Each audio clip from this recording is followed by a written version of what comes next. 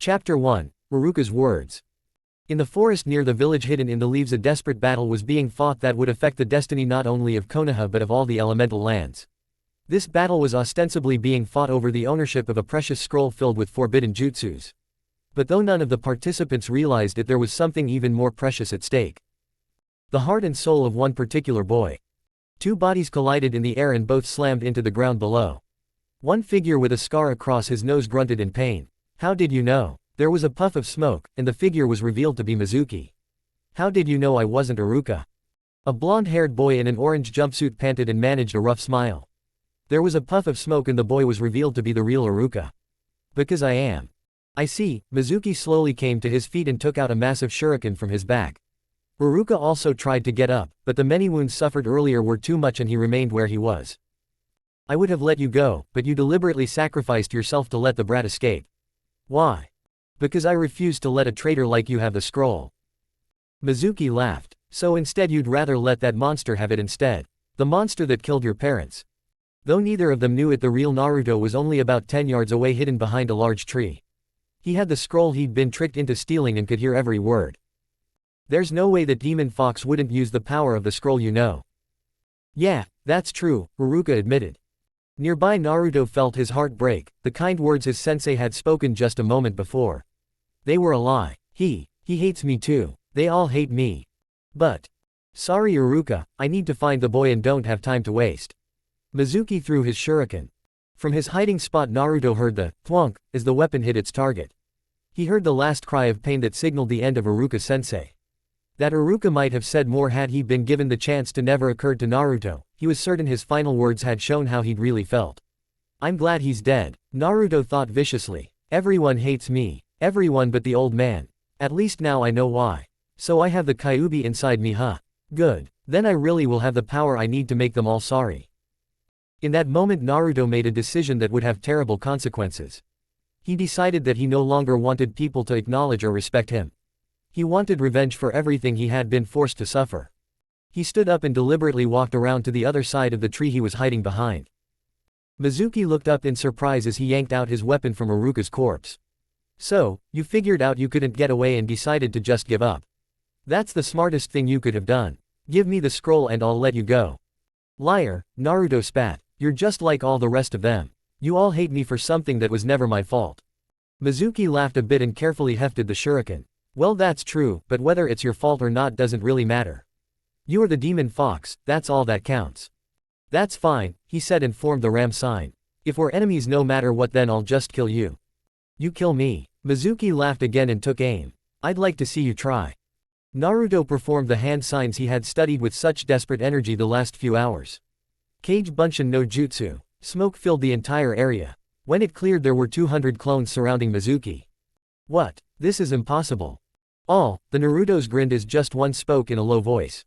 "Is anything impossible for me? I am the Kyuubi after all." Like a wave the clones rushed forward. Mizuki beat off the first dozen but was soon overwhelmed and dragged down. The original Naruto remained calmly in place as his clones beat Mizuki to death. Miles away in the tower the third Hokage watched the scene play out. Saw Iruka's tragic end as a terrified Naruto was hidden nearby. Then witnessed Naruto come out of hiding to avenge his teacher's death. Sarutobi was surprised to see Naruto capable of such power. He was saddened to see him lose all self-control, but could understand it given the circumstances and the betrayal he'd just undergone. He had missed Naruto's final words to Mizuki. If he had heard them he would have been even more worried. As it was, things were bad enough. He sent word to his Anbu to escort Naruto and the scroll to him and to recover Mizuki's body. A short time later a sullen and quiet Naruto was in his office. Physically the boy was fine. Emotionally, who could guess? "Naruto, I want you to tell me what happened," Sarutobi said quietly. There was no reason for him to reveal what he had witnessed. Naruto nodded and began to tell him everything, starting from the conversation with Mizuki where he had been duped into stealing the scroll. He told Sarutobi everything that had happened but was careful not to reveal his thoughts. At the end Sarutobi just stared back at the boy sadly. No, there was no way Naruto could be blamed for anything that had happened tonight. Students were taught to trust in their senseis, Mizuki alone was responsible for this night's tragedy. "You must have a lot of questions, Naruto," Sarutobi finally said. "You can ask me anything you want." What Mizuki said, was it true? Sarutobi slowly nodded. Yes Naruto, I am afraid it is. In order to preserve the village, the fourth Hokage had to use a special seal to lock the Kyuubi into a newborn child. You were that child. That seal that appears on your belly whenever you mild chakra is proof of that. The Yondaime knew the sacrifice you would be required to make. His final wish was that you be seen as a hero. A hero, Naruto said bitterly. That didn't quite work out, did it? People have treated me like garbage all my life and I never even knew why. Well, at least now I know. He looked at the old Hokage questioningly. Does everyone know? No, shortly after you were born I passed a special law that those who knew the truth could not speak of it to any who did not. I did that with the specific hope that you would be able to have normal friendships with others of your own generation. So you mean all the kids in my class hate me just because? He actually laughed a little. I don't know if that's better or worse than the ones who hate me for what I have inside me. Is it really that bad, Naruto? I always thought you had at least a few friends among your classmates. Naruto gave a vigorous shake of his head. Some of them are less mean than others and just mostly leave me alone. But I don't have a single friend, not one. I tried, I really did, but none of them ever wanted to be friends with me. I should have paid closer attention, Sarutobi thought.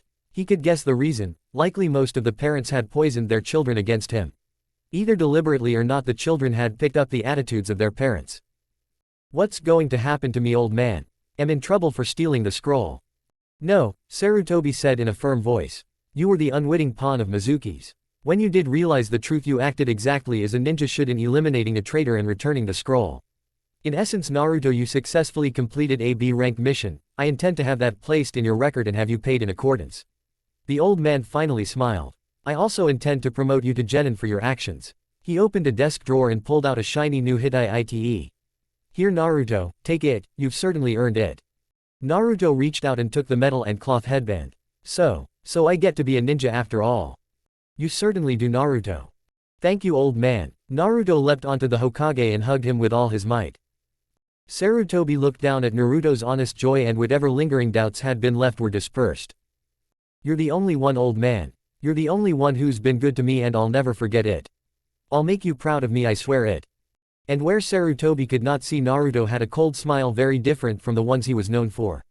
And I'll make everyone else in this village sorry. I swear that too. Chapter 2, Meeting Sensei. After talking to the Hokage, he went home and crashed at his dirty little apartment.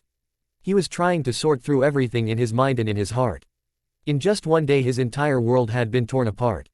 He'd failed the graduation test, been given hope by Mizuki, successfully stolen the forbidden scroll, mastered the Kage Bunshin no Jutsu, been rescued from Mizuki by Iruka, been told the truth about what was inside of him, heard Iruka admit he really cared about him, heard Iruka admit he really didn't, heard Iruka die, killed Mizuki, and finally been promoted by the old man.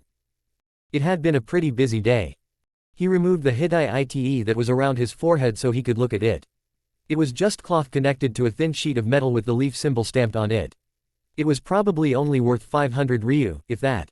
But the moment he'd received it, it had become his single most precious possession. He wouldn't trade this for a mountain of gold. The third Hokage gave this to me, he said I'd earned it. I'm really a ninja now. A serious look crossed his face as he thought about that. That's right, I'm a ninja now. I can't act like a kid anymore. No more dumb pranks, no more pleading for attention, or whining about how things aren't fair. I have to stop fooling around and be really serious about things. That's the only way I'll reach my dreams. He had two dreams now. One was to make the old man really proud of him. The other was to become Hokage and make every last person in this village kneel down before him. To hell with making them acknowledge me, I'll make them worship me instead. I'll make them fear me and obey my every command. He smiled wickedly there in his darkened room. After all, I am the Kyuubi, right? The most powerful being to ever walk this earth. I'll make them worship me even if they do all hate me. When he fell asleep that night he had a dream. He found himself in the forest again. There in the clearing he found the bodies of Iruka and Mizuki, the latter was almost unrecognizable. He also had the scroll again. Standing there a voice called to him from the dark woods. You did good, kid, much better than I'd have ever expected. Who's there? Naruto called out fearfully. The figure walked out of the darkness and into the clear pale moonlight. Well, I'm you, and the Kyuubi. But you're the Kyuubi, right? The other Naruto laughed as if it were the funniest joke in the world. He was an exact copy of Naruto, except that his eyes were red and slitted. What are you? A clone? I told you what I am, I'm the Kyuubi. And since you're the Kyuubi I must be part of you, right? Looking closely at his other self, he couldn't help but feel dread creeping over him. There was something scary about this clone, and it wasn't just the red eyes. He wanted to run away, he wanted to get as far away as he could as fast as he could. But he stamped down hard on that feeling. Ninjas didn't run away and they didn't get scared. If you're me, you know what happened and what I plan to do. The other Naruto nodded gleefully. I sure do, kid, and I'm here to help. You want power? I'll give you power, and I'll help you to your goal. Naruto frowned suspiciously. If you're really a part of me, why do you keep saying, you, and calling me a kid? I hate that. Must be because I've been asleep so long that I haven't fully integrated with you yet, the other Naruto said smoothly. The important thing is that I represent all the Kyuubi's power and knowledge. I can help you, all you need to do is listen to my advice. Naruto wasn't sure just what to make of this other self, but he was willing to at least listen. What's your advice? First, you need to keep our knowing each other a secret. You've seen how much people hate you just for being the Kyuubi. If they find out that you've gained access to the Kyuubi's full power and knowledge, they'll kill you.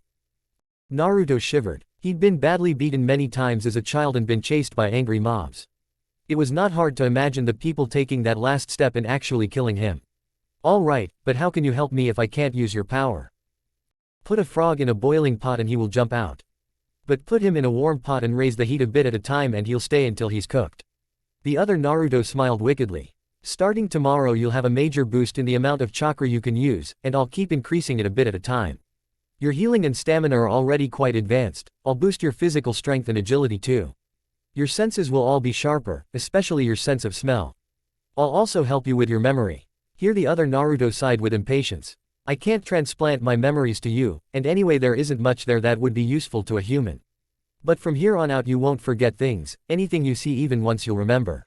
So learn everything you can and pay attention. You can use your clones to learn even faster. Whatever your clones experience you'll remember. He nodded to the scroll the true Naruto was holding. You can start by studying that while you sleep. Huh, but why? I already learned the Kage Bunshin. Idiot, he growled. There are a dozen jutsus on that scroll, all of them are S-ranked. Have you forgotten you unrolled it and looked at all of them? Of course not. I wound up studying the Kage Bunshin because the rest were even more impossible to figure out. Anything I see even once I remember. That scroll is an exact copy of the real one. While you sleep you can learn those jutsus. Even if it takes a while they will prove immensely useful to you. Naruto looked at the large scroll with sudden interest. Some of those other jutsus looked really intriguing. Especially the exploding clone and divine wind techniques. Now one last thing, don't reveal yourself to them yet. You're not strong enough. What do you mean? I mean play the happy idiot a while longer, at least until you're powerful enough to stop wearing masks. You can drop the pranks and the constant need for attention. People will expect you to be more serious now that you're considered an adult.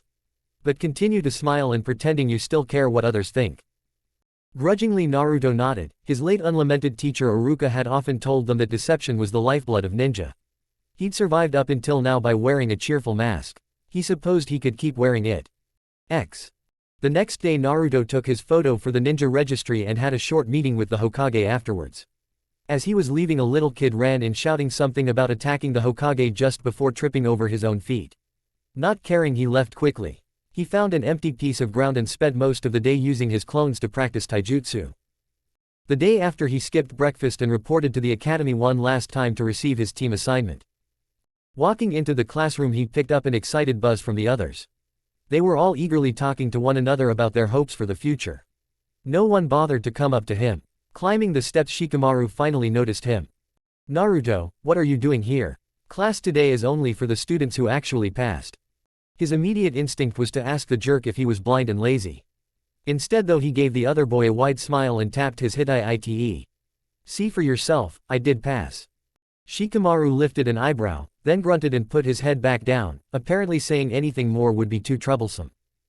Naruto found an empty seat on the aisle and sat down. He noted who the other person sitting in the section was and promptly ignored him. About a minute later there was a shout from the doorway and two high-pitched voices began to shrill an argument about who had got there first. Naruto looked at the two girls. He dismissed the rude blonde and focused on the equally rude pink-haired girl. Just 2 days ago his heart would have been racing right now and he'd have been gathering up his courage to try asking her out. Again, though his heart still ached a little, he decided he would not waste any more time with her. He had treated her as well as he knew how to, and in return she had never even given him one kind word. Even if she had no interest in ever dating him, she could have at least done that much. Well, after today I won't have to deal with her anymore. He glanced down the table, or the gloomy princess either. Move, Naruto. I want to sit next to Sasuke. Sakura screeched at him. He gave her a wide smile and scooted his chair forward. Sure, Sakura-chan. She didn't spare him even a look. She just sat down in the middle seat and immediately began telling her uppity prince how wonderful he was. As usual, Mr. Personality ignored her. Looking at the scene, he couldn't help but feel a little jealous. Sasuke had everything he'd ever wanted and seemed to make a point of showing people that none of it mattered to him. The bastard should at least appreciate how lucky he is. Sasuke noticed his staring and deemed him worthy of a questioning glance. Naruto sent him a huge smile and Sasuke promptly ignored him again. After a while, Gecko Hayate entered the classroom with a clipboard. He was another of the teachers and familiar to all of them. Please, cough, settle down everyone. I, cough, will be the one assigning you to your teams and senseis. Naruto noticed he didn't say a word about why he was here doing this instead of Iruka or Mizuki. A few students wondered aloud about that, but no one thought it important enough to actually ask about. Most were just excited to find out where they were being assigned and with whom. Naruto didn't notice it, but a shy girl in the back row was looking over at him and pressing her fingers together. She was hoping she would end up on a team with him. As Hayate named the teams and the various senseis, Naruto found himself listening as excitedly as anyone else. Team 7, Hayate said. Uzumaki Naruto. Naruto looked up eagerly. Haruno Sakura. Sakura slumped in her seat and let out a moan. Naruto glanced at her coldly but otherwise did not react. And Uchiha Sasuke, your Jonin instructor will be Hitaki Kakashi. Both Naruto and Sasuke remained outwardly unaffected. Sakura jumped up and shouted with joy even as most of the other girls looked on jealously. Oh yeah, I'm with Sasuke-kun. The two boys sent her identical looks of annoyance. When they saw they were mirroring each other, they both looked away again. I really am Kami's chew toy, aren't I? Naruto thought glumly. This was the worst possible combination for him. He was stuck with the superior jerk who thought the whole village was beneath him and with his former crush who would obviously side against him in everything. Anything else would be better, even being stuck with loud vain Ino, or the lazy idiot, or the rude kid with the puppy. He knew complaining now would do no good. He thought about going to talk to the Hokage later, but immediately dumped the idea. He couldn't keep running to the old man for help. If he was really going to make the old man proud, he needed to start handling things on his own. I guess I'll just have to suck it up and deal with it. All right, Hayate said once the teams were all listed. You are now free for the next hour, so go have lunch. Be back in 1 hour's time to meet your senseis. Naruto left immediately to go get some ramen at his favorite place. He knew Sasuke would have no interest in eating with his new teammates and that Sakura would want to eat alone with Sasuke. Neither of them noticed or cared as he left. Coming back from Ichiraku's, Naruto was surprised to see Sakura out in the courtyard. He was even more surprised when she spotted him and hurried up to greet him. For a second, just 1 second, he felt hope flutter to life in his heart. Maybe now that they were teammates she would accept him as a friend and comrade. Getting even that much from her would make him very happy. But the second she opened her mouth, her angry tone killed his momentary hope. Hey Naruto Baka, I want to talk to you. What about Sakura? He said in a cold, flat voice. Since no one else was around, he decided to dump the mask for a bit. The girl actually blinked and did a double take. What did you say to me? She barked. He crossed his arms over his chest and gave his former crush a hard look. I asked you what you wanted to talk to me about. Whatever it is, just go ahead and tell me. I don't want to be late for meeting our sensei. She stared at him, not believing his reaction. He was always loud and annoying and trying to come between her and Sasuke. Where the hell had this sudden attitude come from? I want you to know that I'm going to be with Sasuke. Don't get in my way or I'll make you regret it. She'd spent the entire lunch period eating alone, hoping Sasuke would come over and talk to her.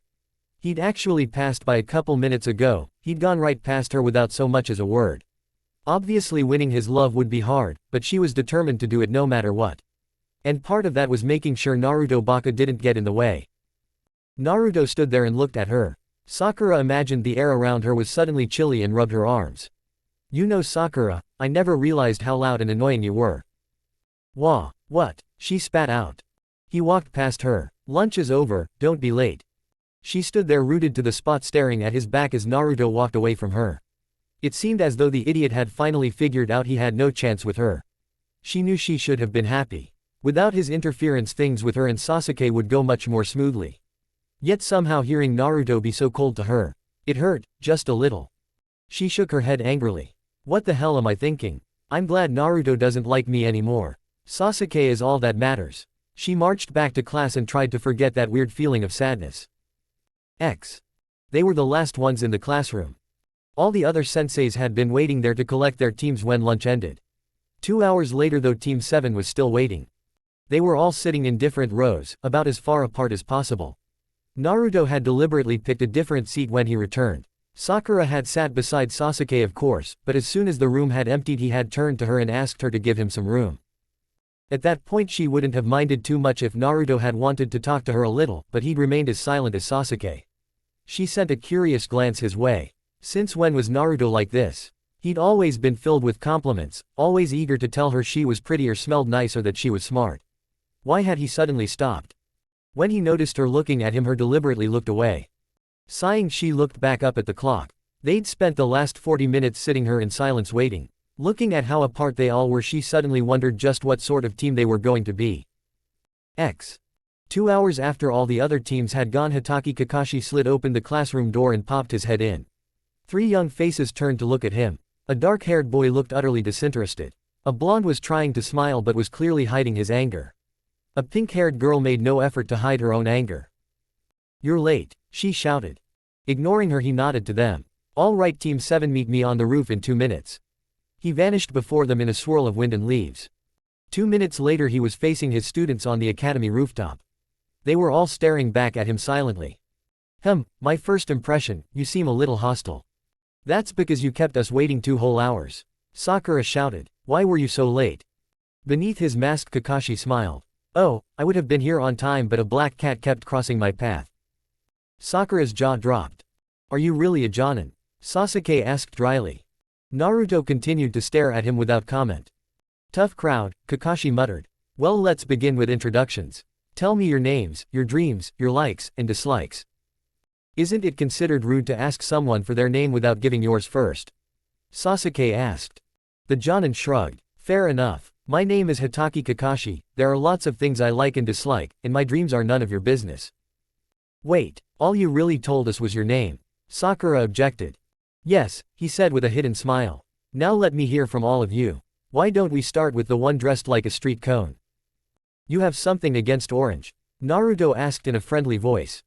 Not at all. I sometimes paint my bullseyes that color to make them easier to see. Sasuke snorted and Sakura laughed out loud. Naruto kept smiling but his eyes were not in tune with his mouth. You're not nearly as good at hiding your feelings as you think, Naruto. Ignoring the reaction of his new teammates, Naruto spoke up in a light, carefree voice. My name is Uzumaki Naruto. I like ramen, training, and the old man. I hate anyone who hates me. At this point he sent a deliberate look Sakura's way. The girl did not miss it and shrank away from him a little. Kakashi did not miss the look or the reaction. As for dreams, I have 2, I want to make the Hokage proud of me. And I want to be Hokage myself one day. Why? Kakashi asked judiciously. Naruto broadened his smile. So that I can punish all ninja who are more than 10 minutes late to a meeting. That got light laughs from both Sasuke and Sakura. Kakashi decided to let it go, but there was something about Naruto that was troubling. Now the little lady. My name is Haruno Sakura. My dream is, she looked at Sasuke and began to giggle. What I like is, she again looked in Sasuke's direction only to burst into a fit of giggles. What I hate is, she looked at Naruto and saw he looking right back.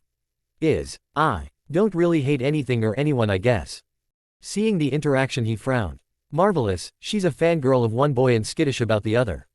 And finally. Sasuke grunted and answered, my name is Uchiha Sasuke. There are lots of things I dislike and I don't really like anything. I can't really call it a dream but I do have an ambition. I want to resurrect my clan and kill a certain man. Naruto looked at the boy and tried not to sneer. Big talk, I know what it's like to kill. About what I expected, Kakashi thought a bit sadly. Well, that was certainly enlightening. All right, we'll begin tomorrow at 6 a.m. sharp. What will our first mission be, sensei? Sakura asked. Actually, it won't be a mission, it will be a test of your survival skills.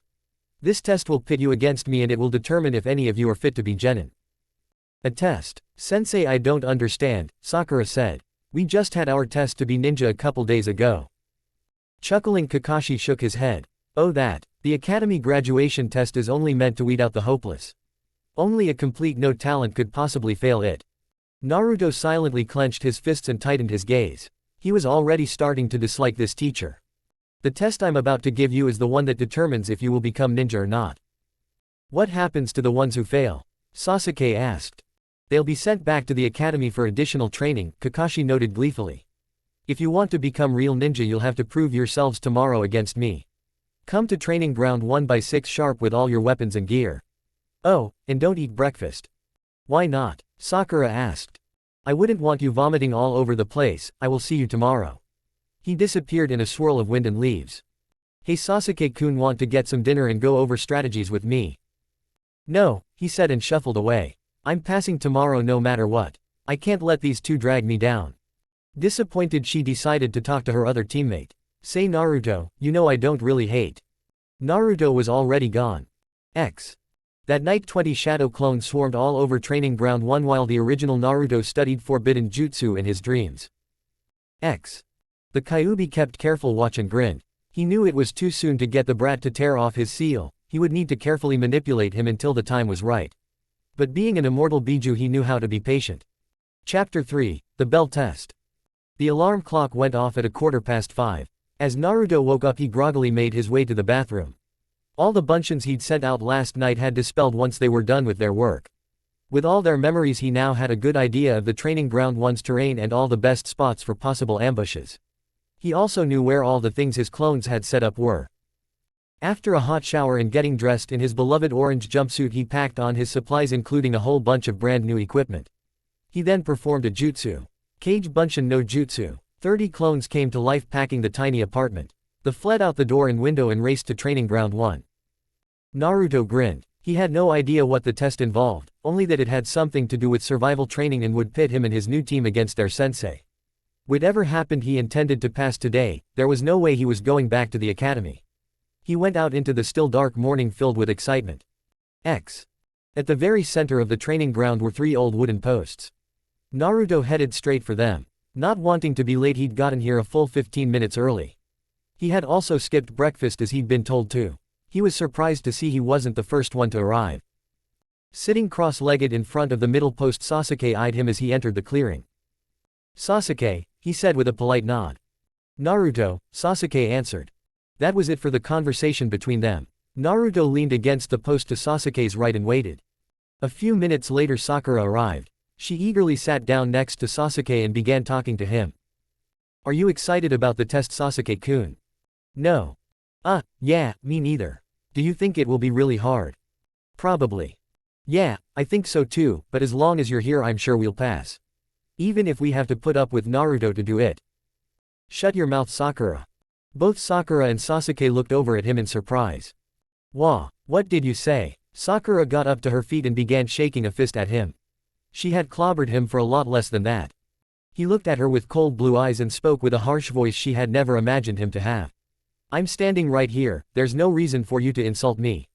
I know I'm not your precious little Sasuke-kun, but that doesn't mean I'll be your whipping boy anymore.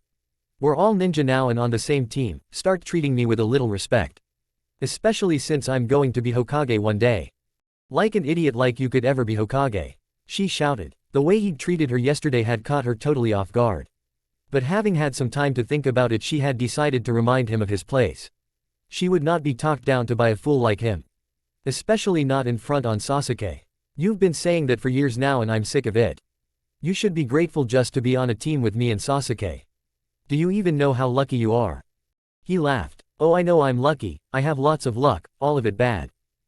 Naruto, she growled and took a step towards him, obviously intent on delivering another of her beatings. But to her surprise he did not cower or run as he always did. He stepped towards her and took a fighting stance. Don't start something unless you're ready to finish it. Haruno.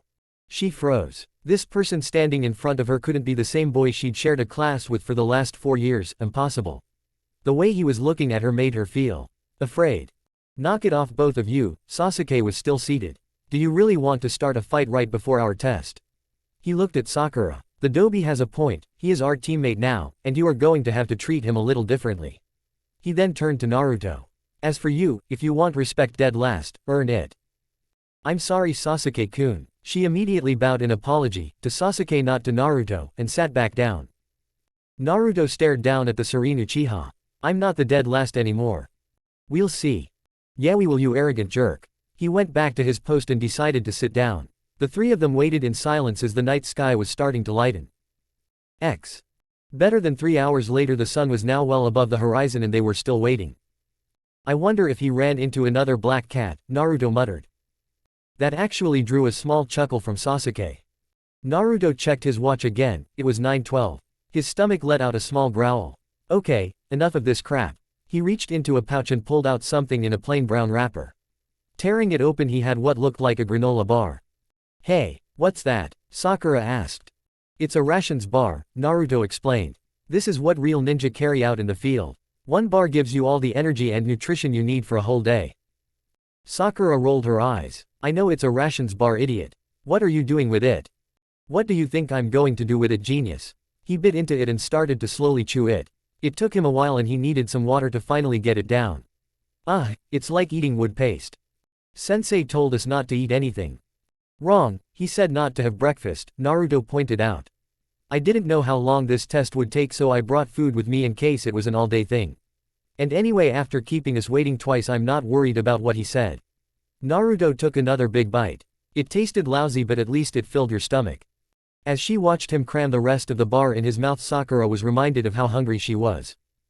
I don't suppose you have any more, do you? He looked at her knowingly. I might, why? He wants to hear me beg. Like that's going to happen. No reason. Naruto shrugged and drank some water from his canteen to get rid of the taste. Just before 10, Kakashi came strolling along with a large alarm clock and 2 bentos in his arms. You're late. Sakura howled and jumped up. Naruto and Sasuke came to their feet as well. Sorry, I got lost on the road of life. He nonchalantly placed the alarm clock and bentos atop the middle post and pressed down the timer. There, it's set for noon. From one of the pouches on his vest he took out 2 shiny objects on strings. Your task is to take these 2 bells from me before time expires. Anyone who fails to get a bell will be tied up and not allowed to eat a lunch. But more importantly, they will automatically fail and be sent back for remedial training at the academy. But sensei, Sakura spoke up. There are only 2 bells. Kakashi nodded his head merrily. Good observation, Sakura. That of course means that at most only 2 of you can pass this test. The 3 students all looked at one another. They had all come here assuming the test was meant for them to pass or fail as a team. Now it looked like it was every man for himself. Naruto and Sasuke were both determined to get a bell no matter what. Sakura was determined to get one with Sasuke so that their love would have a chance to survive. All 3 of them looked at each other with open mistrust.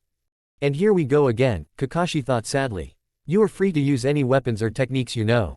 Come at me with the intent to kill or you won't stand a chance. If we kill you, do we get in trouble? Naruto asked and sounded completely serious. Kakashi lifted an eyebrow. He knew the boy had taken out Mizuki. He seems pretty eager to kill another sensei. If you can kill me, not only will you not get in trouble but you'll be guaranteed promotion. Kakashi did not like the way Naruto grinned at hearing that. Somehow I don't think he'll have any trouble coming at me with the intent to kill. He didn't think Sasuke would have that problem either, given his serious and brooding gaze. Sakura though was already looking nervous. Well then, ready, steady, go. 4 figures leapt away and out of sight. Naruto had noticed a weakness in the Kage Bunshin jutsu. At the time the clones were created they knew everything the original knew. Plans and detailed orders could be given without a word being spoken. When the clone vanished, the original gained all his knowledge and experience. But in the time between there was no connection between him and his clones. If he wanted them to know what he knew now, he would have to physically tell them. If he could have somehow maintained a mental connection to his clones while they existed, he could have passed on everything Kakashi had said and also fine-tuned his plans. As it was, he'd sent them out with just a general notion of what would happen. Also, he couldn't sense his own clones. He had to hope they had gotten where he needed them. This jutsu would kick even more butt if I could maintain a connection with all of them.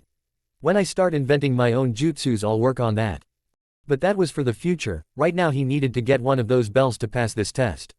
He closed his eyes and took a deep whiff of the air. It was hard to distinguish, but he could smell his own scent from the nearby trees. He thought perhaps 15 to 20 of his clones were nearby.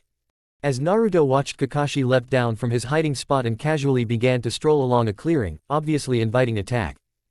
Naruto held back. Despite what Sakura and a lot of people thought, he wasn't an idiot. His poor grades had been the result of indifferent teachers and his own lack of interest. Now that he had decided to get serious about things, he was using his brain and not just acting on impulse. Kakashi was a jonin. In Konoha only about one ninja in every 50 achieved that rank. To have made it to such an elite status, he had to have skills despite his lackadaisical attitude thus far. Know your enemy and know yourself, and in 1,000 battles you shall never be in danger. That was a quote from an ancient general that was also the 50th rule of ninja conduct. Before he attacked, he wanted to see what his enemy could do. And if he knew Sasuke. Out of some nearby branches several kunai and shuriken flew. They caught Kakashi unprepared and riddled his chest and arms. Then there was a puff of smoke and a log appeared in his place. Naruto nodded. As he'd expected, Sasuke had gone ahead and attacked. The arrogant bastard probably thought he could beat Kakashi single-handed just because he was an Uchiha. As he watched Kakashi leapt back down into the open again, this time he simply stood there. He even took out a book and seemed to be reading. Sasuke leapt down from his own hiding spot and approached him. What are you doing? Sasuke demanded. Kakashi glanced up from his reading material. Oh, I just want to see how this chapter ends. You can go ahead and attack me, it shouldn't make any difference. With a furious shout, Sasuke went at him. He delivered a series of kicks and punches that actually forced Kakashi to momentarily toss aside his book and concentrate on the fight. As he blocked a leaping kick from Sasuke, the boy was in position to reach for the bells that were now tied to his belt and just missed them. Kakashi leapt back and nodded at him with surprise. Not bad, Sasuke, you definitely do the Uchiha clan proud, but still not quite good enough. Sasuke, a girl shouted. Sakura ran over to his side, a kunai in her hand. Though her knees were shaking slightly, she faced Kakashi with a determined look. Sasuke-kun, let's get the bells together so we can stay a team. Oh, and what about your other teammate? Kakashi inquired innocently. What about him? Sakura asked. Sasuke-kun is the only one who matters. If one of us has to fail, it should be Naruto. I don't care what happens to him anyway. Beneath his mask, Kakashi frowned. Naruto was close enough to hear every word. Her attitude didn't surprise him or hurt him. It just confirmed what he'd finally realized, that trying to befriend people was a waste of time. Sasuke looked over at her and at the way she was shaking and how she was holding her kunai. With a grim expression, he stepped up beside her. I'm sorry, Sakura. With a clean motion, he delivered a hard chop right to the back of her head. Sakura gasped and dropped right in front of him. From his hiding spot, Naruto widened his eyes. Whoa, he's even more of a bastard than I thought. If Naruto's reaction was surprise, Kakashi's was as well, with a large measure of disgust and fury as well. What did you just do? Why did you attack your teammate? She's not ready to be a ninja yet, he said stoically. It'll be safer for her to go back to the academy. If she were to fight beside me, she'd only get in my way, she wouldn't even make a decent diversion. Oh, I see, Kakashi spoke. For some reason there was a bitter resentment in his voice. Some teammates are worth helping and some are not. I'm an Avenger, Sasuke spoke solemnly. I have to acquire power as fast as I can't let anyone get in the way of that. Kakashi looked at him with his single eye. I take back what I said a moment ago about you making your clan proud. You're trash, Sasuke, no, you're lower than trash. The proud Uchiha stood there for a second in shock, then furiously started to perform hand signs. He never got a chance to finish his jutsu. Kakashi covered the space separating them in the blink of an eye and delivered a kick into Sasuke's gut that sent him flying with a cry of pain. While still in the air, Kakashi drove his fist right into the boy's face, smashing him into the ground and leaving his bloodied and unconscious. With the fight now over in spectacular fashion, the Jonin sensei did a quick check on Sasuke's pulse and Sakura's.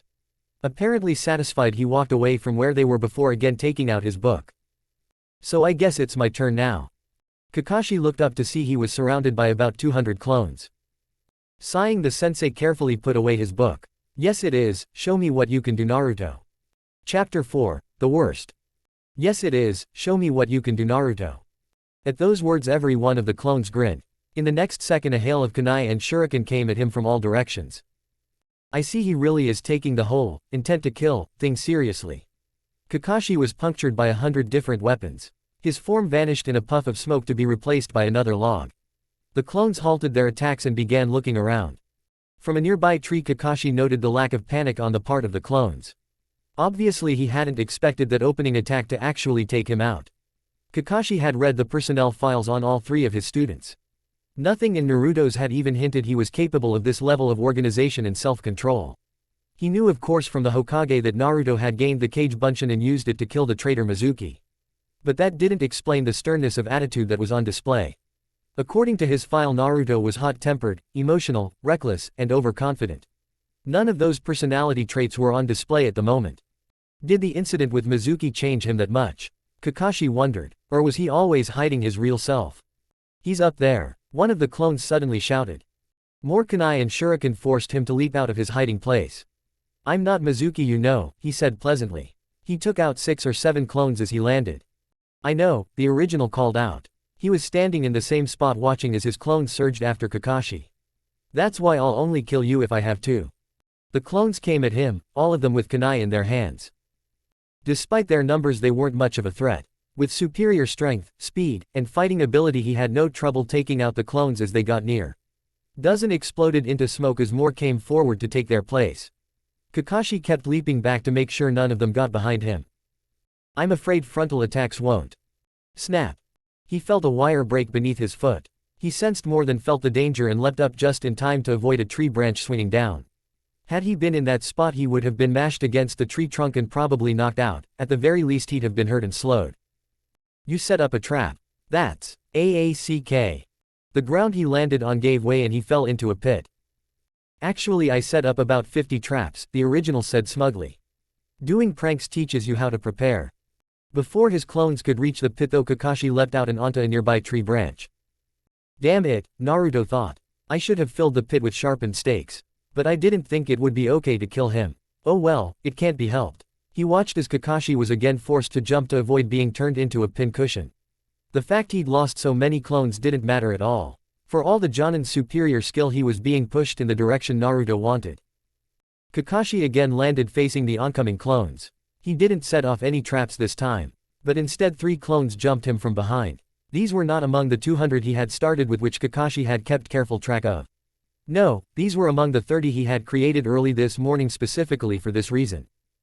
They held his arms momentarily in place. If he could not form hand signs, he could not work a substitution and escape. Another of his clones leapt and delivered a punch to the immobilized Kakashi's face. Only to have him vanish in a puff of smoke. The original Naruto gasped. No way, how did you? Without warning, Kakashi popped out of the ground behind him.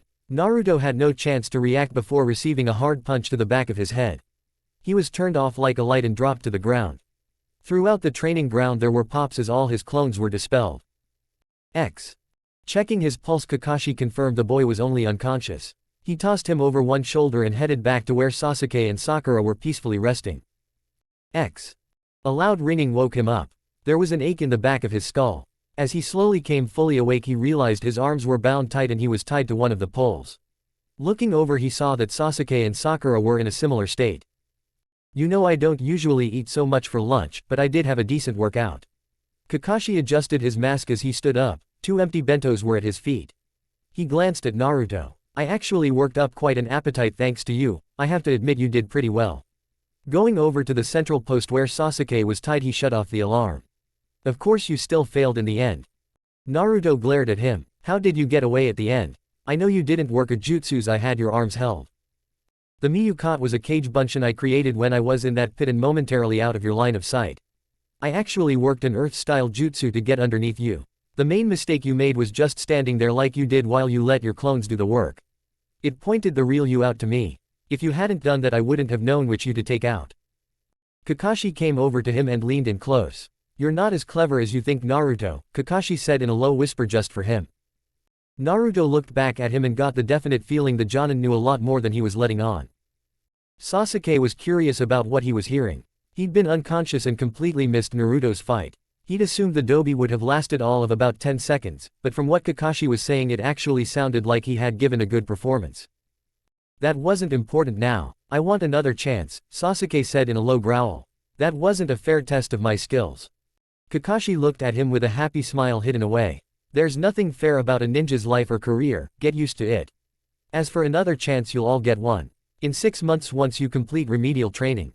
He stepped back and gave them a dramatic thumbs down. You all fail. Not only do you fail, but I have to tell you that of the 6 teams have been asked to test, you were by far the worst of the lot. Don't put me in the same category as Sakura and the dobi. Sasuke said angrily. I'm not like them.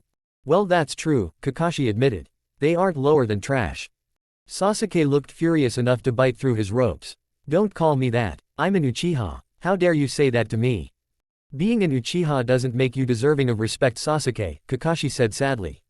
Though a lot of the people of this village seem to have forgotten that. Whether you should be respected or not is based solely on what you do and not on who you are. Sasuke looked sullen but kept quiet. Tell me, do any of you even know what the purpose to this test was? Duh, to try and get the bells, of course. Naruto snapped. Wrong. The real goal wasn't to get the bells. All three of them looked at him blankly. Then what was it, sensei? Sakura asked in a timid voice. What had happened had completely shattered her self-confidence. Teamwork, Kakashi snapped. The entire point of this was to see if you could come together and work as a team. What do you mean work as a team? Naruto yelled. Being beaten and tied up like a pig at market was seriously irritating him. There were only 2 bells and you said from the start that only 2 of us could pass. Kakashi merely nodded. That's right, the test was deliberately set up to turn you against one another. The object was to see if any of you could overcome your own self-interests and put the need of your team first.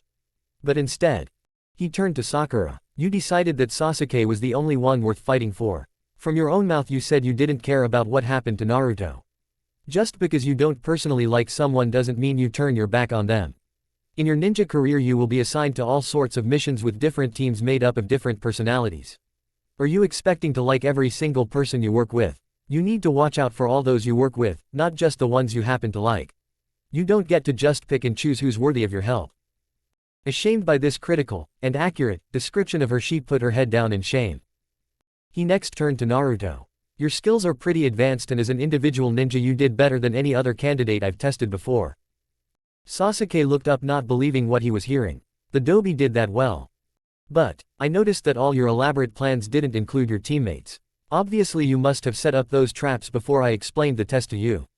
At a time when you would have assumed it was a team test with all of you passing or failing together. Did you at least try and form a plan with the others? No, he answered brusquely. And why not? Because if I'd tried to I would have just been ignored, he said bitterly. The Tem wouldn't have wanted to listen to any plan I came up with and Sakura would have just gone along with her, Sasuke-kun. Hearing the extreme bitterness in his voice, Sakura looked over at him. Have I really been that unfair? She had never ever thought about it from his side. Never stopped to think how her shouts and punches might have affected him. He was an obstacle between her and Sasuke and that was all. But after what Sasuke had done, all her assumptions were now open to question. From what I've seen that's probably true, Kakashi said. Sakura flinched at his judgment while Sasuke had no reaction. But you might have tried and put the team ahead of yourself. You also could have joined in with Sasuke and Sakura. Instead you deliberately chose to stand back and watch. I wanted to see how strong you were before I made my move, Naruto said defensively. Scouting the enemy isn't a bad tactic, Kakashi said. But I can't agree with deliberately sacrificing your teammates to gain a personal advantage. He turned to look at Sasuke. And finally there is you, the Avenger. Kakashi looked hard at him. You attacked your own teammate Sasuke, for no other reason than you thought she would get in your way. Let me tell you something, Uchiha Sasuke. In the world of the ninja those who violate the rules and laws are called trash. However, those who don't take care of their comrades are worse than trash. And that is what you are. Kakashi turned around and slowly walked away. We're done now. All of you report back to the academy tomorrow morning at 10. You'll be permitted to take the test again once you complete 6 months remedial training. Sensei, Sakura called out. Aren't you going to untie us? No, any ninja should be an escape artist, you're on your own. And with that he leapt away and was gone. The ropes were so tight that they barely permitted any movement at all. Because he was stronger than he should have been, Naruto had more luck moving his arms than the others. After 10 minutes he finally got a hand on one of his kunai. After 10 more minutes he cut through one of the ropes and was able to free himself. Sasuke looked at him and didn't say a word. Naruto was not surprised. He knew Sasuke would rather die of thirst than ask anyone for help, especially not from the idiot dead last. Sakura looked over at him sadly. I don't suppose you'd cut me loose, would you? Naruto then did something that truly surprised her. He smiled and nodded. Sure, Sakura-chan, no problem. He came over and began slicing into her ropes. After only a minute she was able to wriggle free. Rubbing her arms she looked at him and lowered her eyes, feeling ashamed. Thank you, Naruto-kun. I thought you hated me. I did, he said, making her flinch a bit. But if we can, I'd like to start over. He held out his hand to her. I know we're not teammates anymore, but who knows? Maybe we will be again. Let's be friends, Sakura-chan, and if we ever become teammates again let's watch out for each other. Smiling with relief, she gladly took his hand. Naruto, I'd like that. And I'm so sorry for the way I've treated you. Please forgive me, you didn't deserve any of it. It's already forgiven, Sakura-chan. His warm smile set her mind at ease. This was the Naruto she remembered. His kunai still in hand, he turned to Sasuke. Come on, help me cut him down. I didn't ask for help, Sasuke said loudly. Naruto sighed and began cutting the rope. I know, but even if the team's been dissolved, think of this as one comrade taking care of another, okay? You don't have to ask and I don't expect any thanks.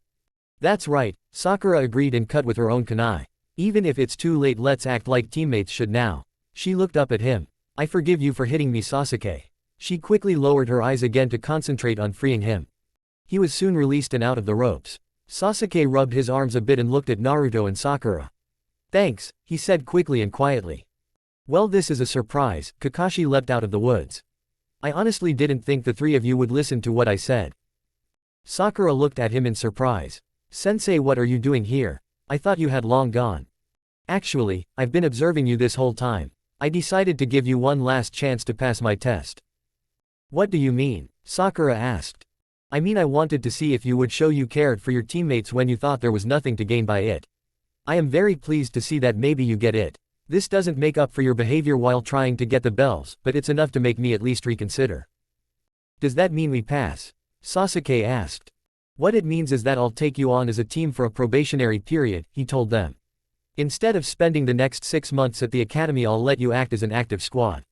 However, if I see any signs you are forgetting what you've learned here today, I'll disband Team 7 and send all of you back to the academy. Is that clear? They all nodded their heads. Very well then, under those conditions Team 7 passes. We'll meet tomorrow at the small footbridge near the academy at 10 to begin our first mission. As the three new genin all shouted in triumph, Kakashi carefully eyes Naruto. His actions had surprised him, and it was mainly due to his words to Sakura and Sasuke that he had decided to give them a chance. But he couldn't help but feel there was something off about the boy and the way he'd behaved. Hey sensei, Naruto said. Shouldn't you treat your new team to a meal to help us celebrate and bond? The other two looked at him speculatively.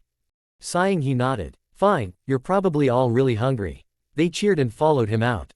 As Naruto walked with them, he rubbed his nose. He was still getting used to his enhanced sense of smell, but there was no denying it was useful. As when he'd picked up Kakashi's scent as he struggled to free himself. He'd guessed that if Kakashi was nearby watching, there might still be a chance to pass. So he'd forgiven Sakura and played the part of the good teammate. He looked at Kakashi's back and hid a nasty little smile. Chapter 5, Team Probation. Naruto held Tora out at arm's length. Though his many scratches would soon disappear, he still wanted to throttle the mangy thing. Nice job team, Kakashi said with his usual over-exuberant tone. We captured our target in record time. Hopefully this will be the last time he escapes. The three members of Team 7 all shared a knowing look behind their sensei's back. This was already the third time they'd had to track down this annoying cat. It had been a little over a month since the bell test. In that time they had been busy performing various mind-numbing and utterly pointless tasks. Their normal routine was to meet at the bridge, wait a couple hours for their sensei to show, mosey over to the tower to be assigned a D-rank mission, and then complete it. Depending on the nature of the mission and how long it took to complete, they would either return to the tower for a second mission or be dismissed for the day. Naruto was not happy with this. Kakashi had explained that these low-level missions were vital for them to acquire the necessary experience to tackle more difficult tasks. But he honestly couldn't see how catching runaway pets, walking dogs, or cleaning up vacant lots were supposed to help them prepare for anything. He'd assumed once he's passed the test, Kakashi would begin showing them all sorts of lethal techniques and amazing jutsus. All their sensei ever seemed to do was stand off to the side reading his little orange book while they worked. He had yet to teach them anything of value. Naruto hadn't wanted to complain to the Hokage, he was still trying to shed the appearance of a whiny kid. He had however gone and just talked to the old man while subtly mentioning he'd like to have someone teach him improve his taijutsu. The Hokage had grinned slightly at that, obviously getting his message. The old man had then replied just as circumspectly, telling him how fortunate he was to have a great ninja like Kakashi as a sensei, and how he should trust in his judgment. So the D ranks continued unabated. Since they'd bagged Tora so quickly, they were headed back to the tower for a second mission. When they arrived, the fire daimyo's wife was there to retrieve her pet and pay the mission fee. Seeing the way she half-smothered the cat almost made Naruto feel sorry for it. Almost. Another successful mission completed in under 2 hours, the Hokage said with a satisfied grin. Your team seems to be doing quite well, Kakashi. Oh, it's nothing really, Kakashi said pleasantly. His students all grunted and threw imaginary daggers into his back. Since you've gotten done so early, I'll let you choose your next assignment, the Hokage said. You can babysit, paint a fence, or dig up some vegetables. Naruto wanted to scream, none of the above, at the top of his lungs. He wanted a real mission that actually involved using some ninja skills. But throwing a tantrum in front of the old man wouldn't help with changing his image. Kakashi turned back to them with a hidden grin. Well team, what do you think? Whatever, I don't care, Sasuke grumbled. Naruto put on a big grin and turned to his other teammate. What do you want to do, Sakura-chan? The girl looked at him gratefully. Since the bell test, their relationship had drastically improved. He no longer asked her out or peppered her with compliments, but he was friendly enough. She was still devoted to getting Sasuke, but was much more reserved around him now. A lot of her confidence seemed to have left her after what he did. She was actually willing to talk to him and treat him as an equal. She wound up talking to him a lot more than she did to Sasuke. Why don't we paint the fence? That will probably be the easiest job. Naruto nodded enthusiastically. That's my vote then. Fine, whatever, Sasuke muttered. Looks like we have a winner, Kakashi said. The Hokage assigned them the mission and they were out the door. Sarutobi watched their departure with a certain satisfaction. When they'd had their test, he had used his crystal ball to observe them. Though it had gone horribly wrong at first, he was extremely proud of the way Naruto had acted towards Sakura and Sasuke. Despite all his hardships, the boy had somehow kept a good heart and was beginning to mature into a fine man and ninja. His ability with both shadow clones and with traps had also been impressive, a sign of real limitless potential. Sasuke's talk of being an avenger and caring only for power was troubling, but he had faith that Kakashi would help him find the right path. He also had a secret hope that he and Naruto would be able to form a strong bond and help each other. What is the next order of business? Sarutobi asked. One of his assistants scanned the papers in front of him. We still have that C-rank to wave country that needs to be assigned.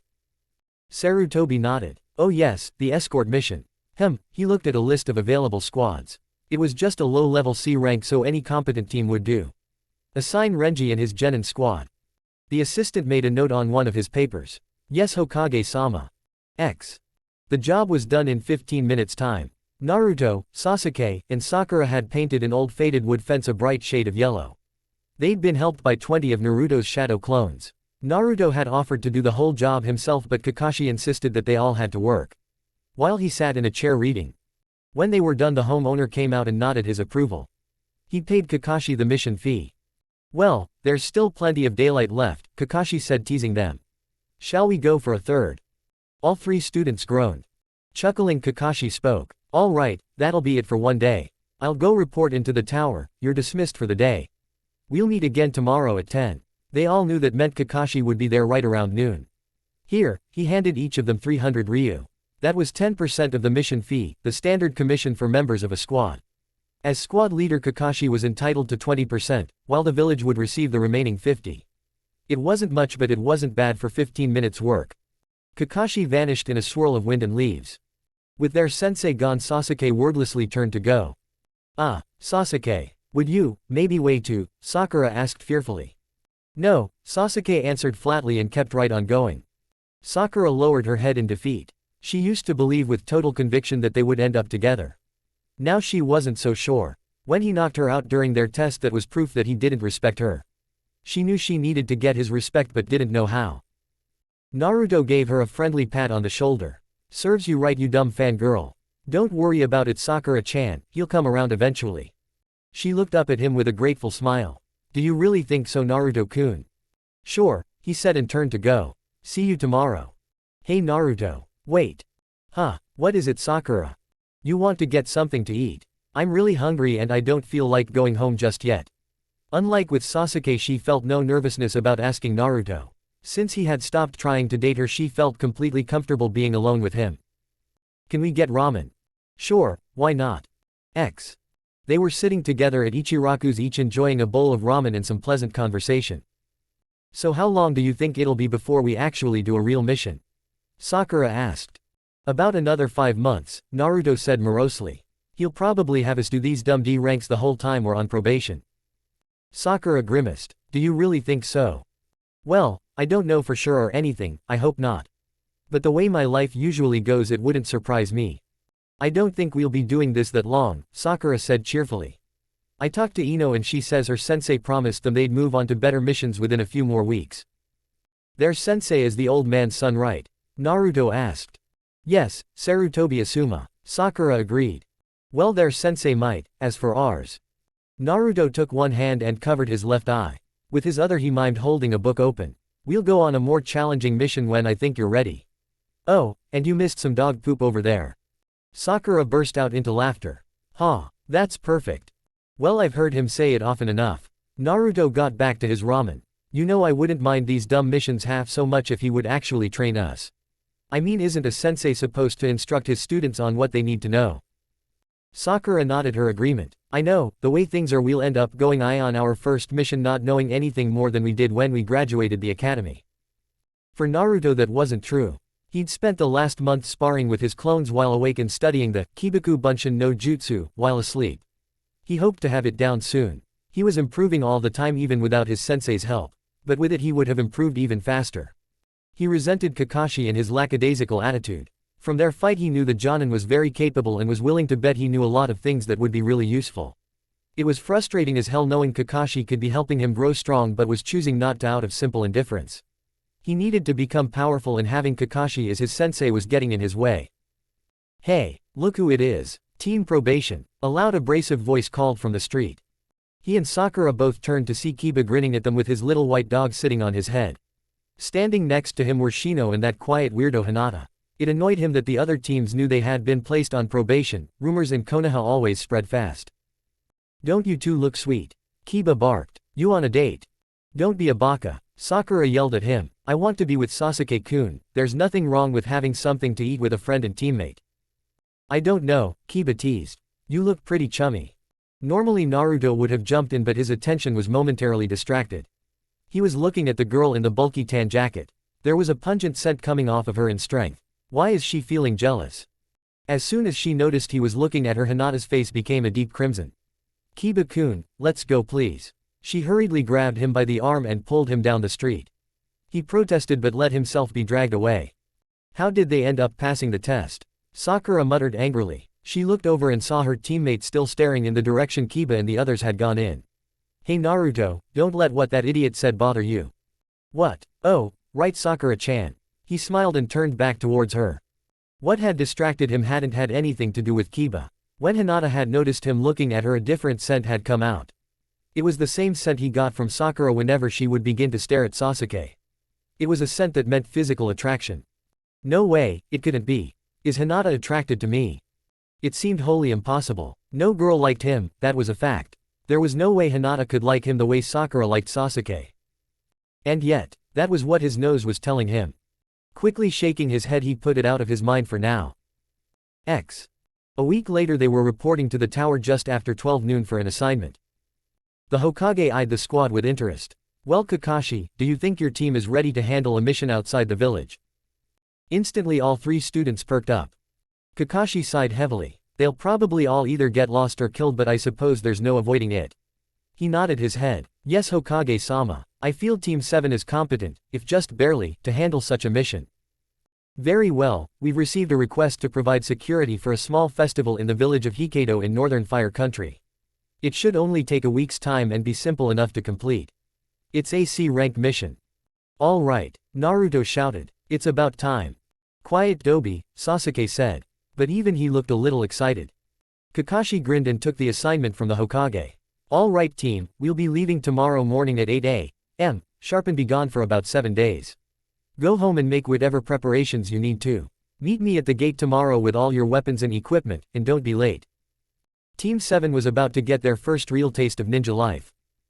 Chapter 6, A Promise. That night Kakashi headed out to one of the bars. It was sort of an informal tradition for him. Entering the smoke-filled bar he couldn't help but chuckle silently at the mission he was leading. He'd come of age in the midst of the Third Great Ninja War. When the village had been fighting on multiple fronts and was short of people. He'd been assigned to his team and his beloved sensei. Back then there was no time to take it easy with D ranks, and training at the academy had been strictly geared towards readying you for life and death combat. Minato had broken them in with short-range patrols, and before long taken them out on real missions. He was a veteran with over 50 enemy kills by the time the war ended. Then he'd gone into the Anbu and become a Black Ops legend. His last mission before taking on his team had involved blowing up a drug lab in Nagamo and exterminating the gang involved. In Fire Country, if the local police faced a difficult problem, putting in a quiet call to the Hokage was always an option. Navigating the crowded bar, he spotted a friendly face and was waved over to a little table. "Kakashi, you hear the latest?" Asuma asked as he sat down. The second he heard his friend's grim tone, he knew it had to be bad. "No, what?" "Renji and his squad," Asuma began as he lit a fresh cigarette. "They're all gone, KIA." Kakashi grimaced. 4 new names were going on the memorial stone. He tried to picture Renji. A redhead with tattoos on his face and neck. The Chunin had only been promoted by the Hokage a year or so ago and was in his early 20s. He didn't know any of the genin he'd been in charge of. What happened? It's pretty damn rare to lose a whole squad except in wartime. Was he on some sort of special mission? Asuma shook his head. That's the weird thing. They were in Wave protecting some bridge builder from bandits. Just a typical escort mission. So what happened? No one knows. The Hokages sent out an Anbu squad to investigate. There were no survivors and so no witnesses. All that's known so far is they and the client were ambushed along a road near his home. Bandits? Kakashi asked, sounding doubtful. Any Chunin was a match for at least 50 well-armed men. Only a very large, or very desperate, group of outlaws would attack a squad of ninja. Doesn't look it, Asuma said and took a long drag from his cig. There were no other bodies at the scene. Kakashi nodded. Even if they were somehow caught by surprise and overwhelmed, they would not have gone down easy. Ninja then, maybe Nuke Nin.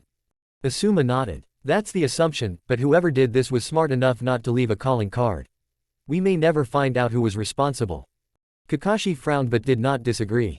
Wave Country was largely swamp. By the time the Anbu arrived to investigate, most of the physical evidence would be gone. Whoever did this would likely get away with it. As he drank with his friend, Kakashi wondered what exactly had happened to Renji. Had they been targeted by people with a grudge against Konoha? Kami knew there were plenty of those out there. Had they somehow just run across the wrong people at the wrong time? Had they been attacked by a group targeting their client? That seemed the least likely. Rogue ninja were expensive. Who in their right mind would spend that kind of money to kill a bridge builder? In any case, he took the news as a reminder that any mission could turn lethal at any time. He would make sure to keep an eye on his kids. As Naruto locked the door to his apartment and headed to the gate, he had a huge smile on his face. Not one of the usual smiles that covered up the hurt and rage he felt. This was an honest smile. He was excited at the prospect of his first real mission and of the idea of actually leaving Konoha for a while. When he'd been a child, he'd often thought of running away, of escaping this horrible place and all its cruelties. Some nights he would dream about it. The idea would fill him with hope and excitement. But he was always afraid too. He didn't know what was out there beyond the village walls. What if the people there all hated him too? And what if he left and never saw Gigi again? The idea of leaving forever at once tempted and tormented him. Arriving 20 minutes early, he was glad to see he was the first to get there. The 50-foot-high gates were open, of course. Though it was early morning, there was light traffic as carts and people on foot came and went. For a ninja village, it was surprisingly easy for people to come and go. Merchants arrived all the time with the goods people demanded, local farmers came with the food people needed, and the civilians were free to come and go as they pleased. Being a ninja, he was not. He could not leave the village unless he was on a mission from the Hokage. Standing there, his heart was pounding. He could see the road that seemed to stretch out forever. He had no idea what Hokkaido was like, but for him it seemed as foreign and exotic a place as Iwa or Suna. It was somewhere else, somewhere different, and the idea of going there and leaving this place for a time had him grinning from ear to ear. About 10 minutes later, Sasuke and Sakura arrived together. Naruto had no doubt they had run into one another on the way here, and Sakura had decided to tag along. Amazingly, Sasuke actually looked to be in a good mood for once. He at least was tolerant, and Sakura walked at his side. She was beaming, a content look was on her face and her eyes locked onto Sasuke. Enjoy it while you can, you dumb fangirl. His good moods never last long. When he'd finally given up on her, he'd realized just how pathetic he must have appeared to everyone. He'd treated her the same way she treated Sasuke. He'd made a fool of himself again and again in the desperate hope that somehow or other it would win him some approval. It never did, of course, and the more he'd done for her, the worse she'd treated him. It was amusing to see the same happen to her now. He could already tell what would happen. She would read too much into the fact he was willing to tolerate her right now. She would get her hopes up. Then later when he was back to his same old moody self she would be crushed to learn nothing had changed. For someone who's supposed to be so smart she sure is a moron when it comes to him. Then again I wasn't any better. In an odd way he owed Mizuki his thanks. No matter how painful the experience he had finally learned the truth. Not just about what he was but that he could never hope to win people over. No matter how much it hurt it was still better to face the truth and deal with things as they were, not as you wanted them to be. I guess that's part of growing up.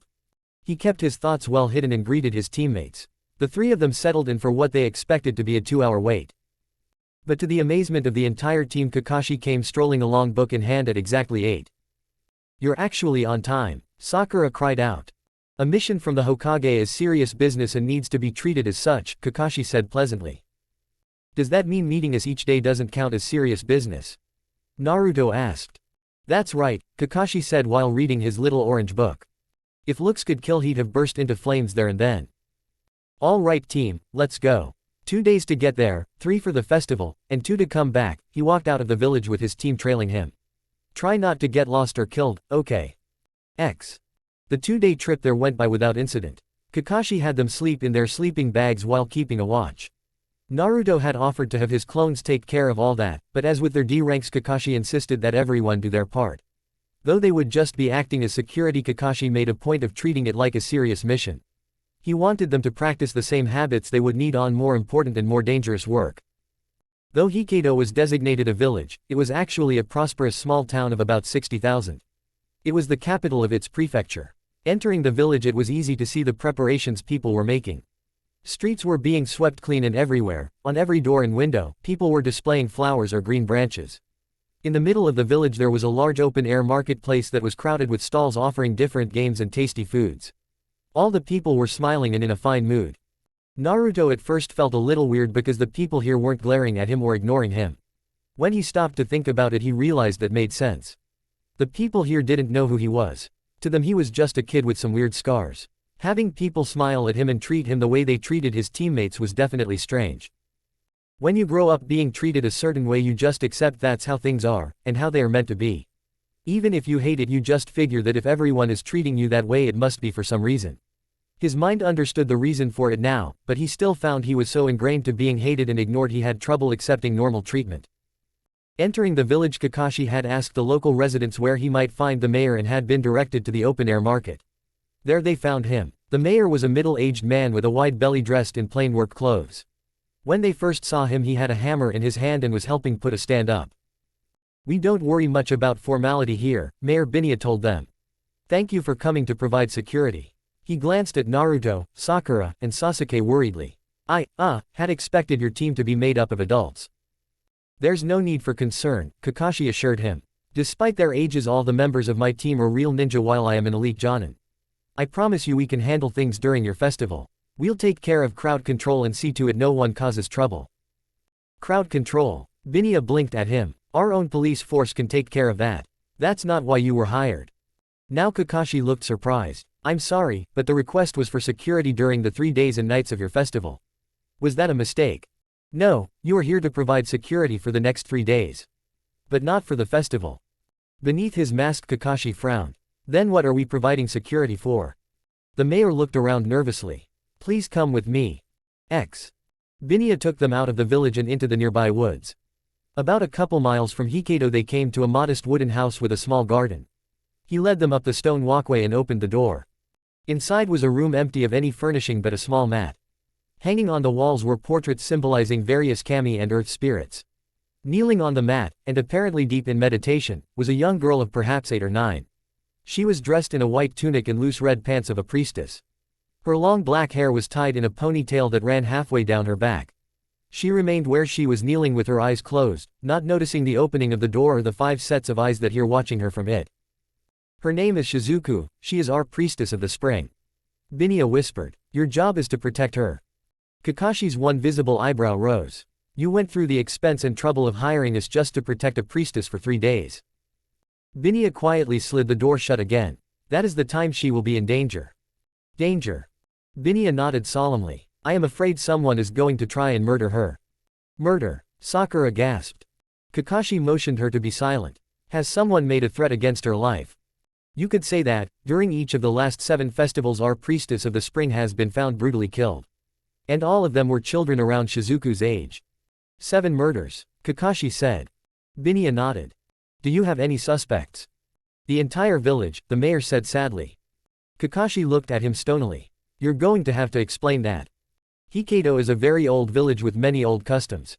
The mayor looked down in shame. Among them the custom of human sacrifice. In ancient times a pure and innocent child would be offered up to the spirits of the earth. A boon you might say, her life and blood in return for bountiful harvests and peace within our lands. A lot of places used to practice that, but the custom fell out of favor hundreds of years ago. Kakashi pointed out. The same was true here. Until 7 years ago, the land had suffered 4 years of bad crops. Drought, flood, hail, early frost, one natural disaster after another was slowly ruining the local farms and farmers. Then 7 years ago during the festival of spring renewal our priestess went missing. Each year one girl is selected to act as our priestess of the spring. She is brought here to live separate from her family for that time and to devote herself to prayer and meditation. She performs the ritual ceremonies of the festival and then is returned to her family and a new priestess is chosen. But 7 years ago our priestess disappeared on the second night of the festival. He shook his head sadly. She was eventually found in the woods with her throat cut. Let me guess, Kakashi said coldly. You had a bountiful harvest that fall. Twitching the mayor nodded. No one knows who is responsible, or how many people are involved. The people here don't talk about it. So basically it's one vast conspiracy? Kakashi asked. More or less, Binya admitted. I can't believe people can still be that barbaric in this day and age. Sasuke said. Not everyone feels that way. Binya said. Most people here are disgusted by the murders, but it's impossible to tell who feels differently. Last year I had my entire police force guarding this place around the clock. But the priestess was still found dead, poisoned. It was impossible to tell when it was done or if it was done with the aid of people on the police force. But it was a possibility. So you suspect some of your police are part of the conspiracy? Kakashi asked. That's right, Binya said. That's why I decided to send for you. Only people from outside the village can be trusted to really protect her. The custom is that the sacrifice must be made during the time of the festival. Once it's over she will no longer be the priestess and so be safe. In that case why don't we just take her away somewhere for the next 3 days? Kakashi offered. But the mayor shook his head. The priestess has to be the one to begin and conclude the festival and perform other ceremonies during it. If she isn't here the festival can't take place and the entire village would erupt. She's a Jinchuriki, Naruto said quietly. Kakashi looked at him nervously. What? Binya asked. Naruto glared at him furiously and the Mayo took a couple steps away from the boy. I said she's a Jinchuriki, she's a human sacrifice made for the good of this village, Naruto answered clearly. You people don't give a damn whether she lives or dies so long as the village prospers, right? Naruto, Kakashi said cautiously. Well, she's not going to die. I'll protect her and make sure she lives. That's a promise. Sasuke and Sakura both looked on surprised by his intensity. It was almost as though he felt a personal connection to her for some reason. Kakashi slowly nodded his head. While Naruto is a bit more emotional about it than I would like, I agree. We will protect her with our lives. Chapter 7, Priestess of the Spring. The air was filled with the sweet scent of flowers and the mouth-watering aroma of meat cooking over an open flame. All around them the crowd was smiling and cheering. Little children sat on their parents' shoulders looking on at the procession. The grown-ups were dressed in their best yukatas, making them as colorful as the parade. They were in bright colors, greens and purples and reds and yellows and of course orange. Everyone looked so happy, they were all cheering and clapping their hands as their priestess of the spring slowly walked past. She was preceded and followed by school children in their own bright yukatas. The children carried tree branches and flowers, symbols of spring renewal. No one seemed to make a big deal about the 20 orange-clad ninja who walked along keeping the priestess surrounded at all times. Each Naruto kept his eyes scanning the crowd and the rooftop for any possible threat. He spotted some movement on a roof and tensed. He relaxed when he saw it was just a temp. Sasuke and Sakura would keep an eye from the roofs while he was the one who stayed near Shizuku. Kakashi was somewhere in the crowd in a henge. Naruto picked up his scent and knew he was moving along with the procession but had no idea which face was his. Their job was to protect Shizuku for these 3 days and they were all serious about keeping her safe. Flashback. Shizuku was looking calmly at the 4 ninja who had come to keep her safe. Binya had introduced them to her and explained that they would be staying at the shrine during the festival to protect her. The mayor had then excused himself to return to his carpentry. The little priestess had accepted their arrival with a serenity that caught them all off guard. I understand that you will be staying here in the shrine, she said quietly. She smiled at them innocently, a child's smile. No one else ever stays here with me. Nori comes and teaches me and Momo cooks for me, but otherwise I am always alone. I think it will be nice to have company. Do you ever have contact with anyone other than your caretaker and your teacher? Kakashi asked. The little girl shook her head. Everyone else stays away from here and I am not supposed to leave the shrine. You must get really lonely, Naruto said in a soft voice. Shizuku looked at him. Not really, I meditate and pray to pass the time. I know what I am doing is important to the village so I don't mind it. Naruto was very surprised to find he actually believed her. There was not a whiff of resentment coming off her. He knew how hard it was to be all alone so he couldn't begin to understand how she could be alright with it. Don't you have any friends? Anyone you can talk to? He asked. Kakashi glanced at Naruto silently. I have only Nori and Momo, she said. I have a mother I have not seen since I became priestess. I would really like to be with Kasen again. But that is not for me to decide. What do you mean? Whether or not I see Kasen again is karma. What will be, I cannot change it but only accept it. Then you understand the reason why we are here? Kakashi asked carefully. She simply nodded. I know that the 7 priestesses before me were all sacrificed, and that you are here to try and prevent that from happening to me as well. How can you be so calm about it? Sakura blurted out. Some people out there want to kill you. Why aren't you scared? Because I have been taught to accept whatever fate is meant for me. Whatever my karma is I accept it, she said tranquilly. What if your karma is to be murdered in the next 3 days? Naruto asked. Would you just accept that? Yes, she said. Well, you know what? Fuck karma. Naruto. Sakura said sharply. You can't say that to her. Why not? It's what I honestly feel. You cannot oppose what is meant to be, Shizuku told him politely. She did not seem offended or bothered by what he had just said. We must all bend before the wind. To resist fate only causes suffering. Do you not believe in karma? Hell no, he said with a sneer. 'Cause my karma was to die all alone hated by everyone. If I was going to pay attention to what fate or Kami or whoever planned for me I'd have laid down and died a long time ago. But I decided instead that I was going to be Hokage one day. Not because it was my karma but because it was what I wanted. That's my dream and I'll make it come true no matter what it takes. Shizuku's eyes widened a bit at the passion and fervor of his words. But aren't you afraid of what will happen if you oppose what fate has in store for you? Whenever a soul opposes its natural destiny only suffering can come as a result. So what? Naruto asked. Life is filled with suffering anyway. If I have to suffer anyway it might as well be to fulfill my dream. What's your dream? What? She asked in confusion. What's your dream? He repeated. What is it you want from life? She looked a little nervous, a little unsure of herself. I don't have a dream, I am ready to accept whatever comes. Come on, everyone has a dream, everyone has something they want. He pointed at Sasuke. The Tem there wants to kill a certain man and restore his clan. Sasuke said with a slight frown. He pointed at Sakura. She wants to have the Tem fall in love with her and give him a whole herd of little pink-haired kids. Hey. He pointed at Kakashi. He just wants to spend the rest of his life doing nothing but reading porn. Kakashi shrugged. Well, that's true. As for me, I'm going to be Hokage and rule my village.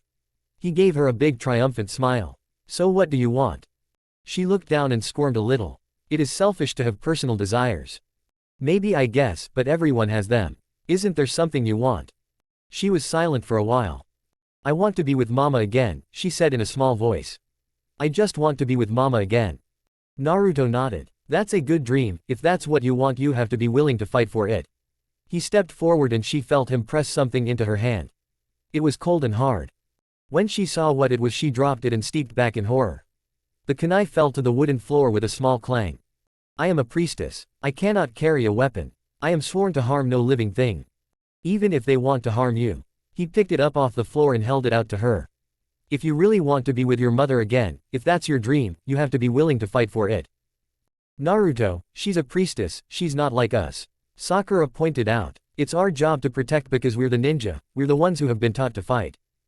I know that Sakura-chan, and I don't plan on any danger getting anywhere near her. But just in case, she should be willing to protect herself if it comes down to that. Naruto continued to hold the kunai out to her. Dreams don't come true just because you wish for them, you have to fight to make them real. Naruto actually brings up a valid point, Kakashi said. While we will do everything in our power to protect you and keep you safe, it would still be a good idea to be armed. I cannot do violence to any living thing, she said firmly. Then use it to make them think twice.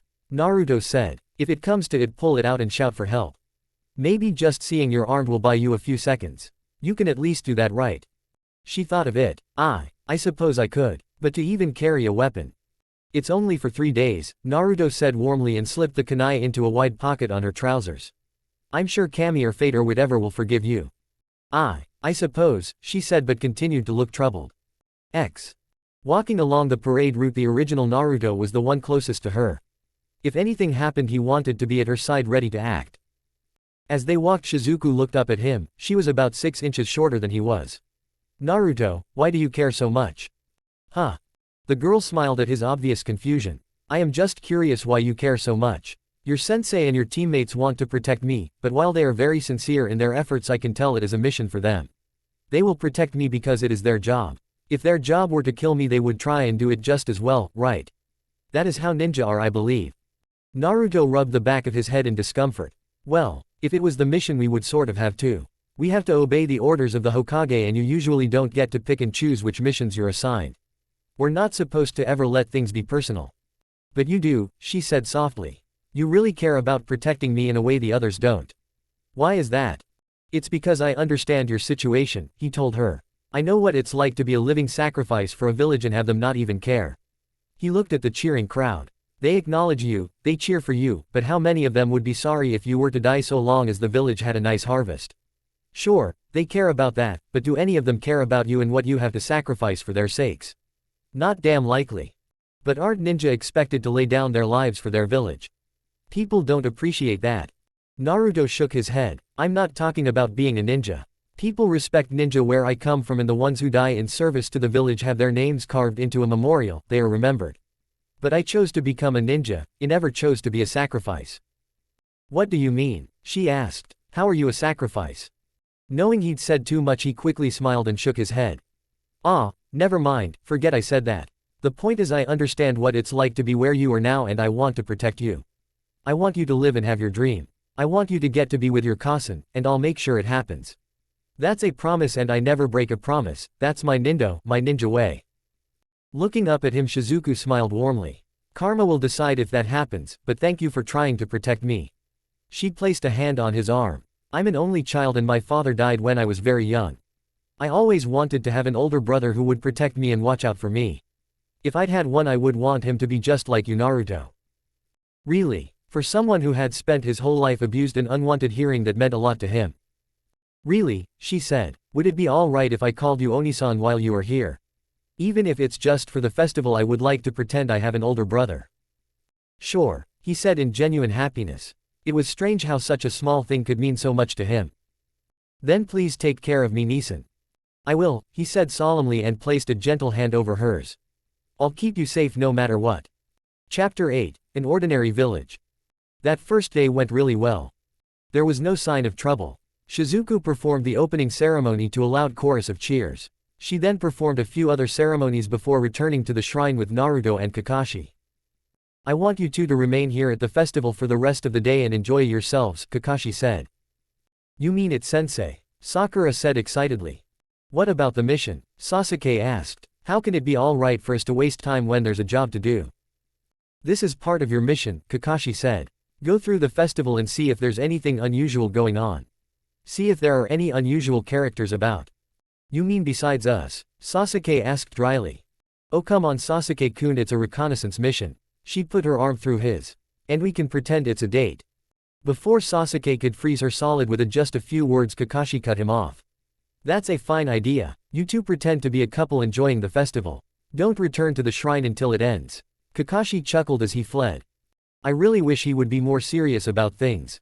Sasuke thought. He turned to see Sakura still holding on to him, her eyes somehow filling most of her face. Don't get any weird ideas, Sakura. I'm only doing this because it's part of the mission. I understand Sasuke-kun, she said. Cha, my very first date with Sasuke-kun. Just wait until I tell Ino Pig, she'll be so jealous. Kakashi caught up to Shizuku and Naruto, who were surrounded by a wide circle of 20 clones. As usual, he had his little orange book out and was reading it. What kind of book is that? Shizuku asked. Kakashi looked up from his reading material. What kind of book is that? Shizuku repeated. She squinted her eyes a bit. Come Paradise. That's an odd title. Having an 8-year-old questioning him about what he was reading was a bit embarrassing. The fact she was an actual priestess made it worse. Ah, well, you see. It's a dirty book that he reads all the time, Naruto told her matter-of-factly. Kakashi's just a huge perv. Thanks Naruto, Kakashi said wryly. What, you or aren't you? Shizuku shook her head sadly. Shouldn't a teacher set a good example for his students, Kakashi-san? It really isn't good to immerse yourself in impure thoughts, that can lead to immoral behavior. As well as hairy palms and blindness. Hey, Naruto said, is that how come you only have one eye? Kakashi's sweat dropped and put his book away. I'm really losing a lot of face here. Here you go kids, enjoy. The vendor handed each of them an ice cream cone. Arigato, the little blonde girl said. Thank you, an unhappy dark-haired boy said. They both had henges on to appear like ordinary children. A place of this size there was no way people would know everyone. They walked away from the vendor and along the crowded street. It was sunset now and the crowds were a little sparser, many people had gone off to eat or rest. After the sun went down there would be music as various bands would begin to play and couple would dance to the music. This has got to be the all-time best mission ever, Sakura said.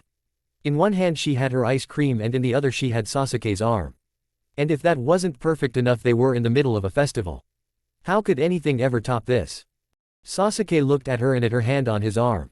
Though he didn't really like the closeness he let it be since the alternative was to have her weeping and miserable. That would draw attention, at least this way they just looked like a couple kids enjoying themselves. Just so long as you don't forget this is a mission Sakura. Oh I haven't forgotten Sasuke-kun, but I haven't seen anything even a little suspicious. Have you? No. She giggled a little. You sound disappointed. This is our first real mission Sakura, he told her sternly. Our first chance to do something with our skills. I want to succeed, and succeed brilliantly. There's no way to do that if we can't even find the enemy. But what if there's no enemy? She asked. Or what the enemy gave up as soon as they saw their target being protected by ninja. I mean look around, these are just normal people. I'm sure most of them had nothing to do with the murders. There were probably just a few sickos among them. So long as we keep our eyes open I'm sure Shizuku will be safe. Sasuke did look at the people around them. Children and parents, grandparents, and young couples walked past oblivious and happy. These people weren't any different from the civilians back home. They wouldn't be any sort of threat to real ninja. I guess that's possible. Yeah, which means you can take me dancing. Dancing. Sakura laughed and hugged his arm. It's part of the mission, right Sasuke-kun? He let out a defeated grunt. Worst mission ever. That night Kakashi, Naruto, and Shizuku had dinner bought at the various stalls by Kakashi. The food already in the shrine's small back kitchen had been unceremoniously thrown away. Since the last victim had been poisoned the possibility that the food could already have been doctored had to be considered. I wish we had ramen, Naruto complained as he had some fried squid. Ramen isn't very good for you Nisan, Shizuku said primly. I mostly eat rice with some fish and vegetables. Naruto made a face. I hate vegetables. You should still eat them, they are good for you. She looked at Kakashi. Tomorrow could we get some vegetables to eat too? Kakashi nodded. Sure that's no problem at all. I've actually been trying to get him to eat more than just ramen myself. He comes by my apartment sometimes with bags filled with green stuff, Naruto shivered. They're good for you Nisan. But I hate them. Kakashi ate his dinner quietly and listened to the byplay between them. Following dinner a couple of Naruto's clones cleaned up as Shizuku began her evening prayers. Naruto, come and take a walk with me for a bit, there's something we need to discuss. Outside the shrine the two of them strolled along. Naruto had already set 20 of his clones to act as guards and hidden them in the nearby trees and shrubs. Even while he and his sensei were off talking she remained under protection. So what's going on sensei? Naruto, Kakashi said in a low voice. I think you're getting a little too involved with our client. Huh, what do you mean? A ninja's first and only true loyalty should be to his village Naruto, Kakashi said quietly. While on a mission we are loyal to our client. We will do everything in our power to protect our client, even lay down our lives. But when the mission is over we return to our village. For people like us Naruto it's very dangerous to make attachments outside the village. We care about our village and about our comrades, but we can't care too much for the people we are sent out to protect. Naruto came to a halt and looked up at him. Why not? Shizuku is a really good person and I like her. Except for Gigi, she's been nicer to me than anyone I've ever known. I agree that she's a very nice person, Naruto, and that she is very kind to you. Nevertheless, you can't afford to care too much. How come? Naruto demanded. None of us can know what the future holds, Naruto, Kakashi told him. Someone we protect today could be a target tomorrow. Seeing a look of outrage, Kakashi waved his hands signaling him to relax. Not that I expect there's any chance of that in this situation, but it's not a good idea to get into the habit of becoming really close to people outside the village. A ninja should never have divided loyalties. He should always know exactly where his loyalties lie. I know who I'm loyal to, Naruto said. I'm loyal to the old man. And what would you do if the Hokage ordered you to come back here one day and assassinate her? The old man would never do something like that. But what if he did? Kakashi asked. Killing people, even innocent people, is a regular part of a ninja's life. As a leaf ninja, you must be ready at any time to carry out any mission given to you, even one that involves people you already know.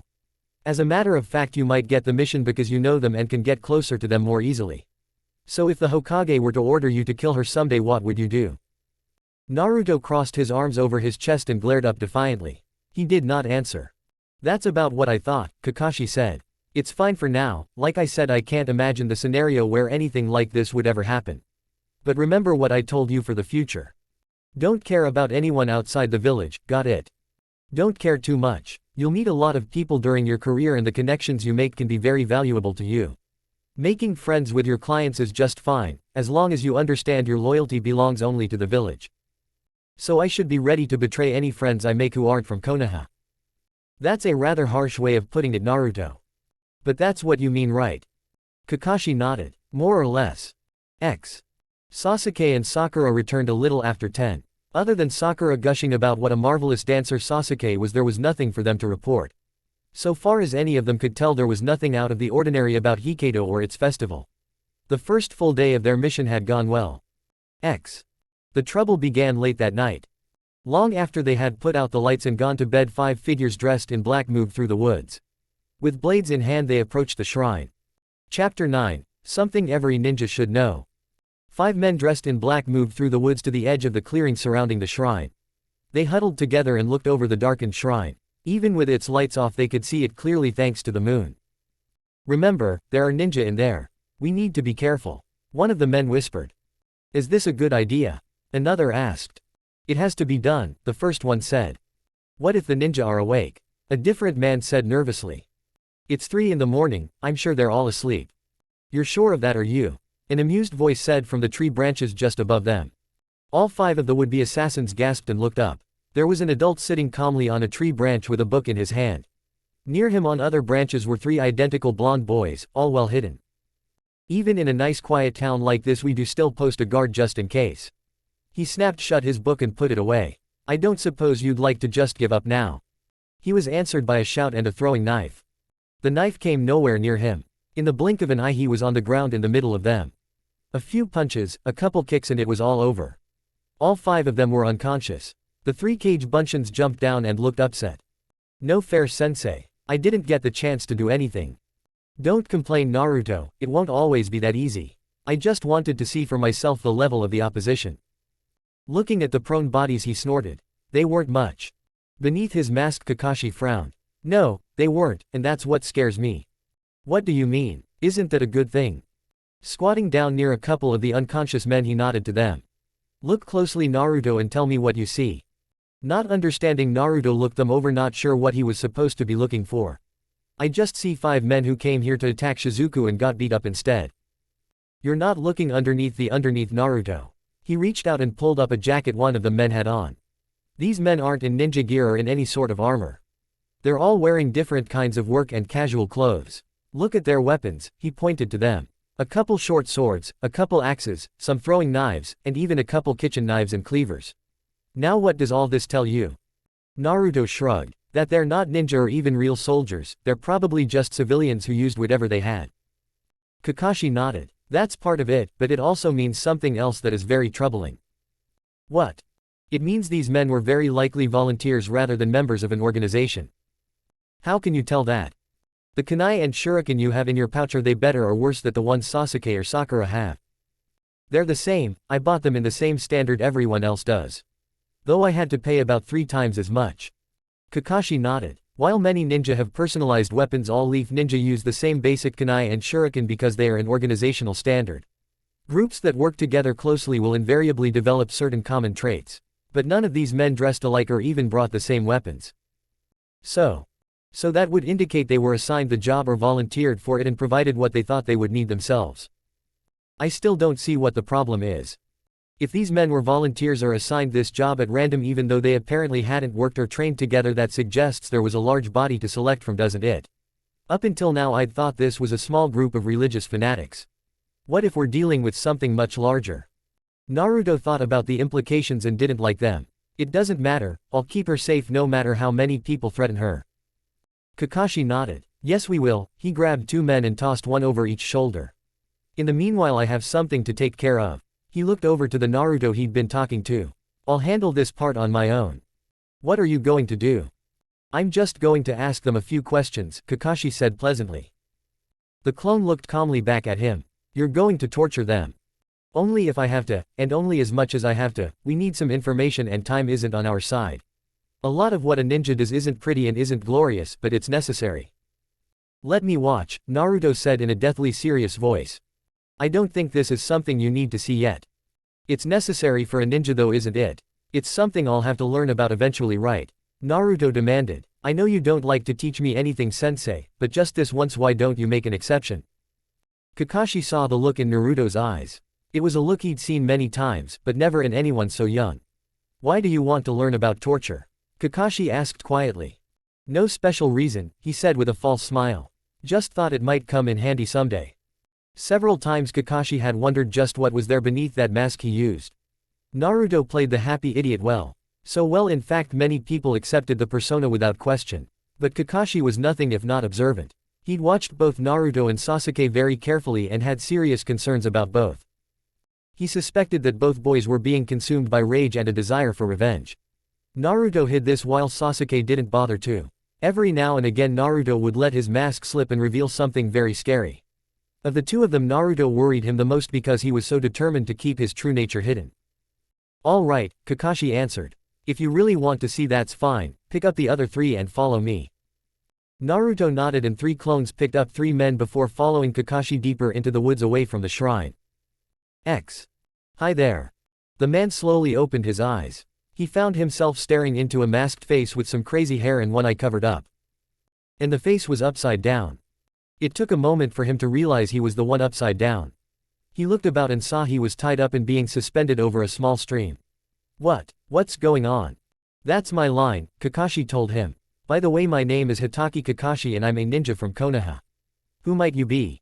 The man clamped down his teeth and stared back defiantly.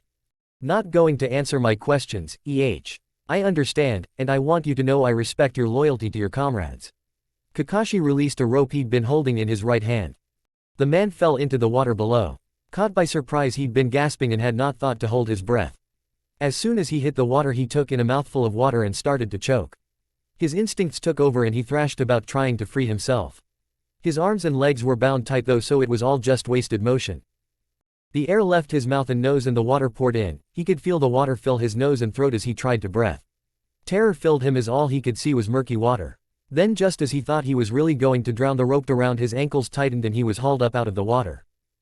As his prisoner coughed and gagged, Kakashi patiently waited. There was no point in talking until the man had a chance to recover a bit. When the coughing passed and he was breathing normally, Kakashi spoke. But while I admire your loyalty, I have a job to do. I need you to answer all my questions and answer them truthfully. I promise you that if you do that you won't be harmed. If you don't, I can't answer for what may happen here. You can't do that, I'm a citizen of Fire Country. Without a word, Kakashi let go of the rope again. This time the man managed to take a breath and shut his mouth. That didn't stop the water trickling in through his nose though. And before long he could feel his lungs aching. He finally opened his mouth and the water came in again. He struggled like a fish on a hook but couldn't get his head out of the water. Again, just as it seemed he was really going to die, he felt himself being yanked up out of the water. Watching cough and gag and then desperately breathe in the air, Kakashi knew this wouldn't take long. Very few people could last any amount of time under torture. Unless you were someone trained to endure pain and who was willing to die. Like a ninja. I am a representative of the Lord Hokage on a mission and charged to complete that mission by whatever means necessary. I am not answerable to you, your village, or even to the fire daimyo himself. The only one I must answer to is the Lord Hokage. And if I have to kill a few pieces of garbage like you to protect my client, I will. Now, let's try again. Who are you? My name is Jibo. A pleasure to meet you, Jibo. Now please tell me who you are working with. X. Naruto watched as Kakashi dropped the man into the water for a third time. It was interesting watching Kakashi go. Whenever people had hurt him, it had always been with anger. Watching someone inflict a measured amount of suffering without even a speck of anger was definitely different. Naruto watched and listened as the man began to talk about everything he knew. He required no more dunkings, his spirit seemed broken. Is that all it takes to break someone? He thought contemptuously. He thought off all the beatings, all the threats, all the cruelty he'd been forced to swallow at so many hands. If he were the sort to break so easily, he'd have committed suicide long ago. When Kakashi finally had all his answers, he knocked the prisoner out and brought his soaking wet body over to a tree where he was tied up and gagged. Kakashi then went and retrieved another prisoner. He had tied each one to a different tree a good ways from here. They would have no chance to talk to each other or hear what their friend had already answered. Each prisoner was tortured, their answers expanded his information and either confirmed or called into doubt what he'd been told. Naruto found the lesson very instructive. X. Through all this, the shrine remained under the watchful eyes of Naruto's clones. By the time Kakashi was done, the clones who had accompanied him dispelled themselves, giving their original all the information. The real Naruto woke up knowing everything that had happened. He crawled over to Sasuke and Sakura and shook them awake. What is it, Naruto? Sakura asked in a bleary voice. Looking out the window, she saw it was still pitch dark outside. Geez, what time is it? Was there a reason you woke us up, Dobi? Sasuke asked. Yatem, we had visitors during the night and we're going to have more of them this morning. Sasuke came fully awake and looked very interested. What are you talking about? Kakashi-sensei will explain everything, but we need to get up and get ready. X. A few hours later, it was morning and the sun was up above the horizon. Shizuku and Sakura were the only ones still inside the shrine. Sakura hadn't wanted to be here, she'd wanted to be outside with Sasuke-kun and the others. Kakashi though had ordered her to remain here and keep an eye on Shizuku. Will it be all right? Shizuku asked nervously. Sakura nodded her head forcefully. It will be fine, Kakashi-sensei, Sasuke-kun, and even Naruto can all take care of themselves. And I'll make sure nothing happens to you. Despite her smile, she was filled with doubt. I'm the weakest and sensei knows it too. That's why he's keeping me out of the way. X. Outside the shrine, Kakashi, Sasuke, and Naruto all waited. For once the two teammates wore similar expressions, they both had looks of eager anticipation. Kakashi was standing there calmly reading his book. With or without the mask, it would have been impossible to know what he was thinking. Naruto suddenly turned to him. One of my clones just dispelled, they're coming, and they should be here pretty soon. Kakashi slowly nodded. Naruto's shadow clone technique was really useful in all sorts of ways. He closed his book and put it away. How many of them are there? I counted 100, Naruto said. You can account that high? Sasuke asked. Shut up, Tem, Naruto grunted. Kakashi sighed. Just remember, we just need to stop them. Don't use lethal force unless it's necessary. Naruto noticed Sasuke shake a little. You afraid bastard. Sasuke looked at him with a rare grin. I'm shivering from excitement dead last. Well, this should definitely be exciting, Kakashi said. About 10 minutes later they saw a long line of men approaching them. About half of them wore leather jerkins covered by coats with badges pinned to them. Each of them wore a short sword similar to the ones two of their prisoners had used. The rest of the crowd approaching them wore different sorts of outfits and carried a wide variety of weapons ranging from axes to spears to swords and even sickles. They came up to the edge of the clearing and stopped. Kakashi, Naruto and Sasuke were all standing there calmly. One of the men who wore a badge spoke up. I am Captain Hotaka, commander of the Hikato police force. We've had word of an incident last night. That's interesting, Kakashi noted. Especially since no one's contacted the police about what happened here this morning.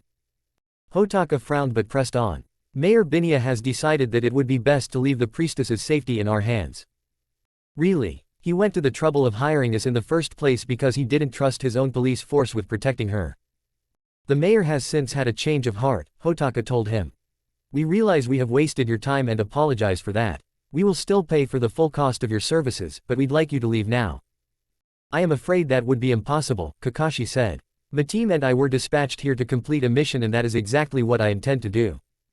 Your mission is over now, we'll take care of the girl. Her name is Shizuku, Naruto said angrily. If you're going to talk about her, at least use her name. Sasuke looked over in surprise while Kakashi gave no reaction. I am afraid you don't have the authority to cancel this mission, Kakashi said. I think it would be best for you and your men if they turned around and left. I can't do that, Hotaka said and placed a hand on his short sword.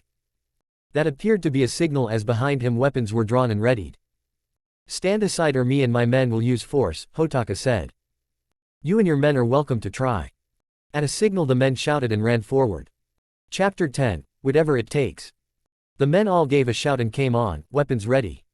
As they did so, Naruto's jumped down from the nearby trees among them. Instantly everything dissolved into one wild melee. 3 men with badges and short swords were on Kakashi at the start. These men were strong and healthy, and from the way they moved it was clear they'd had at least a little practice with their swords. From the looks in their eyes it was also clear they were deadly serious about reaching their target. For someone like Kakashi all that meant very little. The challenge for him wasn't in defeating these men but in doing so without seriously injuring them. In a blur 2 fists smashed into unprotected faces while the third was hit in the side of the head with a kick. All 3 attackers went down in under 3 seconds. Despite this show of strength and martial skill, other men came at him with swords and axes, desperate to bring the Jonin down by sheer force of numbers. Kakashi had no doubts he could handle any number of these people, but they did get between him and his students. Sasuke was surrounded by 4 men, all of them at least a foot taller and 50 pounds heavier and armed. The Uchiha was smiling, his heart was pounding, and for the first time in years he felt really truly alive. Here was a chance to actually do something, to fight a real battle against a real enemy. The man in front of him screamed and swung an axe aiming to split his skull in half. Too slow, Sasuke stepped forward into the arc of his swing and delivered a pair of rabbit punches to the man's kidneys that doubled him up. He had no chance to do more as someone else stabbed at him with a spear. A single chop of his hand broke off the metal head. Grabbing the wooden staff he drove it forward through his opponent's lax grip. The butt end of the spear slammed into his stomach. With a loud oof, he fell over clutching his belly. From behind 2 more men came at him with swords swinging. These 2 had enough sense to come at him as a team. As one stabbed the other tried to get behind him. Sasuke was forced to dodge and jump back as the second man's sword came close to cutting him. For civilians they were pretty fast. Then something strange happened. For no reason he could see they slowed down. Not only did they slow down, he could see just where they were aiming their strikes. Taking out a kunai he blocked one attack and delivered a kick to the side of the man's knee. He went down in a heap and wouldn't be standing, let alone fighting again anytime soon. His friend ran in stabbing at Sasuke's chest. The move was ridiculously obvious as Sasuke could see it coming. He easily dodged and delivered a punch to the side of his jaw that ended the fight. 4 men lay at his feet unconscious or otherwise disabled. It was just as Sasuke had always known it would be, they were no match for him. He waded into the crowd eager for more battle. Oblivious to the fact his Sharingan was now active. Come on, Naruto screamed. His fist slammed into a man's chest and he could feel ribs break. He was the Kyuubi, his speed and physical strength were greater than they should have been, as was his ferocity. The man he hit cried out and dropped his sword backing away from him. Naruto didn't hesitate, he delivered a punch that busted open the man's mouth and sent blood and teeth flying. With him down he looked around for someone else to fight. He and his clones were cutting loose, fighting with a wild abandon. Naruto was discovering that he really liked fighting. He actually enjoyed bloodshed, the sight of it, the metallic smell of it, it was wonderful. This is what I was born for, he thought as a punch slammed into a man's back, bringing him down without warning. I'm the Kyuubi and this is my nature. In the midst of fighting he found an odd sort of peace. He didn't have to pretend to be something he was not, he could let his nature come out. He could show them the monster he was slowly becoming. Normally he was surrounded by nothing but lies and deception, everyone pretending to be something else, himself included. On the battlefield though you got to see what someone really was. All through the fighting he had held back from using lethal force as Kakashi had instructed. He wanted to kill though, wanted to see and taste more blood. He wanted to be buried in that wonderful scent. But he held back, he couldn't reveal too much of the real him, not yet. So he looked around for someone new to fight. And by chance saw 2 men who had gotten behind them in the confusion and were kicking down the shrine's door. They could both hear the sounds of the fight raging outside. The 2 girls had locked the one and only door and covered the windows. They both waited in silence as they heard but did not see what was going on just outside. Without warning the wooden burst open, shards of wood sent flying from the broken lock. 2 men with leather jerkins and badges rushed in with swords drawn and murder in their eyes. Get behind me Shizuku. Sakura cried and gripped a kunai in both hands while putting herself between the intruders and her client. This was it, this was the moment she had strived for, worked for, learned all the ninja rules for. She was in a life and death situation, she was acting like a real ninja. And it was only at this moment that she had a horrible epiphany, she was scared. These two men wanted to kill her. They didn't give a damn who she was or if she was the girl best suited to be with Sasuke. All they saw was an enemy they had to get through to reach their objective. Her heart was pounding and she couldn't keep her knees from shaking. Somehow during all the years at the academy as she had focused on her pursuit of Sasuke and on being the best in academics, she had never thought about this side of being a ninja. That was absurd, that anyone could spend years striving to be a ninja and never once wonder about the reality of a life and death fight. Such violence was the reason ninja and ninja villages existed. Yet whenever she would imagine herself going on missions, her thoughts always revolved around her amazing Sasuke with her skills. The idea that one day she would have to kill or be killed never really registered. Until now. As the men came at her howling, she was half a step too slow. Her fear led to hesitation, and her hesitation led to what she feared. With her kunai she managed to deflect one of the swords, but was unable to get out of the way of the second. Her eyes widened as the tip of the second blade went into the soft flesh just below her right shoulder and sunk in deep. Ah! Her cry of terror belonged to a 12-year-old girl, not to a ninja. She jerked back and the sword came out of her. Pain engulfed her shoulder as her right arm no longer wanted to work. She saw and felt the hot blood flow from her gash and darken her red dress. Sakura! Shizuku called out. As Sakura stumbled back, the two men did not hesitate. They did not offer her a chance to surrender or say a word. They came on wanting to finish her as quick as they could and take care of the priestess. I'm going to die, Sakura realized with a sudden clarity.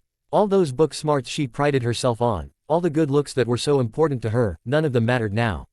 She was too weak, and now she was going to pay for it. Stop! A voice screamed from the door. Before her eyes there was an orange blur. Just as the two men were turning to face their new attacker, she saw a glint of steel. She stood there and just watched as Naruto slammed one kunai into the side of a man's throat all the way to the handle.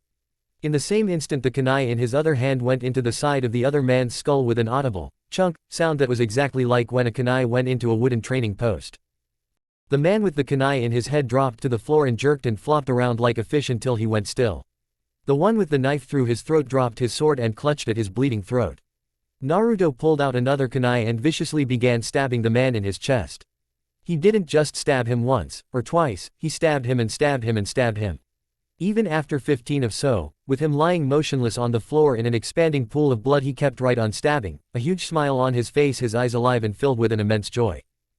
Stop it! Shizuku screamed. Naruto, for the love of Kami, stop! Hearing Shizuku scream, Naruto jerked to a halt with the kunai halfway down to another stab. He looked and saw the horror on Shizuku's face. His own face and clothes were spattered in blood. His weapon and his right hand were drenched in it. The smile and the look of excitement faded. Naruto refused to break eye contact with her. I did what I had to. As if coming out of a daze, he looked around the shrine and hurried over to Sakura. He pulled out some gauze from one of his pouches and bound up her wound. Shizuku kept a fearful distance and never took her eyes off of him. The fight lasted roughly 5 minutes. The final outcome was never really in doubt. When Kakashi entered the shrine and saw what was there, he cursed himself for letting his guard down. He'd been confident that he and the two boys would be more than a match for 100 civilians. Because of that confidence, he had very nearly lost both one of his students and their client. Naruto-kun saved my life, and Shizuku's too, Sakura said. Kakashi nodded. I'm proud of you, Naruto, you did exactly what any good ninja should. Your use of deadly force was proper and necessary. You defended your comrade and your client. When we get back, I'll put in a special commendation in your file. Kakashi decided not to mention the fact that one of the men killed had obviously been savage beyond any possible need. Ninja had to be willing to kill without hesitation, but to commit such butchery suggested a violent and uncontrolled nature. That was extremely troubling, but this was not the time to try and deal with it. Thanks, sensei, Naruto replied and turned a gentle gaze to Sakura, who was lying on a mat. I'm just glad I got here in time to help Sakura-chan and Shizuku. You're worthless, Sakura. Shizuku almost died because you couldn't even handle 2 civilians. You call yourself a ninja. The first time we go against other ninja, you'll be dead in 30 seconds. Seeing the look of concern in Naruto's expression, Sakura smiled back warmly. Sasuke had not realized he'd activated his Sharingan until Kakashi told him. Kakashi had promised to begin training him in its use as soon as they got back to Konoha. Sasuke wasn't sure what a non-Uchiha could show him about it, but he would take whatever instruction he could get. When he had entered the shrine with Kakashi, he'd been surprised to find the two corpses there and Sakura lying wounded. He'd assumed he'd be the first to score a kill on the team, but Naruto had beaten him to it. Sasuke had sent Naruto one single respectful nod. Surprised, Naruto had shyly nodded back, understanding. It looked like Naruto really had grown up since the academy. He was obviously a much stronger ninja than poor Sakura. He was willing to admit that the Dobi was deserving of some respect. But while he respected what Naruto had done, he had no doubts about his own continued superiority. If not for Kakashi's order, he could have had a dozen kills, and now that his Sharingan was active, he would only grow more and more powerful. As Kakashi watched over Sakura, Naruto quietly approached Shizuku. She eyed him with worry but did not turn away or try to leave. "Do you not like me anymore?" Naruto asked directly, his voice low to keep his words just for her. The 8-year-old girl looked up at him. His face and clothes were still bloody. The bodies were still lying on the floor. The shrine had been desecrated. Whoever became the next priestess would have to spend weeks performing purification rituals. I still like you, Nisan," she said just as quietly. "And for saving me and Sakura, I thank you. But, you," her voice began to shake. "I killed," he said. "I did what I had to. You heard Kakashi-sensei, it was what any ninja would do. I'm even getting a commendation for it. There was nothing wrong in what I did. But you killed. Those men are dead now. Don't you feel any sorrow? Any regret?" "No, they'd have killed you and Sakura without a second thought. When it's us or them, I chose them." "How can you be so cruel?" she asked sadly. "It's cruel world out there," he told her. "Maybe you didn't notice because you've been stuck in a shrine all this time. The men who came here all wanted to kill you. I did what I had to, my team did what we had to. Would it have been better if we hadn't?" She looked down. "Maybe," she said so very softly. "It hurts me to think I am the cause of all this." "Don't say that, Shizuku-chan. None of this is your fault. The only people to blame are the people who want to kill you. Don't start blaming yourself for something that isn't your fault." She looked up at him. "Why do you care so much, Naruto?" "Because you're a friend," he nearly wailed. "Except for one other person, you are the only one to be really kind to me. You've become a precious person to me and I would do anything to protect you." And a slight smile appeared. "Thank you, Nisan, that means a lot to me." "Sorry to interrupt," Kakashi said and joined them. "There is something we need to discuss." He was looking at Shizuku. "What is it, Kakashi-san?" "I think it would be best if we were to all leave here now. You can return with us to Konoha." "Leave?" Shizuku said, startled. "But I am the priestess of the spring, I have a duty to perform. Besides, this is my home. I hate to be the one to tell you this, but the only duty you have here is to be sacrificed. There is something you need to know." Flashback. Jibo was coughing up water. Please no more, I'll tell you whatever you want." Kakashi nodded. "All right, first thing, how many people are in your organization?" "About half the village," Jibo said. "If you'd like to go for another swim." Kakashi let the rope slip and bit and Jibo jerked towards the water. "It's the truth, I swear," Jibo cried. "I started with a few people, no one really knows who. But over time more and more people joined. About half the village knows, including the whole police force. We do what is necessary for the village to thrive. If we don't come back tomorrow, you'll be facing a lot more men who'll be ready to do whatever they have to." Kakashi got an uneasy feeling. He believed him. If that's really true, then why did Binya send for us? The mayor is part of the half that doesn't know. The people who aren't part of it have no idea who is or how many we are. Binya didn't know who he could trust, so he just acted on his own as mayor, using village funds to hire all of you. So what you're saying is that roughly about 30,000 people are a part of this conspiracy. Jibo nodded. "And all of us are committed to doing whatever it takes." So you can see our problem," Kakashi said. "I decided to stay here to see what sort of response we would get when the original 5 men didn't return. Given what we faced, I'd say we really are up against a massive number of people. Ninja can do a lot, but even with me here, the 4 of us cannot face thousands. The only way we can ensure your safety is to take you away from here." "I am sorry, Kakashi-san, but I cannot do that. Whatever the danger, I have a sacred duty to perform. I cannot abandon it, I will not abandon it. You do understand that if you stay here, I cannot guarantee your safety. If you and your team wish to leave, Kakashi-san, I will not blame you. But I cannot go. If you're staying, then we're staying too. Right, sensei?" Naruto said. Though he looked pained, Kakashi nodded. "I will do everything in my power to protect you and carry out my mission. That is the way of the village hidden within the leaf.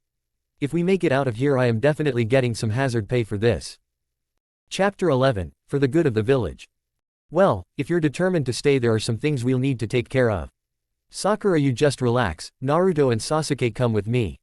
What are we doing? Sasuke asked. We're going outside and break some kneecaps, Kakashi said. Everyone in the room looked at him. Are you serious? Sasuke asked.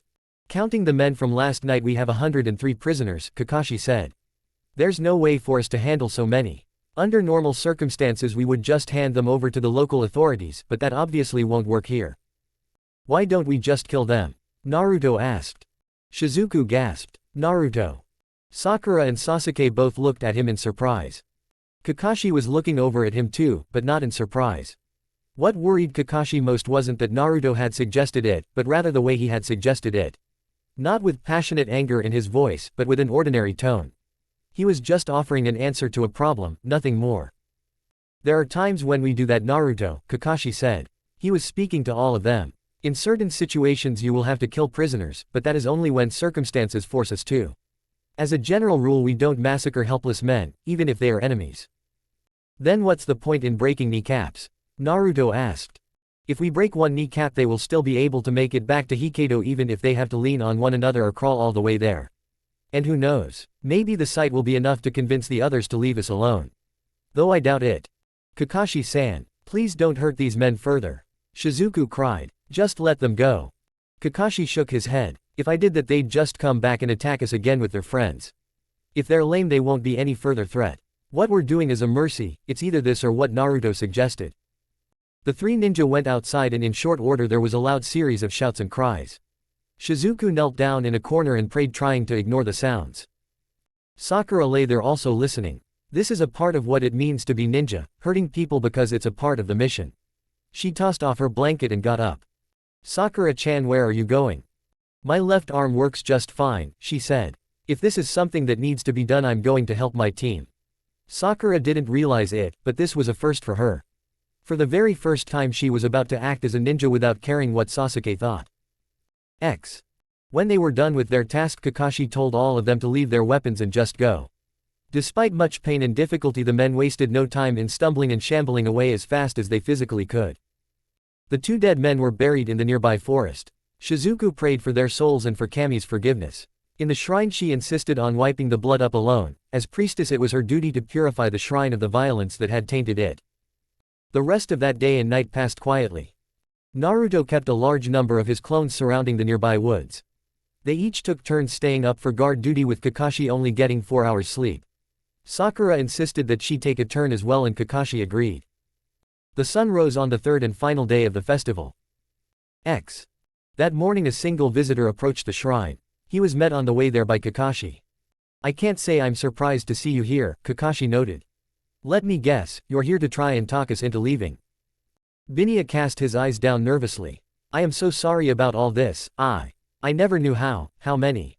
I know, Kakashi said. I believe that when you hired us it was in good faith, that you thought there was a small conspiracy involved. Binya slowly nodded. Turns out it wasn't so small. Yeah. I am very sorry, but you and your team should go. Binya told him. You will be paid the full amount. As your client I am releasing you from out agreement. I'm afraid we can't go.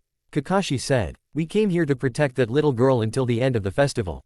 We will stay until that duty is complete. But I'm the client and I'm telling you to go. You're obviously being forced to. Orders made while under duress don't count. The mayor's jaw fell open. Don't you understand what will happen if you don't go? I've got a pretty good idea. Then why? Kakashi looked straight at the man with his single eye. To abandon your duty is not courageous, below the courageous there is nothing. These were the words of the former Hokage and my beloved sensei. That is the way of the shinobi. Binya had no answer for that. In the end he turned around and went back. Shizuku was kneeling before the two fresh graves speaking prayers.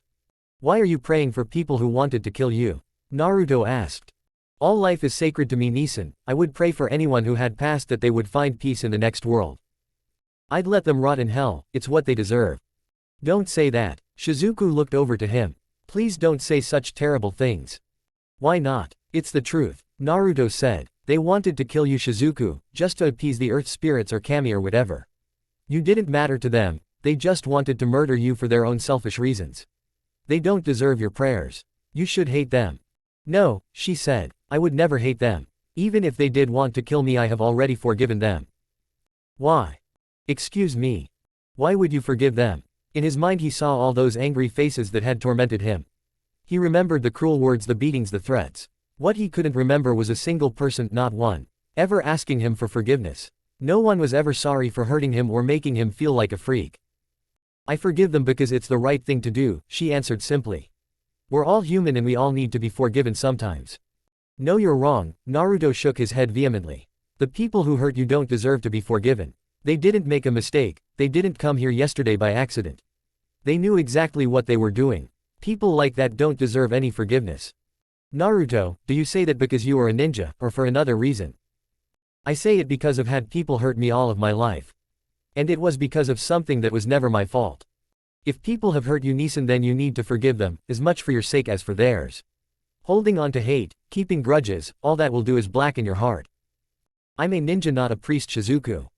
You're human, Naruto, and you have a good heart. You care about me more than anyone else, even though we've only just met. You wouldn't be able to do that if you weren't a good person. I don't want you to change because of hatred. Shizuku-chan, there are things you don't know about me. Terrible things. I'm not as nice as you might think. I don't believe that, Nisan, she said with a gentle smile. I think you have a kind heart, but please don't let it become tainted. What if it's already tainted? He asked quietly. Then all you have to do is let go of your hates and the taint will disappear. You make it sound easy. It is easy, Nisan, she said. To forgive someone is the easiest thing there is. Maybe for you. He smiled and seemed to silently agree. As the sun went down, Kakashi gathered his team outside the shrine.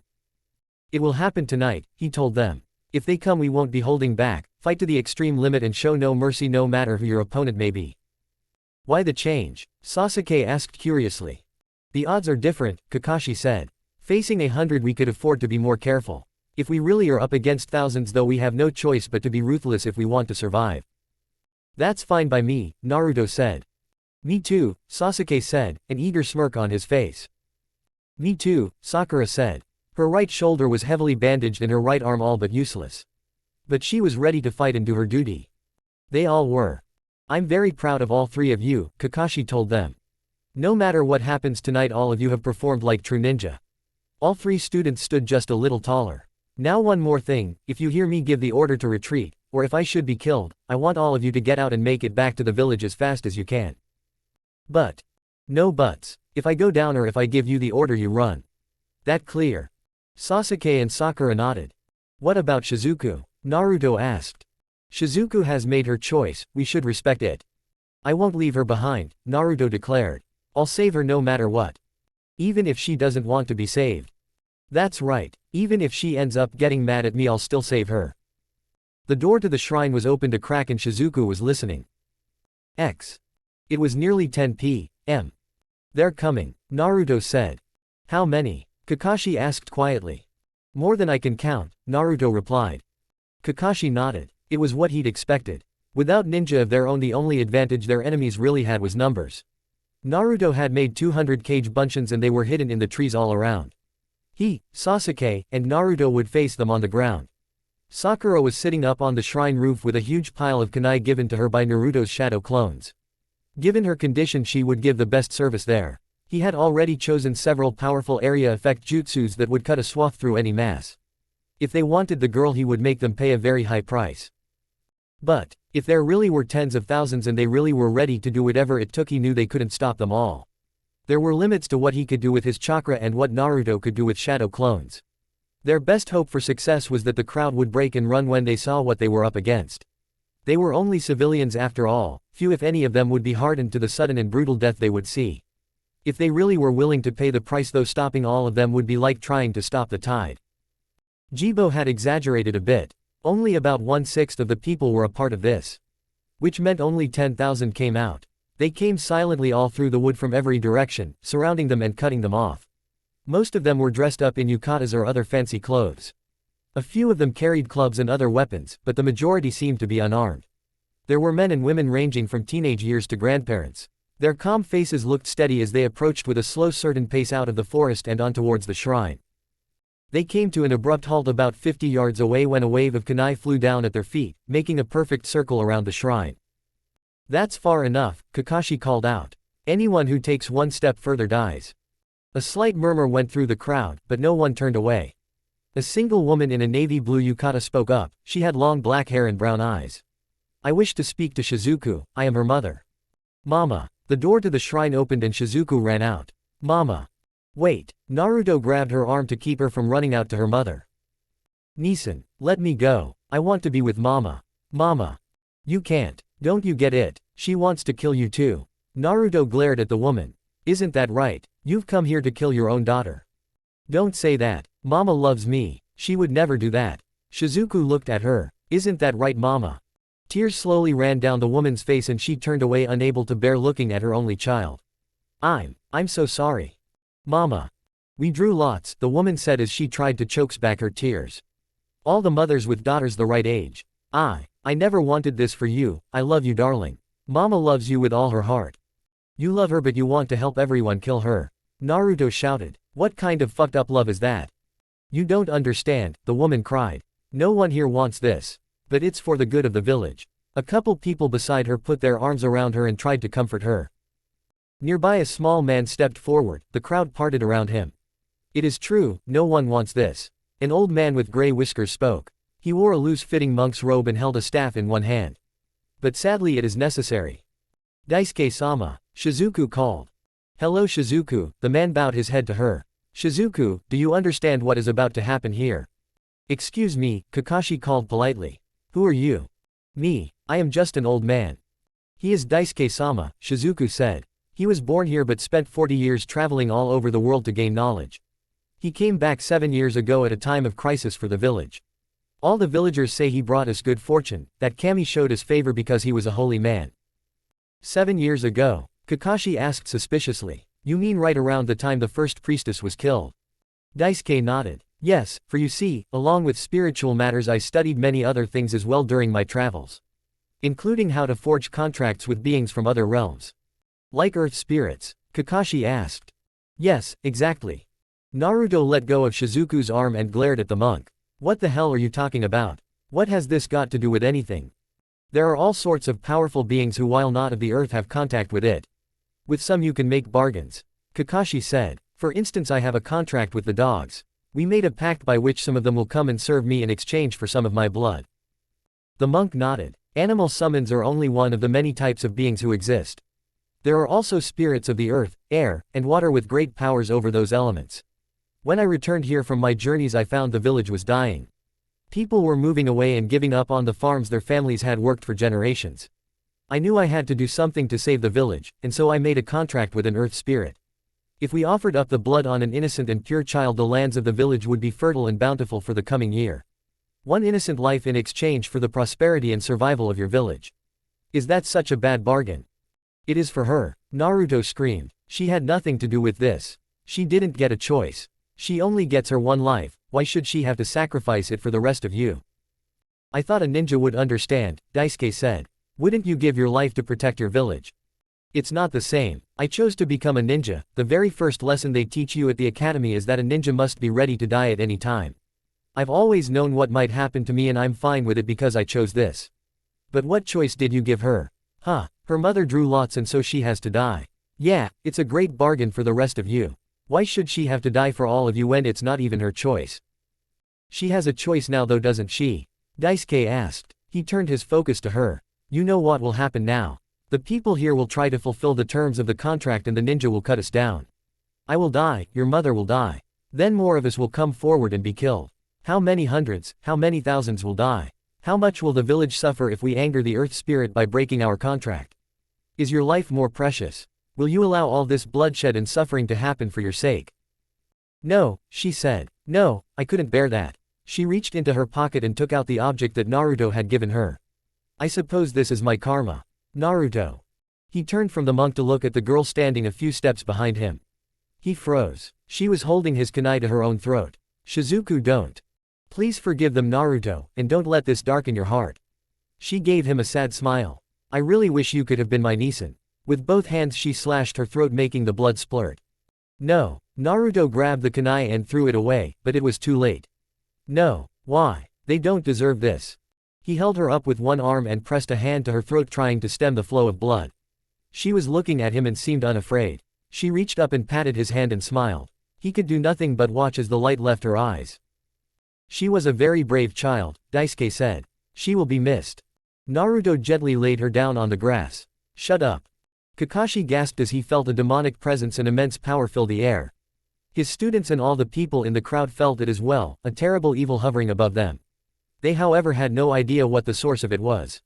Has the seal broken? Kakashi wondered. Naruto was surrounded by a red aura, demonic chakra so strong it was visible. He was close enough to see the transformation, his eyes were red, the scars on his cheeks had thickened, and his hands had become claws. I'm going to kill you. In matching actions to words he dashed across the 50 yards separating him from the monk in the blink of an eye. Daisuke saw a demon's face and tried to cry for mercy. Naruto's fist struck his chest and went through his heart and then out his back. The old man fell over dead without even the chance to cry out. People screamed and the entire crowd panicked, terrified they were about to be killed next. Pushing and shoving they got away from there as fast as they could. Naruto let them go. He was busy tearing apart the old monk's robes until he found what he was looking for. When he stood up he noticed Kakashi and the others all staring at him. He could smell fear coming off all three of them, the strongest from Kakashi.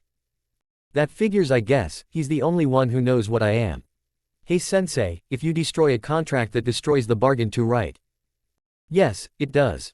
With a thought the paper in his hands burst into flame. When that was done he turned his head into the breeze. The night air reeked with delicious of terror.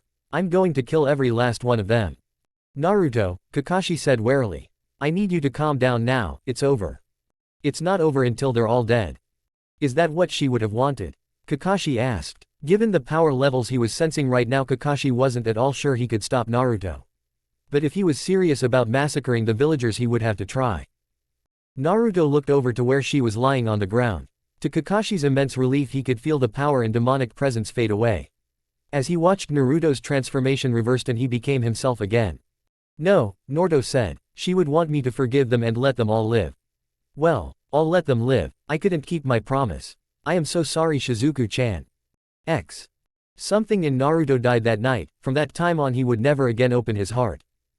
Chapter 12, The Shy Princess.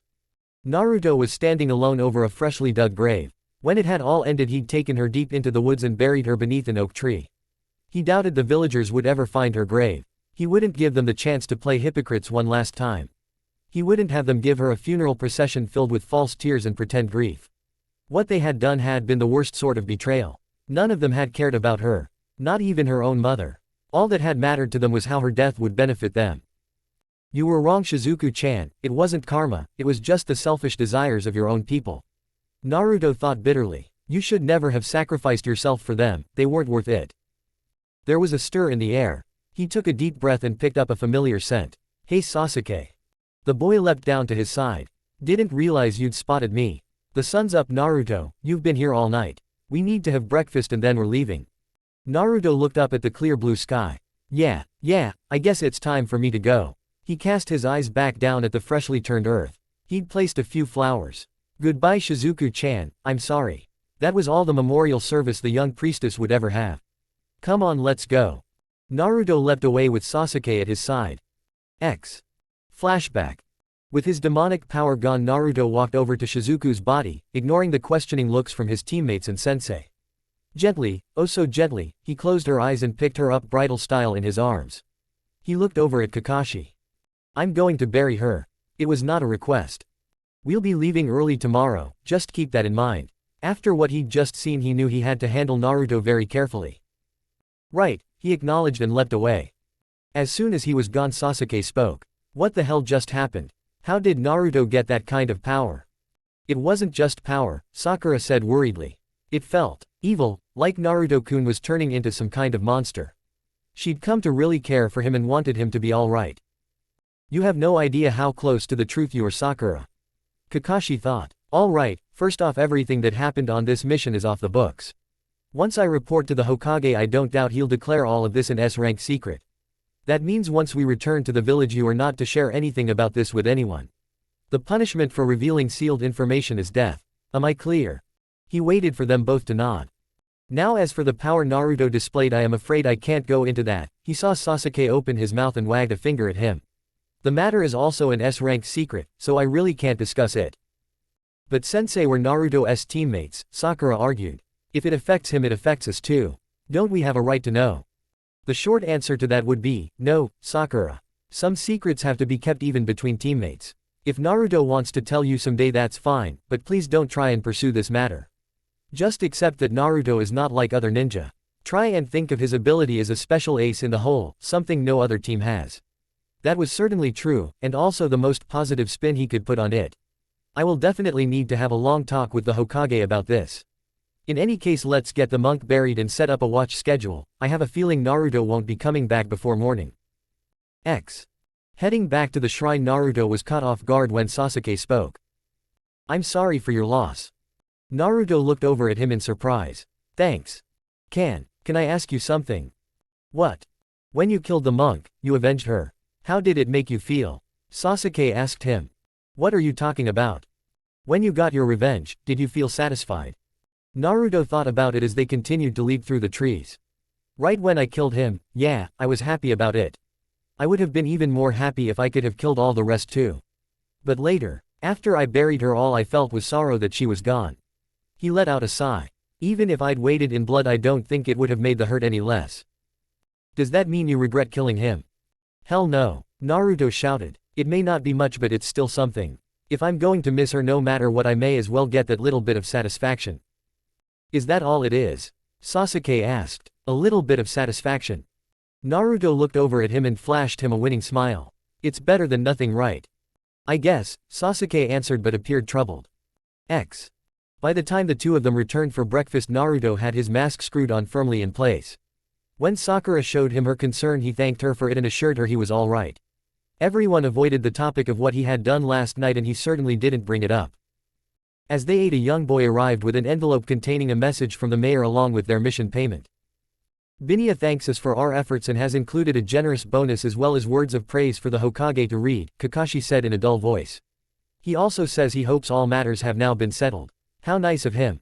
Gutless coward, Naruto muttered. When he saw Sakura look over worried, he plastered on a smile. Just kidding. Well, we're done here, Kakashi said and put the message away. Finish up breakfast and we'll head back home. Mercifully, the trip back to the village was uneventful. You three can have the next 2 days off, you've earned it. Kakashi told them. Sakura, get to the hospital and have your wound properly looked at by a medic nin. I'll report into the tower. He had already given each of them their share of the mission fee. Hey Naruto, Sakura said. You want to get some ramen with me? She waved her share of the money around in her left hand, her entire right arm was still sore. My treat. Don't you need to go to the hospital, Sakura-chan? Naruto asked. There's no rush, I can do it after we eat. Okay, I never turn down free food. She looked over a bit nervously at Sasuke. He's actually been rather nice to her since she'd gotten hurt. I don't suppose you'd want to join us, Sasuke-kun. He thought about it for a moment. Sure, he answered. Really? Sakura said. Sasuke gave a slight nod. You two are my teammates after all, you're both important to me. Did you hear that, Sakura-chan? Sasuke-kun's human after all. Before Sasuke realized what the blonde was up to, he'd put an arm around his shoulders and was disturbingly close. You love us, don't you, Sasuke-kun? Don't touch me. Maybe being all alone isn't so bad after all. Sasuke thought. Walking through the streets, it was not long before Naruto saw all the ugly glares again. Welcome home, nice to know some things never change. He was surprised at how much harder they were to ignore. After a week of being treated like a human being, he now found it hard to accept being everyone's scapegoat again. For a second he imagined how the village would react if they heard he'd given his life for them. In his mind's eye he saw civilians and ninja alike suddenly burst into cheering with spontaneous shouts of joy and fireworks overhead. Fuck that, he thought murderously. Like I'd ever lay down my life for such an ungrateful bunch. They all just want to use me, well just wait and see. One day I'll use all of you. And I'll treat you every bit as sweetly as you've all treated me. Walking along he picked out a familiar scent. Sure enough he spotted the person crossing the street up ahead. Seeing her, a wicked thought occurred to him. He could have a little bit of fun and maybe set something up for the future. Walking faster he left his teammates and momentarily disappeared into the crowd of passers-by. Hey Naruto, wait up. Sakura called after him. What's that Dobi up to now? Hinata was walking along with her teammates towards Training Ground 17 where Kurenai would meet them. She was dressed in dark pants and a dark shirt hidden beneath a bulky beige jacket. Kiba won talking to Akamaru about how hard they would train today and about what an awesome team they would be. The little white dog riding on top of his head barked his approval. Shino was walking along in his usual disinterested silence. She walked between the two of them and a couple steps behind. As always, she worried that her weakness was holding her teammates back and was disappointing her sensei. Those were her thoughts when she felt a light tap on her shoulder. Instinctively she turned, and found a smiling blonde face planted just a couple inches from her own. "Hey there," Naruto said. "Naruto-kun," she blurted out and jumped back. Having him get so close out of the blue, her face was turning beet red and her heart was racing. Seeing her reaction, he frowned and put on some big sad puppy dog eyes. "Ah, what's the matter, Hinata-chan? Not happy to see me?" Did he just call me Hinata-chan? She thought with wonder. Despite having had a crush on him for the entire academy, they had only ever spoken to each other maybe a dozen times.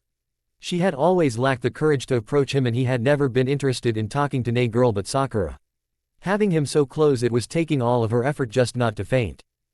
Standing there, he was bombarded by sense of panic, anxiety, hope, and attraction all coming off of her.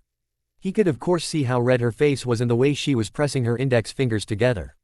It was just too obvious that the girl had strong feelings but didn't know how to express them. Was she always like this? How could I not have noticed? Was I really that blind back then? Despite her timid appearance, Hinata was the heir of the Hyuga clan, one of the most influential and wealthy in Konoha. She was the closest thing the village had to a princess. In the same way the villagers all despised him for something he had no power over, they all honored and respected her simply because of her birth.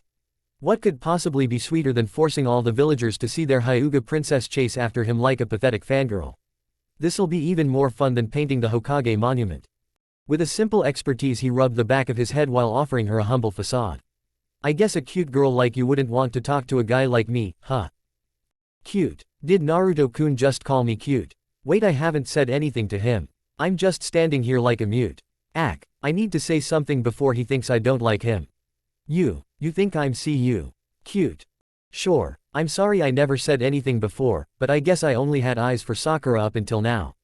But now I think Hinata-chan is definitely the #1 cute girl."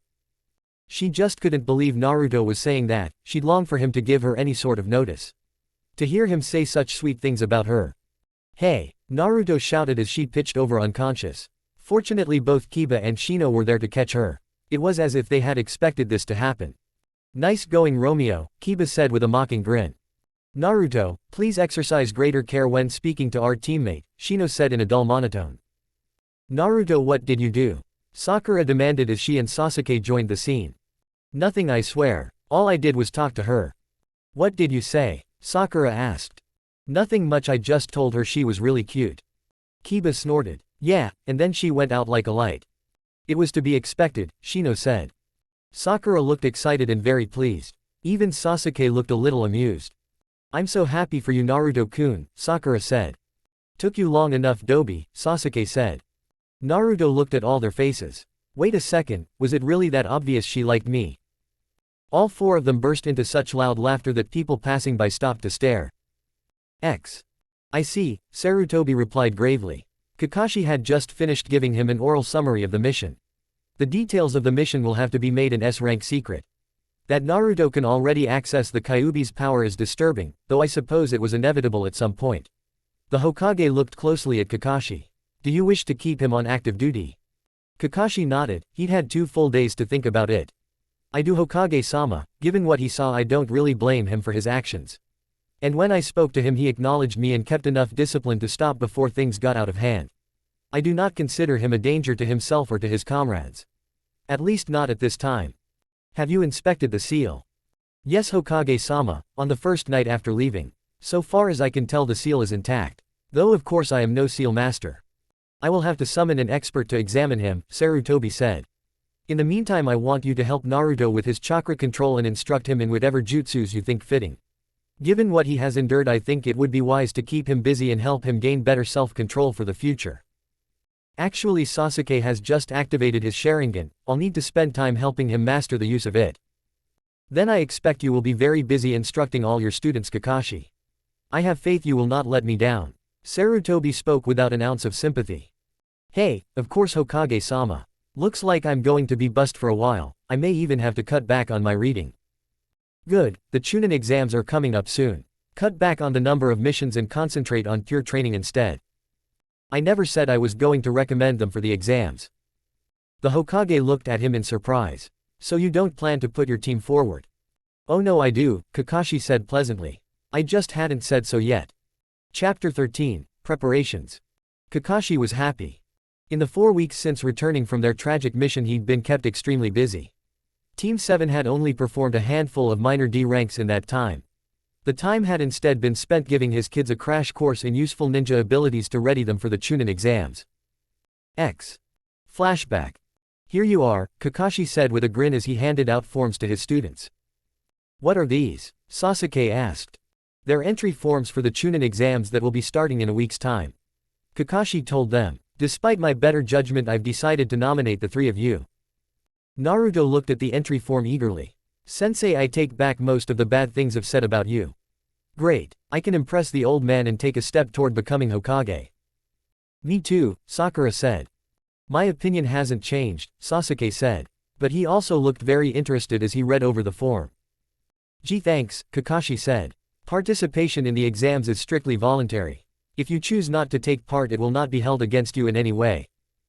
Huh, did you say something? Naruto looked up. He had a pen in hand and was already filling out his form. Sakura and Sasuke were doing the same. Don't you want to take a little time to think it over before you decide? Kakashi asked. It's very rare for rookie squads to be invited to attend, though I expect multiple squads will this year.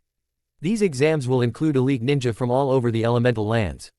The competition will be fierce and the danger considerable. The competition can be cutthroat, literally. That's exactly what I want. Naruto said. I want to face serious opposition so I can prove to everyone how strong I am, especially to the old man. I agree, Sasuke said. The only way to really find out if you're strong is by going up against the best. I want to see how I measure up. Sasuke and Naruto looked at one another and nodded. They understood each other perfectly. I know I'm not as strong as my teammates, Sakura admitted. But I want to get stronger so I can stand at their side when they need me. If this will help me get stronger then I'm joining too. Kakashi smiled at them from beneath his mask. Well, I'm very glad to hear that. It sounds like each of you wants to participate for the right reasons. Hold on to those forms and deliver them to room 301 of the academy in a month's time. The other teams from Konoha who will participate haven't been nominated yet, so don't tell anyone that you have. For the next month we won't be doing many missions. I will instead concentrate on preparing you for the exams. You mean you're actually going to train us? Sasuke asked suspiciously. I bet the old man is making him do it, Naruto said with a laugh. Probably, Sasuke agreed. Kakashi's sweat dropped. I'm losing a lot of face again. Though it had been tiring he had done his best for them. They had all been taught the tree and water walking techniques as well as how to dispel a genjutsu. With Sasuke, Kakashi concentrated on giving him advice on using his Sharingan. Sasuke had managed to gain 2 tomo immediately upon activation. That meant Sasuke was capable of predicting and copying enemy moves and jutsus whenever the Sharingan was active. And unlike Kakashi, because Sasuke was an Uchiha, he could activate his Sharingan and use it for long periods without depleting his chakra. Because Sasuke could learn jutsus almost instantly now, Kakashi showed him several fire-based jutsus that he thought would be especially useful. He was careful not to show him any that would drain away too much chakra in a single use. That would wait until he had more experience and had built up his reserves further. Which meant no Chidori or Kage Bunshin. Naruto had vast reserves of chakra but needed time to learn new jutsus. He'd gone ahead and used chakra paper to discover he was a wind type and that Sasuke was a fire type, no surprise there, and Sakura was a water type. He'd shown Naruto 2 wind-based jutsus, 1 offensive and 1 defensive. He'd helped him improve his taijutsu and then had him spar with clones to get the new moves down. He'd also show him the leaf exercise to help him improve his chakra control. Sakura had by far the smallest chakra reserves and the best chakra control of any of his students. She'd gotten the tree walking exercise down on the first try and water walking down after just 3. While very intelligent, she was not physically powerful or blessed with any single outstanding talent. Given her mix of strengths and weaknesses, Kakashi had decided that she would be best suited to using genjutsu to fight opponents at long range. Kakashi was no genjutsu specialist but had picked some up among the over 1,000 jutsu he knew. He taught her the basic principle and gave her 2 low-level genjutsus. When there was more time he would talk to Kurenai and see if he could get some help. Kakashi was happy, not only because his students were shaping up so well, but because they were actually becoming a real team. Along with learning individual skills, he'd watched as each member had offered help to the others. Sakura had given suggestions about tree and water walking. Naruto had offered to spar with the others using clones to help them with their taijutsu. Sasuke had offered advice on learning jutsus. When he had first gotten them, he had wondered if it was even possible to weld them together into an effective unit. But after their tragic mission, all of them had returned with a better idea of what it meant to be ninja, and with an appreciation for each other.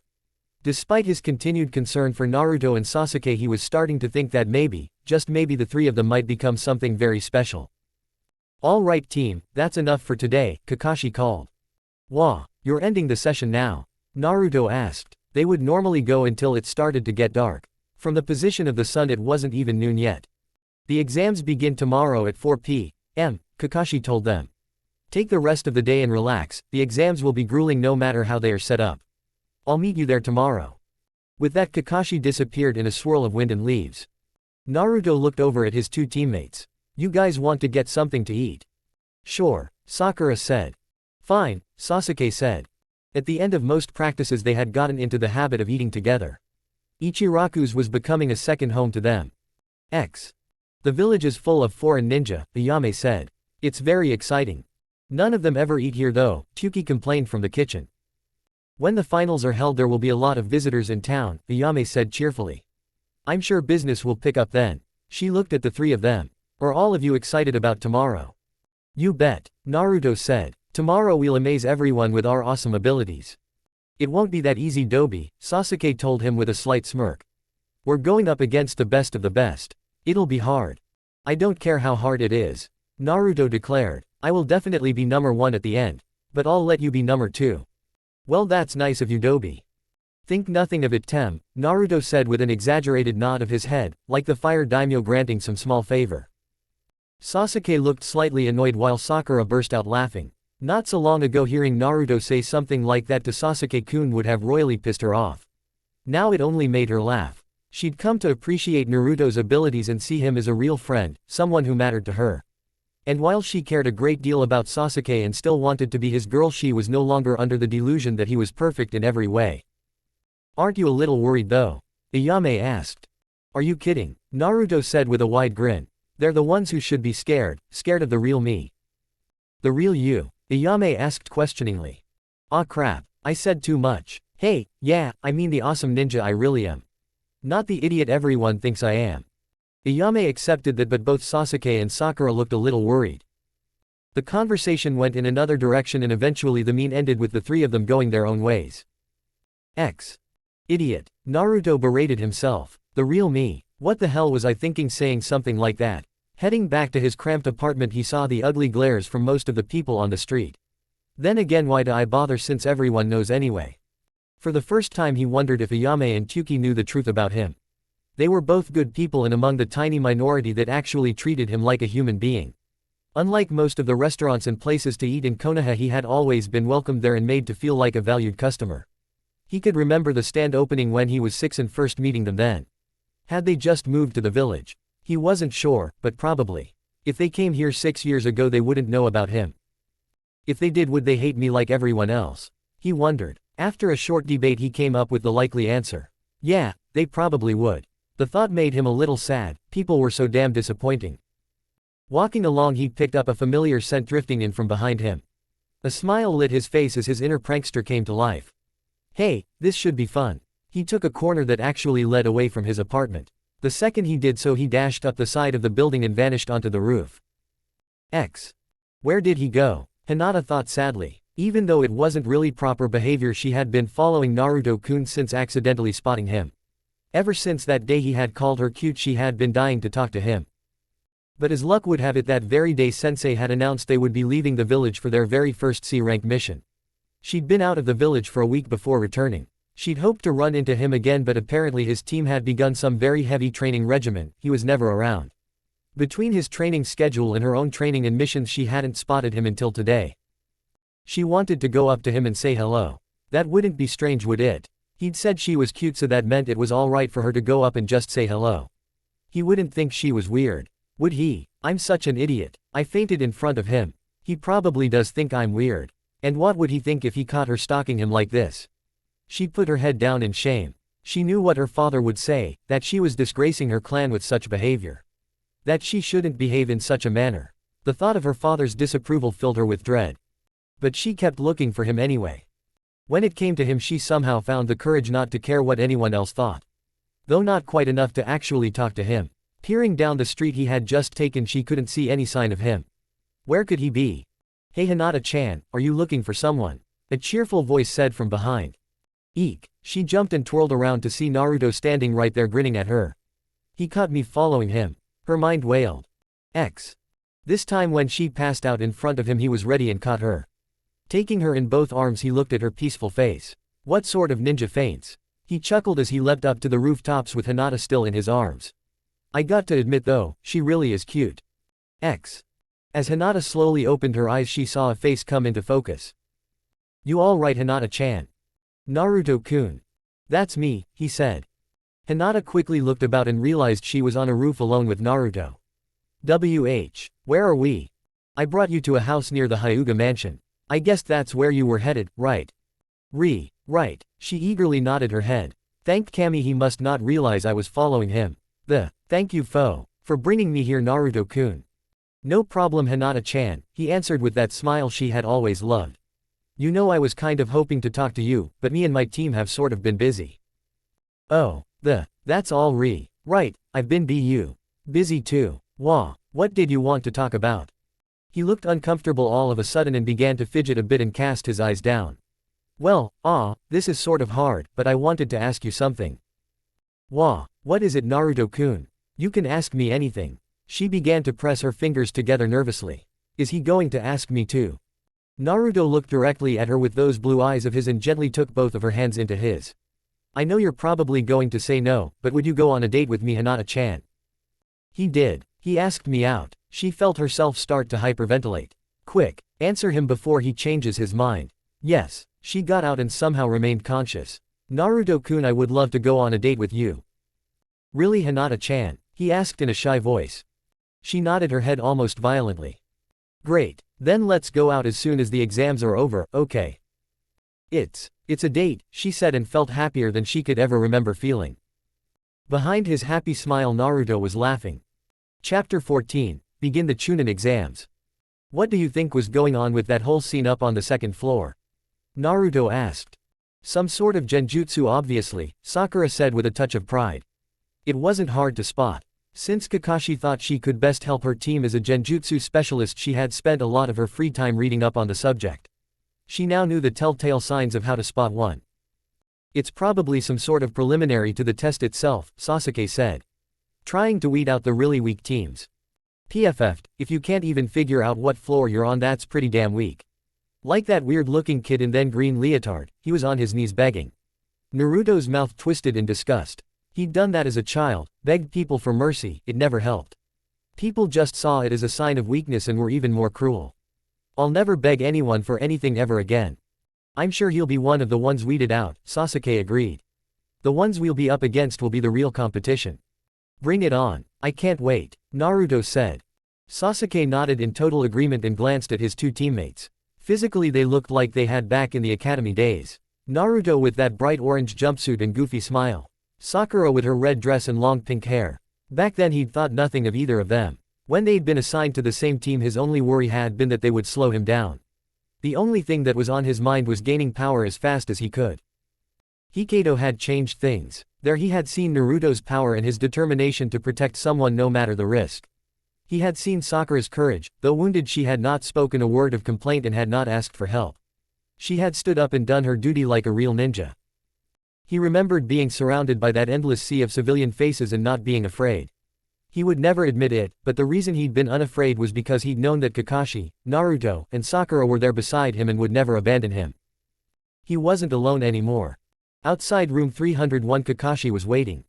Have you come to wish us luck, sensei? Naruto asked. That and to remind all of you that it really is very rare for rookie squads to be nominated. If you don't make it, don't feel bad and just look on it as valuable experience for the future. What are you talking about, sensei? Naruto asked. There's no way we'll fail. That's right, Sasuke said. Sakura crossed her arms and frowned. Don't you believe in a sensei? If I didn't, I wouldn't have nominated you. He stood aside and waved them to the door. Do your best. Right, Naruto said and led his teammates into room 301. Kakashi grinned as they stormed in. Good luck kids, I really do believe in you.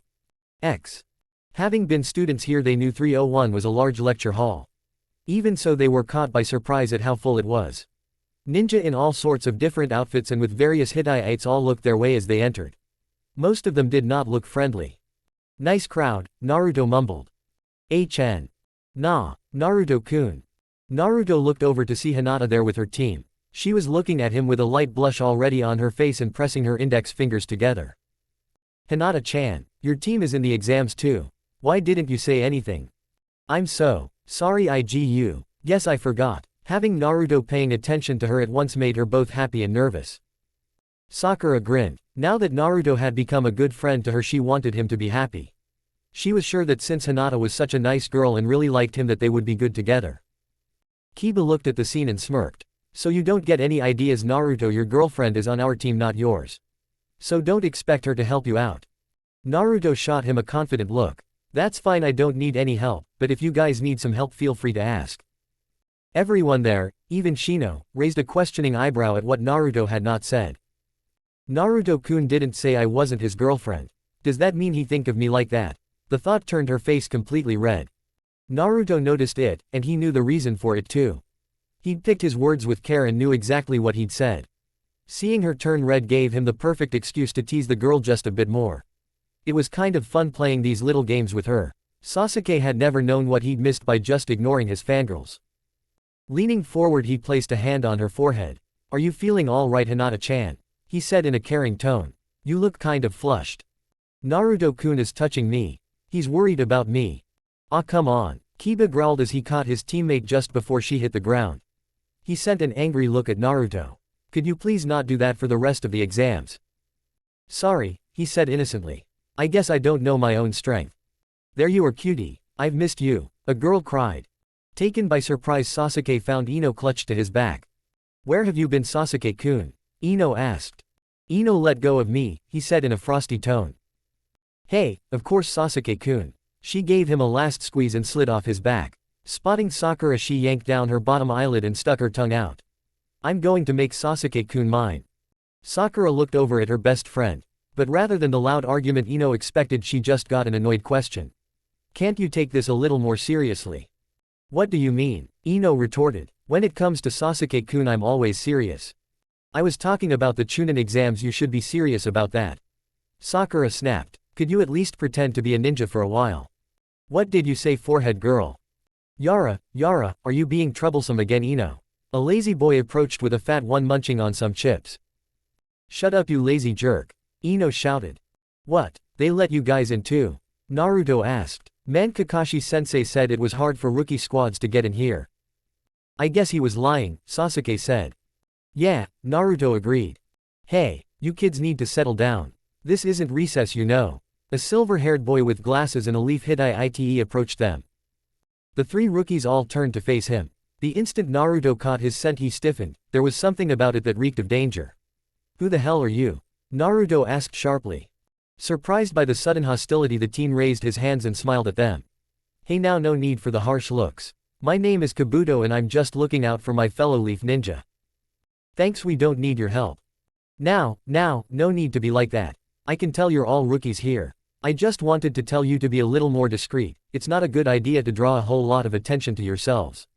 People are always tense when the exams start, you don't want to heighten the atmosphere with a public shouting match. Have you been here before Kabuto-san? Sakura asked.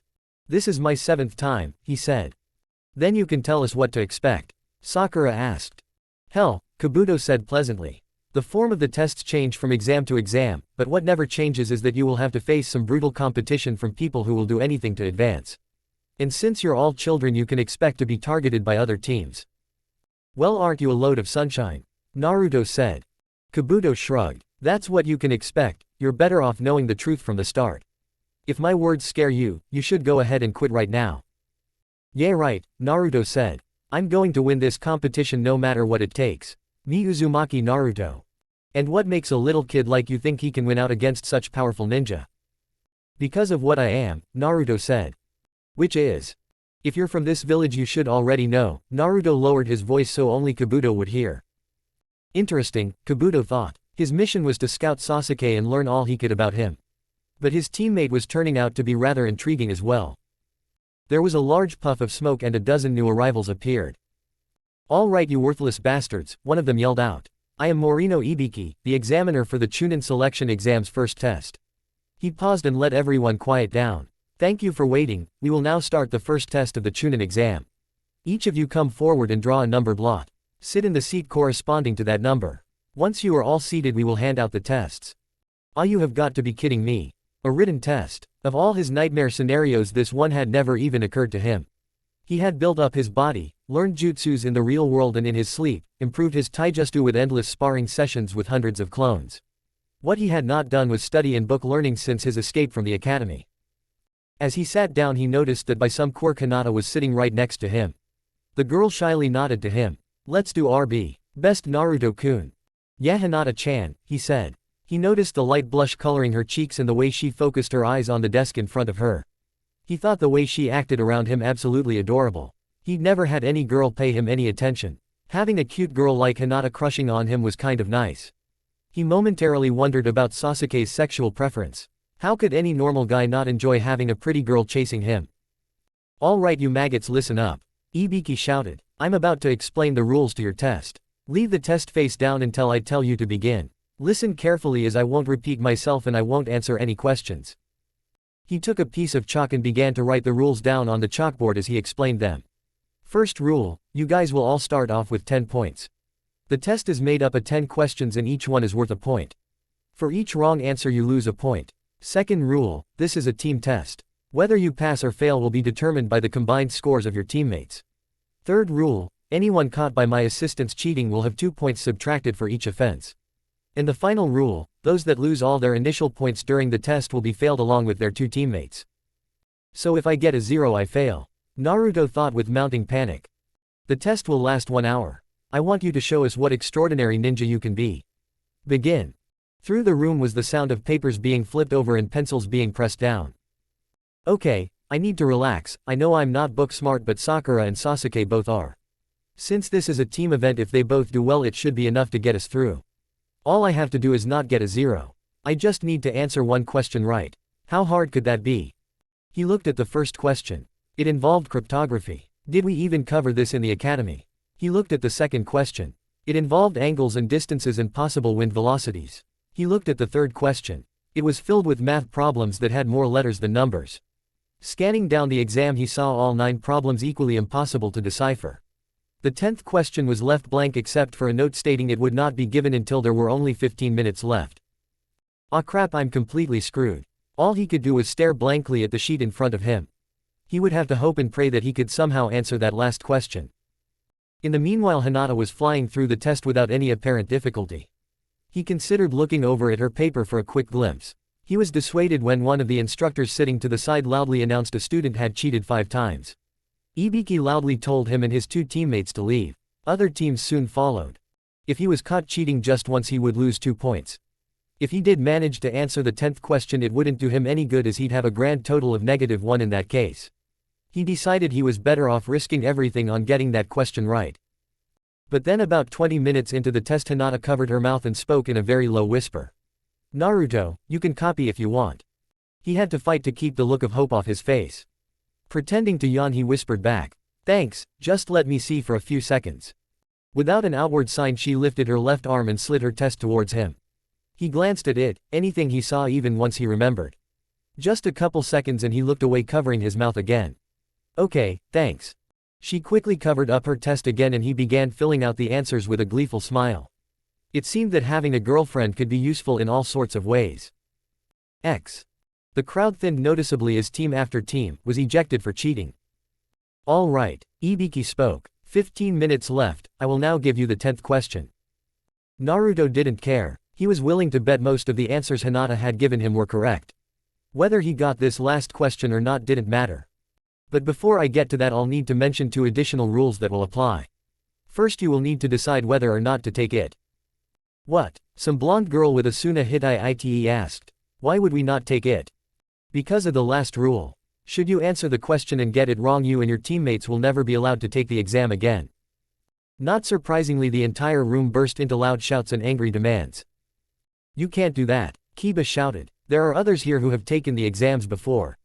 It's just your rotten luck you got me this time. As proctor, my word is absolute. Anyone who answers wrong will be permanently barred from ever taking this exam again. He paused to allow that time to sink in. He saw nervous looks pass between teammates.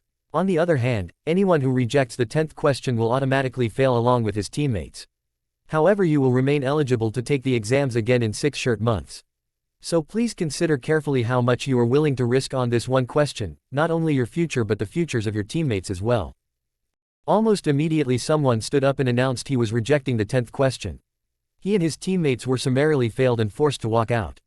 3 more teams followed in quick succession. Naruto leaned back and pretended to yawn, covering up his mouth. Will you help me again? Hinata covered her mouth and answered, yes. With that, Naruto sat there and waited. There was no way in hell he was going to give up. Ibiki watched as team after team left. Anyone else? Whether or not you spend the rest of your lives as genin rides on this. He waited for a full minute but no one else raised a hand. Very well then, all of you who are still in this room have just passed the first test. There was another loud ruckus followed by an explanation. Naruto tuned it out. The test was over and he had passed. That was all he needed to hear. Turning to Hinata, he gave her a relieved smile. Thanks, Hinata-chan, you really saved me. Oh, it was nothing. No, you were putting not only yourself but your teammates at risk just to help me. That really means a lot to me. You took a huge chance, just for me.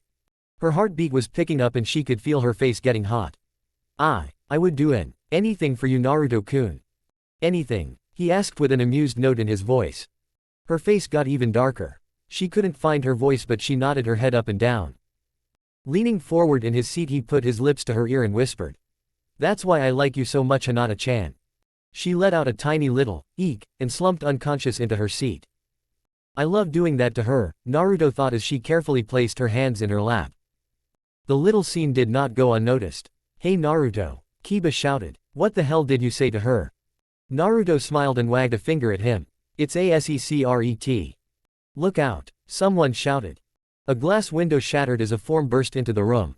A kunoichi in a trench coat, miniskirt and fishnet stood in front of a banner that read, Proctor of the second test.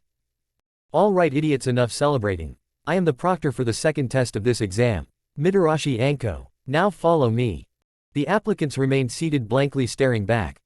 You really do have the worst timing, Anko, Ibiki told her. HMPH. She did a quick head count of those in front of her. 60. Ibiki, you left 20 teams. You went way too easy on them. What can I say? We had some exceptional candidates this time.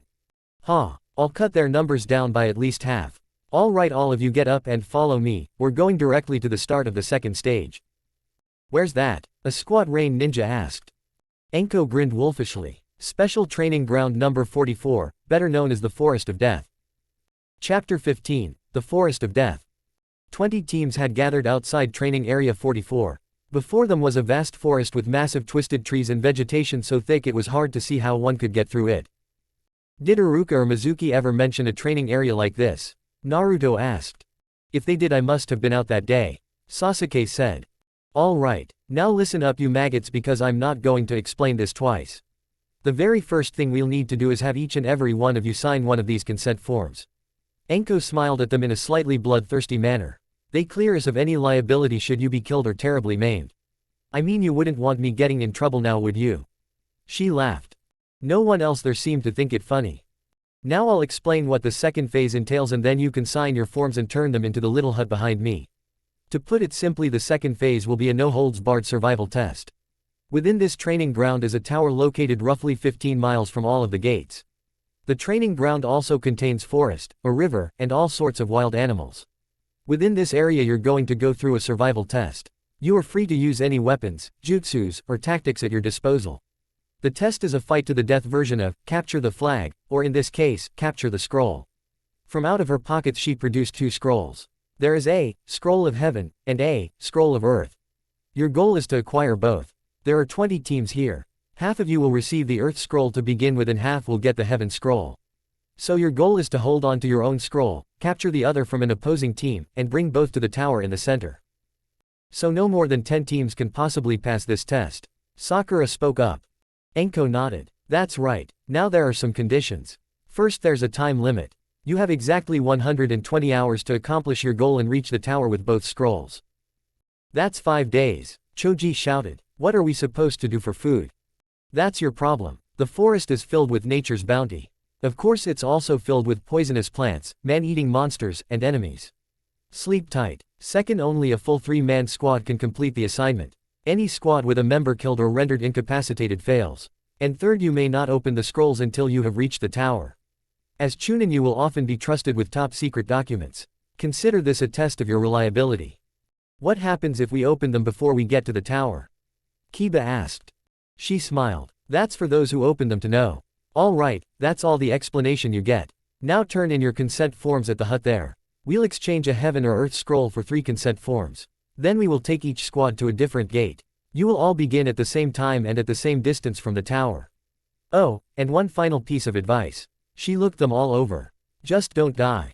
Thanks for the advice, Naruto thought. Once his team had gotten their heaven scroll, they were led to one of the gates, but an instructor. Naruto spotted Team 8 being led to a gate in the opposite direction. Hey, I'll be right back. Before either of his teammates could object, he dashed away. What is that Dobi doing? Sakura giggled. Take a guess. X. Hey Hinata-chan. Hinata froze at the sound of his voice. Nah, Naruto-kun. Before she knew what was happening, she felt him glomp onto her and press his cheek affectionately next to hers and rub it as a kitty might. Good luck, Hinata-chan. Do your best. And just that quickly, Naruto let go of her and ran back to his team. I'll see you in the tower. Hinata stood there a moment, dazed by what had just happened. Naruto-kun, he just embraced me.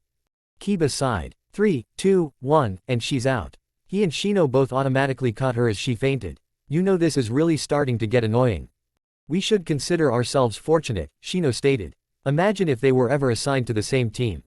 Kiba laughed. Yeah, she'd be passing out every 5 minutes. X. As Team 7 was led away, a grass kunoichi watched with an interested smile. X. When the time came, the instructor unlocked the gate and Team 7 rushed into the forest along with their many other competitors. They spotted a small clearing and came to a momentary halt to decide what to do next. I can't believe they rushed us straight from one test to the next, Naruto complained. They probably just don't want to give us time to try and prepare anything, Sasuke said. It's working, Naruto said. Well, Kakashi said it would be hard, so I guess we shouldn't be surprised by anything they throw at us. Sasuke said. So what do we do? Sakura asked. We're locked in a battleground with 20 enemy squads who have probably picked us out as easy targets. That's fine by me, Naruto said with a grin. If they want to come after us, that just saves us the trouble of having to track them down. Dummy, we shouldn't look for extra trouble. Sasuke said. We need to get an earth scroll so we can get out of here and Tadh Tower as fast as we can. What, you afraid of a little fighting?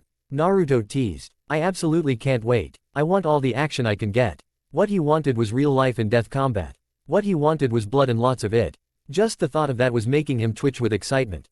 This isn't a game, Naruto, Sasuke said with a frown. We need to treat this like a mission and take it seriously. Naruto caught a scent in the air. Hey, whatever, I'm going to take a leak. He headed towards some nearby shrubs. Hey Naruto, don't go too far. Sakura called. There could be enemies anywhere. Yes, mother. He disappeared into the bushes. X. He had just finished when he felt a kunai at his throat. Don't move or make a sound if you want to live, a rasping voice said. Naruto smiled. Ah, but that wouldn't be any fun. He tried to grab the weapon. Fool, the rain ninja said and shoved the tip of his knife into the soft flesh of his throat. The second the skin broke, the kid vanished in a puff of smoke.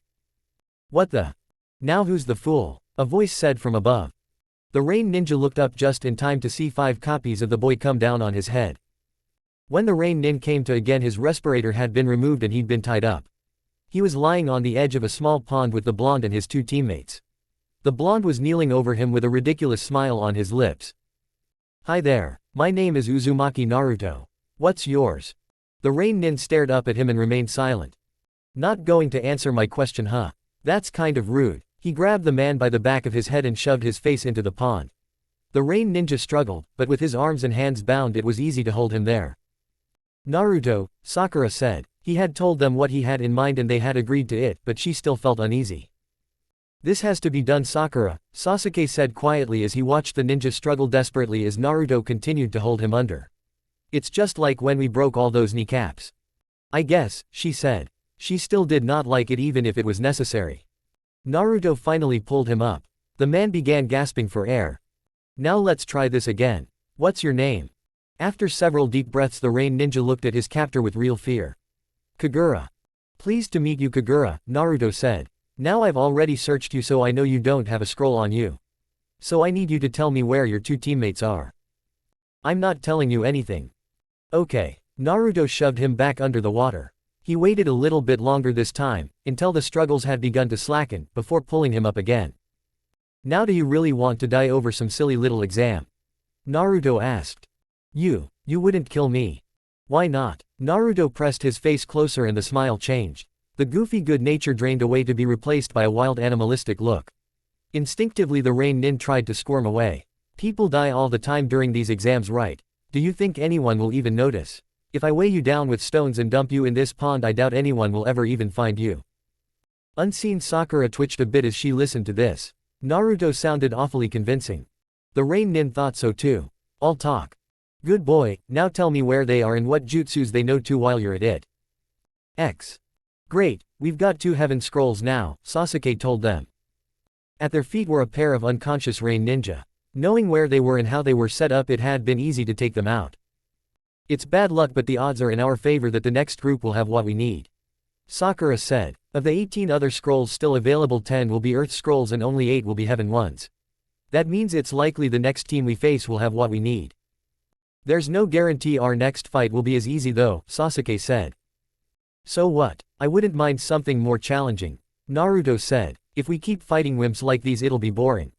A high-pitched laughter descended on them from out of the forest. Instinctively they brought out their weapons and formed a triad with backs to each other. Naruto's eyes darted across the forest and he sniffed the air, but he could not spot the source of the mocking laughter. Out of seemingly nowhere a grass kunoichi leapt down before them. Ku, you should be more careful what you wish for. She had not taken out a weapon as yet and did not seem even slightly concerned about being outnumbered 3-1. Who are you? Where are your teammates? Sasuke demanded. With a thought he shut his eyes. When he opened them again the Sharingan was fully activated. Ah, there it is. My great prize. Ku, isn't it considered rude to ask someone's name without giving your own first, Sasuke-kun? He tightened the grip on his kunai. How do you know who I am? A predator should always know about the prey. The kunoichi said. From out of a hidden pocket she produced an earth scroll. This is what you're looking for, I believe. Unhooking her jaw she opened her mouth wide and let a long slimy tongue wrap around the scroll before swallowing it whole. Now then, let's begin the battle for each other's scrolls with our lives on the line. Yarg! Naruto and Sakura both screamed as hundreds of kunai and shuriken ripped into them. Sasuke turned to see his 2 teammates writhing on the ground helpless. With his Sharingan active he could see patterns of chakra surrounding them. He turned back to his smug enemy who was still just standing there. What did you do to my friends? The kunoichi smirked, his impotent rage was so cute. Just a simple genjutsu, naturally with those marvelous eyes of yours you weren't affected. She took out a single kunai and licked its edge with her long tongue. Your teammates are of no interest to me, I am here for you alone, Sasuke-kun. Shall I dispose of them and put them out of their misery? Sasuke ran through some hand signs. Kaden Gukakyu no Jutsus. Out of his mouth sprang dozens of fist-sized balls of fire that came at his opponent in a shower. The kunoichi laughed as she ducked and dodged, avoiding the hail of fiery missiles. Very good, Sasuke-kun. Come show me what you can do and don't disappoint me. The lives of your friends are at stake. Growling he went after her, his only thought was to keep this insanely powerful enemy away from his teammates. Sakura recovered first. After the initial shock she'd read the signs and realized it was all just a genjutsu. She had never imagined that a high-level genjutsu could actually inflict pain. She would definitely have to work hard to be able to master this kind of power. She brought her hands together and dispelled the illusion. Kai. With that the weapon sticking out of her, the blood, and the pain were gone. She saw Naruto twitching next to her and touched him, freeing him as well. He sat up and looked at her. What was that? That was a very high-level genjutsu. That was a genjutsu. Sakura just gave a weary nod. Though it had not been real, her body felt like it had just been punctured by 100 weapons. Naruto looked around. Where the hell is Sasuke? As if in answer they heard the sounds of laughter and fighting coming from the forest. A little shakily he got up to his feet. He saw that Sakura didn't seem capable of getting up yet. Stay here Sakura-chan, I'm going to go help the temp. But. Stay here. Naruto leapt away. Though she wanted to help, she needed just a few minutes to recover her strength. This is bad, Sasuke thought. He was attacking with all of his might, but every punch and kick was being blocked easily. His opponent seemed to just be playing with him. Enough, the grass nin finally said. He saw the punch coming for his head, his Sharingan showed the path it would take and where it would hit him. But he was not fast enough to avoid it. It slammed into his jaw and he was sent flying off the tree limb they had been on. Urk. He hit the ground and managed to roll and then get back to his feet. His enemy gave him no chance to collect his thoughts. She sent a kick into his stomach, again he saw it but was too slow to do anything but get hit. He was sent flying through the air again to crash into a tree. This time he tasted blood and felt a couple ribs snap.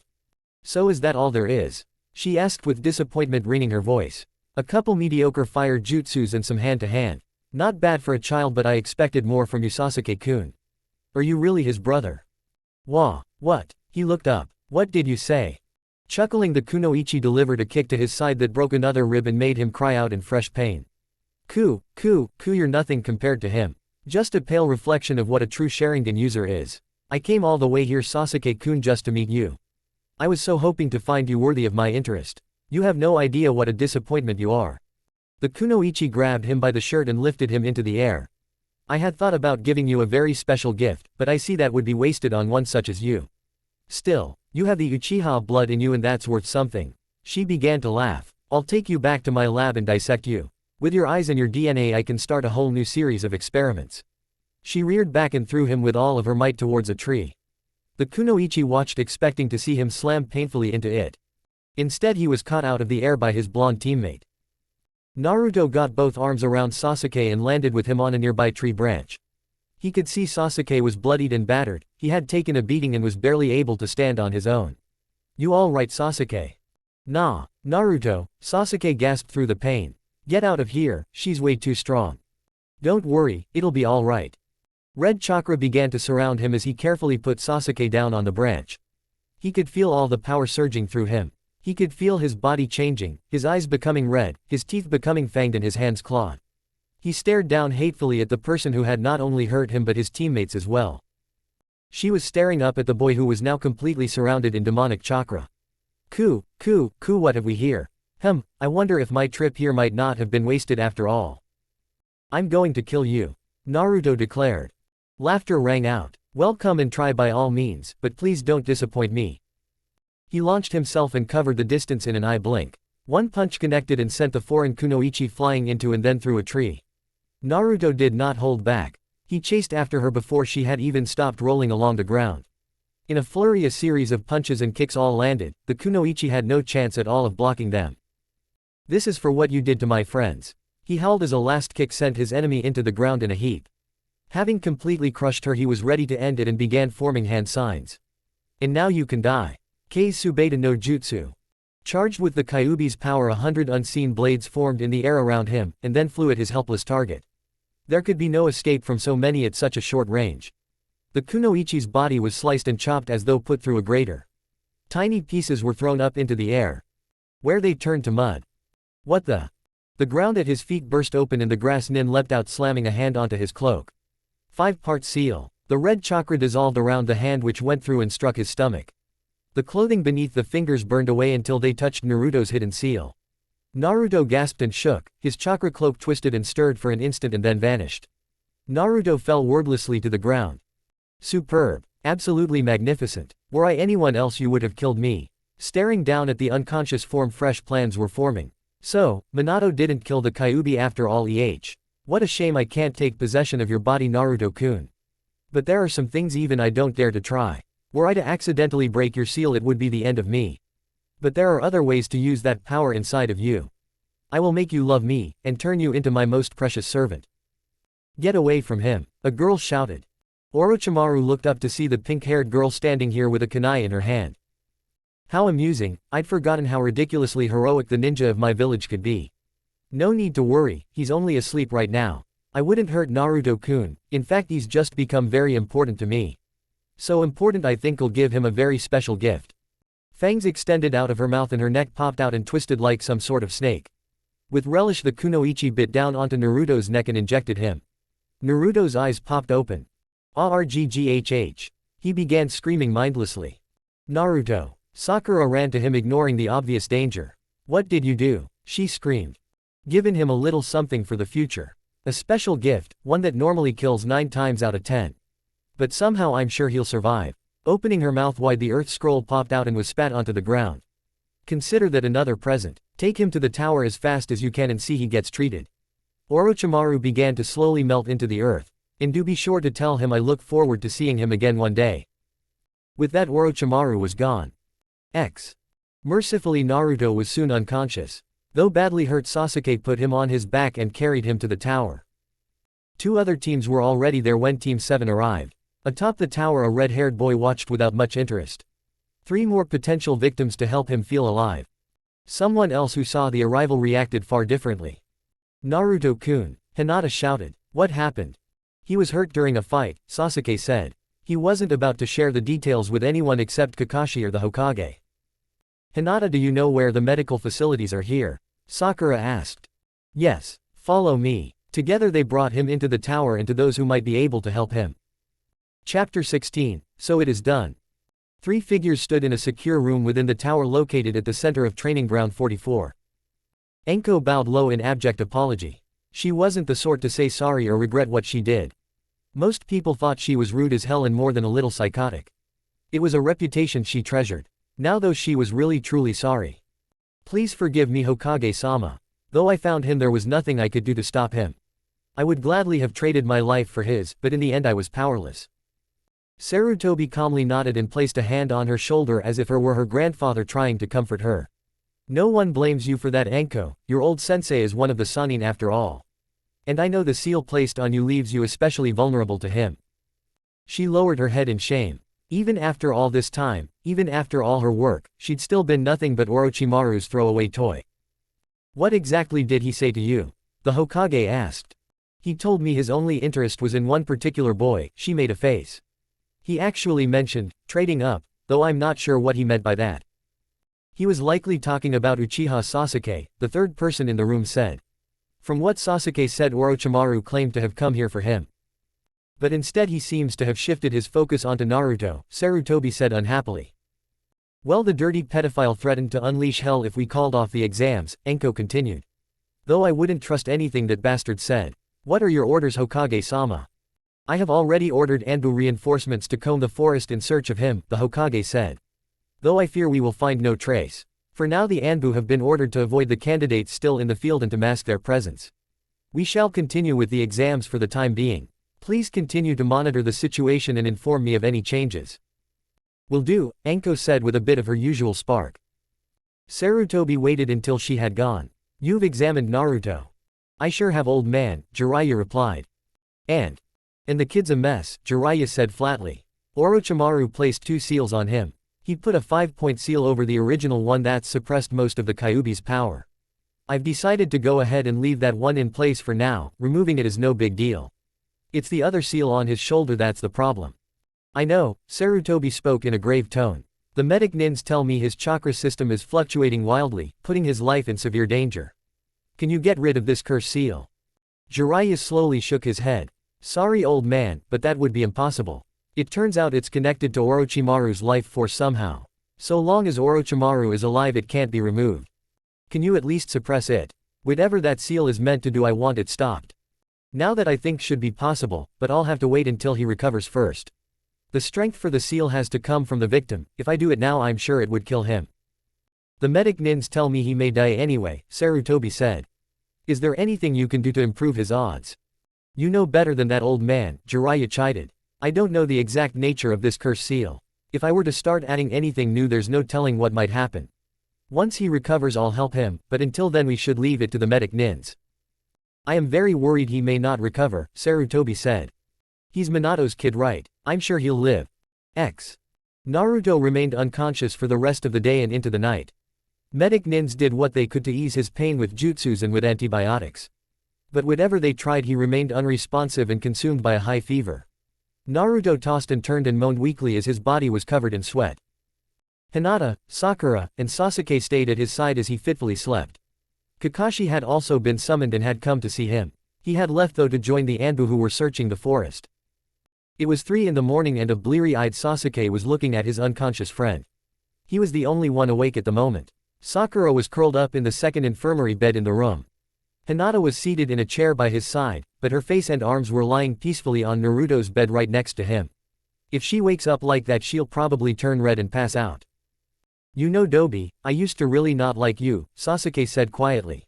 He wasn't sure why, but he needed to say something and right now seemed the ideal time. I thought you were an idiot with all your stupid pranks and your dumb bragging about being Hokage. When you got put on my team all I could think about was how it was going to slow me down. You better believe I never thought I would ever need you to come and rescue me. I'll take you back to my lab and dissect you. With your eyes and your DNA I can start a whole new series of experiments. You threw yourself at Orochimaru and wound up like this to help me. I didn't ask you to do that. And if you think you'll be in your debt you can just plain forget about it. I'll definitely pay you back Dobi. So until then you're not allowed to die, got that? Besides, how are you going to be Hokage if you don't recover? You're always going Hokage this and Hokage that. So you definitely have to get better for that reason too, right? Reaching down he placed a hand on Naruto's shoulder. Anyway you can't leave just after I finally learned how to tolerate you, okay? X. A helpless child wept. I'm sorry. Whatever I did I'm sorry. I'm a good boy, I am. Shaking he pushed himself further into the alley's corner. There was garbage and dirt and dog shit, but he didn't notice. All he saw were the angry faces closing in on him. All of them with the same eyes. Those damned hateful eyes. Demon, an old woman hissed. Monster. Killer. Why won't you just die? They threw things at him, rotten fruit, beer bottles, small rocks. He covered himself up and closed his eyes. The Anbu would come, they always came before he could be killed.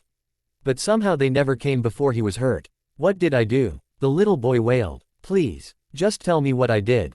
Whatever it is I'm sorry. As he waited for the beating to start the angry voices all seemed to fade away. So this is what you are in your heart. Just a pathetic scared little boy.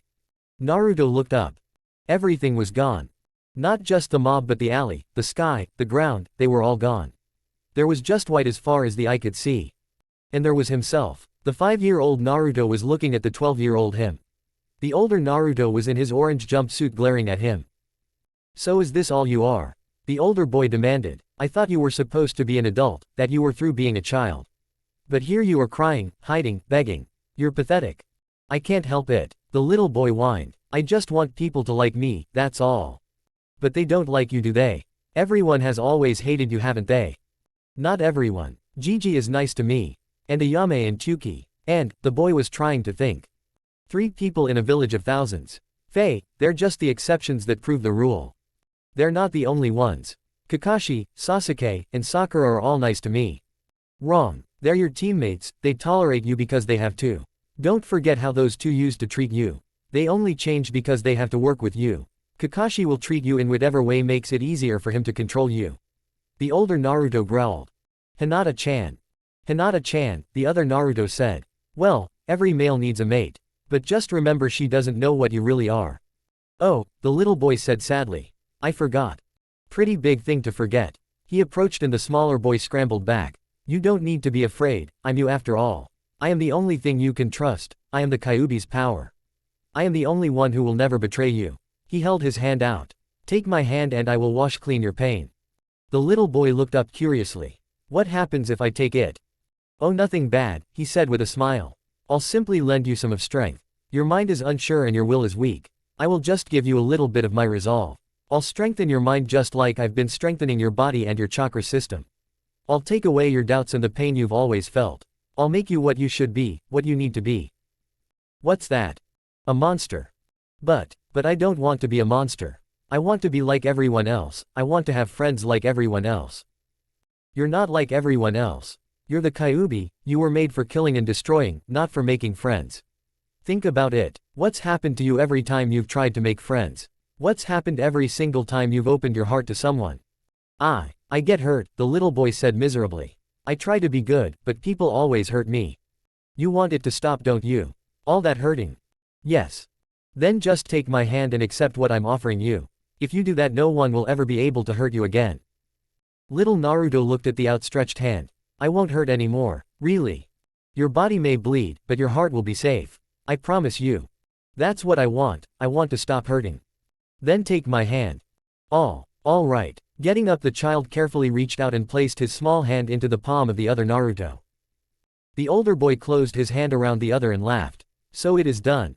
Naruto opened his eyes. Naruto-kun, you're awake. Hinata threw her arms around him and hugged him with all her might. For once not worrying about being embarrassed. I'll go and get the doctor. Sakura hurried out. Sasuke stood over him and gave him a slight grin and nod. Welcome back, Dobi, how do you feel? With one hand he began to stroke Hinata's hair as he smiled up at Sasuke. I feel great, in fact I feel better than I ever have in my life. Chapter 17, The First Hook. So how are you feeling, Naruto? The Hokage asked as he sat down at his bedside. Seeing the Hokage's concern gave Naruto a warm feeling. I'm feeling just fine, old man. I'm ready to get back to the exams.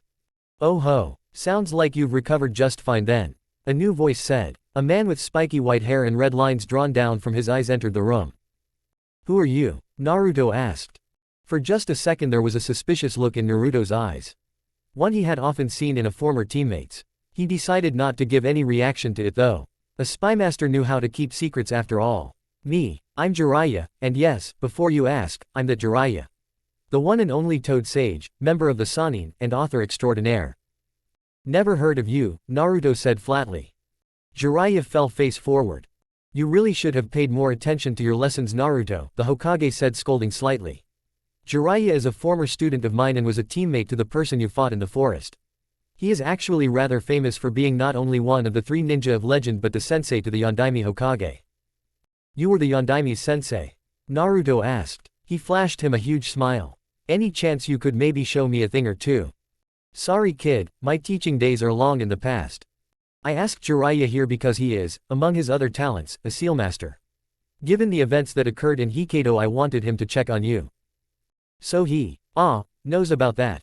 Naruto asked. Sasuke and the others had been asked to leave, so it was just the 3 of them in his room. Yeah, I know kid, there's no need to worry, I've got experience in keeping secrets. Like the old man said, I was called in to check on your seal. Given what happened to you, it's really lucky I was already available. What do you mean? Do you know what happened to you out there? I lost a fight, Naruto admitted unhappily. It was a bit more serious than just losing a fight, Naruto, the Hokage said. The person you faced was Orochimaru, also a former student of mine and a Sannin. That you and your teammates even survived the encounter speaks very highly of all of you. Wait a minute, why would an elite ninja be taking the Chunin exams?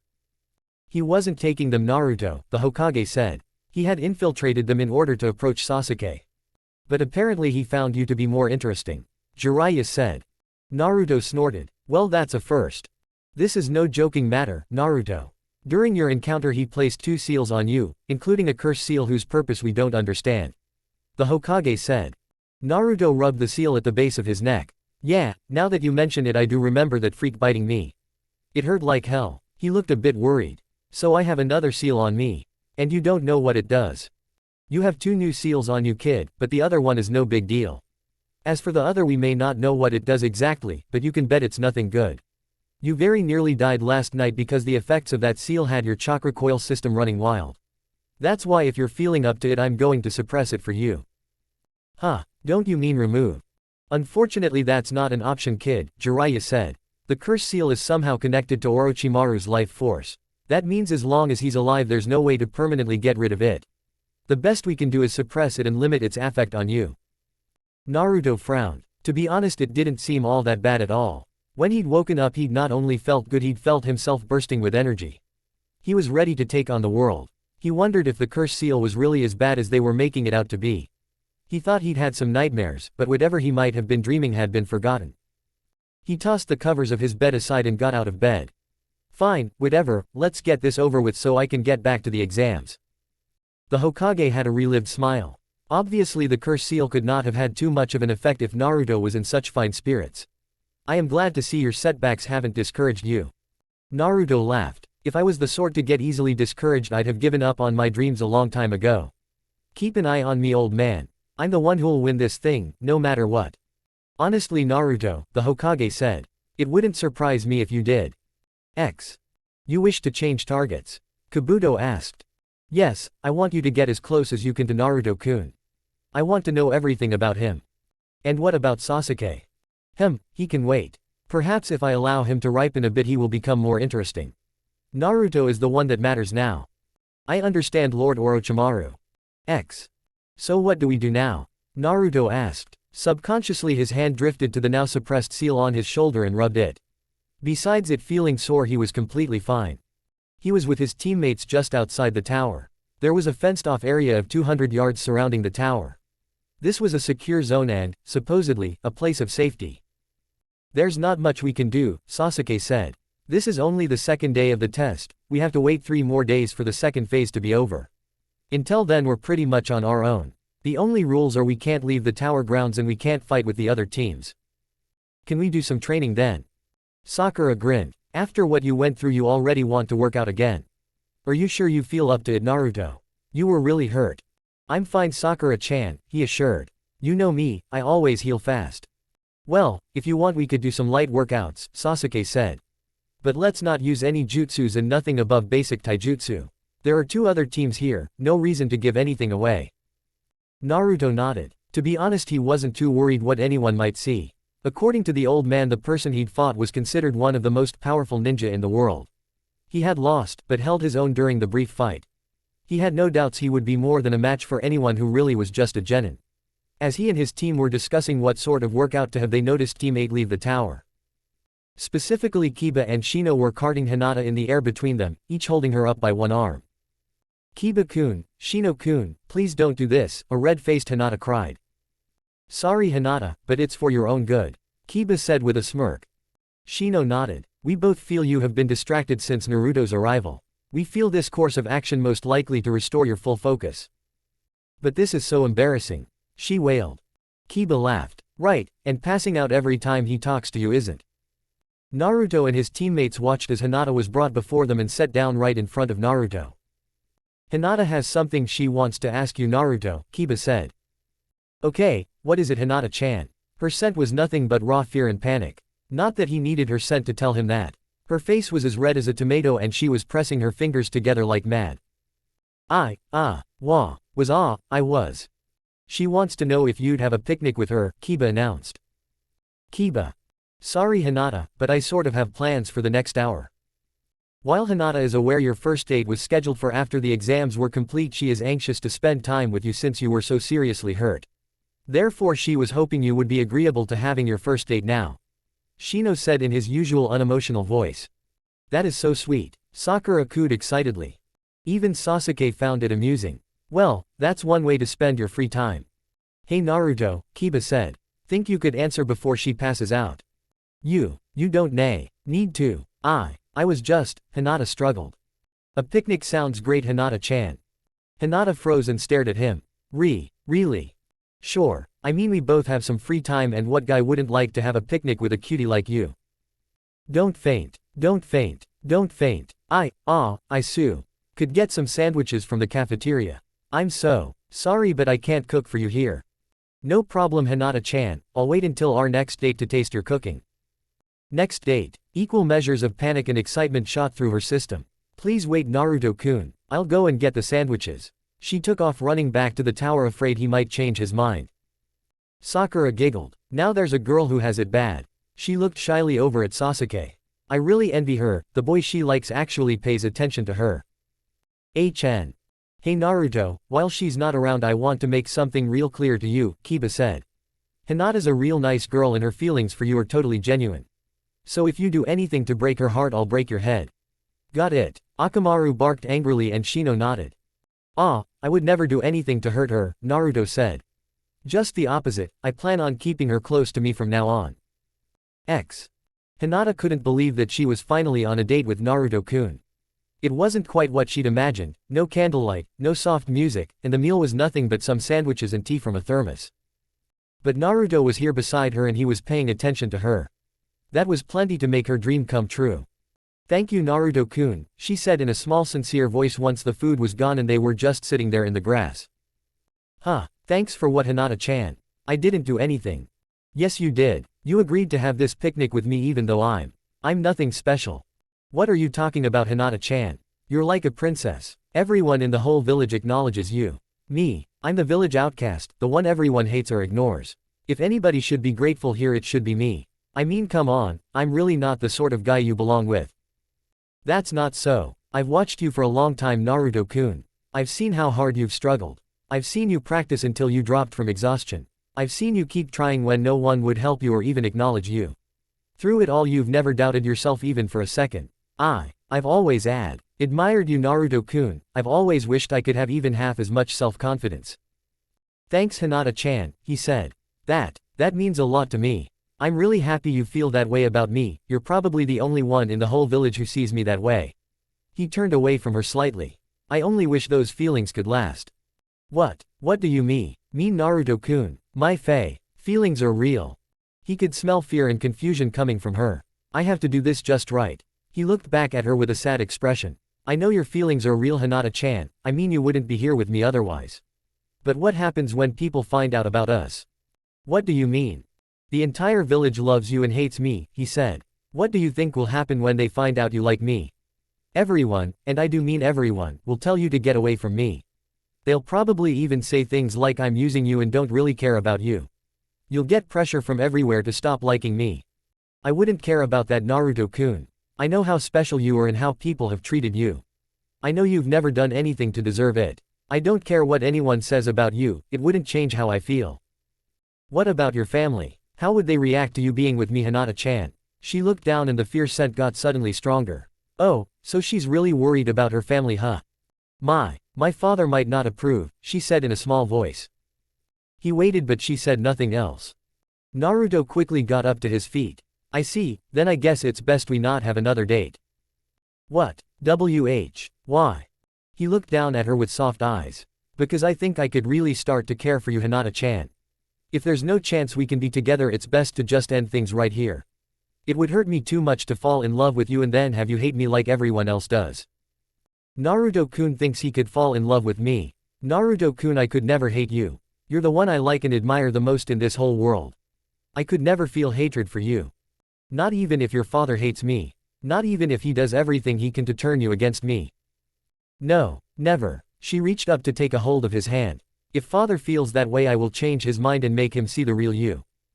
You don't know the real me, Hinata. No one does. What if he hates me no matter what? What then? Even if father hates you, I never will. Promise, Hinata-chan. She nodded her head vigorously. I promise. I won't let anyone change how I feel about you. Looking relieved, he sank back down to sit next to her. The first hook was now firmly in place. I need to be very careful and very patient. I need her to always think it's her choice. Yosh, we are triumphant. A boy in a green leotard cried out as he and his team arrived at the tower perimeter. We have proven the power of youth. Neji gave a weary sigh. Don't get carried away, all this means is we've passed the second phase of the exams. There's still a long way to go. Holding both scrolls, he headed towards the tower. Being focused on his goal, he didn't notice a couple sitting on the grass talking. But Tenten did. Hey Neji, isn't that your cousin over there? In great surprise, he looked over. Even without the Byakugan active, he could clearly make out that it was indeed Hinata. She was sitting quite casually next to some boy he didn't recognize. What is she doing? Who is that? He changed direction in mid-step to go and confront the situation. Tenten grabbed him by the arm. Whoa Tiger, hold on. Don't you think we should check in first and actually complete the second phase before you go and cause a scene? Anyway, it just looks like she'd being friendly with someone. What's wrong with that? There is a great deal wrong with it, Neji said stiffly. I think it is wonderful. The fires of youth are burning bright in both of them. I must congratulate them. This time both Neji and Tenten grabbed a hold of Lee before he could act. All right, Neji said in annoyance. Let's check in first and formally complete the second test. I'll have words with Lady Hinata later. Chapter 18, A Bloody Oath. The tower was large enough to allow everyone a private room. It was also big enough to allow the 4 teams who had arrived thus far to avoid each other if they wanted. Other than the cafeteria, there was no other section of the building they all used in common. And since the cafeteria was kept open most of the day, it was not hard for teams to arrive, eat, and depart before any of the competition arrived. The team from Suna deliberately avoided meeting any of the others. Team Guy was slightly less aloof and could be seen training both outside and in the tower's dojo. They however made no special effort to talk to anyone. Teams 7 and 8 agreed to share most meals and got along rather well. They had a sort of connection thanks to Naruto and Hinata, and they did all know each other from academy days, of course. Though they got along, they were wary not to be too friendly. No one talked about jutsus or about their training and gave only the vaguest descriptions of what they had seen during the exams. With one exception. You guys need to stay away from the team from Suna, especially the red-haired kid. Kiba told them. Just the mention of him made Akamaru begin to whimper and crawl inside his master's coat. Naruto couldn't help but grin. What's the matter? You sound scared. If you'd seen what he did to the mist nins he ran into, you'd be scared too. Naruto lifted a single eyebrow. Kiba had been in his class for only 1 year and he didn't really know him that well. But he had certainly never seemed to be the sort to admit when an enemy scared him. Kiba-kun is right, Naruto, Hinata said. He killed 3 ninja all by himself using sand. One he played with and killed when he was helpless, the other 2 after they had already surrendered and given up their scroll. He slaughtered them for no reason.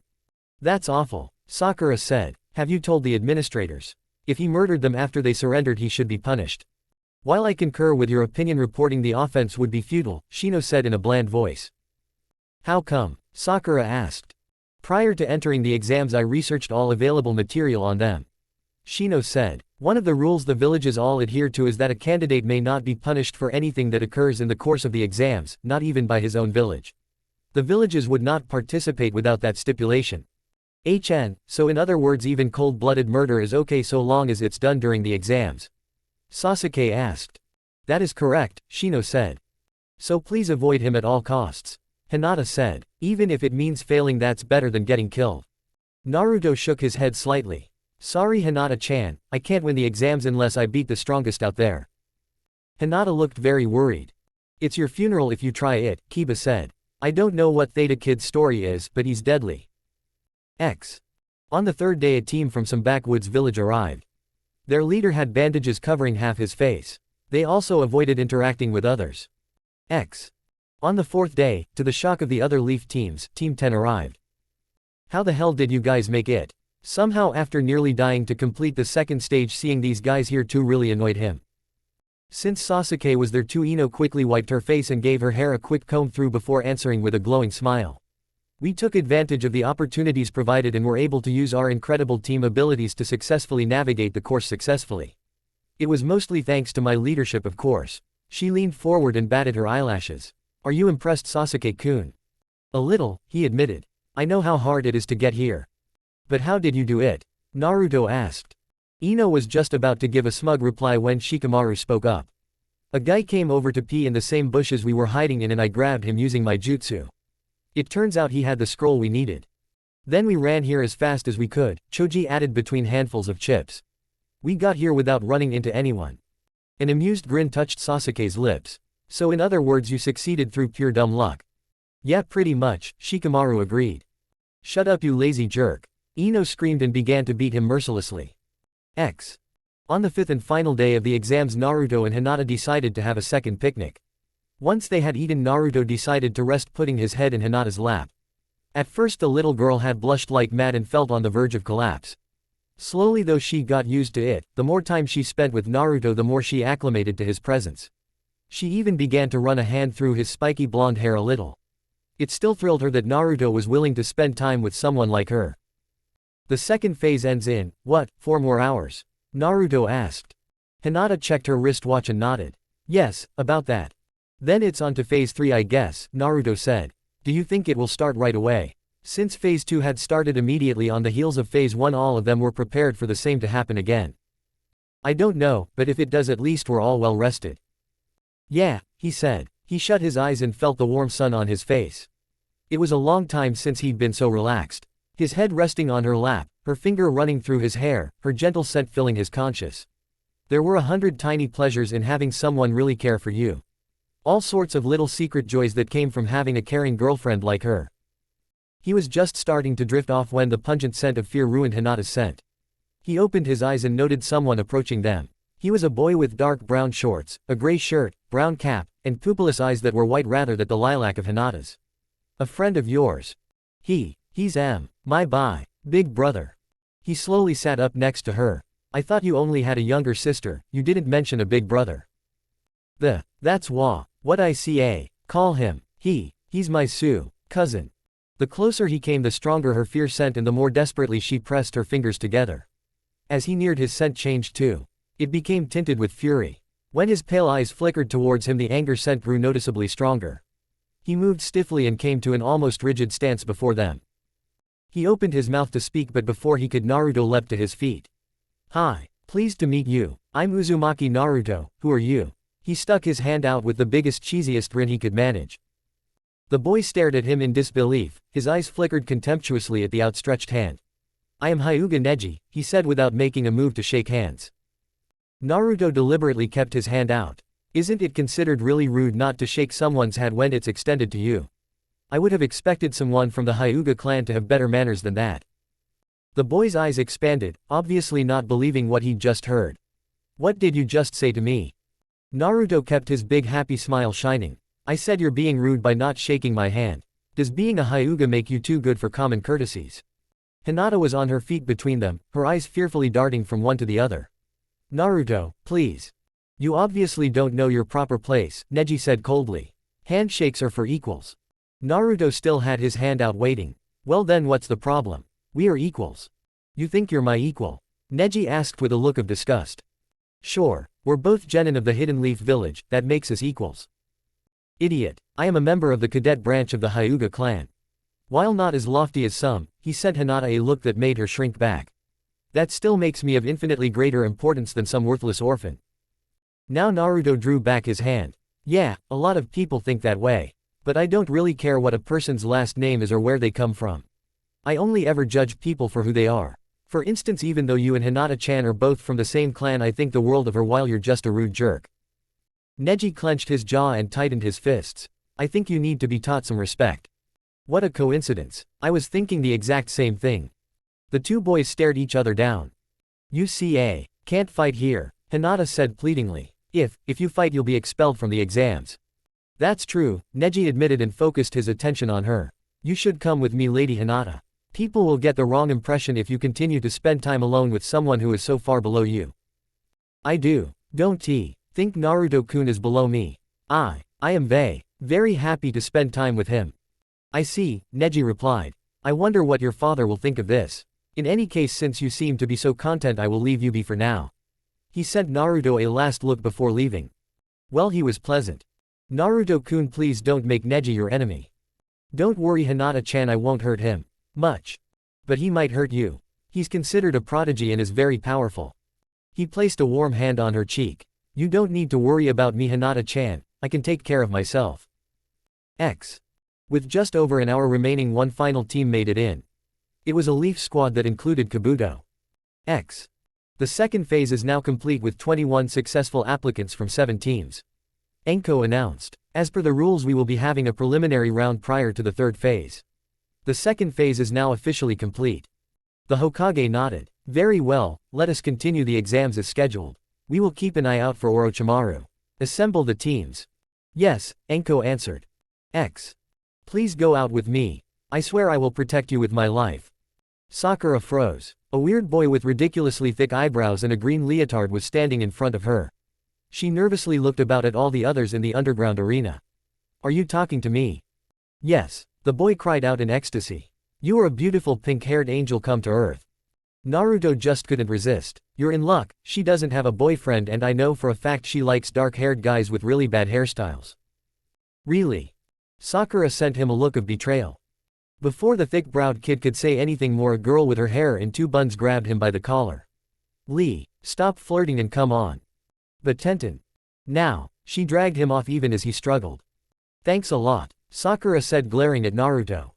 "Hey," he said innocently. "I was just trying to get you a date." "Quiet down you two," Sasuke said. "It looks like the Hokage is going to speak." Along the railing at the front of the arena were the Hokage, Jiraiya, the examiners, and all the team senseis. The Hokage congratulated all of them for passing the second phase and began to talk about the meaning of the exams when a sickly-looking ninja leapt down to the arena floor. "Pardon me, Hokage-sama, but as third phase proctor, please allow me, Gecko Hayate, to proceed from this point." The Hokage nodded his consent and the pale ninja turned around to face the applicants. "Hello everyone, I am Hayate. Before we can proceed to third phase 1, I'm afraid we are going to have a preliminary to see who will be allowed to participate." What do you mean? Ino shouted. We all passed, why shouldn't we all get to participate? Well, while I don't mean to say the first 2 tests were easy, too many of you have passed. The finals will be a major event attended by many very important people. For that reason it's important that the action be kept fast flowing. Too many bouts would slow things down, therefore we are going to have a series of 1-to-1 fights to determine who is really qualified to continue. The news was not well received and an unhappy murmur rose. Naruto's mouth remained firmly shut, his eyes were up on the Hokage. I don't care what it takes, I am not going to lose. Watch me, old man, I'm going to show you how far I've come. Before we begin, are there any of you who wish to resign? From here on out you will be competing as individuals, so you have no duty to your teammates and can decide to continue or not solely for your own reasons. Kabuto casually leaned over to one of his teammates and whispered something. The man turned to stare at him. Despite having dark spectacles and a black veil over most of his face, he was clearly upset by whatever it was that had been said. Kabuto simply mouthed the word, obey. The man swallowed and slowly raised his hand. I wish to quit, he announced bitterly. Hayate scanned a clipboard in his hand. Yurikato Yoroi. All right, you can go. The man walked away with his head down, clearly unhappy. Odd, the Hokage thought. He'd noted the slight interaction with Kabuto. What happened there? Anyone else? Hayate asked. No one else offered to quit. Very well, we will immediately begin a series of 10 1-to-1 fights. The winners will move on to the finals while the losers will be eliminated. There are basically no rules. The fight continues until one of you dies or is knocked out or admits defeat. If you don't want to die, then quickly acknowledge you are beaten. Since we don't want a bloodbath, I will intervene if I believe the winner has been clearly decided, but don't count on me. For your own safety, give up as soon as you feel yourself being overwhelmed. Above them was a loud, whirring sound as a massive screen slid out of the wall. The screen up there will list 2 names pulled at random announcing the next match. While it is a bit abrupt, we will now begin with the first match. All eyes looked up as the screen came to life. 2 names were outlined in electric light. Uchiha Sasuke vs. Yakushi Kabuto. I want the combatants to remain, everyone else please exit the arena floor. Right off the bat, Sasuke looked over to the silver-haired teenager. They'd met just before the start of the exams. This is the 7th time he's been in the exams, he can't be that strong if it's taken him this long to get here. Kick his ass, Sasuke, Naruto said enthusiastically. Good luck, Sasuke-kun, Sakura told him. Try not to get killed, Kakashi said as he accompanied his other 2 students to the stairs. Sasuke ignored that and turned to face a friendly Kabuto. Let's do our best, Sasuke. He nodded. Right. Standing between them, Hayate made a signal. Begin. Sasuke ran through some hand signs. He would try not to use lethal force, but he wanted to end this fight as fast as he could. Kaden Gokaku no Jutsu. From out of his mouth he spewed a giant ball of fire and sent it rolling towards his opponent. Sasuke wasn't sure, but he thought Kabuto looked pleased at having a mass of fire coming at him. There was a sudden puff of smoke and Kabuto vanished just as the fireball rolled past. Sasuke hadn't bothered to activate his Sharingan at the start, thinking it would be an easy victory. He shut his eyes and opened them again with it active. He looked about the arena floor and into the air but did not find a sign of him. Just a second too late he recalled that the Sharingan could not see into the earth.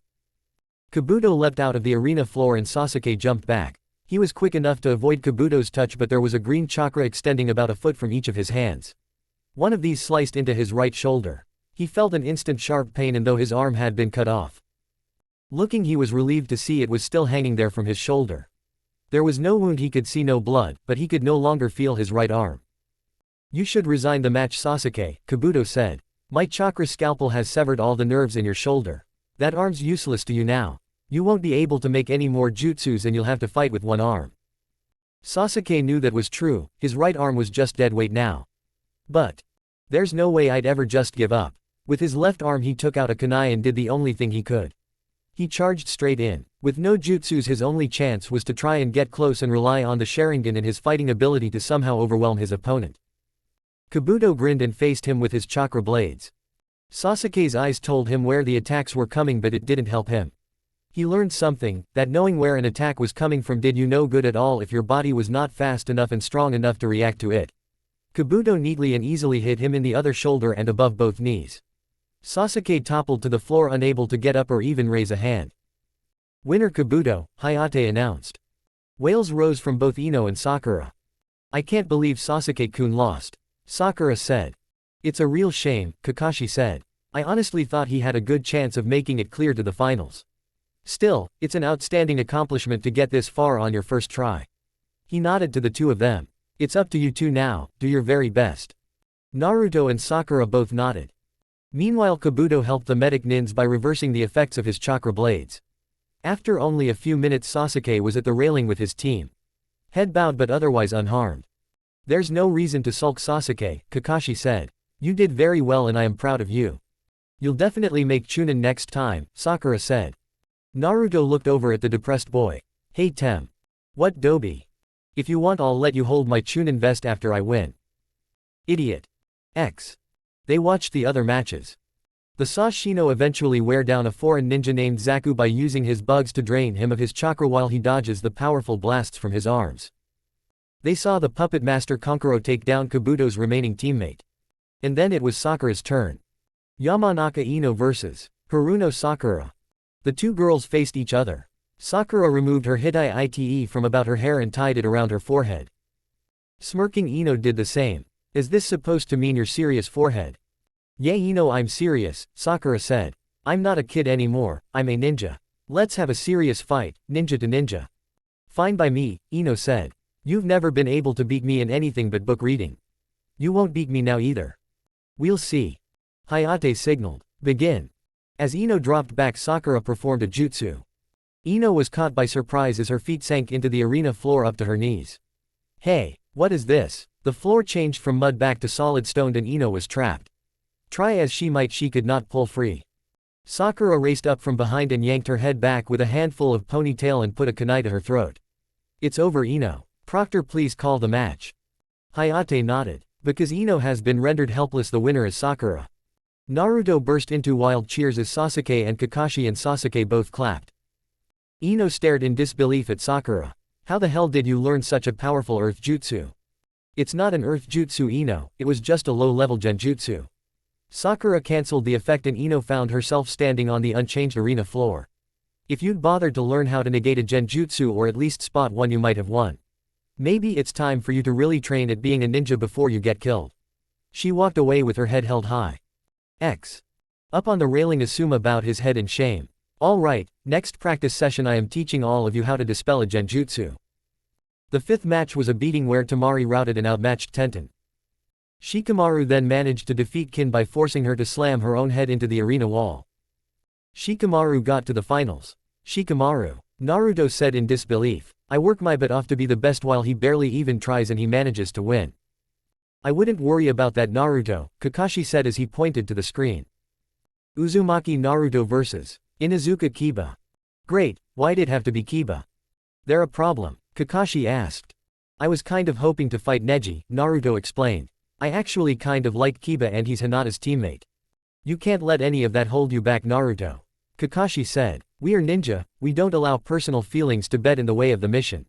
You need to take this fight seriously and not hold back. That's right Naruto. Sakura said. You need to go get him. Yeah, of course, hey it's just his tough luck I guess. Hey Dobi, Sasuke said as he was about to leap down. What Tem? The Uchiha flashed him a rare smile. Don't lose. Naruto grinned back. PFF'd, like that could happen. Down on the arena floor Hayate signaled for them to start. Kiba, you should concede, Naruto said. Don't get all cocky. I'm not Hinata, I won't faint if you get near me. Up on the railing Hinata blushed as Kurenai chuckled silently. Naruto shrugged. I'll try not to be too rough. He performed hand signs and deliberately called on some extra power. He wanted to impress the old man who was watching. Kage Bunshin no Jutsu. As he cast the jutsus he felt a hot stabbing pain come from his shoulder. He slapped a hand over the curse seal. What the hell was that? The arena floor was covered in a thick pall of smoke. He'd been drawing on just a little of the Kyuubi's chakra planning to make 200 clones. When the smoke cleared though he realized he's made 500. They packed the entire arena floor and spilled over to the walls where they used chakra to attach themselves. The change didn't really matter and it certainly looked impressive to the Hokage and everyone else watching. The clones fell on poor Kiba who had no hope of beating them off. They didn't hit him though.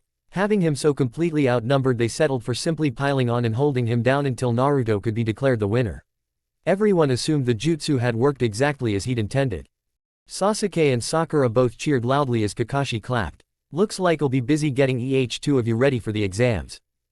As Naruto headed up the stairs he continued to rub his shoulder. Jiraiya and the Hokage both noticed. Damn it, I can't believe it ended that way, Kiba said angrily.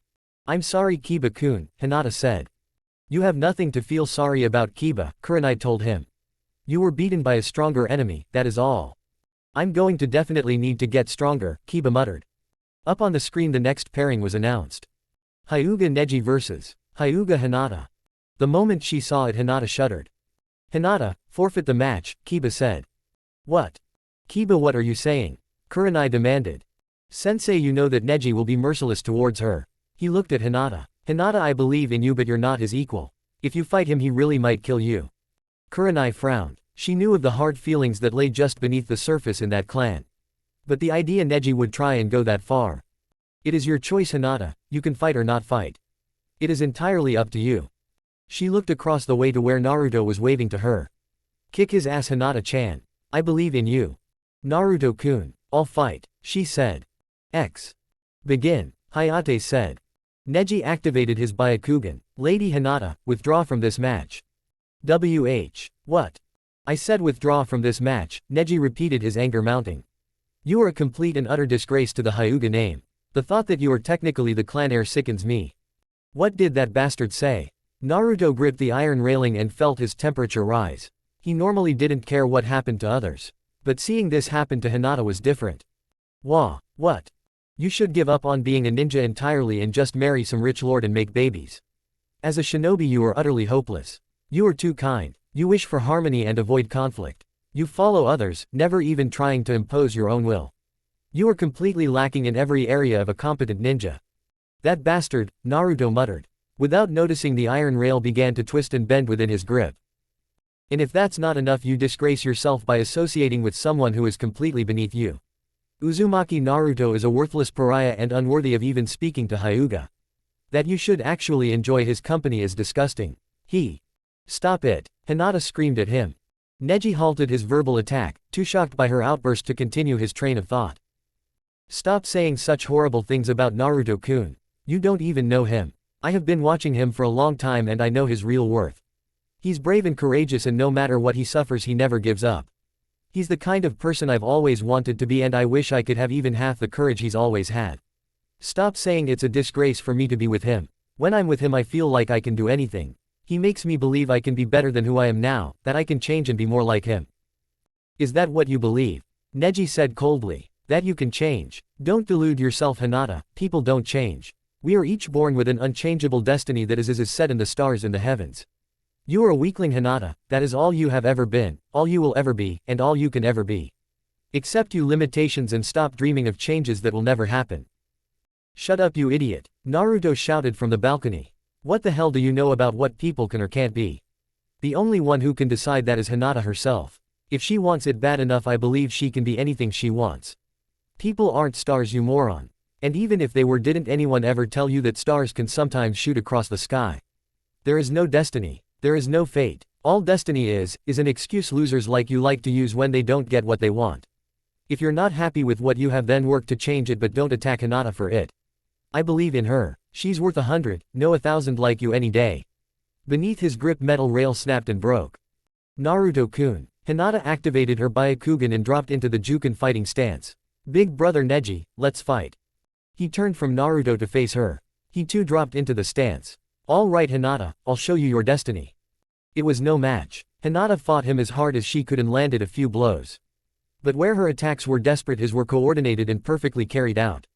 He shut her chakra points down one after another, slowing her and weakening her. And damaging her organs. He delivered a last strike right above her heart. Failure, he said, his voice ringing with contempt. Hinata felt her heart stop and blood spurted from her mouth and nose as she pitched forward and fell. Neji walked away from her without a look back. Medics, Hayate shouted. Kiba, Kurenai, and Shino rushed to her side and medic nins performed emergency treatment and strapped her to a gurney. Kurenai sent Neji a murderous look. He really was trying to kill her. Rather than glaring at me you should worry about getting her treatment. Kurenai and her team followed the medic nins as they took her to receive emergency surgery. As Hinata was taken away Neji saw Naruto was down on the arena floor. His blue eyes were staring at him with a monstrous intensity. I bet you want to kill me right now, don't you? The only reason I don't kill you right now is because the old man is watching and I don't think he would forgive me. Reaching down, he put his fingers into a small pool of Hinata's blood. But I swear on her blood that I will kill you, Hyuga Neji. That's your destiny now. Chapter 19, Hospital Visit. The three of them were sitting at Ichiraku's talking about what had happened and about what they were facing. I can't believe that Gaara-kid did that to poor Lee, Sakura said. I mean, I didn't like him hitting on me, but he didn't deserve what happened to him. Sasuke nodded. Kiba wasn't kidding about him being deadly. If Lee's sensei hadn't intervened, he probably would have been killed. As it is, they say he'll likely never recover enough to be a ninja again. Why did he have to take it that far though? Sakura asked. He could have won the match without hurting Lee like that. Well, at least you know not to expect any sort of mercy from him, Sasuke said. He was a little worried about what would happen if either of his teammates had to face that sociopath. The final would be held in 1 month's time and the matches were already set. Naruto would face Neji, Gaara would face Kabuto, Shino would face Kankuro, Shikamaru would face Temari, and Sakura would face Dosu. When the 5 winners were determined, they would draw lots to decide who would get a bye and who would face who in the second round. Having seen what Naruto was capable of, he wasn't too worried about him. But he didn't know what Sakura would do. Stupid, Naruto muttered as he swirled the contents of his bowl with his chopsticks. For probably the first time ever, he had no appetite for ramen. What was that? Sasuke asked. I said it was stupid to expect mercy from anyone, Naruto said. Gaara and Neji fought to the extreme limit and didn't care what they did to their opponents. That's what we have to expect from others and what we have to be willing to do ourselves. I'm sure not everyone would fight like that, Sakura said. Oh yeah, the guy Kankuro was fighting was ready to snap his neck to win. Kankuro broke most of his bones in return. Temari was every bit as brutal with Tenten, even if her injuries weren't as severe. The other matches didn't turn out as bloody, but that's no guarantee for the finals. You have to expect the worst. Sakura looked at him worriedly. Is that how you plan to fight Naruto-kun? Yeah, I won't hold anything back. Especially not against Neji. Naruto, Sakura began nervously. About what you said to Neji. You didn't really mean it, did you? Yeah, I did, Sakura, I mean every word. But if he wants to take revenge for what was done to someone he cares about, he has that right, Sasuke said. Sakura looked unhappily over at Sasuke. Even after all their time together in the academy and on the same team, she still knew very little about him. For instance, the certain man he meant to kill. She had no clue who he might be or what he had done. What she had come to realize though was that he was completely serious about it. She really didn't like having both her teammates obsessing about revenge. But what good will come of it? Naruto, do you really think Hinata would want you to kill her cousin even after what he did to her? I mean, do you really think killing him will make things any better for you? Of course not, Naruto said bitterly. I'm sure that my killing one of the high and mighty Hyuga will only make my life harder. No matter how much he may deserve it, the villagers will just see the loser outcast killing one of their precious clan geniuses. Then why do you want to kill him? Sakura asked. Because he tried to take away something very precious to me and I can't forgive that. Sasuke slowly nodded in perfect understanding. The conversation between them died down after that as they found trouble coming up with things to say. What's with this heavy atmosphere? Kakashi asked as he strolled into the restaurant. 2 of you have made it all the way to the finals while all 3 of you reached at least the preliminaries of the 3rd stage. You should all be celebrating. Especially you, since you won't be getting much downtime from here on out. All 3 students looked at him apprehensively. Okay, what are you going to do to us now? Naruto asked. I want all 3 of you to meet me at the gate tomorrow morning at 8 sharp. I've just gotten permission from the Hokage to take you to a really desolate spot I know outside the village. For the next month we are going to do some very high-level intensive training to get Naruto and Sakura ready for the finals and give them the best possible chance to make Chunin. What about me? Sasuke asked. I plan this to be a really brutal training session, Kakashi said with a hidden smile. I wouldn't want you to miss out on that. Misery does love company. As long as it helps me get stronger, Sasuke said. Is there any word on Hinata? Naruto asked with a low intensity. She's out of surgery now and the doctors have declared her stable. Naruto tossed some money on the count and got off his stool. I'll see you all tomorrow. Naruto, it's way past visiting hours. Kakashi called after him. Like I care. There was something very important he needed to say to her before he left. So you are unconcerned by this situation? Sarutobi asked. What is there to be concerned about? Hyuga Hiyashi retorted. Your daughter was very nearly killed by her own cousin. Kurenai snapped. Doesn't that worry you? The man turned to her with his cold gaze. That was the result of her own weakness. If she cannot defeat a member of the cadet branch, that only proves her inferiority. The weak are of no concern to the Hyuga. You arrogant, self-righteous. Enough Kurenai, Sarutobi said. You have brought your concerns to Hiyashi, you can go now. But. Please depart Kurenai, there is nothing more for you to say. For your own sake do not make an enemy of him. Yes, Hokage-sama, she sent Hiyashi a last glance before leaving the Hokage's office. Rather emotional isn't she? Hiyashi stated. Is she really qualified to lead a squad? I feel she is more than qualified, the Hokage said as he calmly lit his pipe. And since it is my decision to make, she shall continue to do so. Certainly, Hiyashi said politely. There is the other matter, Sarutobi said. I felt it only proper you be made aware of it. It does not concern me, Hiyashi replied. Oh, a threat against Neji's life doesn't concern you. Death is an expected part of any ninja's existence. There are always deaths during these exams, and this year's have proven no exception. A ninja who is afraid of death is of no worth. I agree of course that every ninja must make peace with the fact that death can come at any time. However, it is a different matter when someone openly seeks it. Uzumaki Naruto, Hiyashi said slowly. Neji explained to me the reason behind his anger at my nephew. That my daughter would choose to associate with someone so far beneath her does not speak well of her. Naruto is a fine boy and will become an exceptional ninja and leader on E-Day. I have no doubt of it. That is your opinion, Hokage-sama, but I note it is one that is not shared by many others. Others don't truly know him, they only know what lies within him. Sarutobi said. When I look at Naruto I see an unlimited potential. Hiyashi nodded. I heard the very same words spoken of Orochimaru and Namikaze Minato. So one must wonder what he will do with this vast potential. In any case, I have faith that Neji can handle himself. Sarutobi puffed on his pipe slowly. I see. Well, it's not as if I can expel Naruto simply for making a threat, even if it is against a fellow Leaf Nin. If I allow ninja who deliberately kill or attempt to kill, I can hardly punish a ninja who simply makes the threat. Tell me, Hiyashi, if Naruto really were to kill him, what would you do?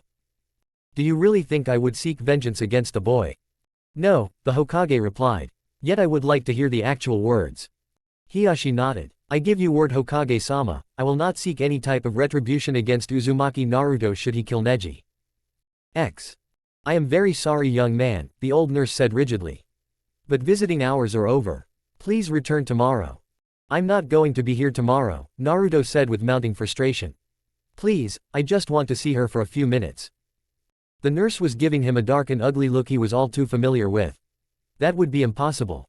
Naruto slowly clenched his fists. Because Konoha Hospital often held sick or wounded ninja, it had far more security than most places.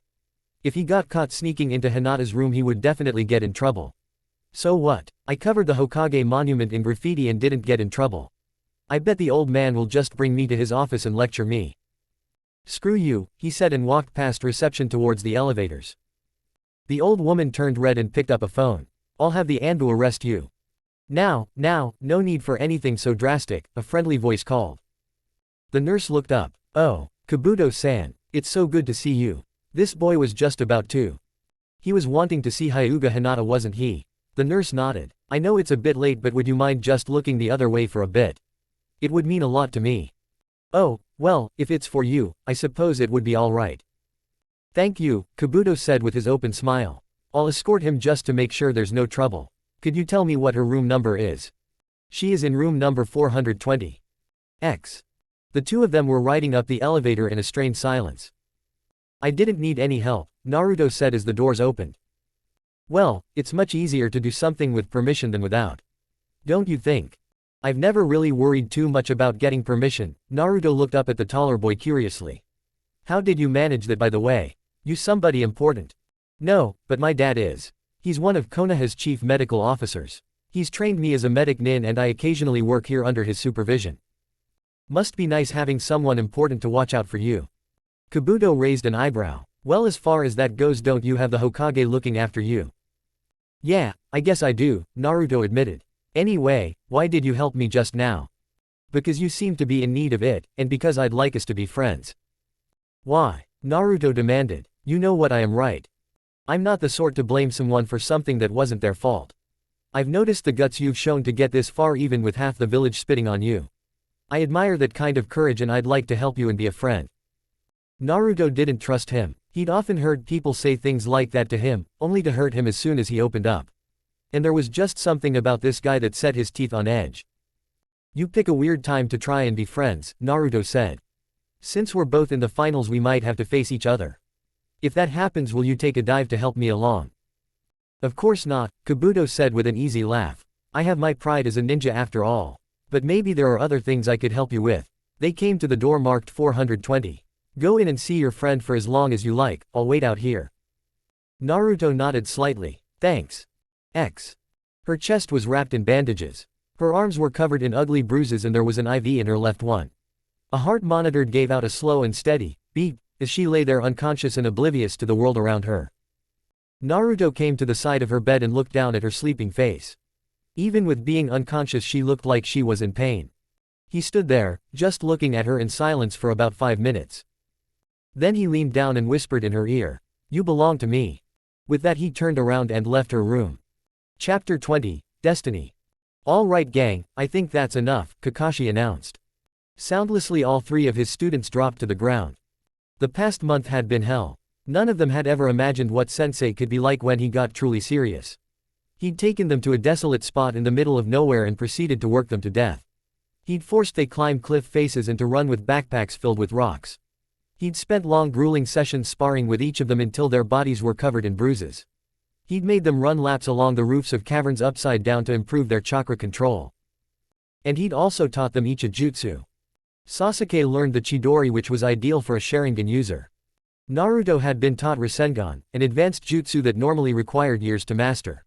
Thanks to using hundreds of shadow clones for hours each day he'd managed to master it in just a month. Sakura had learned a higher level genjutsu from a scroll. Unfortunately Kakashi had never acquired any of a high level and so she had been forced to figure it out mostly on her own. They had gotten a lot accomplished but it had been a miserable experience. Alright, the finals are being held the day after tomorrow. We'll return to the village tomorrow morning and you'll be free for the rest of the day. Naruto and Sakura, both of you make sure to spend the day resting. Kakashi left to start a fire and make the evening meal. All 3 students remained on their backs looking up into the evening sky. They were all much too tired to move if they didn't have to. Why is our sensei so worthless most of the time and then a monster the rest of the time? Naruto complained wearily. Couldn't we have a normal teacher like everyone else? Haven't you heard Dobi? Sasuke asked with a slight grin. We're special. Lucky us, Naruto said sourly. Sakura laughed softly. There was something strangely comforting in listening to the 2 of them bicker. It was like a sign that things were okay, that they were normal. What an amazing view, she said. You never see the stars like this back in the village. You can from the top of the Hokage monument, Naruto said. It's just like this on a clear night, it's like you could reach out and touch them. Yes, Sakura agreed. You know, this may sound dumb, but right now I'm really glad I'm here. You're right Sakura-chan, Naruto teased. That does sound dumb. I mean it. Even though it's been hard, getting to do this with the both of you and with sensei it makes me really happy. I feel a special bond with the 2 of you. Shared hardships will always build camaraderie, Sasuke said quietly. I used to listen to some of the elders in my clan talk. For them their teammates were every bit as important as family. Naruto gave that some thought. Do you think that's true? Do you think teammates can be that close? I do, Sakura said. Ino would complain all the time about how close her father was with his 2 teammates even after so many years. I definitely think we can become that close to each other. Sasuke was staring up into the heavens. I want that, he said. I want us to have those bonds, and for us to care about each other. Naruto looked at the other boy and grinned. Oh yeah, what happened to the emo loner who has to kill a certain man? That hadn't changed, Sasuke said. I'm still going to get powerful, I'm still going to kill him, and I'm still going to restore my clan. But I don't want to do it alone anymore. In fact, I've come to realize that trying to do it alone would only make it harder and take more time. Yeah, it is kind of good to have people you can trust, Naruto said. I just wish. What? Sasuke asked. That I'd had this sooner, back when it still mattered. Nothing, he said with a sheepish grin. For Team 7 the last night of the training session was a good one. Late the next morning they returned to the village. Kakashi reminded Naruto and Sakura of the time they would need to report to the stadium. To Sasuke he extended an invitation to attend with him. They then went their separate ways. Hinata was sitting alone on a swing in the park. For the past month she had been coming here to the park to do a little light workout on her own. Since Shino was the only one on their squad in the finals, Kurenai-sensei had been concentrating on training him. Kiba was also getting some special training from his mom and others in his clan. That left Hinata pretty much on her own. She had not received any visits from her father while in the hospital.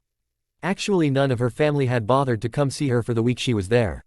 She had gotten visits from her teammates and sensei. They had also been the only ones to provide her with flowers.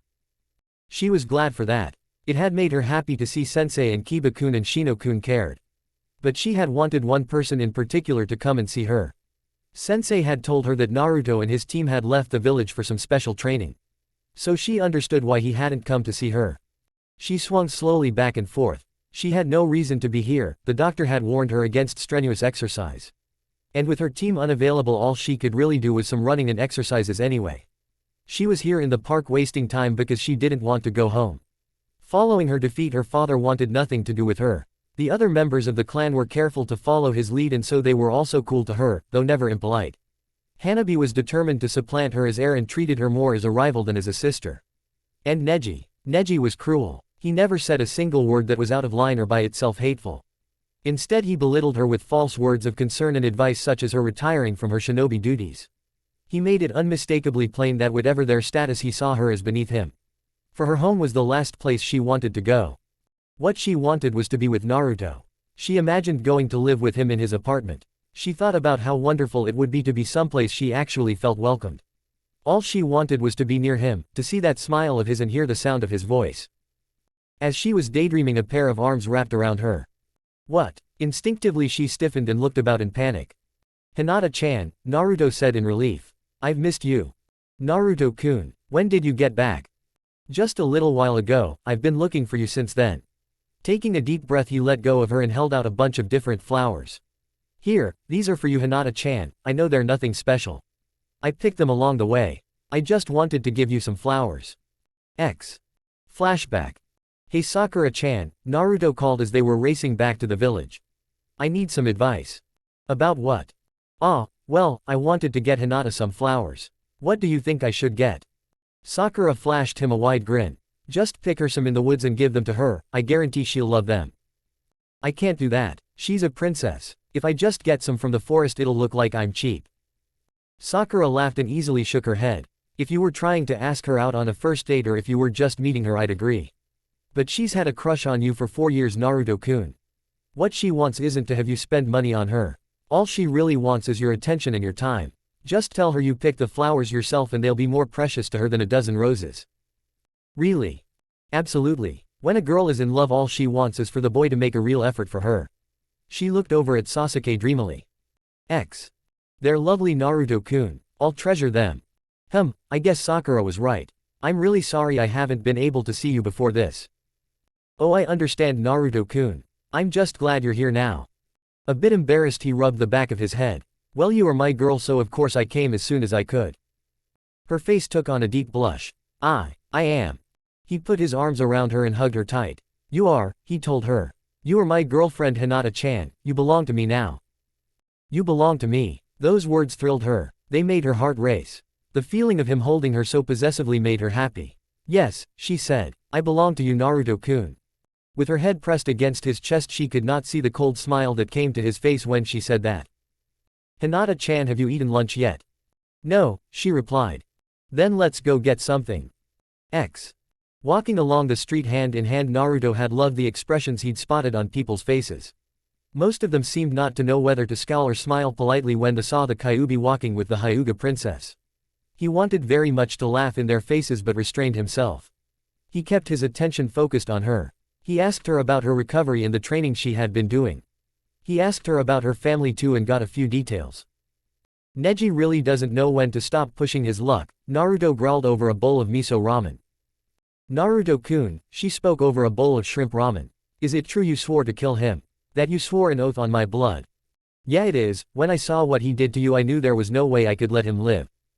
She looked down to hide the fresh blush on her face. She had always been ignored and made to feel completely unimportant. The idea that the boy she cared for would be ready to go this far just for her made her feel like a princess in a story. Naruto-kun, I really appreciate that you feel that way. But no matter how he's treated me, Neji is still my cousin.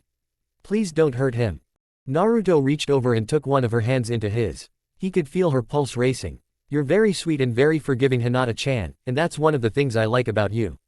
But I swore an oath, I won't go back on my word even for you. But. Seeing her becoming upset, he decided he had to say something to comfort her a little. She's sweet, but she needs to be a little tougher if she's going to be my woman. If Neji doesn't show up tomorrow, I'll delay fulfilling my promise. That's as much as I can do.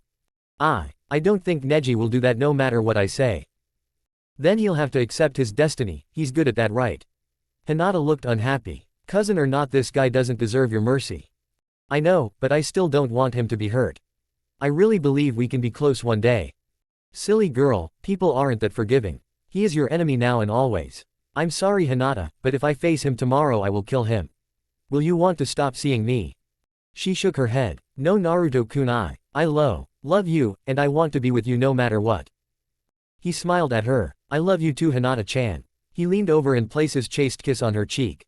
She turned a deeper red and began to tremble. A second hook was now in place. The stadium was packed and the crowd was buzzing with excitement as the candidate waited down on the field. Did you have a good journey, Lord Kazekage? Sarutobi asked as his guest took the seat beside him. Oh, not too bad, the Kazekage replied. I must say I am looking forward to the matches. The third nodded. Yes, this should be a very memorable day for all involved. Behind his veil, the Kazekage chuckled. Of that I have no doubt at all. Hey, we're one short, Naruto said. He counted again and only came up with 9. Troublesome, Shikamaru muttered. Didn't you hear? That Dosu guy disappeared a few days ago. He did, Sakura asked. But I was supposed to fight him. What happens now? You will have a bye for the opening round, Genma the acting proctor informed her. You will then face the winner of the match between Temari and Shikamaru.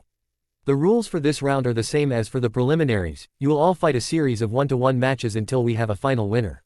Keep in mind that to be promoted to Chunin you do not have to win the tournament, you don't even necessarily have to win a match. Promotion is decided by the scores from a series of judges. Impress them with your skills and you'll earn yourself a vest.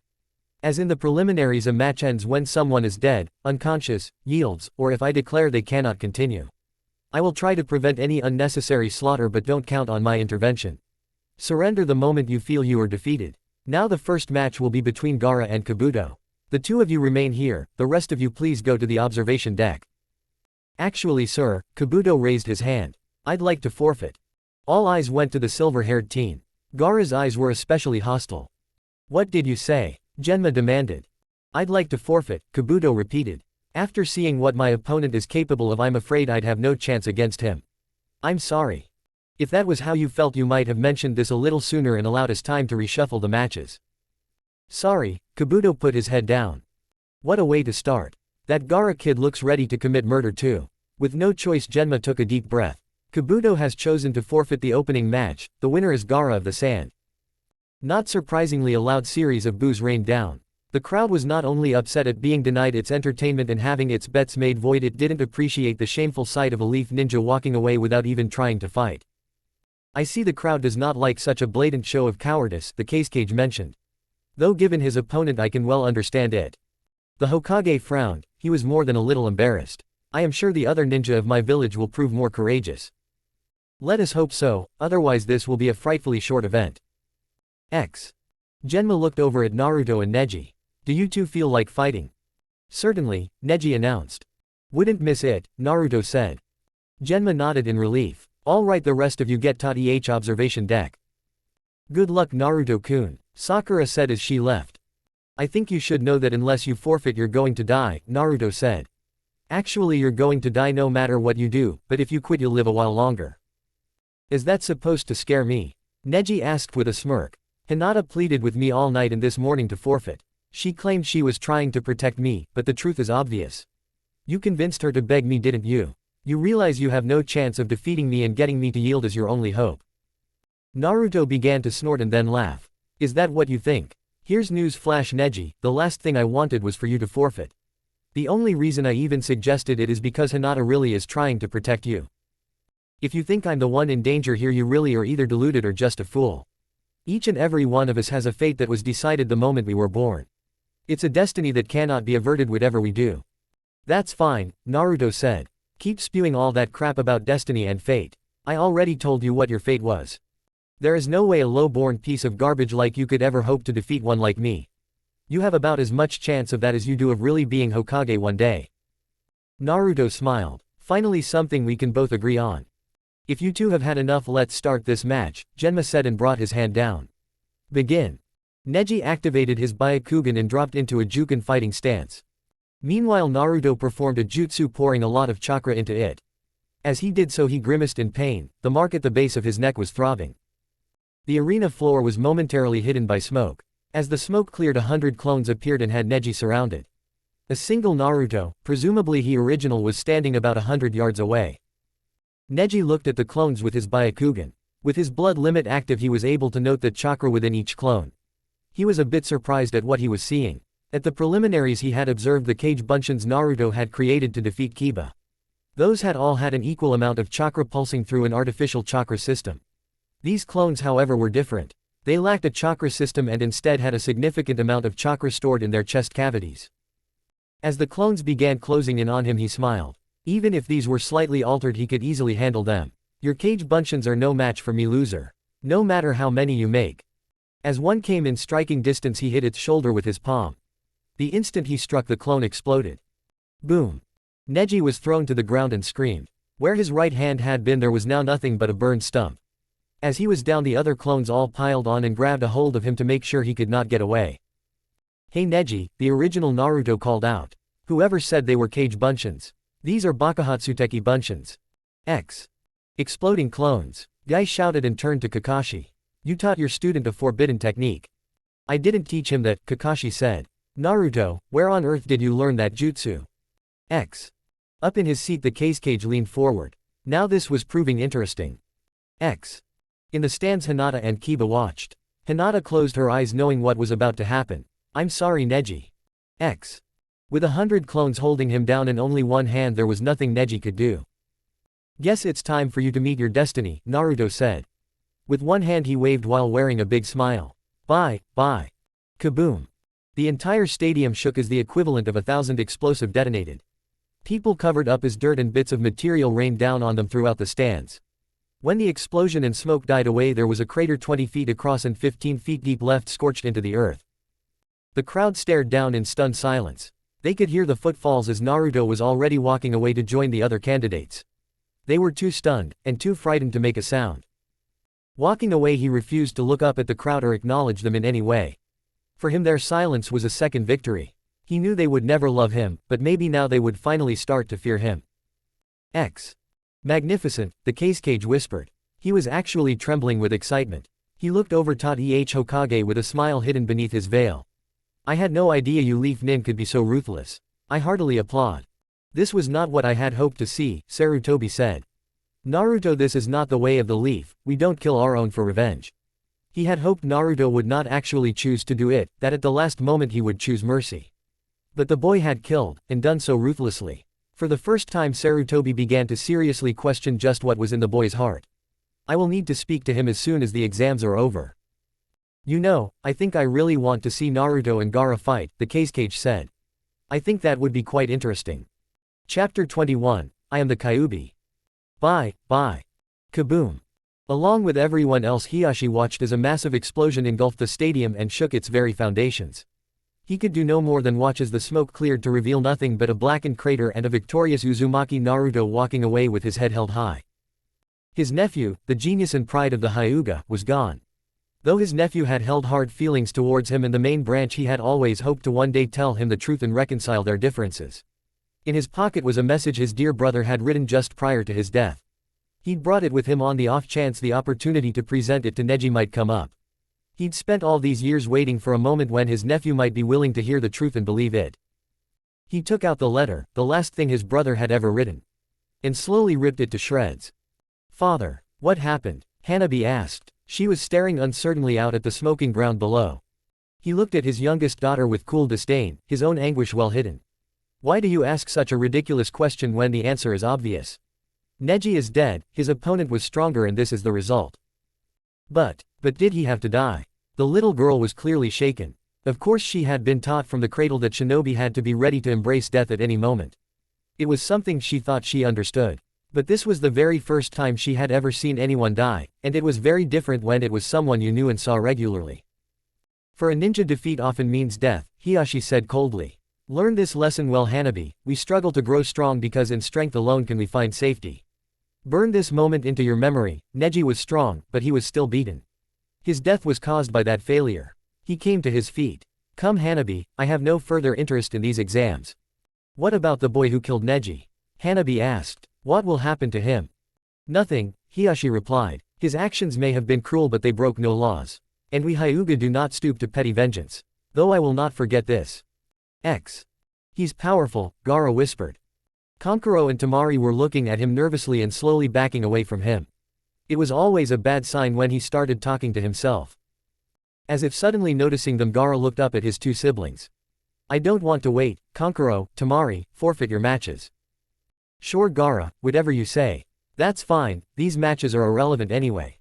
Temari nodded. Yes, of course, it's too bad, I would have liked to have fought. The thought of arguing with Gaara never crossed her mind. In the stands Tenten began to cry. Kakashi. What was that? A furious Maida guy shouted. I know that you were a top assassin of the Black Ops, but that exactly have you been teaching your students? That was nothing less than murder. Careful what you say. Sasuke got up to his feet. I didn't hear you get so righteous when Neji tried killing someone else's student. Do not speak to Gai-sensei like that. Though on crutches, Lee looked ready to fight. Neji did not deserve what happened to him. Neither did Hinata, Sasuke shot back. That's enough Sasuke, Kakashi said and put a restraining hand on his shoulder. As for you Gai, I'm sorry for what happened to your student.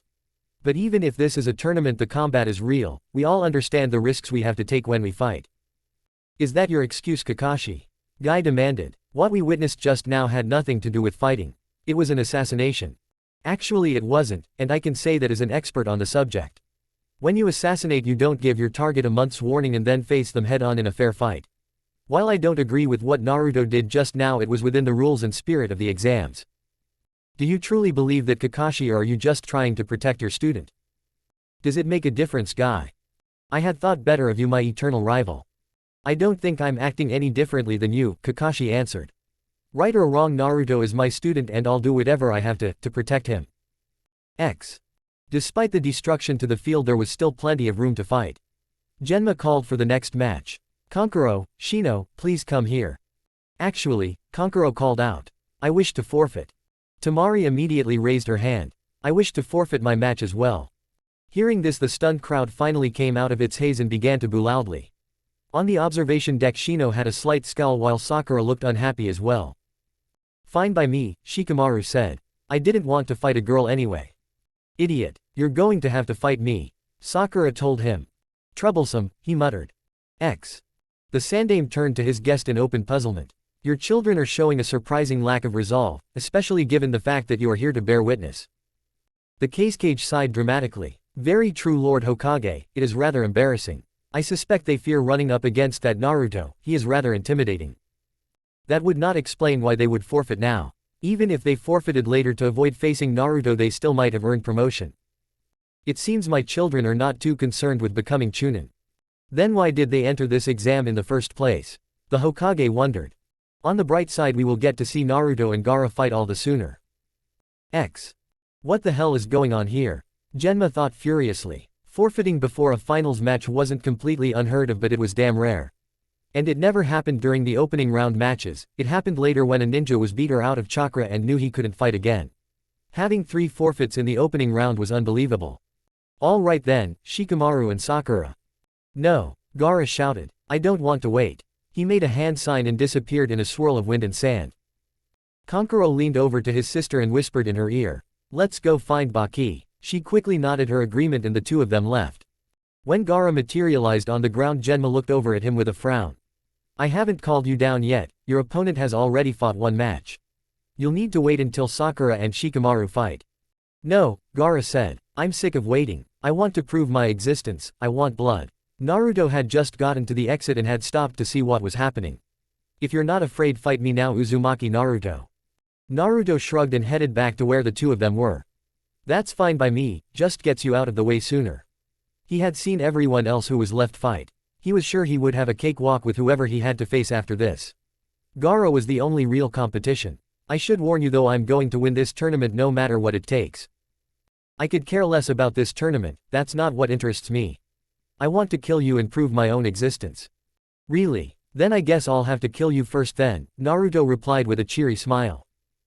Hold on a minute, Genma said. Your match is not up yet. And I'd like to remind you both that the goal here is just to win, not to kill your opponent.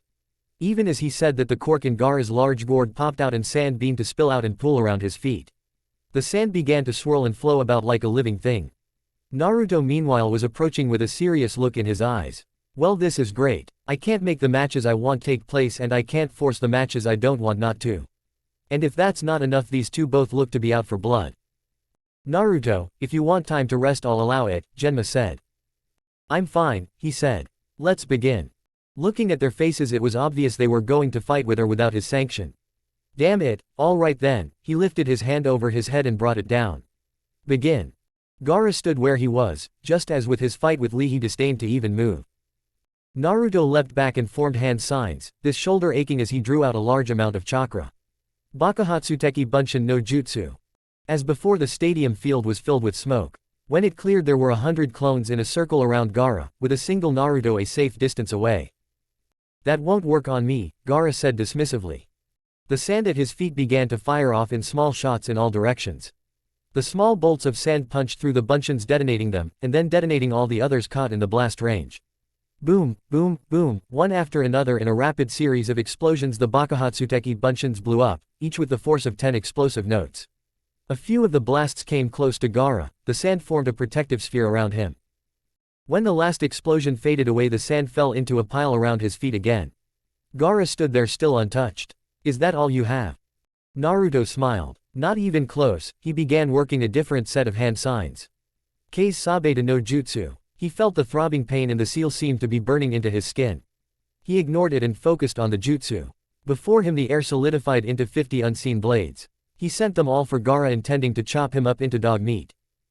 Gaara could not have seen the blades coming. Yet as they reached him the sand became a wall stretching 10 feet into the air and 15 feet across. Naruto knew his blades could cut through wood and even stone with ease. A wall of sand should have been no match. Yet each wind blade shattered against the wall and vanished. The wall had to have the strength of tempered steel at least. When the last blade was gone the wall dissolved back into a mound at Gaara's feet. My turn now, Gaara said. Huh. Naruto was caught by surprise as he felt something tug at his feet. He saw sand already up to his ankles quickly covering his body. How the hell? He'd kept a careful eye on Gaara's sand and was 100 yards away. I am Gaara of the desert, he said in that same ghastly voice. For me making sand is child's play so long as I have minerals to work with. And that includes the earth beneath your feet. He reached out and made a gesture as though he were grabbing something. Soon a Reikyu. The sand completely covered his enemy. X. Oh no. Naruto-kun, Hinata gasped. X. Kakashi. He's going too. Sasuke was on his feet ready to leap out of the stands. I'm sorry Sasuke but we can't interfere, Kakashi said and grabbed a hold of him. X. Sarutobi looked on fearfully, afraid of what was about to happen. The cage was at the edge of his seat. The moment Naruto was killed he would launch, Operation Destroy Konoha. X. Now you die, Gaara said and made a fist. Kibaku Suna to Mirai. The sand imploded and Gaara waited for the blood to burst out in a magnificent fountain. But no blood came. Instead Gaara began to feel power. Power and an immense amount of hate and killer intent. Is that all you have? An inhuman voice mocked from within the compacted sand. With that the sand exploded. Once it was clear everyone got a clear view of Naruto. His body was surrounded by red chakra. And the chakra had 5 tails connected to it. Naruto did not look human. Along with red eyes and claws and fangs, his snout had been pushed out giving him a bestial appearance.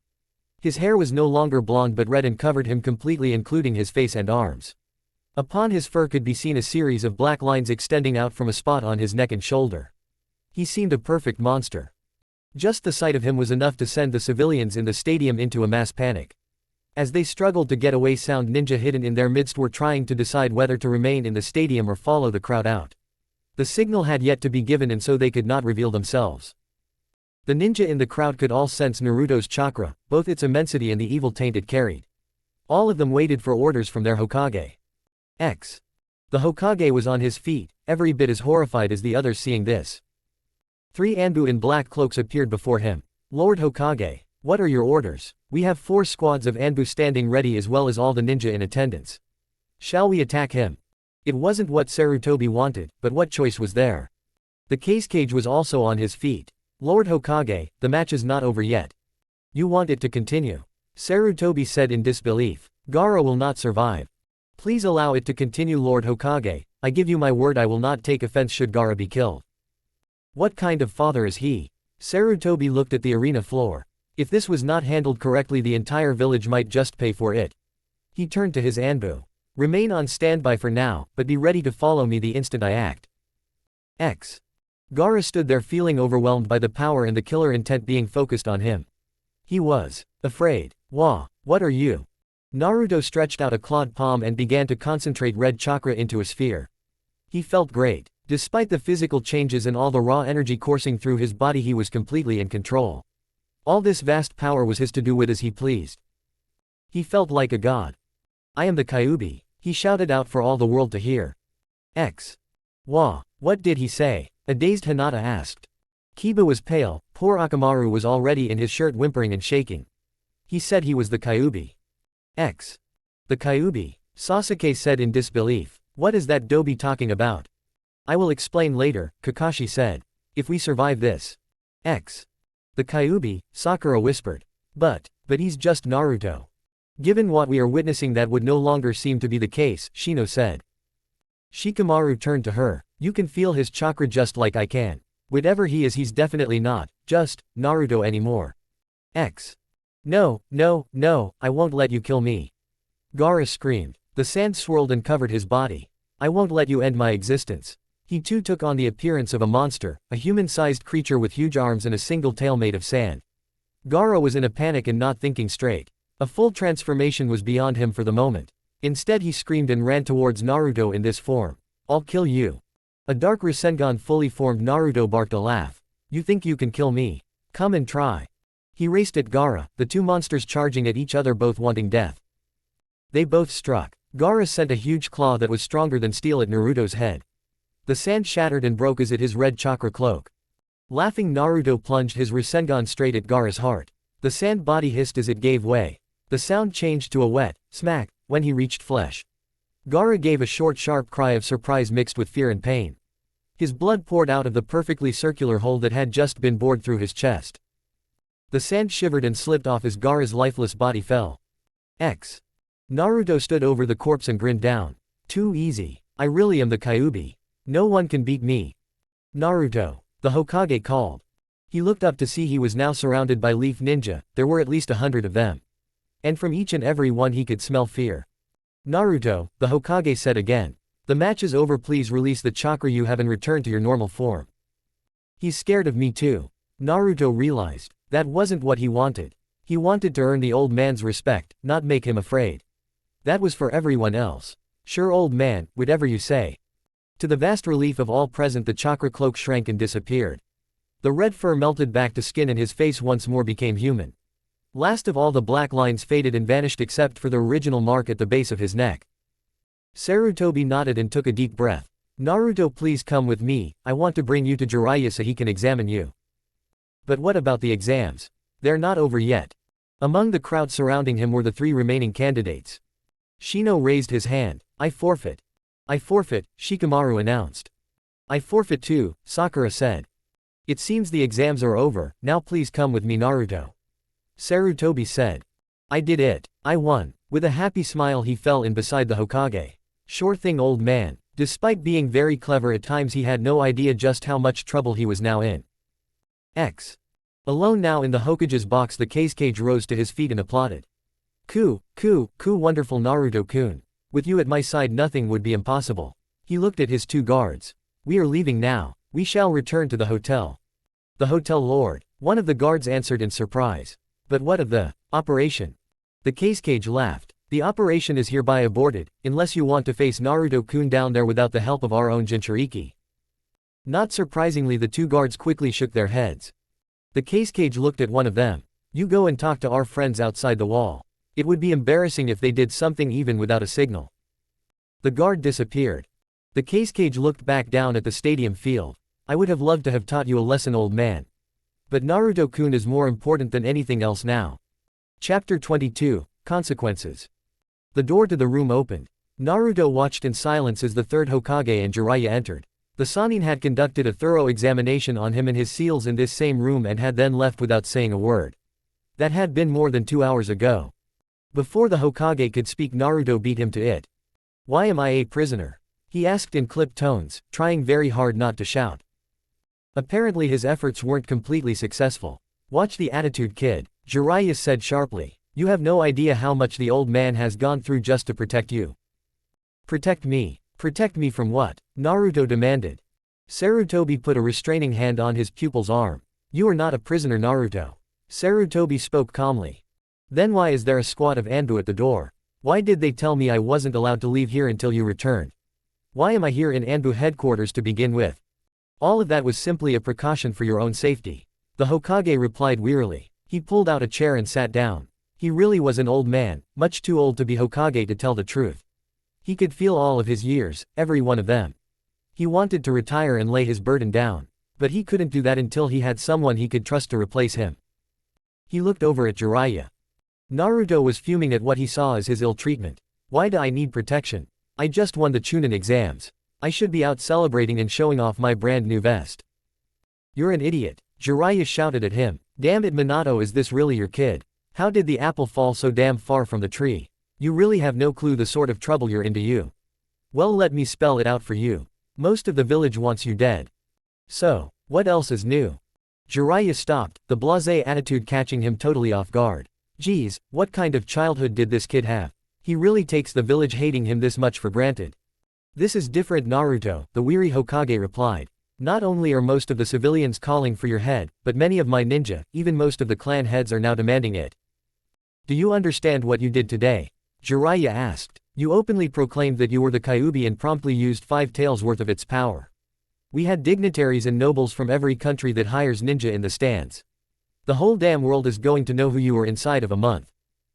"Good," he snapped. "Let them all know who I am. It's not like keeping it a secret ever did me any good. Maybe now I'll finally get some respect." "Is that what you're worried about? Getting respect? Listen, kid, that's the very last thing you need to be thinking about. A lot of the older ninja in this village faced the Kyuubi 12 years ago, and most of them lost friends and loved ones. Even with the Hokage's protection, some of them might just come after you. They would see it as a sacred duty to kill you before you can regain the Kyuubi's full power." Jiraiya told him. "I am not even going to mention the little fact that you killed one of our most promising young ninja and the son of the cage. Count yourself fortunate that Hiashi and the cage both accepted those deaths, or you would be in even more trouble." "And why should I get in trouble for killing them?" Naruto demanded. "Isn't it a law that the candidates can't be punished for anything that occurs during the exams? Did Neji get in any kind of trouble for almost killing Hinata? Kiba told me Gaara slaughtered 3 rain ninja even though they were helpless. Was he punished for that? Whatever they did, Naruto, they did not mercilessly kill before the eyes of the village and the entire world." Sarutobi said. "But you are correct, your actions broke no law and so you will not be punished for them." "Everything else you did is more than enough," Jiraiya said. "And just what did I do that was so wrong?" Naruto asked. "Be powerful. Get stronger. Isn't that the message we get from the second we enter the academy? Wasn't the whole point of the exams to separate the strong from the weak? How many of those lords who saw me today will want to hire me? How much stronger is the village's reputation going to be now that everyone knows who I am?" He looked at the Hokage with a wide smile. "You don't need to worry, old man. When I'm Hokage, I'll make this village super powerful. And I'll give the people justice too. The justice they all deserve." The words and the look in his eyes sent a chill through Sarutobi's heart. Flashback. Orochimaru smiled at him. "You have no reason to be concerned, Sarutobi-sensei. I promise you I will make this village the mightiest the world has ever seen and give the people true justice and order." "Naruto, when you say justice I can only hear revenge," Sarutobi said. Naruto's smile stayed as it was, but his eyes darkened. "Isn't the difference between justice and revenge just a point of view? I know what the people are guilty of." He was sick of being treated like he was guilty of something. He was sick of being denied the same treatment everyone else got. And most of all, he was sick of being in this room. Without thought, he reached up and rubbed his shoulder. "Is that seal bothering you, kid?" Jiraiya asked. "No," Naruto lied and dropped his hand to his side. Looking at the boy, Sarutobi could feel his heart sinking. All the illusions that had comforted him were being stripped away. Was he always like this? The Hokage wondered. He was sure that had not always been the case. He was absolutely certain the boy had possessed an open heart for most of the time he'd known him. When did it change? Could I have prevented it? Despite his best efforts, he knew Naruto had been unfairly treated by the people of his village. But even a Hokage was not a kami, there were limits as to how far even he could protect him. And as Hokage he had to do what was best for the village, not what was best for any single individual. Even when that was unjust. Hey old man, since I won the Chunin exams, when do I get my vest? Sarutobi looked directly at him. You won't be getting a vest, Naruto. What? Naruto said. But I won. I was the last one standing. I was the only one to even win a match at the finals. All of that is very true, Naruto. The Hokage said. But even so, I will not promote you. Naruto felt his heart begin to break. In his whole life the old man was the only one who had ever cared about him. The only person who had ever truly mattered to him, and the only one he had ever wanted to please. His main goal throughout the exams had always been to impress the old man and make him proud. To hear those words now was a betrayal of everything he had believed in. Ho, how can you say that? I did what I was supposed to, I won. How can you deny me what I've earned? Naruto, becoming a Chunin is about more than raw power and the ability to kill. The Chunin are the mission leaders of the village. They are entrusted not only with the responsibility for carrying out dangerous missions but for looking out for the welfare of their teams. They are leaders. Sarutobi said. What I saw today has convinced me you are not fit to be Chunin even with your level of raw power. You proved yourself to be utterly reckless, you had no concerns for the consequences of your actions and cared only about the end result and how you would be affected. Did it even enter your mind how killing your opponents could weaken and harm the village? Before you unleashed the Kyuubi's might and proclaimed yourself, did you stop to consider the panic you might cause? Sarutobi shook his head sadly. I am very sorry, Naruto, but you do not possess the qualities necessary to safely lead others, so I cannot promote you. I see. He cast his eyes down. His hands were shaking and his teeth were slowly grinding. Of all the cruelties he had suffered, this was the worst, the most hurtful. The one he had always trusted was betraying him. He had won the exams, and he had earned promotion. Anyone else would have been automatically promoted. But not him. Once more he was being cheated because of who he was. And it was the old man who was doing it. He could make all the excuses he wanted, the fact was he had proven he deserved promotion. I would have done anything for you, old man, he thought bitterly. I'd have gladly given my life to protect yours. I thought of you as my real grandfather. I loved you. How could you betray me? I won't forgive you. Can I go home now? Naruto quickly wiped his eyes and asked. The pain in the boy's voice touched Sarutobi's heart. Of course, he answered. Go home and rest, I know it's been a difficult day. Jiraiya sent a questioning look at the Hokage. Can I have a word in private with you? At the Hokage's nod, Jiraiya leaned over to whisper in his ear. I thought you wanted me to fully seal the Kyuubi's chakra. Have you changed your mind? No, Sarutobi whispered back. Sealing that chakra was the only way to placate the clan heads and other ninja, they wouldn't accept anything less. But you said you would need several hours to research the proper counter with the curse seal also involved. Naruto can go home and come back tomorrow. Wouldn't it be safer to keep him here under guard until I'm ready? He is not a prisoner, Sarutobi whispered. He will remain an active duty ninja even after he is given the suppression seal. Hopefully without the Kyuubi's chakra to fall back on, he will no longer be under the delusion he is the Kyuubi and will learn to be a functioning ninja. I refuse to give up on him. They were both careful to keep their voices as low as possible. But neither of them realized that Naruto's hearing was advanced as were his other senses. He'd heard every word. Sarutobi stood and nodded. You can go home, Naruto. I will be sending a squad of Anbu to keep an eye on you to make sure there are no attacks by any of my ninja. I want you to return here tomorrow at 8 a.m. There are more things we will need to discuss. When Naruto looked up, his eyes were dry and there was a smile firmly in place. His eyes were empty. Sarutobi found nothing in them he could read.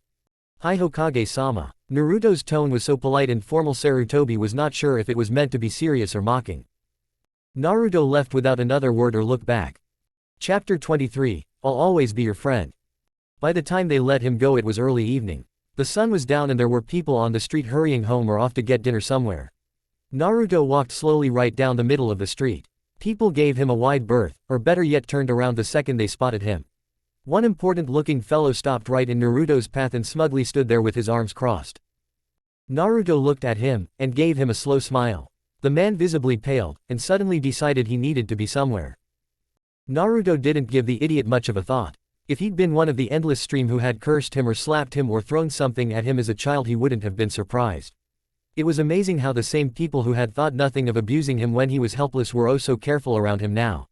Was the difference due to a change of heart? Had they reflected on their actions and wanted to change? Naruto let out a loud snort of laughter that made some people flinch. The only difference was that they all knew he finally had access to the power that was locked inside him. That was the only difference, the fact he had power. And now the old man was set to take that away from him. Like I would ever let that happen. I can't believe Minato's son turned out like that, Jiraiya said. How disappointed Minato would be. You are certainly right, the Hokage admitted. But his disappointment would not be limited to only Naruto. What do you mean, old man? Minato gave his life to save this village, and his dying wish was that his son be recognized as a hero. Yet they villagers have never seen him that way. Their fear and sorrow have always colored their view of him. Though he was an innocent child, he was made to answer for the Kyuubi's actions. And though I tried, I was never able to give him the sort of life he deserved. I was never able to really protect him from the village's wrath. Don't feel too bad, old man, you did your best, Jiraiya said sympathetically. I did, Sarutobi said and gave his former student a searing glance. Can you say the same? What? You were Naruto's godfather. By all rights Naruto should never have been an orphan. He should have been raised by you. What are you talking about, old man? Do I look like a father figure to you? And anyway, I had important work to do. Every elite ninja in this village has important work of one sort or another. However, none of them have been absent from the village for a full 12 years. Sarutobi spoke in a stern tone. Let's be honest, Jiraiya, you could have performed your duties and lived here like everyone else. You chose to stay perpetually on the road, always following one lead or another, always on the track of some new important source of information. Any excuse to stay away. I was trying to find Orochimaru. That snake can vanish into thin air while standing in front of you. I had to do whatever I could just to keep finding a few faint traces. And it had nothing at all to do with avoiding your responsibility to the Yondaime.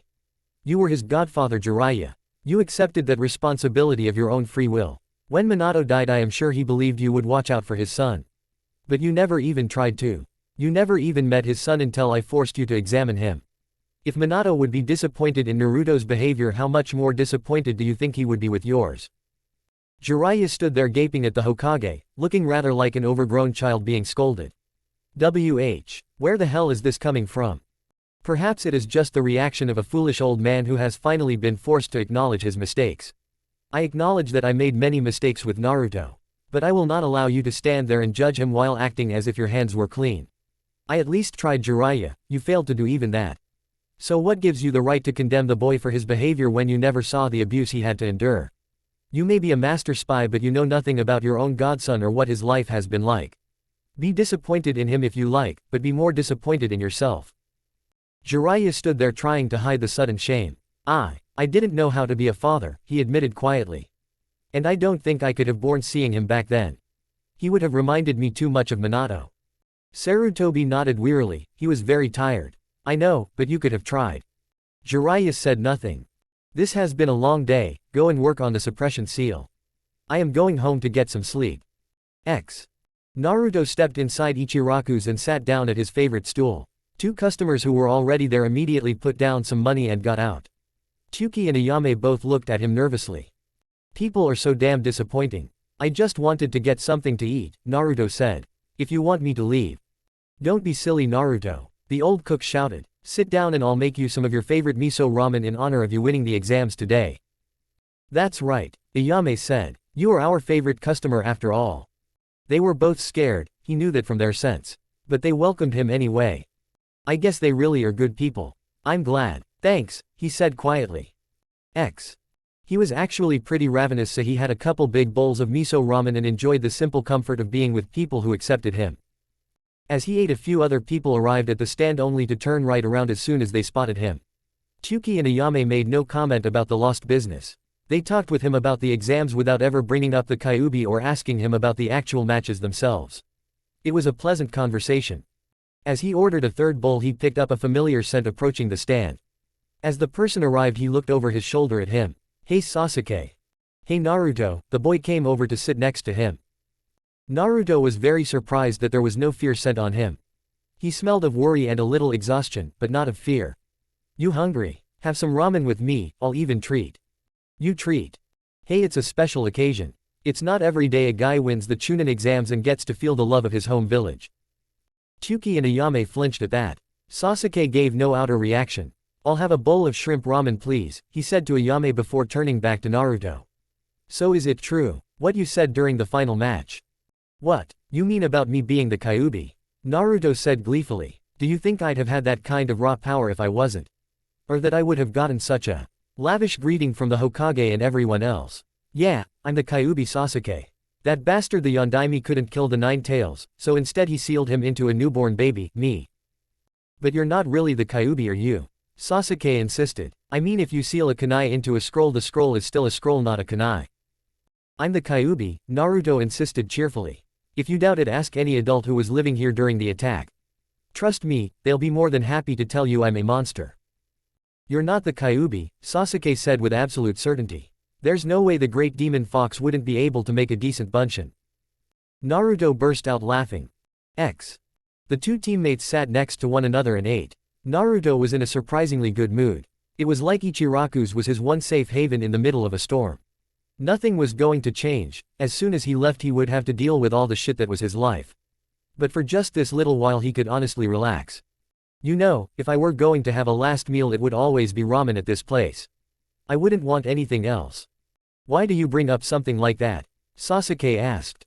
Well, maybe you didn't notice, some people don't like me much. Who can say what might happen? That's not just true for you, that's true for every ninja. Yeah, Naruto admitted, but maybe it's just a little more true for me. Don't worry about it, you've got me and Sakura and Kakashi to watch your back. What, you still want to be teammates with me? Naruto said in surprise. I would have thought you and Sakura would be pleading for a replacement by now. Smack. Ow, hey, what the hell did you hit me for? Naruto began to rub the back of his skull. I thought you'd stopped being an idiot, but I guess once Adobe always Adobe. Sasuke sounded genuinely annoyed. Me, Sakura, and Sensei have been looking for you since we heard you were released from Anbu headquarters. We're all worried about you and want to make sure you're okay. We're a team and we have to watch out for each other. And since we're friends too, we have to make doubly sure you're alright. You sure you want to be friends with the Kyuubi? No, but you're not the Kyuubi and I am friends with Udobi. Thanks Tem, Naruto replied. Unable to resist he glomped onto Sasuke, affectionately imitating one of his fangirls. Sasuke-kun likes me. Let go of me before I have to kill Udobi. Having finished his bowl, Sasuke got up to leave. Since you're all right, I'm heading home now. I'll see you tomorrow. No you won't, Naruto said. Something in that reply made Sasuke stop in his tracks. What do you mean? The Hokage wants to meet with me tomorrow. It'll probably be an all-day thing. Naruto, are you okay? He gave him a slow nod. Yeah, I think I am. Sasuke, Naruto hesitated. What, whatever happens, I'll always be your friend. Sasuke had one of his smirking grins. And I'll always be yours, Dobi. Feeling relieved, the Uchiha left to return home. Having finished his own meal, Naruto got up as well. Thanks Tyuki-san, Ayame-chan, you two really are good people. Thank you not just for all the great food but for being nice to me over the years when no one else was. He took out his frog purse, Gama-chan, and opened it, dumping out all the money he had on him, then tossing the purse. Ayame's eyes boggled at all the money. Naruto, what are you doing? He gave them both formal bows. It's just a tip for services rendered, goodbye. It was 2 in the morning. He was in his apartment. He hadn't gotten even a wink of sleep. He had all his ninja gear ready and a rough idea of where he would go. At the moment he was just sitting at the rickety table where he ate all his meals, staring at a photo. It was a picture of Team 7, Kakashi had insisted on taking it the day after they'd passed. Glancing at the clock he saw the time. Well, no point putting this off anymore. He placed the photo face down on the table. He then removed his leaf Hitai and put it next to the photo. Returning to his apartment he had picked up the scents of 4 ninja. He hadn't spotted them but their scents had followed him the last half-mile home and had remained there ever since. They would of course be the Anbu the Hokage had detailed to keep him safe. As though the Kyuubi would need anyone to protect him. It was finally time for him to go. He felt the seal on his shoulder begin to throb as he worked hand signs. Bakuhatsuteki Bunshin no Jutsu. The Anbu guarding him all stiffened as they felt a massive amount of chakra coming from his apartment. The door burst open and dozens of clones rushed out and approached their hiding spots, at least 7 or 8 came at each of them. Acting on instinct, the Anbu defended themselves, taking out the clones. Boom, boom, boom, boom. As they were taken out, they detonated and set off the others close by. All 4 Anbu died in massive explosions. People woke up with shouts and cries, looking out shattered windows to see fires raging on building rooftops. Many of them also witnessed some of the couple hundred exploding clones that were spreading out through the village.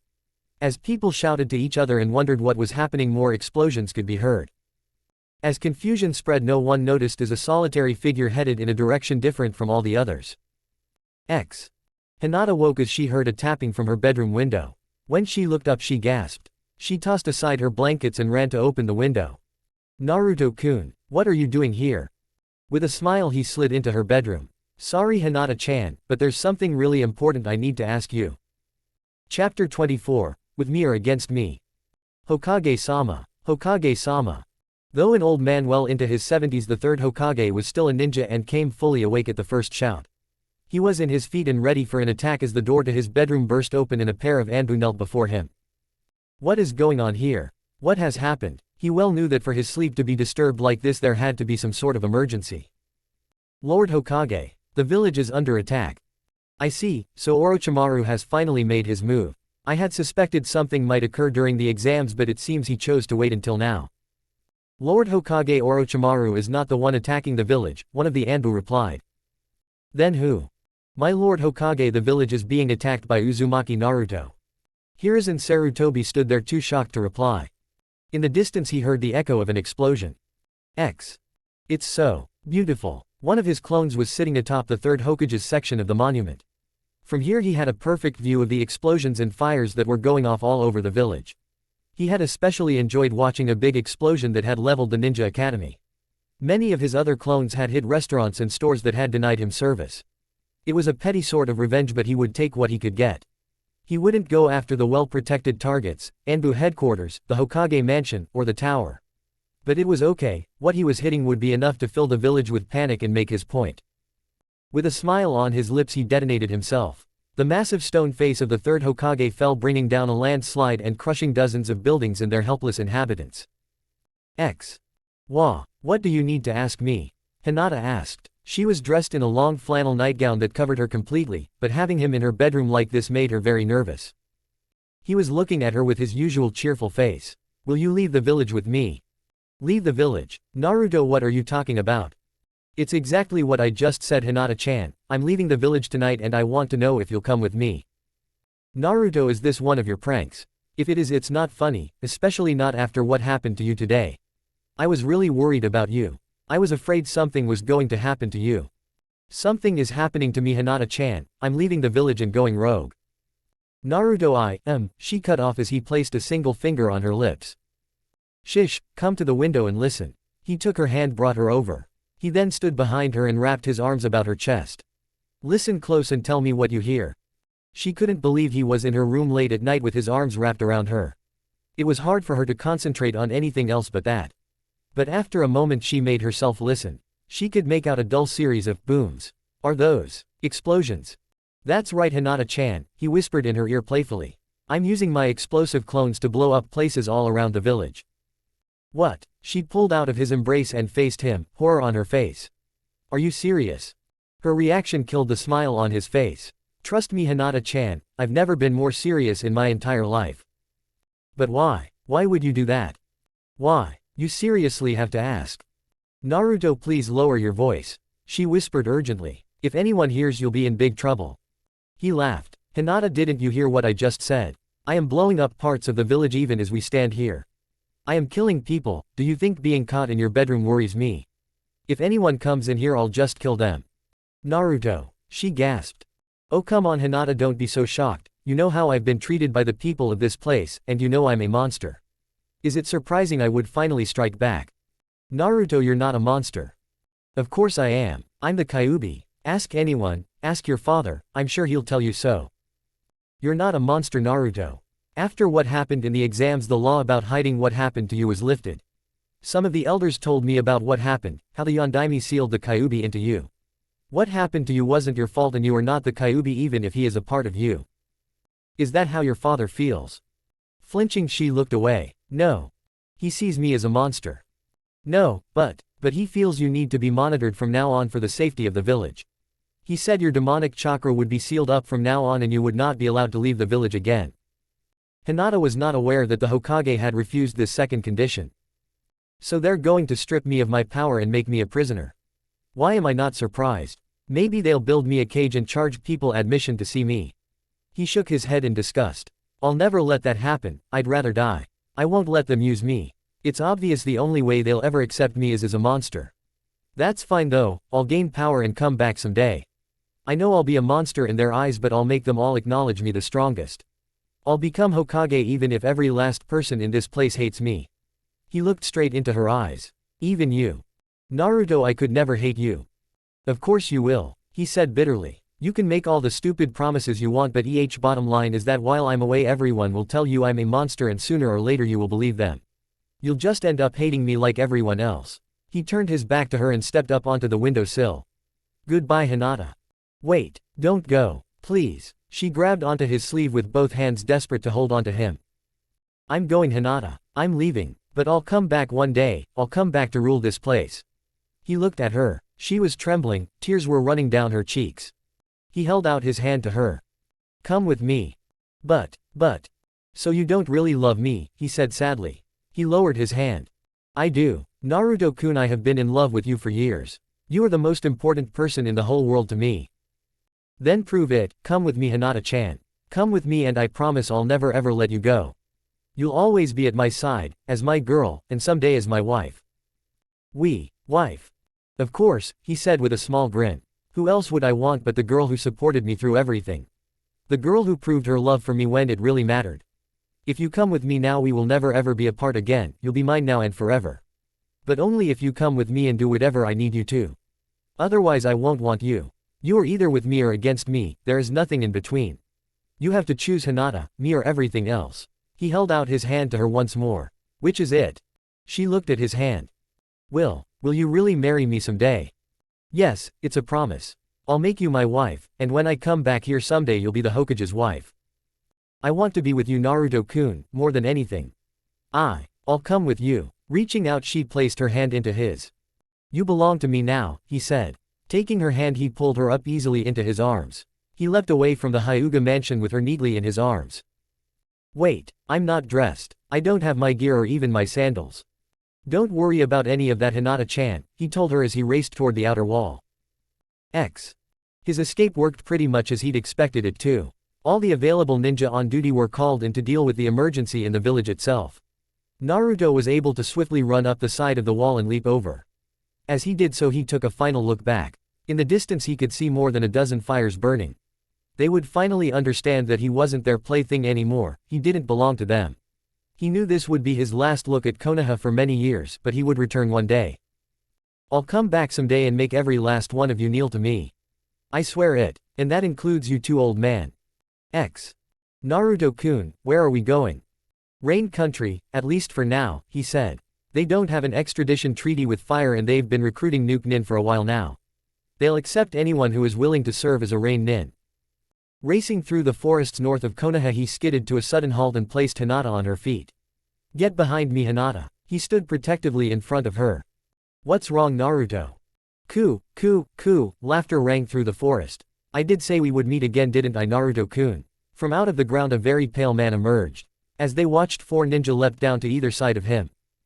Orochimaru, Naruto growled. So you want more of what I gave you in the forest of death? Watch your mouth punk. Ani of the other 4 ninja yelled at him. Oh it's quite alright Ukin, Naruto-kun is very special to me. After all I've already given him a special gift. What the hell do you want? Naruto demanded. To help you, Orochimaru giggled. You have abandoned your village, and done so in rather spectacular style. You are a missing nin who will be hunted down with all the resources available to the Leaf Village. Given who and what you are Naruto-kun they will never ever stop chasing you. They can come after me as much as they want. I'll kill every last one of them. And what about the girl? He asked pleasantly. You are Hyuga Hinata I believe. Hinata shivered as his reptilian eyes fell to her. Never mind who she is. Naruto snapped. She's with me, that's all you need to know. Do you think they'll let her go either? They will certainly want to recover her, or failing that eliminate her. Anything would be better than allowing a rogue Hyuga run wild at your side. Can you keep her safe? I'll kill anyone who threatens her, he said flatly. Even if he happens to be a Sannin. Oh, I'm not the Sannin you need to worry about. If I were you, I'd be much more worried about Jiraiya. He will certainly be coming after you. I on the other hand could offer you my most generous assistance and protection. And why would you do that? Because you and I want the same thing, revenge on Konoha and on the third Hokage. With my resources and your power, anything would be possible. Join me, Naruto-kun, and I will give you all the things you hunger for: wealth, power, and recognition. In the Sound Village you will receive the sort of treatment a man of your unique talents deserves. I don't trust you, Naruto stated. Ku, of course not, I'm not very trustworthy. But I am a man who can deliver what he promises. Come with me and I will provide you a safe haven where you can learn and grow stronger without worrying about hunter nins. I can also help you gain greater access to the power inside you. Now doesn't that sound better than constantly being on the run? Naruto slowly thought it over. If you try anything with me or Hinata, I will kill you. And so we're clear, I won't serve you the way I did the Hokage. So don't ever think you can give me orders like a regular ninja. I am sure we will be able to come to some sort of mutually acceptable arrangement. Orochimaru promised with a greasy smile. They came to an uneasy agreement, with both of them thinking they would get the better of the other. Chapter 25, by order of the Hokage. Over 100 businesses and private residences have been attacked along with the Ninja Academy and the Hokage Monument. A masked Anbu reported. Our preliminary estimates are at least 2,000 civilian casualties along with 8 ninja confirmed killed, another Anbu stated. All this might have been avoided had the boy been entrusted to me, Danzo stated. He should have been given proper discipline from the beginning, not allowed to run wild like a delinquent. Lord Hokage, I really must insist my daughter be recovered at all costs, Hiashi demanded. Her kidnapping is an unforgivable offense against my clan. Your clan? Inuzuka soon growled. Get your priorities in order. The whole village has been attacked. Anyway, I wouldn't worry too much about Hinata. Knowing you, she probably left of her own free will. I resent that, Hiashi shouted. You think I give a damn? Soon shouted back. Petty arguments aren't helping, Inoichi cut in sharply. None of this would have happened had the Hokage simply taken a firmer hand with Naruto. Hiashi said angrily. The Hokage did what he thought was best, Jiraiya shot back. However, it may have turned out his intentions were always good. And we all know where good intentions lead, don't we? Hiashi shot back. The door to the Hokage's office opened and 2 new arrivals stepped into the already crowded room. Glad to see you, Kakashi, Jiraiya said. As Naruto's sensei, your input could be really valuable. Sasuke, you shouldn't be here. Please go home.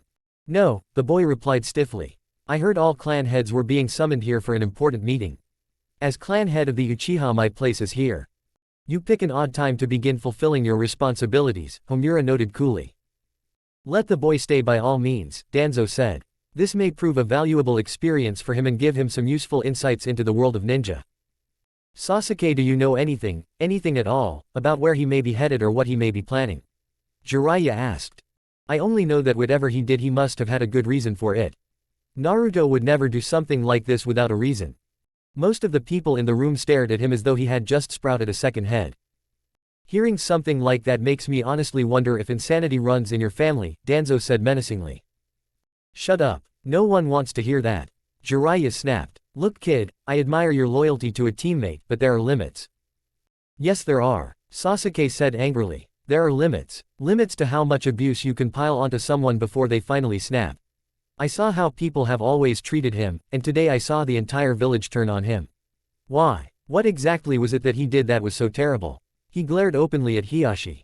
Was it killing Neji after he had tried to kill Hinata? Was it killing Gaara, who murdered 3 Rain-nin during the exams, crippled Lee, and tried to murder Naruto? Or was it all because he showed you some real power today and you're all suddenly terrified of what the boy you've been abusing all this time might do? That's enough, Sasuke, Hiashi railed. Don't presume to lecture us. What do you know of the Kyuubi? What could anyone your age possibly know about that monster?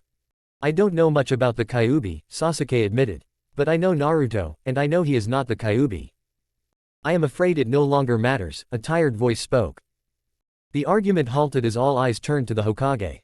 He was seated behind his desk, shoulders slumped and his head lowered.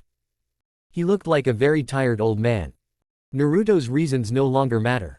Whether he felt himself to be somehow justified no longer matters. With his actions tonight, Naruto has betrayed his village and killed the very people he was sworn to protect. That is the only truth that matters now. The old Hokage looked over at Sasuke. I have no choice, he said sadly. Uzumaki Naruto is hereby stripped of his status as a leaf ninja. He is declared an outlaw and enemy of the state. He is to be killed on sight, no effort is to be made towards his capture. I hereby authorize a bounty of 100 million ryu payable to any person who successfully kills him or provides information that leads to his death. I also order that every possible effort be made to rescue Hyuga Hinata whom he has kidnapped. Should her rescue not prove feasible, I authorize her elimination to prevent the loss of vital information that might harm this village. Every ninja in the room save Sasuke and Kakashi nodded. Even Hiyashi had no objection. Hinata's death was far preferable to her bringing any sort of disgrace to the clan. I authorize and approve the use of any and all resources necessary to fulfill this order. Jiraiya, I am tasking you with this. You may use hunter nins, anbu, or any other ninja you may require. You may bankrupt the treasury if need be. Until Naruto is dead, this will be our one and only priority. Yeah, I got it, Jiraiya answered solemnly. How can you turn on him like this, Lord Hokage? Sasuke asked. You're not even going to try and capture him. I thought you cared about him. I thought he meant something to you. My personal feelings are not important, Sasuke, the old man said wearily. My duty as Hokage is to do what is best for Konoha. Naruto's potential makes him an even greater threat than Orochimaru or Itachi. For the village's sake, I cannot allow him to grow any older. In case you haven't noticed yet, kid, try looking out the window. I'd say Naruto's made his choice. The old man is just doing what he has to. Don't make it harder for him than it already is. Jiraiya said firmly. In that case, I want to help go after him, Sasuke volunteered. Forget it, I'm not risking the last Uchiha like that. Besides, with the pick of the elite ninja of the village, I don't need any genin. Jiraiya's eyes shifted over to the man standing next to Sasuke. I would like your help though, Kakashi. Sorry, but I'll have to say no. This is an S-rank mission, Kakashi, Hiyashi pointed out. You have no right to refuse. Then I guess I'll have to be arrested then, he said pleasantly. But no matter what Naruto's done, I can't help kill my sensei's only son. Minato's ghost would haunt me forever. What are you saying? Naruto, he's the Yondaime's. You're lying. It's impossible. It's. Shouting erupted from every corner of the room. Sarutobi turned away, no longer caring. He had done his duty as Hokage. He could trust Jiraiya to handle the rest. Kakashi was refusing an S-rank mission and had just spoken an S-rank secret before more than 20 witnesses. At any other time he would have come down on him like a ton of bricks.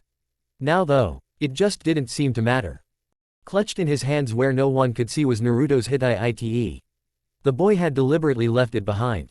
Looking out his window, he stared at the Hokage monument and at the three faces that stared back. I misjudged, he thought sadly. I made the same mistake a second time. I wouldn't let myself see what was there. I really am just an old fool. Less than 20 minutes later, a truly impressive group of about 200 ninja had gathered by the gate. Every single one of them was of at least Chunin rank. The last time Konoha had sent out such a powerful force for a single mission had been on the night the Kyuubi attacked the village.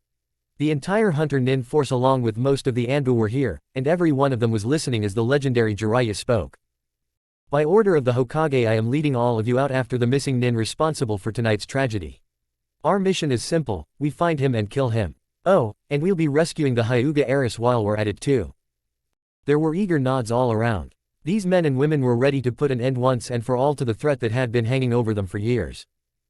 Break into units of 4 and try to have at least one Hunter Nin or one Inuzuka with each group. If you spot the target, don't do something stupid like attack him yourselves. Every last one of you felt his chakra today. You understand how dangerous he is no matter what he looks like. Everyone slowly nodded. Even those who had not been in the stands had felt Naruto go five-tail. His chakra had been like a bonfire lighting up the night, they'd had felt it even miles away. Hyuga Hiyashi, Inuzuka Sume, Akamichi Chusa, and Nara Shikaku, Jiraiya eyed the 4 of them.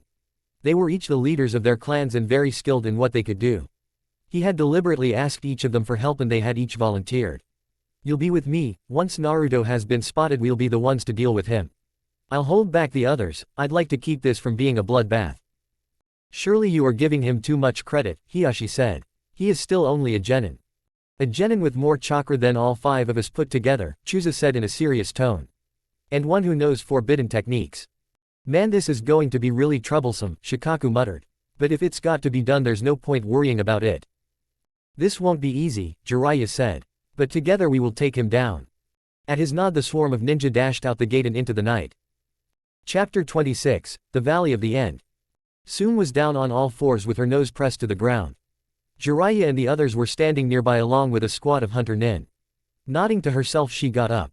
There's no doubt about it, she announced grimly. The scent belongs to Orochimaru and 4 others. They met Naruto and Hinata and then departed together heading north. Damn it, Jiraiya muttered.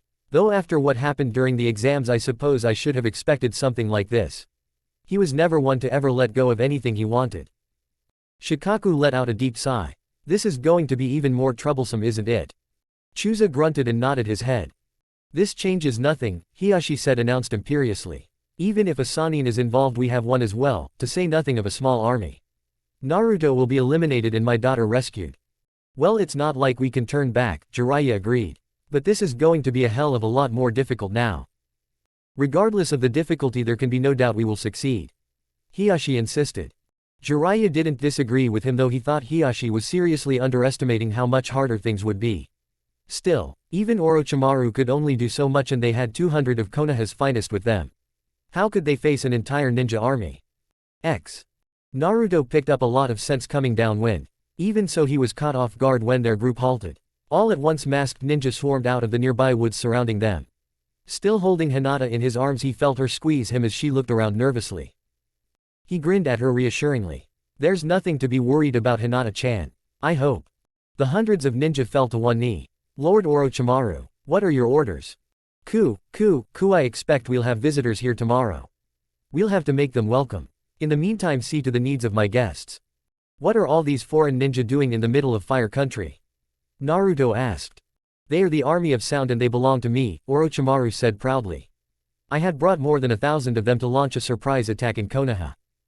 What? Hinata cried horrified. You were going to attack the village. Orochimaru looked at her curiously. Does that bother you? Hinata looked back into his snake-like eyes feeling dread. Naruto put her down and stepped protectively in front of her. We don't give a damn about the village. I'm sorry you didn't. What happened? You get cold feet at the last second. Hardly, Orochimaru replied with a grin. I decided to call off the attack for your sake, Naruto-kun. I didn't want to risk your death before I could recruit you to join me. I also decided the risk was too great after seeing you butcher Gaara. Naruto looked at him suspiciously. He was certain there was more to it than just that. Gee, thanks. Orochimaru chuckled lightly, he was not used to such blatant sarcasm from his servants. Bringing him over to his way of thinking would certainly be an interesting challenge. In the meantime he would need to handle him with care. I am sure the two of you are quite hungry and tired. We will have to leave again in a matter of hours, so I suggest you eat and get as much rest as you can. He walked away, followed closely by his bodyguards. One of the nameless horde of sound ninja approached him. We'll have food and a couple tents prepared. We only need 1 tent and 1 sleeping bag, Naruto told him. Eek. He turned around and saw Hinata blushing and pressing her fingers together furiously. Something wrong, Hinata-chan? Nah, Naruto-kun, you're not saying we should sleep together, are you? Frowning at her he nodded. Well sure, didn't I say we'd be together from now on? Her blush got even redder. But we're only 12. He took bother her hands before she sprained her fingers. I'm not saying we're going to do that yet. I just want to be able to fall asleep next to you and be close to you, that's all. He really does want to share a sleeping bag with me. The thought excited and terrified her. But we can't. What will people say? What people? Naruto asked. Orochimaru. His bodyguards. Them. He waved an arm at the mass of ninjas still surrounding them. Or are you afraid your dad will find out somehow? She dropped her head. Bingo, he thought. Fuck your dad. Her head snapped up with a gasp. Naruto. Fuck your dad, he repeated. You don't belong to Konoha or to your clan anymore, Hinata-chan, you belong to me. And as if to prove his point he grabbed her about the waist and pulled her close. Before she could make a sound or think of anything she was being kissed. In front of hundreds of strangers right out in the open he was kissing her. Her mind blanked out as she realized what was happening. His kiss was a little rough, but it was passionate. It was nothing like the gentle little pecks she had fantasized about. And none of her fantasies had ever involved them being so shameless as to do this right out in front of a crowd. Even if this wasn't the way she'd imagined, her heart was racing and her knees were about ready to give. She was only just able to keep from fainting. When he ended the kiss he spoke to her in a heated whisper. You're my girl now, Hinata-chan, and I don't care who knows it or what they think. It felt like he was taking possession of her. She liked the feeling. She wanted to be only his. Oh, okay, Naruto-kun. It was late morning the next day when Tsume delivered more bad news. An army, Jiraiya muttered. I guess we were right to be worried about an invasion after all. He looked at the Inuzuka clan head. How big? Since it looks like you swallowed a kunai, I'm guessing it's not small. It's big, she said in an undertone. There were other Inuzuka among the hunter nins, so there would be no keeping this quiet. There's no way to tell exactly, but I would guess at least 3, maybe 4 or 5 times as big as us. That's impossible, Hiyashi snapped. There's no way such a force could have gotten this deep into Fire Country without our knowing. Soon sent him a pained expression. Impossible or not, they did. So what do we do about it? Shikaku asked in an easy-going tone. What do you mean? Hiyashi demanded. This changes nothing. We press on obviously. An army that size won't be able to move faster than a smaller elite force. We will certainly catch them up before they can cross the border. Then what? Shikaku asked. We have an elite force, sure, but if we attack one that's expecting it and bigger, it'll be a lot more than just troublesome. It'll be a bloodbath, Sum said with a snarl. It was hard to tell if she thought that a good or bad thing. We could summon reinforcements from Konoha, Chusa suggested. By the time they could reach us, Naruto and my daughter will be long gone, Hiyashi argued. With Orochimaru hiding them, we may never find them again. We must catch them now. No matter what it costs. Shikaku asked quietly. Hiyashi nodded. The Hokage's orders were clear, Jiraiya spoke. Naruto's got to die, no matter what. And I know how good that snake is at hiding. He looked carefully at the 4 of them. We'll split off from the rest of the force and let them attack the army. While they're doing that, we'll go on a fox hunt. There was no element of surprise for either side as the battle began. The pursuers and the pursued both knew they would have to fight and there was no hope of ambush. So the Konoha ninja attacked a sound force that was 5 times their size, but nowhere near their equal in ability of training. As the second battle of the Valley of the End began, 5 ninjas skirted the edge of the fighting and raced for the waterfall that marked the valley's beginning.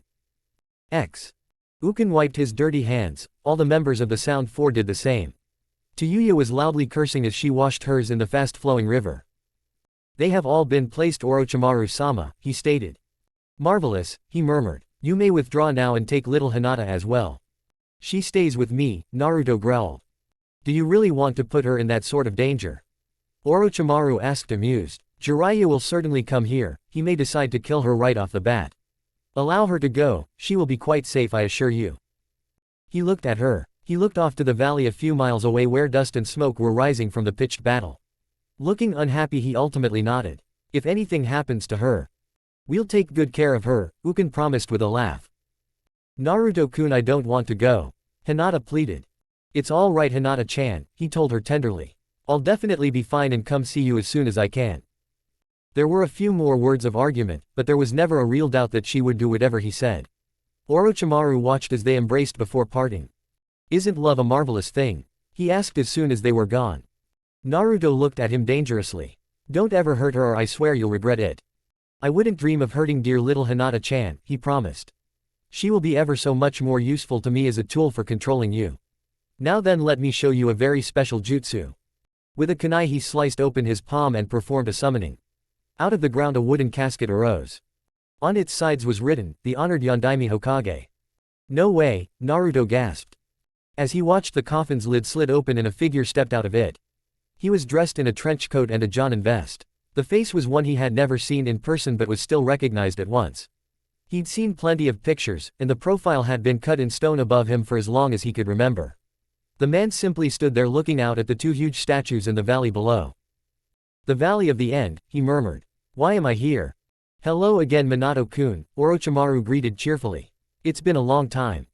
The Yondaime turned to stare at Orochimaru. You brought me here. Why? He demanded. To have you fight for me, of course, he answered. Why else? The Yondaime shook his head. Only you would try to perform this jutsu.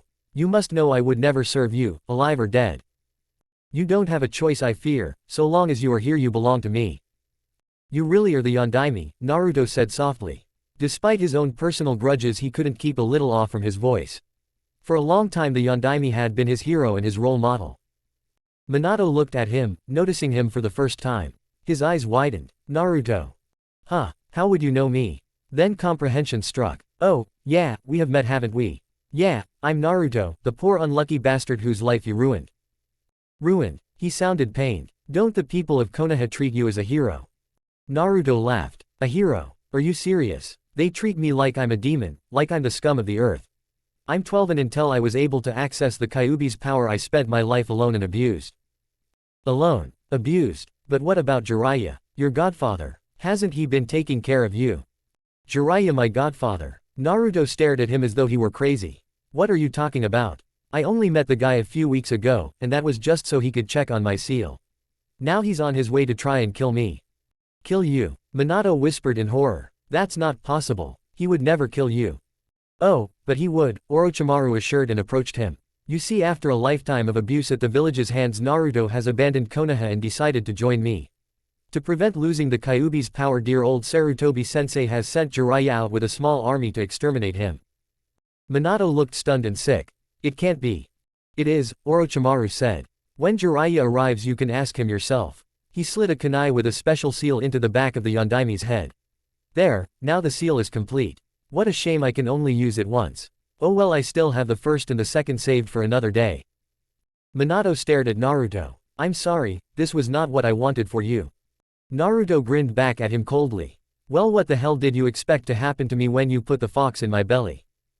I wanted them to acknowledge you as a hero. I wanted my sensei, Jiraiya, to care for you. My son. Son. Naruto blinked. I am your father, Minato said and held out his arms. My father. Minato nodded with his arms still held out to him. Your mother's name was Uzumaki Kushina, she was my beloved wife. She died shortly after you were born. For the good of the village I was forced to use you to complete the Reaper Death Seal and save Konoha. But it was always my hope that you would have a good and happy life. Naruto could only stare as the words sank in. He was the son of the Yondaime Hokage, one of the most beloved heroes in Konoha's history. All the time he'd been treated like dirt, he'd actually been a hero's son, a Hokage's son. But that wasn't what hurt him most. For the good of the village. Those were the very same words Shizuku's mother had used to justify sacrificing her. You put the Kyuubi into your own son. He looked at the man as though he were the lowest form of life possible. What kind of father would do that? All my life I just figured I was unlucky, that I had a hard life, that I was alone all the time, that I couldn't make friends. I just always figured it was bad luck. Then when I found out the real reason for my suffering I just figured it was luck again. I mean, you needed a baby and I was born that night, so it was just my bad timing. But now I find out that I was your own son and you sacrificed me on purpose. You chose to do this to me. A father's supposed to protect his children. You should have protected me. Instead you condemned me. What the hell sort of father are you? I had no choice, it was to save the village. Were there any other children you could have used? Naruto demanded. Were there any other babies? There were, Minato admitted and lowered his arms. But as Hokage I felt it was my duty to sacrifice myself, and as my heir I felt it was yours to be the Kyuubi's container. I had faith you would do great things one day. That's great, Naruto said bitterly. Do you expect me to thank you? You knew I'd be an orphan, that no one would take care of me. Why didn't you let some other lucky baby, one with parents maybe, make the noble sacrifice? You could have done that. Then I'd still have been alone, but at least I would have gotten to have some kind of life. You chose to make me suffer, you bastard. Son. I'm not your son, he screamed. Go back to whatever hell you were roasting in. Orochimaru saw movement approaching. Touching as this family reunion is, we will have to cut it short, I'm afraid. Despite desperately wanting to say more, Minato was compelled to look away and look at the approaching ninja. The squad led by Jiraiya halted before them. They of course all noticed the appearance of the Yondaime, but having not witnessed summoning assumed it to be some sort of cheap illusion. Is this what you're reduced to, you bastard? Jiraiya demanded. Do you really think I'll take it easy on you just because you whistle up the image of my student? Jiraiya-sensei, Minato spoke. Is it true you abandoned my son? Is it true you're here to kill him? Despite believing it to be a genjutsu, Jiraiya still found the words discomforting. It's a good illusion, I'll give you that much. I had more important work to do than raise a kid, and yes, I'm here to kill him. I'm sorry about having to do that, but after what he pulled there really is no choice now. How could you break my trust, sensei? Minato asked, heartbroken. You were his godfather. Gasping, he sent a startled look at Orochimaru. How did you know that? Only Minato, Kushina, and the old man and I knew. I didn't, Orochimaru said smugly. He glanced at Minato. Show them your power, yellow flash of Konoha. At his feet Jiraiya noted a half-buried kunai. There was a formula carved into it and it had 3 blades. Crap. Run. Jiraiya had just enough time to perform a shunshin and disappear. The others were still convinced this was only an illusion and hesitated before fleeing. Hirishin no Jutsu. There was a momentary flash of yellow light. In the very next instant Minato was standing amid the 4 Konoha clan heads. Each of them had their throats cut and blood spraying. It took a moment for them to realize that they'd just been killed. Laughing, Orochimaru saw them each stumble and then topple over. "I doubt Jiraiya will have the courage to come back knowing what he would be up against," Orochimaru said. He nodded to the distant battle on the other end of the valley. "Why don't you go and enjoy yourself, Naruto-kun? Show all of them the power they threw away." "Yeah," he said savagely and let the Kyuubi's power fill him to overflowing. As 5 tails formed, he looked at the Yondaime. "I will do great things. I'll be Hokage one day. But I won't do it your way. I'll make them fear me, that's how the Kyuubi will rule over them."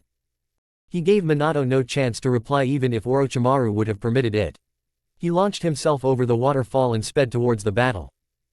Powerless to do anything else, Minato could only shed a tear. Chapter 27, There is no turning back. When Orochimaru finally tracked him down, Naruto was bent over and shaking. The Sannin could see he was pale and coated in sweat. "Ku, you shouldn't push yourself so far, Naruto-kun, even you have limits." Despite his exhaustion, Naruto still found the strength to glare. "I'm fine," he growled. Orochimaru grinned back. "Of course you are." He was actually quite pleased to see that even the fearsome young Jinchuriki was not inexhaustible.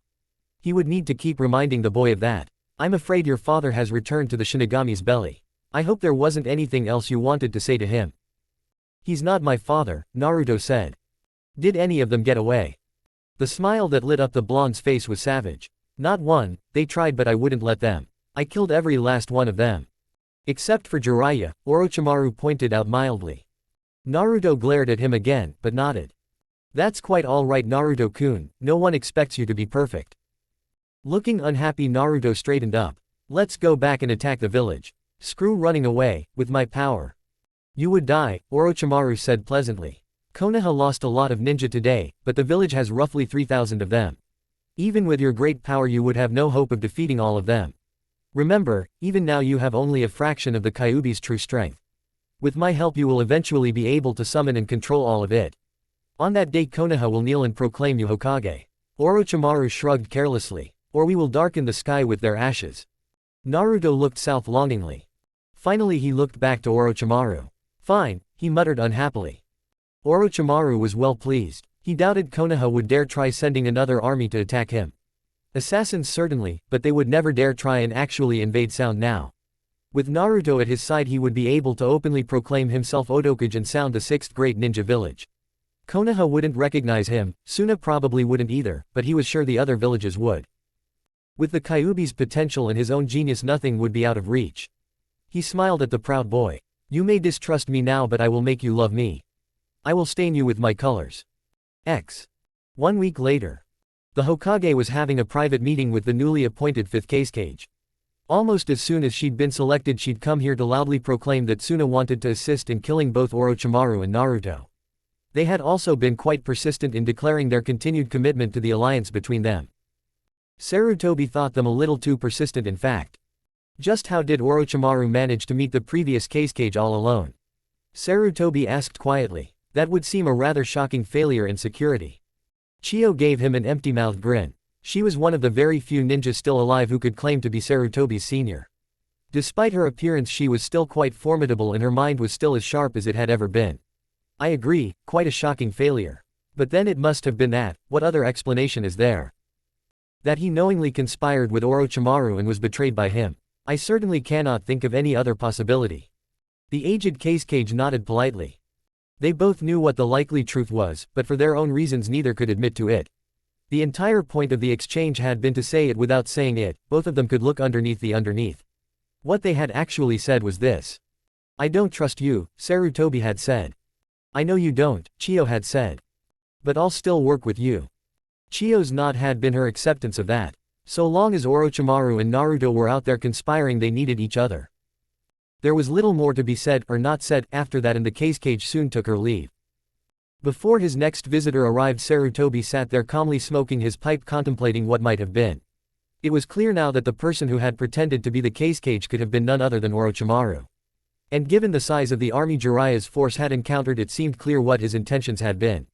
Orochimaru had planned to personally assassinate him and then attack the village.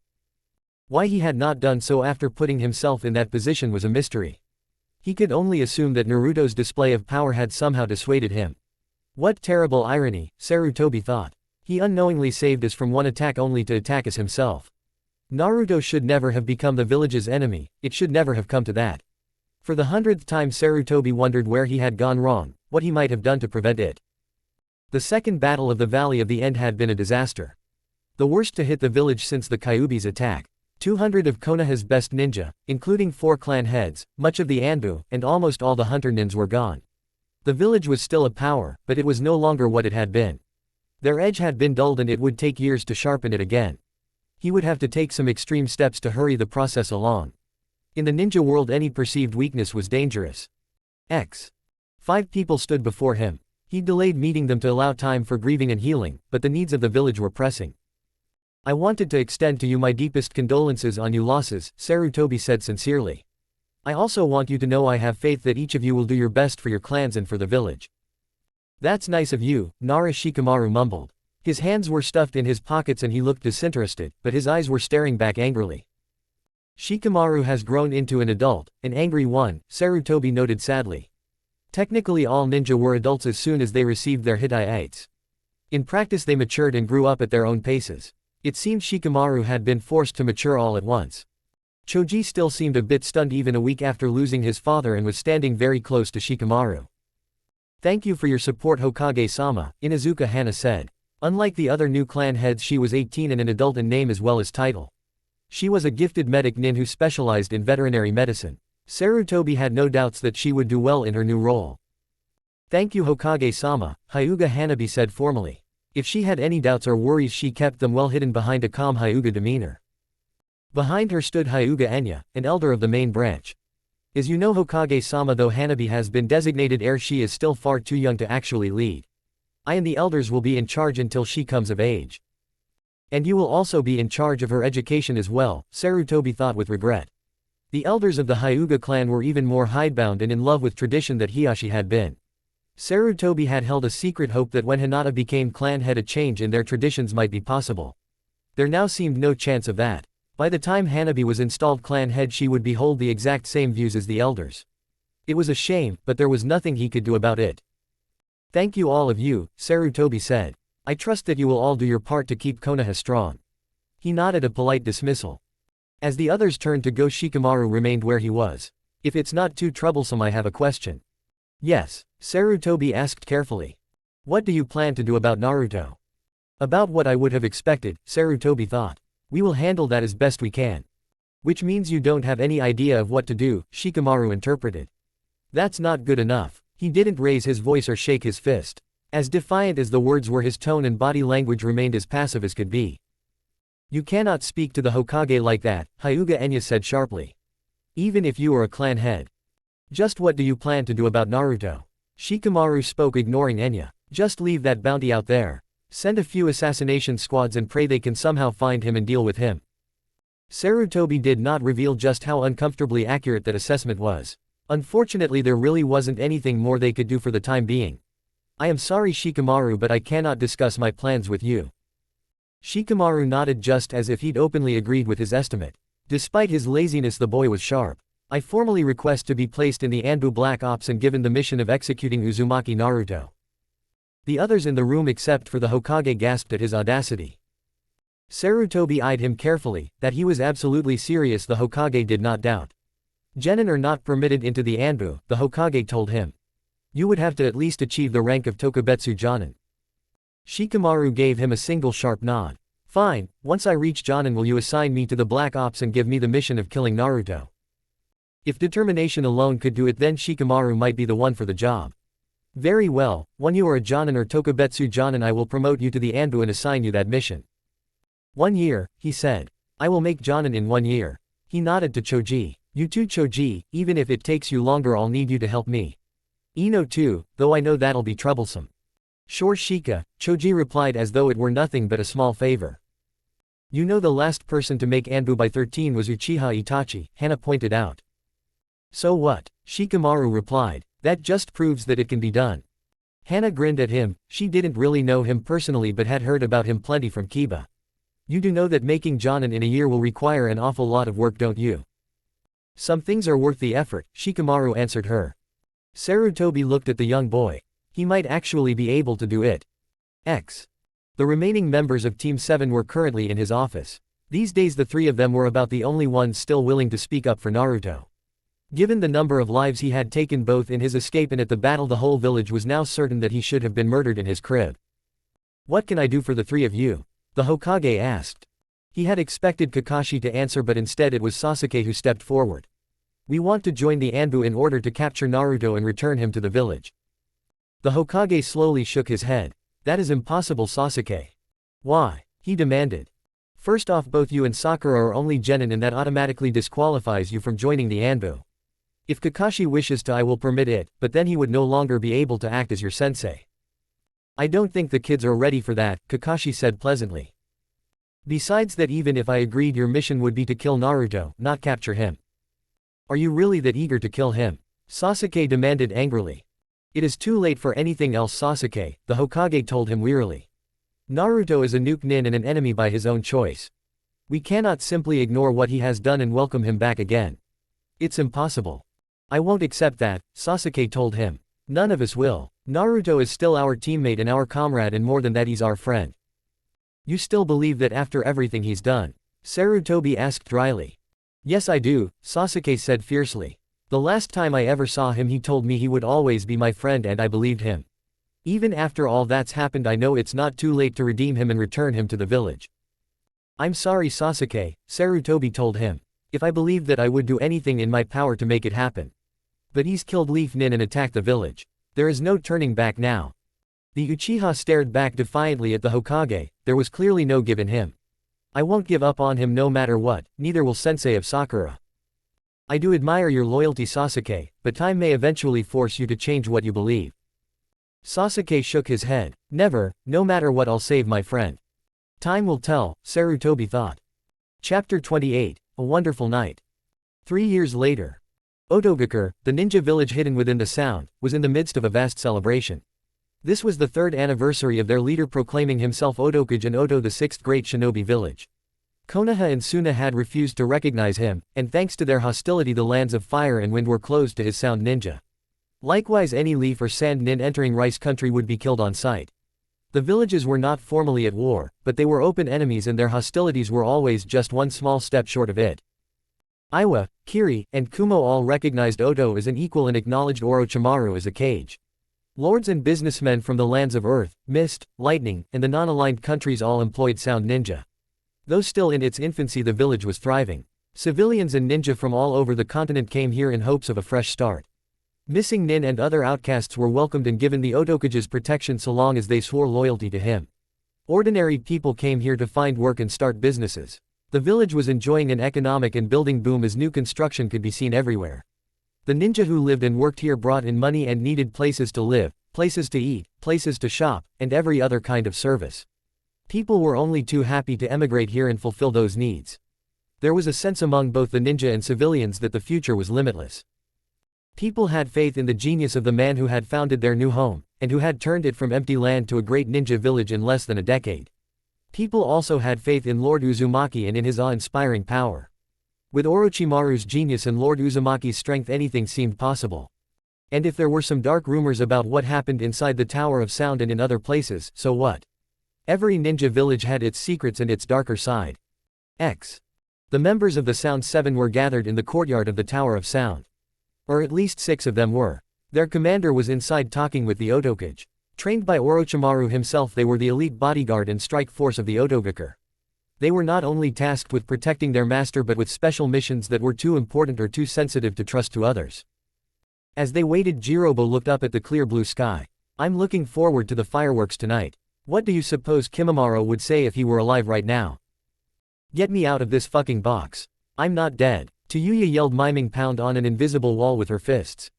Most of the others laughed, but Jirobo and one other looked at her disapproving. You shouldn't make light of that, Tayuya. He was our comrade and leader. He was a humorless prick who scared the shit out of all of us, Tayuya said, not backing down a bit. And I breathed a big sigh of relief the day he croaked. I wish you wouldn't curse like that, Jirobo said for perhaps the millionth time. I agree, Haku added. Such language is not proper, especially among friends. Fuck you both, she said almost as a reflex. She turned to another member of her team. He had laughed the loudest at her little joke. How the fuck is he your student? I swear he's as different from you as night and day. Zabuza shrugged. He's been that way since the day I found him in the gutter half frozen. I'm used to it and don't care how he talks. Thank you Zabuza-sama, Haku said with a nod of his head. The two had been missing nin from Mist and had come in about 2 years ago after a couple close calls with hunter nins. Orochimaru had taken an interest in them, especially in Haku and his unusual Kekkei Genkei. He'd given both of them some special training and eventually promoted them to the bodyguard, expanding its membership from 5 to 7. Sakin and his brother Ukin, Jirobo, Tayuya, Kitamaru, Zabuza, and Haku made up the squad. Along with its leader. The large doors of the tower opened and two very colorful figures stepped out ahead of a small procession of ninja and civilian ministers. One of them was a pale man in white and gold cage robes. The other was dressed in a bright orange jacket and black pants. He also wore black gloves on his hands so that only his face could be seen. Lord Uzumaki Naruto, commander of the Sound Seven, head of the Uzumaki clan, minister of ninja affairs, and the vice kage. He was the Jinchuriki of the Kyuubi whose power had slaughtered the Leaf forces at the Valley of the End 3 years ago. He was the second most powerful man in Odo, answerable to no one but the Otokage himself. Ku, a fine day for a festival, don't you think Naruto-kun? Orochimaru asked. Naruto laughed. You just want an excuse to have people see you wearing that. He nodded to the gold and white robes and hat that sparkled in the sun. You're like a little kid playing dress up. The ninja and the ministers walking behind them gasped. No one else would ever dare say such a thing. It was proof of Naruto's position that he could not only say it but think nothing of it. Orochimaru took no apparent offense as he chuckled lightly. Your clothing is not much less conspicuous than my own. I like orange. Obviously.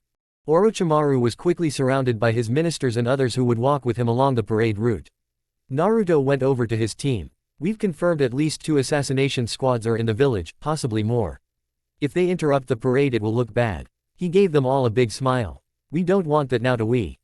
His teammates laughed. Where Orochimaru's personality inspired fear and distrust, Naruto's naturally put people at ease. It might be just a little embarrassing, Sakin agreed. I have cage bunchins disguised in henges all along the parade route and there are plenty of regular ninja there as well. You know the routine. They all nodded. Dealing with assassins was a regular occurrence. Then let's go.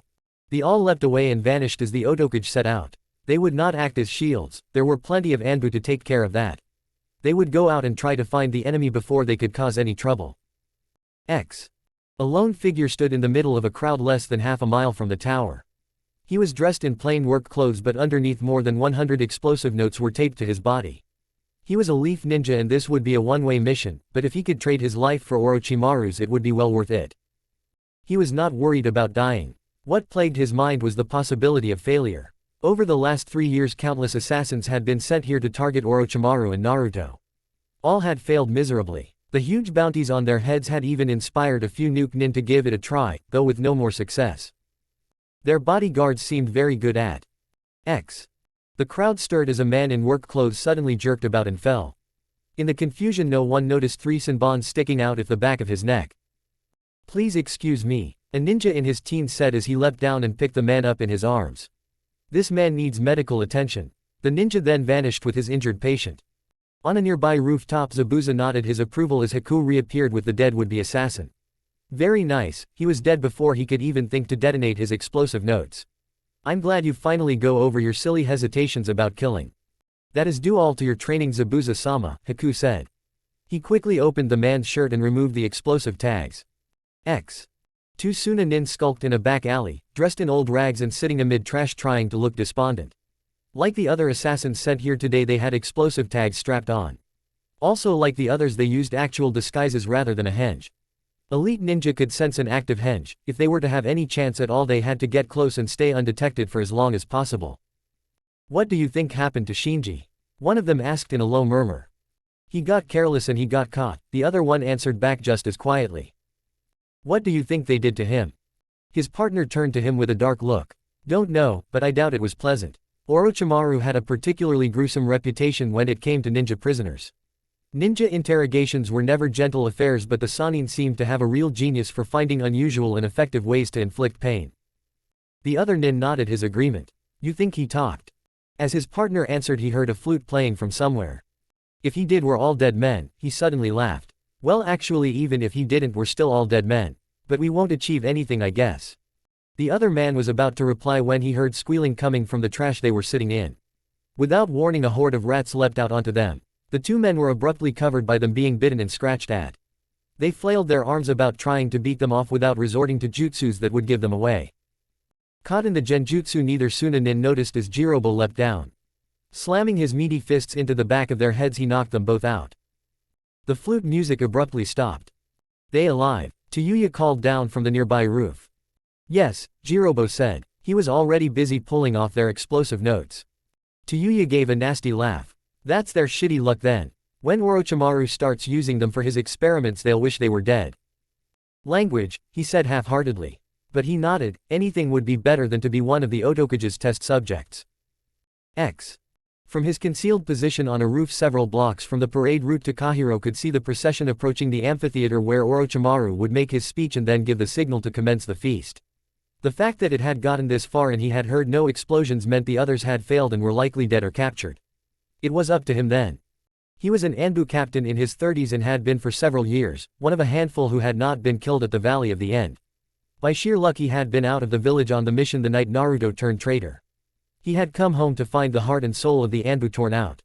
He'd spent the last few years working to rebuild the organization from the ground up. Given the immensity of the job, the Hokage had appointed Danzo as commander, a man not fully trusted but one of great skill and strength of will. Danzo had a remarkable job of rebuilding and some truly talented ninja had joined the ranks. The Nara boy was a real prodigy and so was Sasuke, both of them were Anbu captains. And having Hitaki Kakashi back also helped. But even with all that, it would still be years before the Anbu fully recovered. Konoha remained weakened and dangerously vulnerable, and it was all the fault of those two traitors. He knew there was almost no chance of actually reaching his target, but he would try his damnedest. And if nothing else, he would take some of the enemy with him. Takahiro was about to leap off when an overwhelming terror hit him. In his mind's eye he saw the Kyuubi standing before him. The nine-tailed demon growled down and he could feel its hot breath. His heart was racing and he couldn't breathe. His entire body was locked up and useless. He couldn't even focus enough to detonate the explosive tags. He'd been in many fights and had felt killer intent before, but this was overpowering. It was the exact same terror he'd felt 15 years before when he'd faced the real Kyuubi. Neat trick, huh? Naruto said as he came out and stood in front of the helpless Anbu. Orochimaru taught it to me. He desperately wanted to blow himself up and kill the traitor, but no matter how he tried he couldn't focus enough to do anything. Naruto calmly took a kunai and put it to the man's throat. And now I'm going to do you the biggest favor anyone has ever done for you in your entire life. As he was unable to detonate the tags, he was equally helpless to prevent his throat being cut wide open. What did you do that for? Kidomaru asked. You know how much the Otokuge likes having ninja to experiment with. Naruto grinned as he gathered up the seals. It's a holiday, everyone deserves a little good luck, don't you think? Kidomaru shook his head while Sakin laughed. As they entered the amphitheater, Orochimaru turned to his special guest. A short man with a bulbous nose who was dressed in white and brown robes of the Tsuchikage. I do hope your hip is not bothering you too much, Tsuchikage-san. It's fine, thanks Otokuge-san, the little man bit back. In truth his hip was bothering him, but he wasn't about to show any weakness. So it looks like you made it all the way home. I suppose I should congratulate you, though I still say you were a fool to do this knowing there were assassins waiting. Orochimaru laughed. I have faith in my people to protect me, especially Naruto. In any case, I am not easily killed. The small man could only nod at that. I'm glad I accepted your invitation to come here for a state visit. He raised an amused eyebrow. Though I hope you treat me better than you did the cage. He waved that off like a small thing. The cage tried to break an agreement with me, I trust you would never be so foolish. I haven't agreed to anything, the Tsuchikage said. Yet. Orochimaru grinned, as if he could hear that last unspoken word. Of course, come let us enjoy the festivities. As the Otokuge spoke to the waiting crowd, a beautiful dark-haired girl with lavender eyes stood at the rear of the stage waiting patiently. On the ring finger of her left hand she wore a gold band. Two arms grabbed her and lifted her off her feet. Eek! She instinctively activated her Byakugan and readied to deliver a palm strike. Miss me Hina-chan? Naruto asked with a laugh before giving his wife a kiss. Naruto-kun, I wish you wouldn't do that. I'm going to end up killing you by mistake one of these days. That was no idle threat. Hinata had become very proficient at Juken and could deliver a lethal strike to the heart or head with just one hit. Naruto pulled her closer and delivered another long searing kiss. Then I guess you'll need to revive me then. Along with being a deadly close combat specialist, she had studied medical jutsu with Orochimaru's special agent Kabuto. She was proficient at both killing and healing. At first she had struggled, but with Naruto's constant encouragement she had improved by leaps and bounds. Her need to be able to help him had driven her hard to improve and be as powerful as she possibly could. As he kissed his wife some more, Naruto let his hands drop down her back until her could give her nice round ass a squeeze. Eek! She quickly jumped away from him and looked around at the surprised faces. Not here, Naruto-kun. When we're alone fine, but not here. Ah, come on Hina-chan, he said, giving her his best sad puppy dog eyes. Once that would have worked like a charm, but now she crossed her arms and shook her head. Not until we go home. Seeing he was beaten, he nodded. Eventually she let him put his arms around her again and hold her tight. He was holding her as the fireworks filled the night sky with color and light. It was a wonderful night. Chapter 29. Loving, Dreaming, Planning. Despite the best efforts of Konoha and Suna, the celebration went off without a hitch. The citizens of Oto got to enjoy themselves and Orochimaru got to play the role of benevolent ruler to their loud and thunderous applause. Once the fireworks faded, Naruto and Hinata left the celebration to return to their home. The palatial Uzumaki estates were a fitting residence for Oto's first clan. They were modeled after the Hyuga in Konoha and were vast with every possible convenience, including a private dojo and indoor pool. When they returned though, the two of them went directly to the master bedroom. So can I grab your ass now? Naruto teased as he did just that. Laughing, Hinata wrapped her arms around him. Yes, now you can. They began to kiss eagerly. She let out a soft moan when she felt his hands playing and teasing her breasts. Since it had been a festival, she had not dressed in her usual ninja clothing. She had gone out in a pale lavender kimono with flowers stitched in the design. Carrying herself with a dignity and poise drilled into her since she could walk, people had all seen her as the royal lady she was. That was just one more role she served to help her darling husband. Now that they were alone, Naruto was pulling her kimono off and tossing it to the floor. She had nothing on underneath, and as soon as she was naked his mouth was at her breast, sucking like a newborn hungry for milk. Ah, Naruto. He brought her to the bed and pressed her down into it as he quickly got rid of his clothes. As he took off his orange jacket, he exposed some of the seals that covered his body. The ones that could be seen now were drawn in black ink and covered him from his neck to his feet. Removing his black gloves, they were on the back of his hand, his palm, and even written out in small runes and symbols on each finger. Most of his skin was covered in black ink. These were Orochimaru's handiwork and Naruto's. Over the last 3 years, Naruto had studied the art of sealing with a special passion and could now be accurately called a seal master. The seals on his body had a myriad of purposes. Some were meant to aid him in accessing the Kyuubi's power, some were meant to suppress the Kyuubi's persona, some were defensive, aimed at preventing any sort of mind-controlling jutsu or the Kyuubi's extraction, making a repeat of the Yondaimi's jutsu impossible. Naruto never allowed anyone but Orochimaru or Hinata to see them. They were his most closely guarded secret.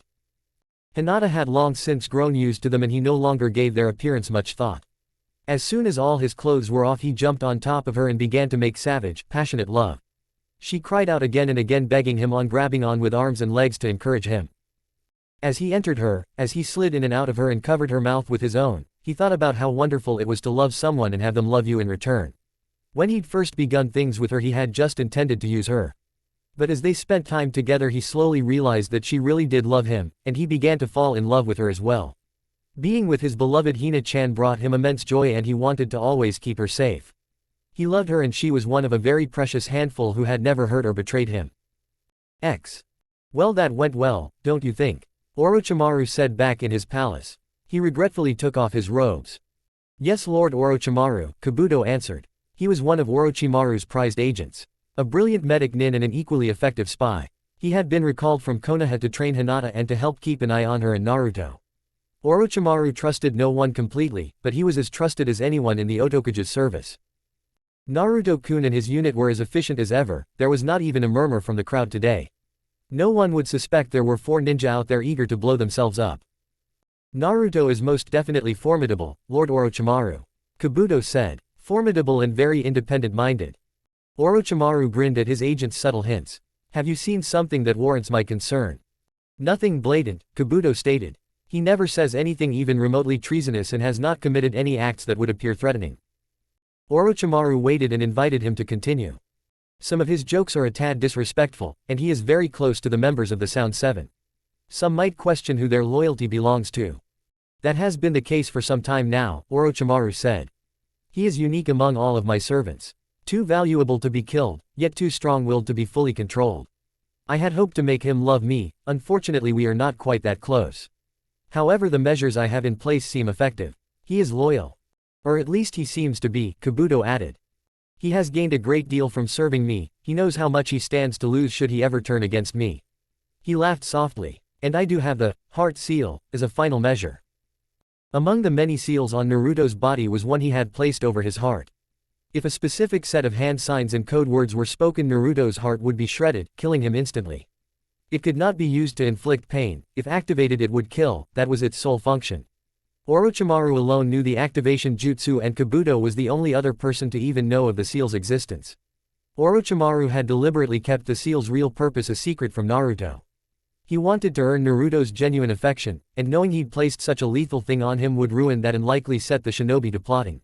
He preferred to rely on other more subtle methods to keep Naruto in line. The heart seal was an insurance policy against Naruto ever turning on him. Even so, what you have in mind, the mission to Aikido, isn't it a risk?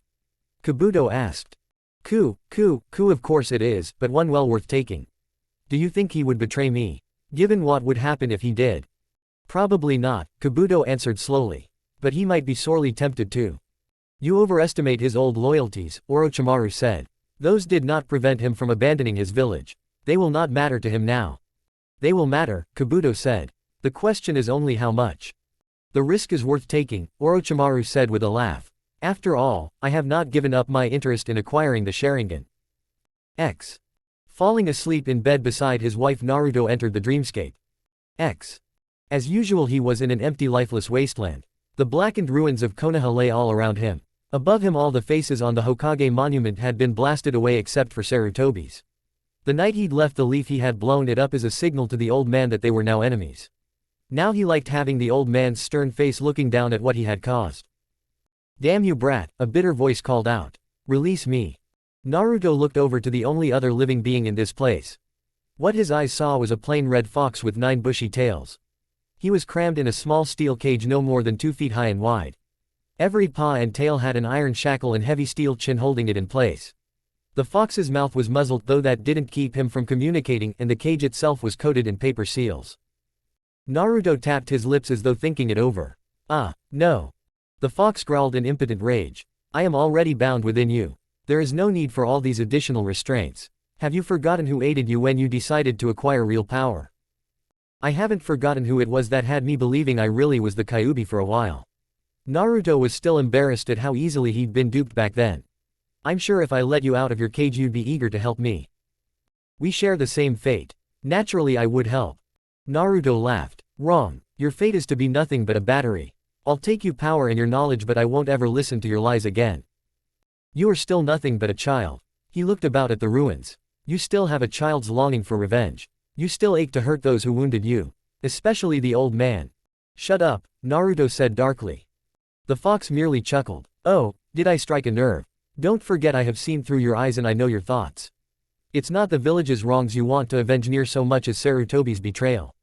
What you truly want is to hurt him. Like I care about that. Naruto snapped. Who cares what the stupid old man thinks? The fox looked up at the monument. I'd say you care quite a bit. You don't know what you're talking about. The forbidden scroll suddenly appeared before him. He had learned all of its techniques save for one. Now be quiet while I study. The fox continued to torment him as much as he could while Naruto tried to learn the secrets of the Hirishin no Jutsu. X. A few days later in Konoha the third Hokage stared at a handful of reports from agents in Oto. Among the many civilians who had rushed to the new village to find work were a dozen leaf spies. All of them were kept ignorant of the others. They were ordinary people, not ninja, and were there just to send general observations about the village. Sarutobi knew quite well what the ordinary citizen of Oto did. What he lacked was intelligence about Orochimaru and Naruto and the plans they had in store. What he was reading right now were accounts of the celebration of Oto's founding as a great power and the proclamation of the Otokage. What made him so unhappy was that it had gone so smoothly. None of the reports mentioned any kind of disturbance or even a rumor of danger. The assassination squads had failed to even be a nuisance. What also worried him were mentions of the Tsuchikage walking the parade route beside Orochimaru. Iwa had been the main enemy back during the Third Great Ninja War, and the bitter feelings of that struggle still lingered. If Konoha's old enemy drew together with her current one. He sighed and rubbed his tired eyes. I am too old for this, he muttered wearily. He had retired long ago. By all rights he should still have been retired and spending time with his grandson and painting. In an ideal world the village would be in Minato's capable hands and Orochimaru and Naruto would be loyal leaf ninja doing their duty for the village. But the world remained anything but ideal. Minato had been dead 15 years and Orochimaru and Naruto were the greatest possible threats to Konoha's survival. He had been responsible for both of them, and until they were dealt with he did not feel he could honorably step down. The speaker on his desk buzzed. Lord Hokage, his secretary said. Uchiha Sasuke and Hitaki Kakashi are both here for their appointment. Send them in, the Hokage said. The time had finally come to make a serious effort against Oto. Operation Orange would soon begin. Chapter 30, Act of Betrayal. The door to the Hokage's office opened and two Anbu entered, one with a dog mask and one with a raven's.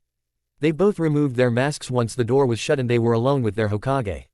Alone among all the ninja of the village, Sasuke and Kakashi still pleaded Naruto's case and argued for his return.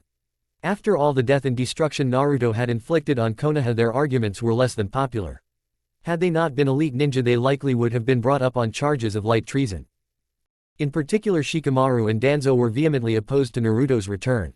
Danzo had once believed Naruto could be harnessed as a living weapon in the service of the village. After his defection and the slaughter at the Valley of the End, Danzo felt Naruto would never be completely trustworthy. He loudly criticized the Third for not having given him over to the Anbu for indoctrination from the start. He claimed that if that had been the case Naruto would now be a loyal and unquestioning servant of Konoha. As it was now he felt that any weapon that could not be safely used should be scrapped. Danzo believed the only safe course now was killing Naruto by any means necessary. Shikamaru just wanted to avenge his father, plain and simple.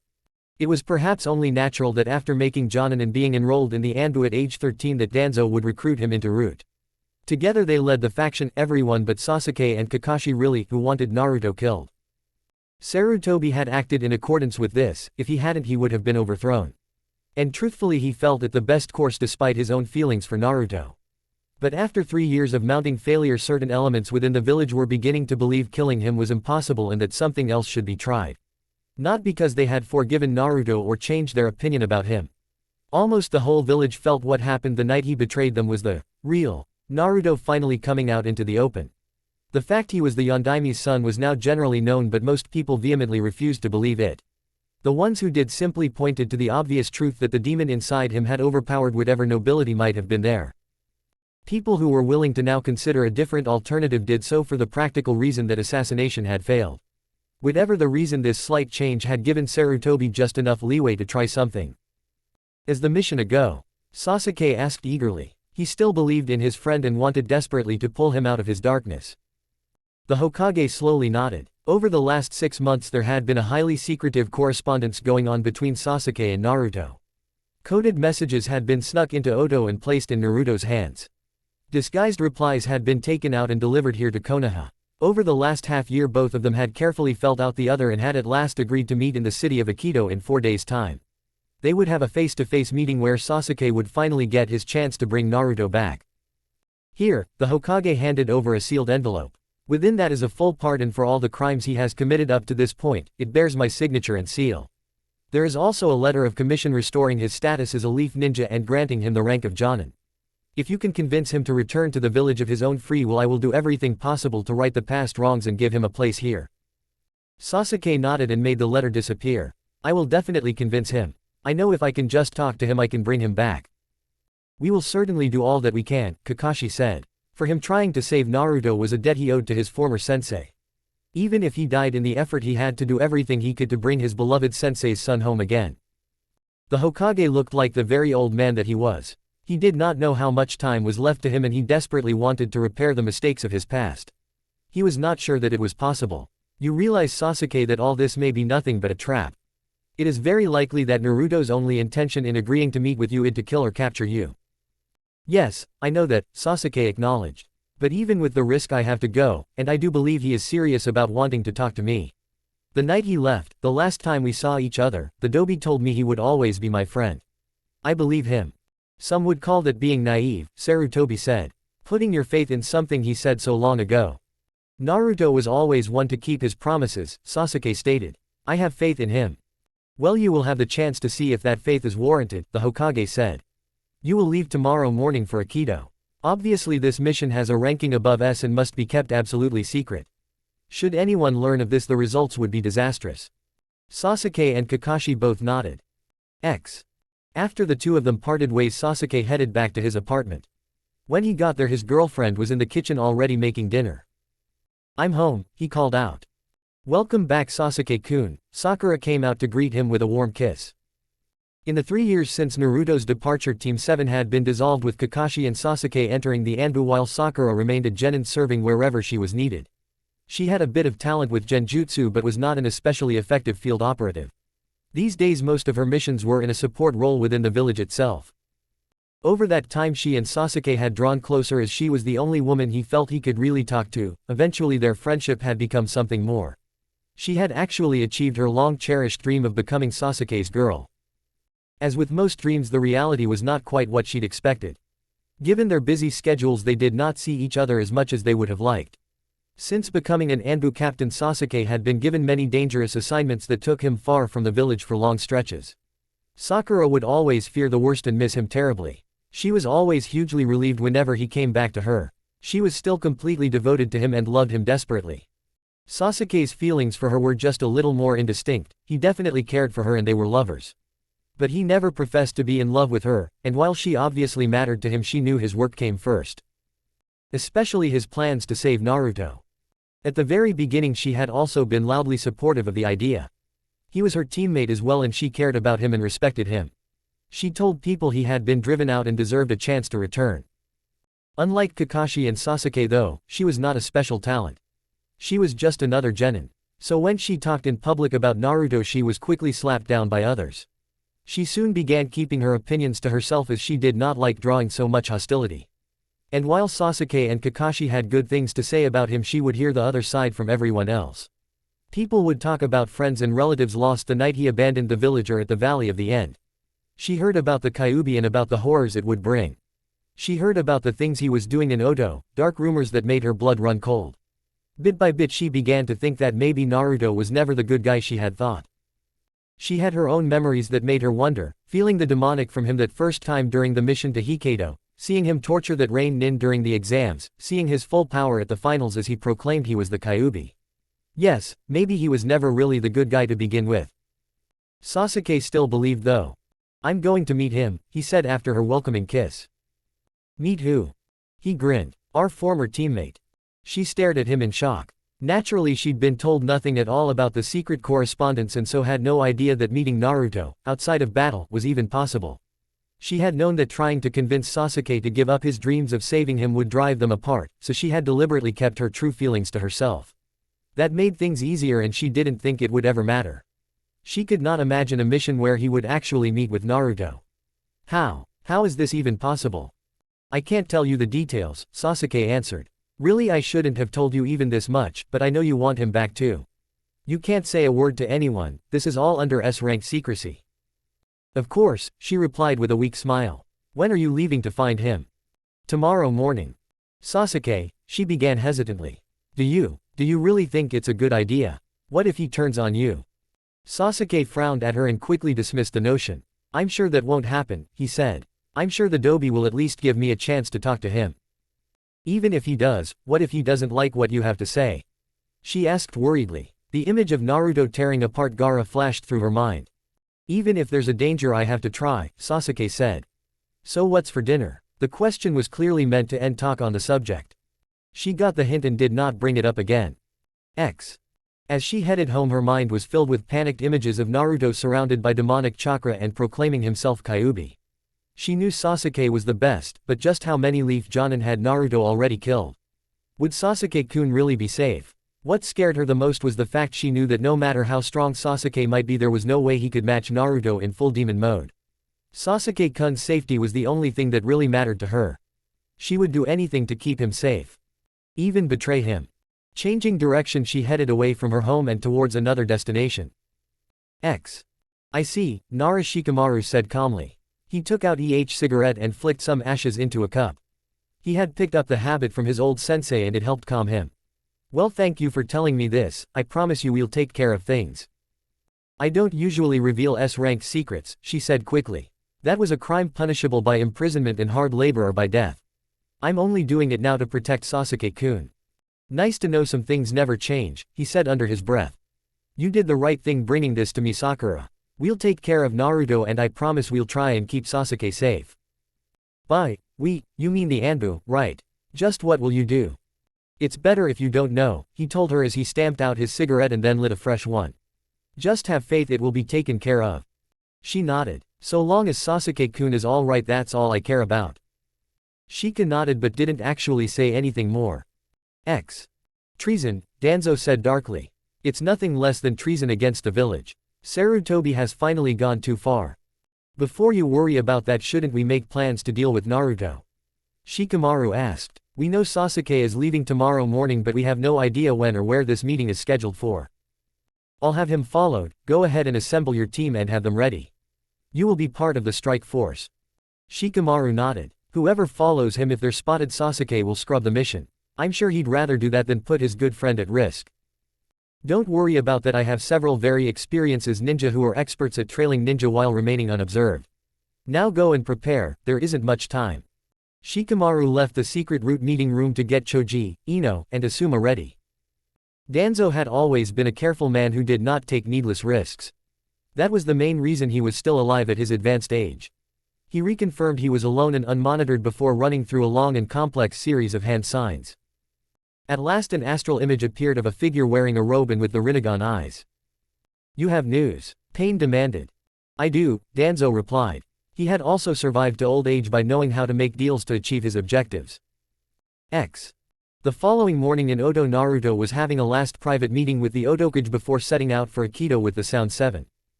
You know what I want, Naruto-kun, Orochimaru said with a simpering eagerness. The time for me to take a new body is drawing near. This is the ideal chance for me to at last acquire the Sharingan. Yeah, I know. I'll definitely bring you back Sasuke, or at the very least I'll bring back his eyes. His eyes would be useful, Orochimaru admitted. I could always have them implanted. But their value is nothing compared to what having him brought here to me alive would be worth. Naruto grinned mischievously. You know, having Hinata with me would sure make things easier. Orochimaru had a sad look as she shook his head. I am terribly sorry, Naruto-kun, but Kabuto and the hospital simply cannot spare her. Funny how the only times you can spare her for missions are when you can't spare me. You know, if I didn't know any better, it's almost like you're keeping her as a hostage to guarantee my good behavior. Such mistrustful words wound me deeply, Naruto-kun, Orochimaru sighed. You know how I trust you. Naruto smiled at him cheerfully. Oh, I trust you the same way, Odokage-sama. He made a quick gesture with one finger on his jacket. Cross my heart and hope to die. Chapter 32, An Old Friend and Sensei. Chapter 31 Skip. Aikido was a medium-sized city in Iron Country. It was one of those new industrial centers that were beginning to drive the old-fashioned guilds into extinction. Here they took the plentiful iron ore and coal deposits this land was famous for and turned them into steel. Huge brick factories with massive smokestacks hundreds of feet high pour black smoke into the air day and night. It was a dirty, crowded place where everything was coated in a thin layer of dust and soot. Even the people here seemed perpetually dirty and stained. Most of them were the workers who trudged in and out of the factories working their 10 or 12-hour shifts in stifling heat and in constant danger of being maimed or burned. No one cared if one of them had an arm torn off by a press or if they slipped and fell into a vat of molten iron. Iron Country had an abundance of poor unskilled workers. Most of the people here wore the cheapest and plainest of gray wool and went through their daily lives with constant apathy and weariness. They lived hard lives and seemed to have no energy to spare for greetings or warm words. So when they saw a man in bright orange strolling down one of their crowded streets, he drew a lot of attention. His hitai ite with a musical note stamped into it and the pouches and weapons he wore along his belt all screamed that he was a ninja. That was a rarity in Iron Country where samurai enforced their daimyo's will. No one in Aikido could remember ever seeing one in their village before. Hi there. The blonde ninja greeted a group of weary workers trudging home with a cheerful wave. Their blank stares only made him smile even wider. Sasuke had recommended Aikido because it was one of those out-of-the-way places that people never had any reason to visit. It was far enough away from both fire and rice country to give them a decent chance of maintaining secrecy at least until the meeting took place. Naruto was in a fine mood despite the gray and tainted surroundings. He was going to meet an old friend and an old sensei again. He was honestly looking forward to it. He really wanted a chance to talk honestly with Sasuke and Kakashi before the fighting started. When he entered the crowded bar called the Iron Spigot, he had no problem spotting them. Sasuke and Kakashi were alone at a table right in the middle of the place. Kakashi looked exactly the way Naruto remembered him, with his Jonin vest and leaf ite over one eye. Sasuke had grown up some, of course, but he also looked much the same. He had on a dark blue jacket with the Uchiha fan symbol emblazoned on the back. In their coded messages they had agreed to meet out in the open, no henges, no disguises, and no clones. As Naruto cheerfully waved to them and strolled over, he wondered how much time they would have before the real show began. Sasuke and Kakashi both got to their feet. "It's good to see you again, Naruto," Sasuke said and held out his hand. Naruto took it and shook it without hesitation. "It's good to see you too, Tem. And you too, Kakashi-sensei." He also shook hands with his old sensei. "I honestly wasn't sure you'd come, Naruto," Kakashi said as all three of them took their seats. "How could I not?" he asked with a grin. Sasuke looked at his former teammate intently. He was honestly surprised to see he still had the exact same goofy smile he'd had all through the academy. After what he'd done at the Valley of the End and to all the assassin squads that had gone after him since, he'd half expected to find an evil malevolent aura enveloping him. To most everyone in Konoha, he, not Itachi, not Orochimaru, was the #1 enemy. The civilians talked about him in hushed whispers, like he really was the devil himself. The entire village was living under the shadow of what he might do one day. Yet Naruto didn't look to have really changed any. Sure, he was older now and no longer a child, but he still had that same carefree attitude that had always marked him. "How's Hinata doing?" Sasuke asked. "She's fine," Naruto told him. "You know she and I are married now. She's a hell of a medic nin and a great woman. You should try her baked salmon sometime, it's great." "You know, Naruto, the village and the Hyuga don't recognize that marriage is legitimate," Kakashi said carefully. "So far as they're concerned, she's still a prisoner being held against her will. Just because the village won't recognize something doesn't mean it's so." Naruto answered with a knowing grin. "They don't admit I'm the fourth's kid either, do they?" "No, they don't," Kakashi said unhappily. Though Naruto's parentage had ceased being a secret, most people vehemently refused to believe it. At least inside Konoha. "Well, I can't say I'm surprised. I mean, who would want to admit that their precious yellow flash produced a monster like me?" "You're not a monster, Dobi," Sasuke told him, sounding annoyed. "You're an idiot and a dead last, but you're no monster." "Huh, I bet you and Kakashi are the only ones in the village who think that." "The Hokage also feels that way, Naruto," Kakashi said. "We wouldn't be here now if he didn't." Naruto glanced at his sensei and did not respond. "Why'd you do it, Dobi?" Sasuke asked quietly. There was no need to explain what it was. "I did it because the old man betrayed me," Naruto said. "All I ever wanted was to become a powerful ninja like him and make him proud. And then when I finally proved myself, he decided to leash me." "What would you have done, Tem?" "I don't know," Sasuke answered truthfully. "But I would never have turned on the village." "Well, everyone always liked you." Naruto couldn't keep just the slightest twinge of jealousy out of his voice. "You know, I'm a lord now. Up in sound, I'm recognized as head of a clan and as the second most powerful man in the whole country behind the Otokage. The village doesn't recognize your status as either a nobleman or a clan head either," Kakashi said with a sigh. "Why am I not surprised?" "Naruto," Sasuke spoke. "Do you remember promising me we would always be friends that night? Did you mean it?" Naruto nodded. "Sure, I remember, and yeah, I meant it, Sasuke. It was a promise, and you know I never go back on my word." "Did you know what you were going to do that night? Did you already know you were going to betray the village?" "Yeah, I did." "Then why did you say we would always be friends?" "Oh come on, Tem, you already know the answer to that. You can be friends with someone even when you're enemies too. Didn't that describe us back at the start with Team 7? Sasuke gave him a slight smile. "Not really, I didn't think of you as a friend back then." Naruto made a face and mimed getting stabbed. "Ouch, that's pretty mean." Still smiling, Sasuke took out the Hokage's documents and laid them on the table.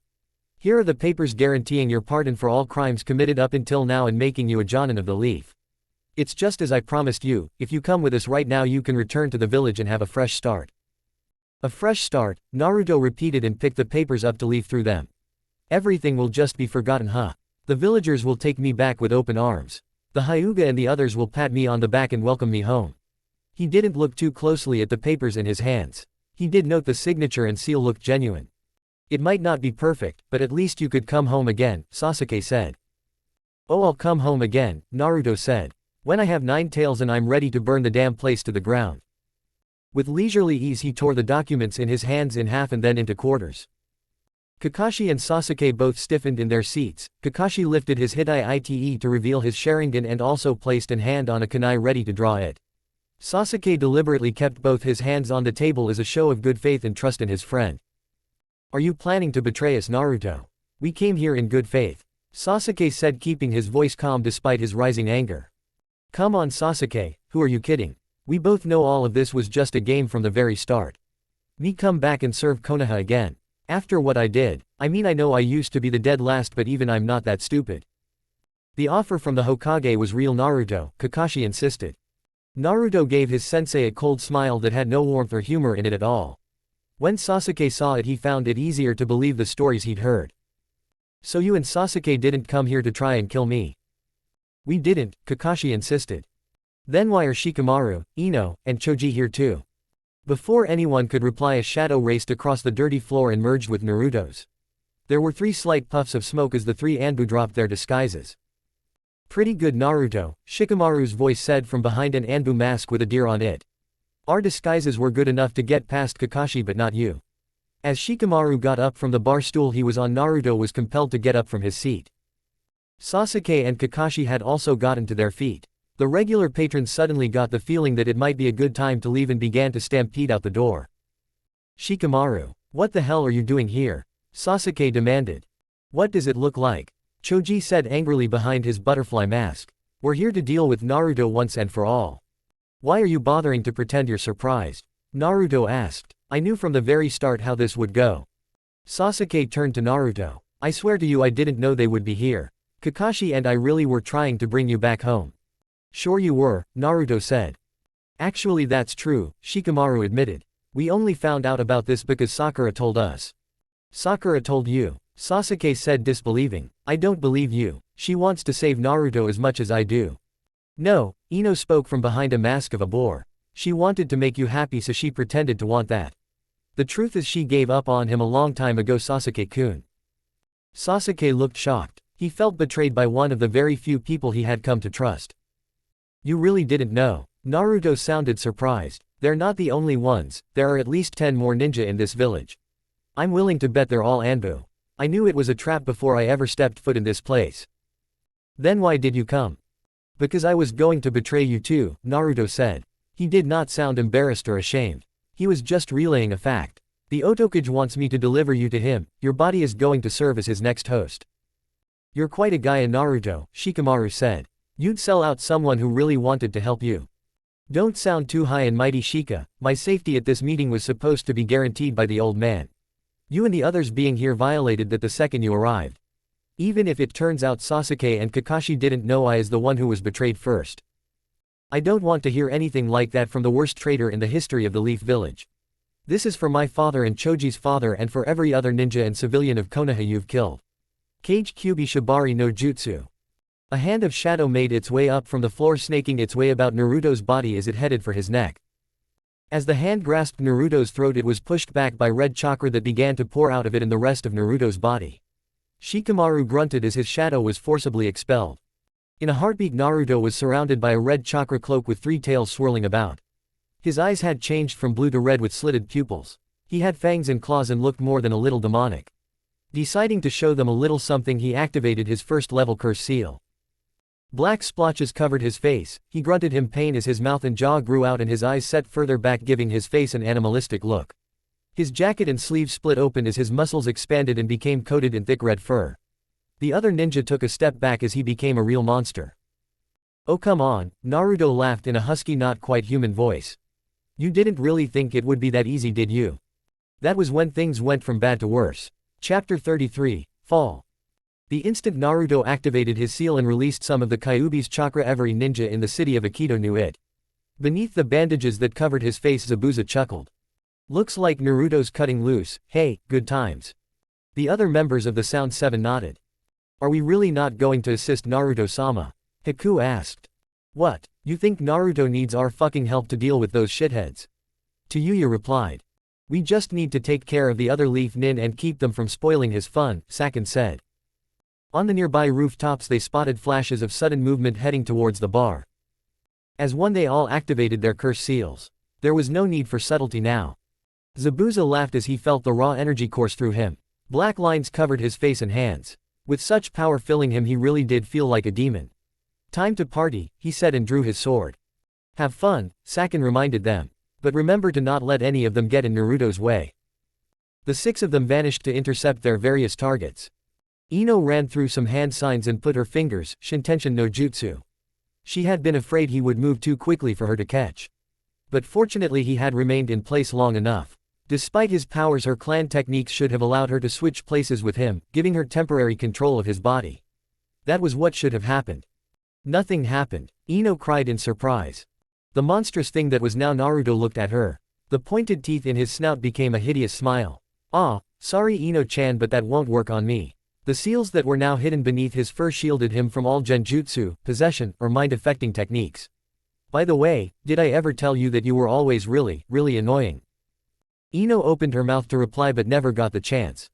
Naruto moved so fast he seemed to teleport from the middle of the common room to right in front of her.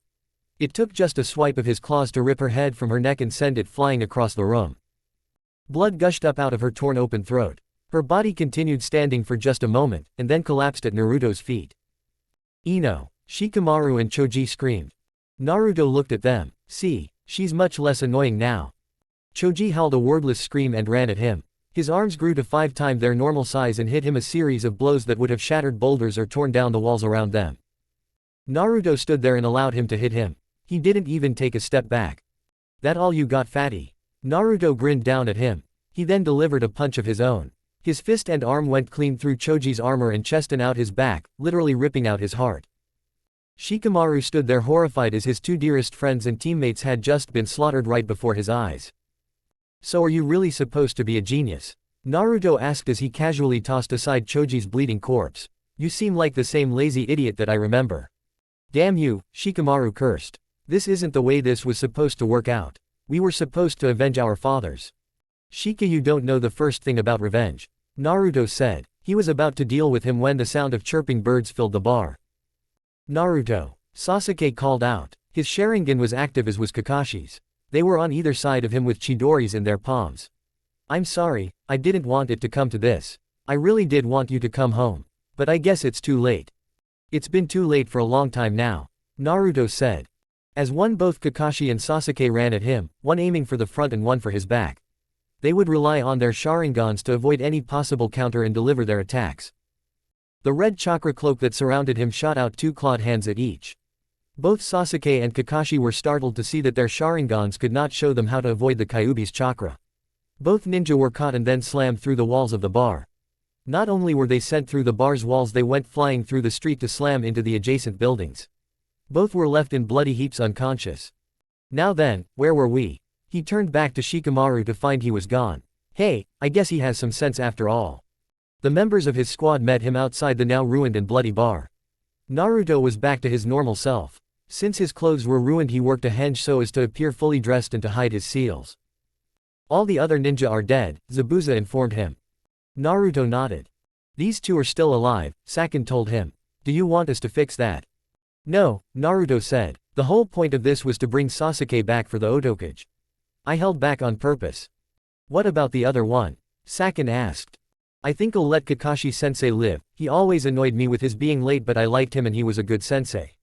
In his own way. Naruto was sure that Shikamaru had managed to escape as well.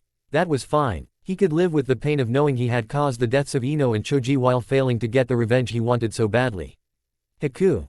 Yes, Naruto-sama. I don't mind sparing Kakashi, but I don't think I'll let Konoha keep even one Sharingan anymore. Can you take care of that for me?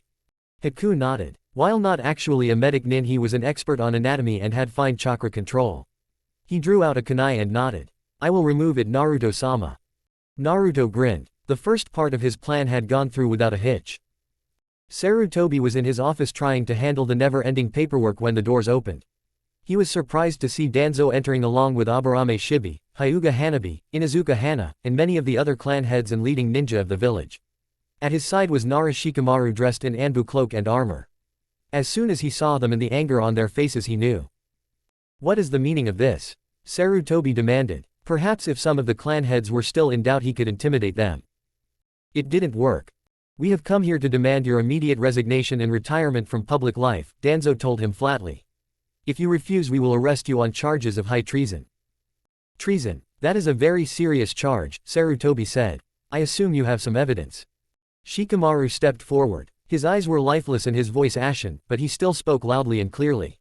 You sent Sasuke and Kakashi to the city of Aikido to meet with the traitor Uzumaki Naruto and offer him a pardon for his crimes.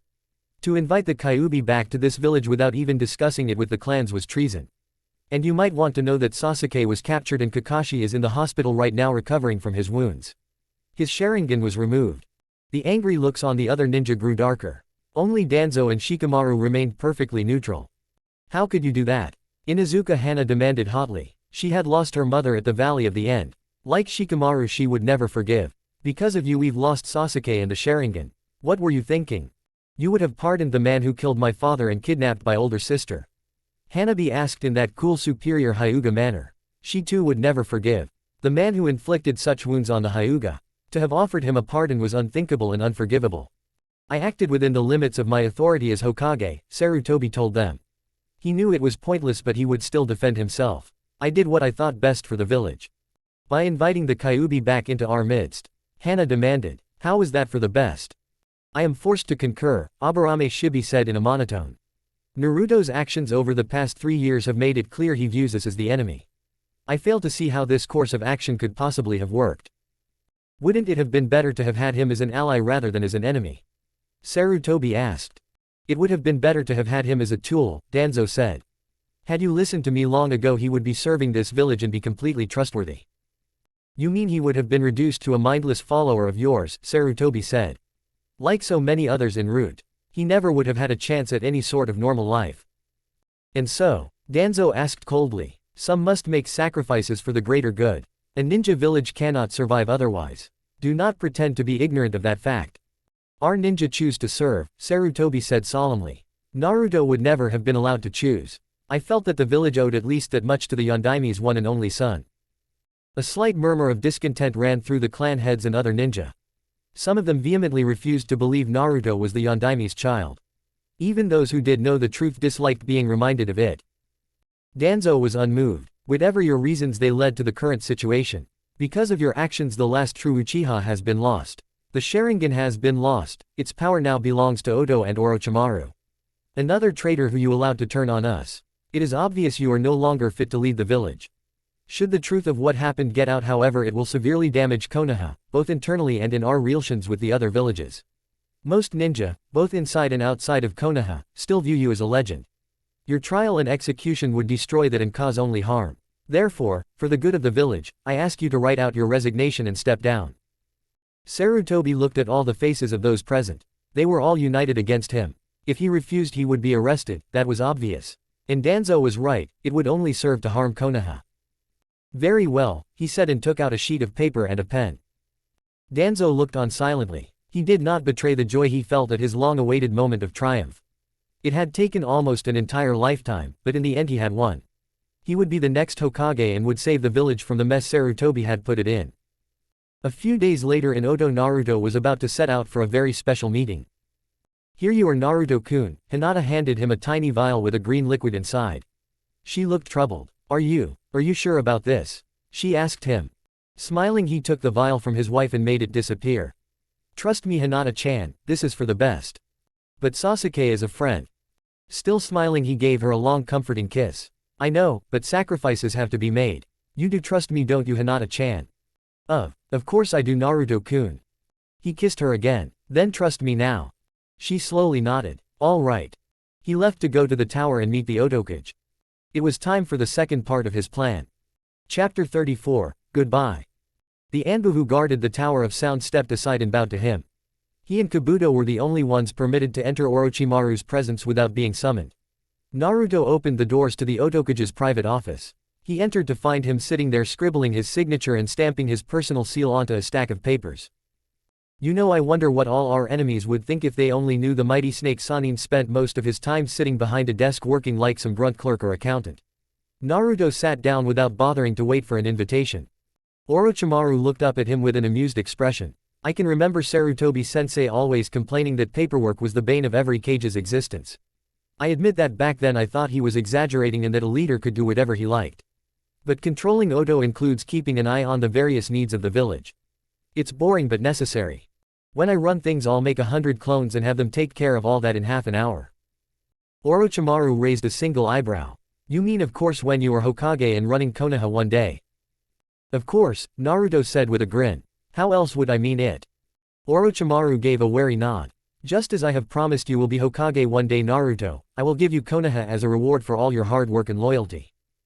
That's very generous of you Orochimaru-sama. Naruto said. Today is the day isn't it? The day you take Sasuke's body. Yes, Orochimaru said eagerly. At long last I will have the power of the Uchiha, I have waited for this day. You did very well Naruto, Kabuto tells me Sasuke is in perfect health, without even a bone broken. Once I possess his body I will be truly invincible. Since you're so pleased do you think I could ask for one slight favor? In the underground cells of the tower Kabuto was just leaving as Naruto arrived. Lord Naruto, Kabuto said in his usual cheerful manner. What are you doing here?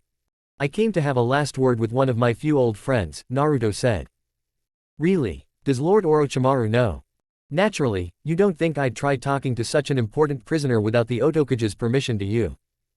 Truthfully Naruto-sama I don't know what you might be capable of. Only the tiniest hint of suspicion tainted the words.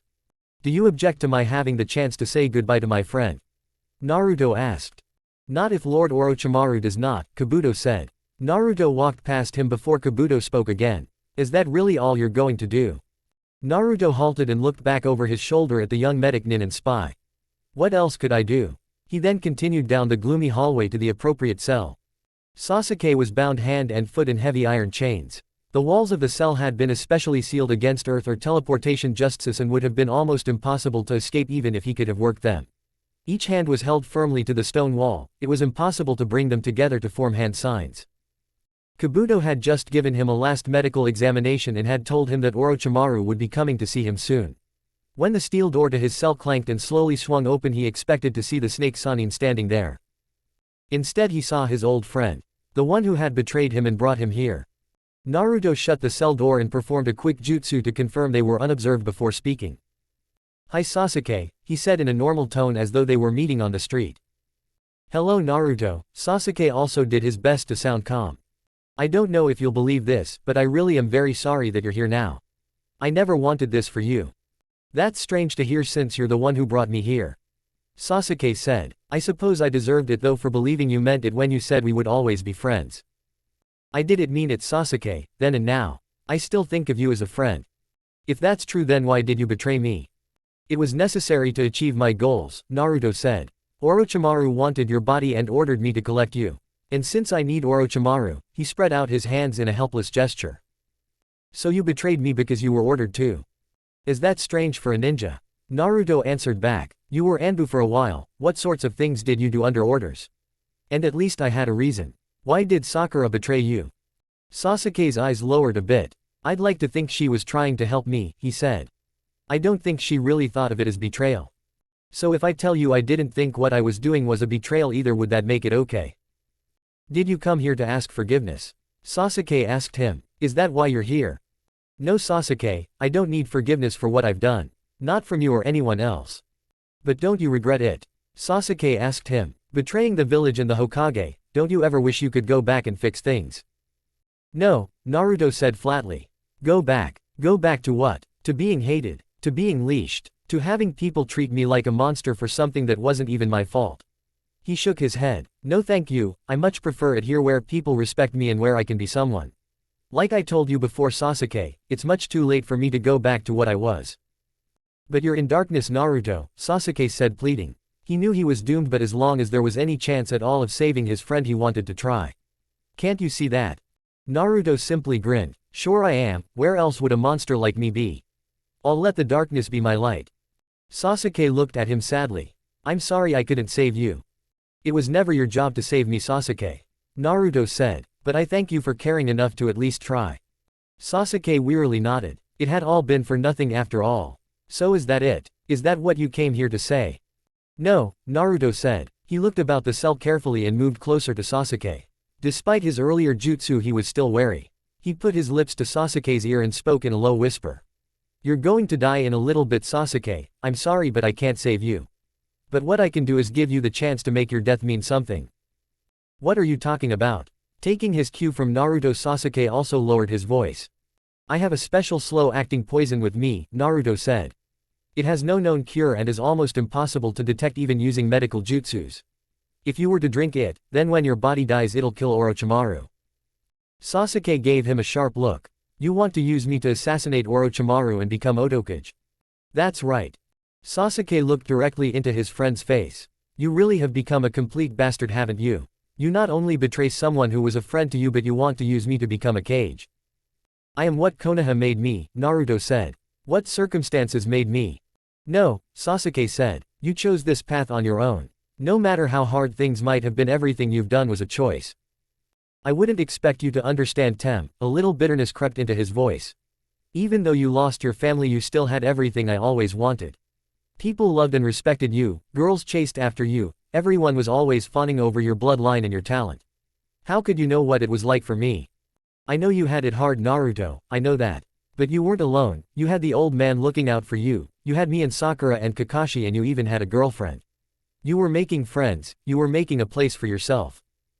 Yeah, and then Sarutobi betrayed me. He did not try to keep the bitterness from his voice now.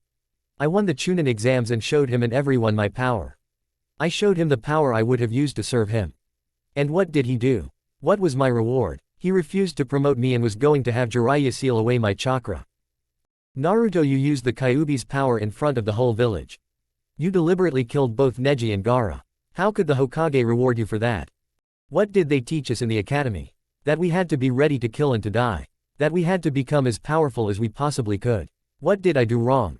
Sasuke could see Naruto really meant it. Even after all this time he could not see anything wrong with his actions that day.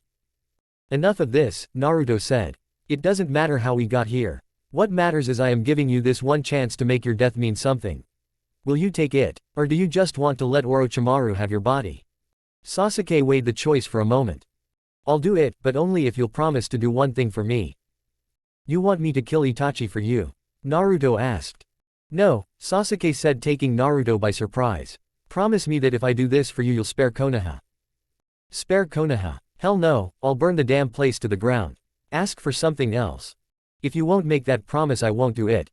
Naruto glared at him. Sasuke looked right back, he had nothing left to fear. I won't spare them, Naruto said. But I'll do this much, when the time comes I'll give them one chance to surrender to me. I'll let anyone who surrenders and pledges fealty to me live. That's as far as I'll go.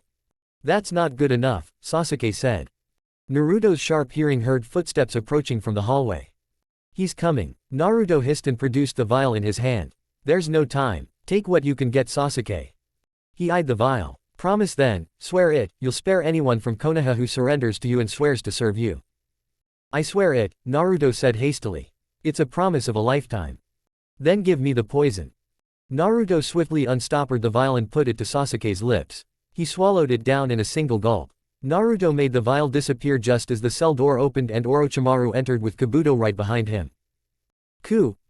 Sorry to interrupt, Orochimaru said jovially. But the time has finally arrived. That's all right, Naruto said calmly. I've said what I needed to. He gave his friend a last look. Goodbye, Sasuke. Goodbye, Naruto. Naruto then silently exited the cell. When he was gone, Orochimaru ordered Kabuto to perform a last physical examination. The medic nin used his diagnostic jutsus to check every aspect of Sasuke's body. He pronounced him perfectly healthy. Well satisfied, Orochimaru approached him, his hands were trembling in anticipation. Do not despair, Sasuke, some part of you will live on in me. As a last mercy I will grant you any wish you may desire. Sasuke eyed him with calm. In that case I wish you to die a very painful death in a very short time. Orochimaru laughed. That I am afraid I can't grant you. Before his eyes Sasuke saw the image of a massive snake. Despite the pain of the transfer he refused to cry out. Though he died with many regrets, he died as well as he could, and with the hope that his death would at least accomplish some good. It began just a few hours later. Orochimaru noticed he was feeling hot and his legs and arms were sore. A couple hours later he had a fever and his body was racked with aches and pains. He was forced to his bed as Kabuto examined him and tried to figure out what had happened. The news that the Otokage was ill spread quickly and people were fearful. As night approached, Orochimaru was coughing up blood and sores covered his entire body. It was obvious to anyone who looked at him that the Otokage was dying. It was then that Naruto arrived at the Otokage's palace with the members of the Sound Seven with him. His first action was to dismiss the Anbu guards and inform them that he and his squad would protect the failing Orochimaru. The guards hesitated, but finally obeyed. What is the meaning of this? Kabuto demanded as he was dragged out of the palace with Zabuza holding both arms behind his back. Naruto smiled at him. You're being let go. I already have a medic nin to take your spot, and to be honest I don't think I could ever trust you. Kabuto looked at him hatefully. You poisoned Lord Orochimaru, didn't you? Yeah, I did, Naruto said. Goodbye, Kabuto. At a nod, Zabuza reached up with one hand and snapped Kabuto's neck with ease. Orochimaru looked up from his sick bed when he heard the door open. Kabuto, where have you been? Do something to cure me. Oh, I don't think he'll be able to do anything for you, Otokage-sama, Naruto said as he strolled in. He took one look at the mess that was the great snake Sannin and grinned. Does it hurt? Can I get you some aspirin? I want your final hours to be as pain-free as possible. Orochimaru found the strength to summon a sliver of chakra and make a hand signal activating the death seal. Die. Naruto's eyes widened and he suddenly clenched his chest. Ah! He stumbled forward as though about to fall. Then he stopped and dropped both hands to his sides. Just kidding, he said. Orochimaru stared at him hatefully. You found the seal on your heart and countered it. Of course, I am a seal master after all. He came over to Orochimaru's bedside and smiled down at the helpless ninja. I want to thank you for all you've done for me, and thank you for working so hard to create the village of Oto. I promise you that as your successor I'll make it the most powerful village in the world. I curse you, Orochimaru said. May you be damned. That only made him laugh. If I'm not already damned I'd be amazed. Goodbye, Otokage-sama. He walked out of Orochimaru's bedroom whistling a happy tune. I love it when a plan comes together. Chapter 35, Everything on Track. 3 days after Orochimaru's death, Oto held a spectacular memorial and funeral service. The streets were lined with flowers and a huge feast was prepared for the entire village. The service was attended not only by the entire village, shinobi and civilian, but by representatives of all the other ninja villages, great and small, with the exceptions of Konoha and Suna, of course. Even before the ceremony, wild rumors had flown throughout the village that their beloved Otokage and his personal medic nin Kabuto had been murdered by leaf assassins. The authorities in Oto neither confirmed nor denied these rumors. The fact that members of the Sound Seven were overheard talking about leaf assassins did tend to give these rumors additional credence. As the procession snaked its way from the tower to the memorial ground, it was led by the second Otokage. Lord Uzumaki Naruto wore black mourning clothes like everyone else. His face held the same solemn sadness that many of the spectators felt in their own hearts. The sadness from the mourners was not feigned. To the people who lived in Oto, Orochimaru had been a great and benevolent leader. He had founded their new village and many of them had come here and prospered thanks to his brilliant leadership. Whatever his enemies and victims might think, many of the people who had come to say goodbye to him had truly loved him. At the memorial ground, the oak casket was laid down with care.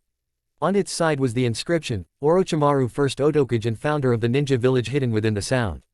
Lord Uzumaki was giving his beloved sensei every possible honor and the best possible farewell. As the ceremony commenced, he stood before the vast crowd and spoke a few words in honor of his mentor and sensei. Today we say goodbye to a great man and leader. A man of rare genius and vision who created all that we see here today. Though he is gone, I am certain his vision will live on in every single one of us. Let us strive and work hard to make Oto the great village Orochimaru-sama always dreamed of.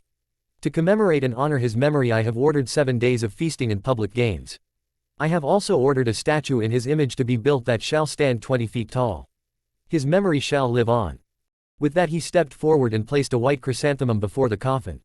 His wife followed next, with the various dignitaries doing likewise. After which the shinobi and common citizens came forward one by one to show their respects. May I say, Otokage-sama, that was very moving, the dignitary from Iwa said. She was a young kunoichi with shirt-back hair, a black shirt beneath armor, black shorts and fishnet stockings. I thank you, Kuretsuchi-san, Naruto replied. Of course I know it's easy to speak well of your sensei, she said. Especially when they're gone and you know you'll never see them again. Naruto gave her a sideways glance. Was she hinting at something? A subtle message that the Tsuchikage knew the sort of man he was. He was my sensei in my cage and taught me a lot of the things. I know how much I owe to him.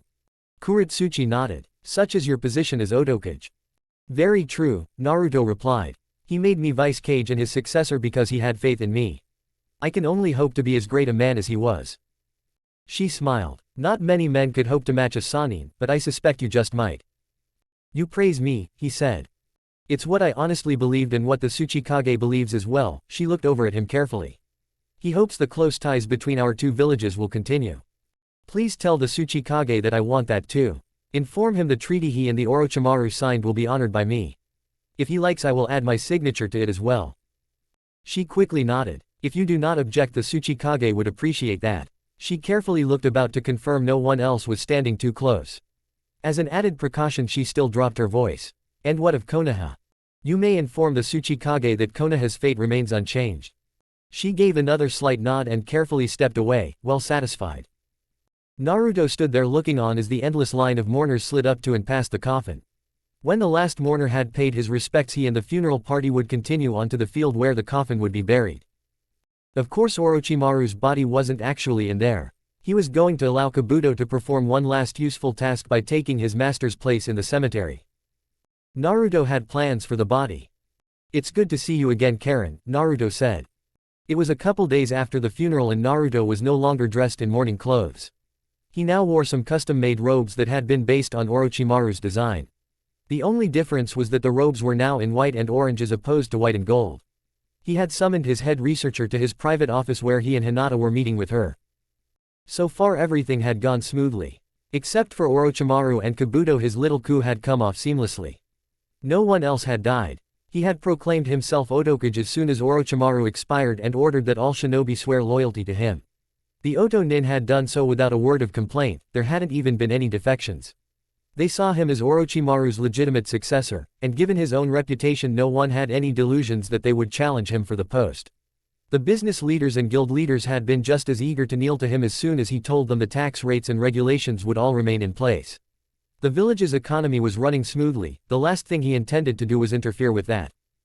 Karen and her staff were among the last he had called in to swear. She and the researchers she led were a bit nervous. She understood that some of the things they did might be objectionable to some. She didn't believe Naruto would be like that, especially as he had worn a curse seal. With Orochimaru's death, however, all the curse seals had been rendered inert. What would happen next with her research depended on what Naruto had to say to her now. Karen fell to her knees without even waiting to be asked to. She cast her eyes toward the floor and spoke. I swear my eternal and unwavering loyalty to you, Lord Uzumaki Naruto. I am but your humble and obedient servant. Command me and I shall obey. She looked up when she heard a snort of laughter from him. You humble Karen-chan. I doubt it, but thank you for swearing. It puts my mind at ease. Seeing him in a good mood set her at ease too. How can I serve you, Otokage-sama? She got back up to her feet. He casually motioned to his wife who was standing by his desk. She was not smiling, she had on that cool Hyuga mask of indifference. The way she stood ramrod straight did come off as a bit hostile. I want you to start working closely with Hinata-chan. She is a brilliant medic nin and will help you in certain areas of your research. What areas did you have in mind, Otokage-sama? She liked doing things her own way but knew just how important it was to keep the person in charge happy. Especially when the person in charge could have you dissected if he wasn't happy with you. Orochimaru had worked very hard to keep a sterling public reputation once he became Otokage. But where people couldn't see, he was an absolute monster. It never even occurred to her that her own test subjects viewed her in the exact same way. Hinata will go mover that with you, he assured her. I trust you to take care of the scientific side of things while she oversees the parts requiring jutsus. Just follow her lead and I will be happy. As you say, Otokage-sama. Karen said. What about the prisoners? What about them? Naruto asked. Nothing, she said quickly with a relieved smile. She'd been worried that he might release some of the prisoners Orochimaru had taken. Whole ninja clans had been imprisoned and turned into test subjects. Letting them go would ruin years of precious experimentation and data gathering.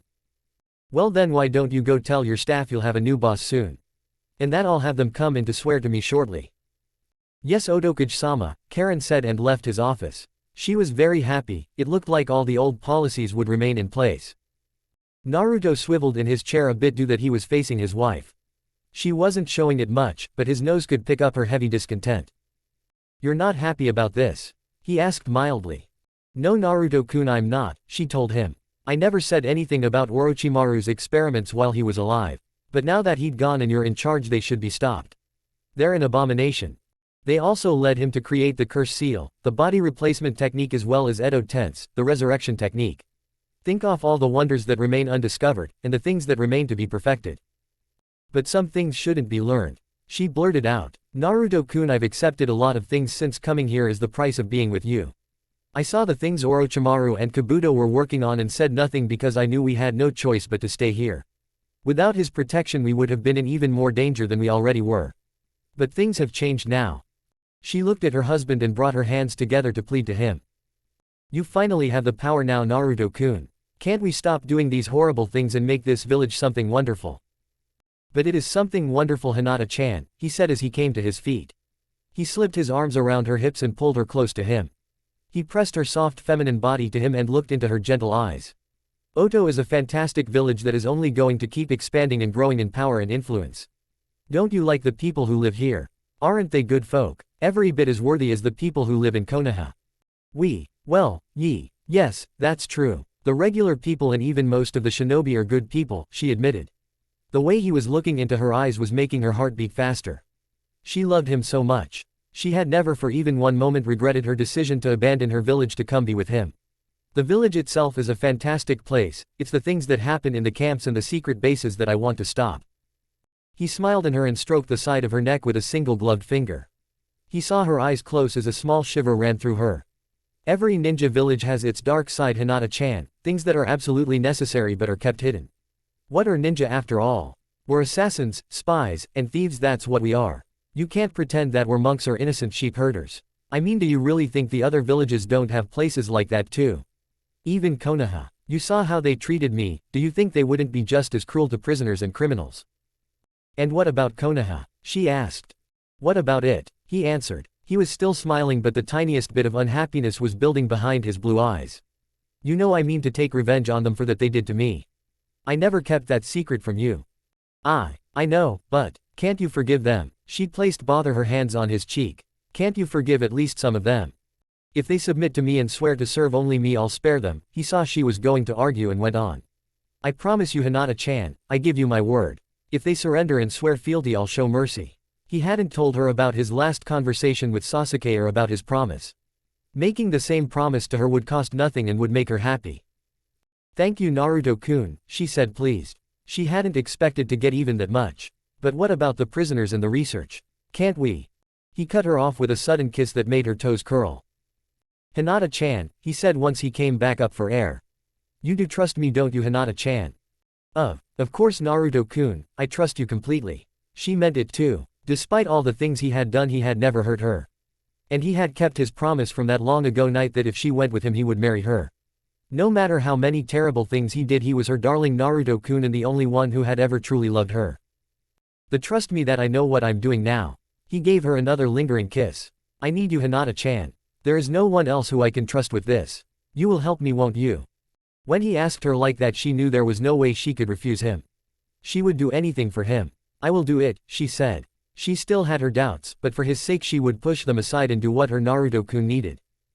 Out in a field far from prying eyes, 100 men, women and children had been staked to the ground. They were all citizens of Fire Country who had been captured in a raid for this very purpose. He could hear some of them calling to him for mercy. He could hear some of the children crying and wailing. Neither the pleas nor the tears mattered to him. They weren't people anyway, they were just a means to an end. Removing a glove, he bit down on a thumb and ran through some hand signs. Kuchio's no jutsu. There was a massive puff of black smoke that momentarily obscured the field. When it cleared, a gigantic black and purple snake towered over the helpless prisoners. Riding on his snout was Naruto. Naruto, how dare you summon me? You were permitted to sign the snake summoning seal, but only the master summoner is permitted to call on me.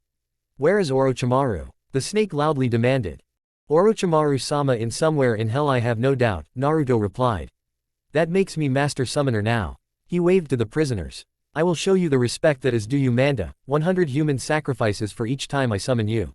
I just want you to acknowledge my new position. His forked tongue slipped out and stirred back and forth, letting him taste the air. It was filled with the mouth-watering scent of human terror. Their screams were also adding to his appetite. All right, the gigantic snake rumbled.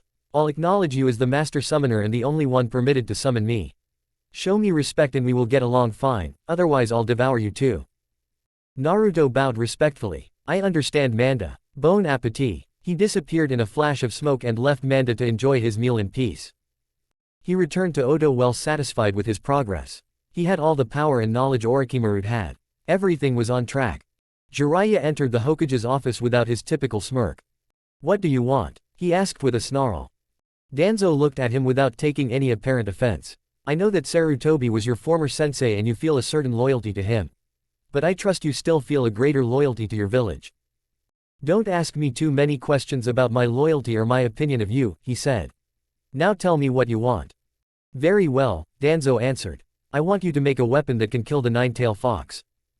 Chapter 36, Come In. "You want me to make a weapon to kill the Kyuubi?" Jiraiya asked. "Well sure, that shouldn't be too hard. Do you have any other small requests? Maybe while I'm at it I can invent a perpetual youth jutsu or turn lead into gold." "I am being completely serious Jiraiya," Danzo said. "I know, that's what makes it so damn funny."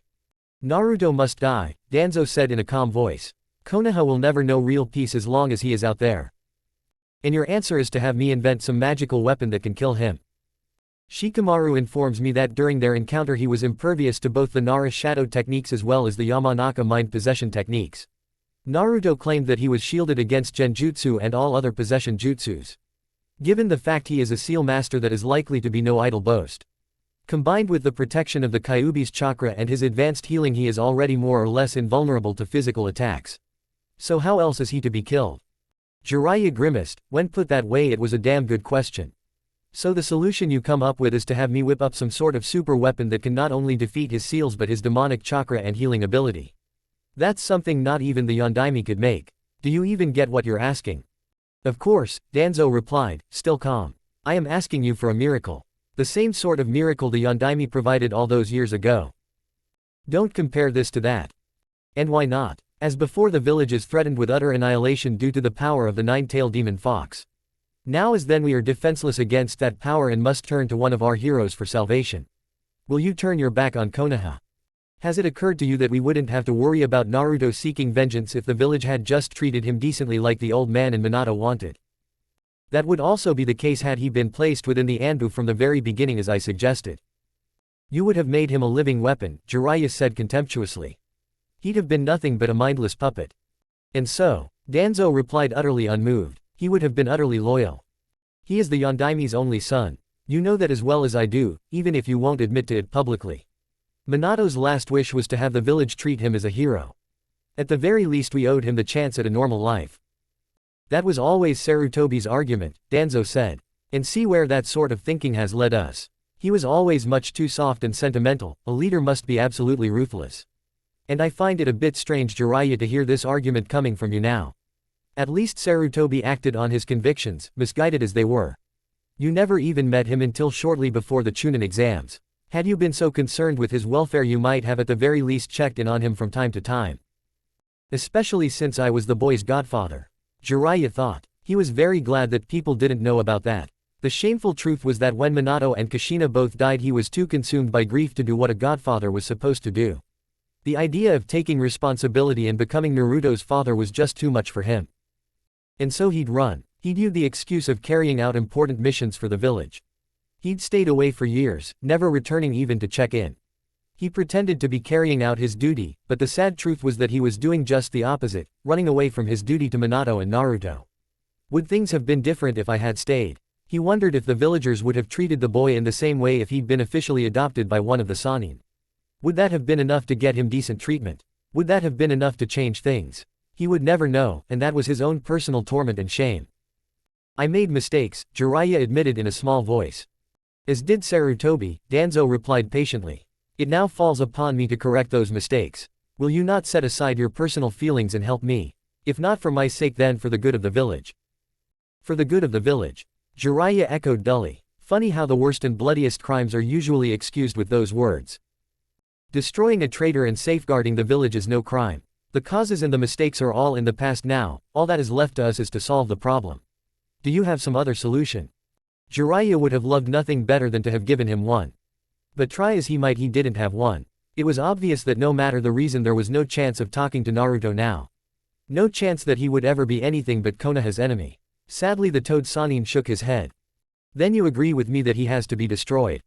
Yes, he hated saying it but that was the truth of their situation they were now in. Naruto would never be a friend and he was far too powerful to be left alone. What did that leave? Then you will do as I ask. With a defeated sigh Jiraiya nodded. All right, I'll help.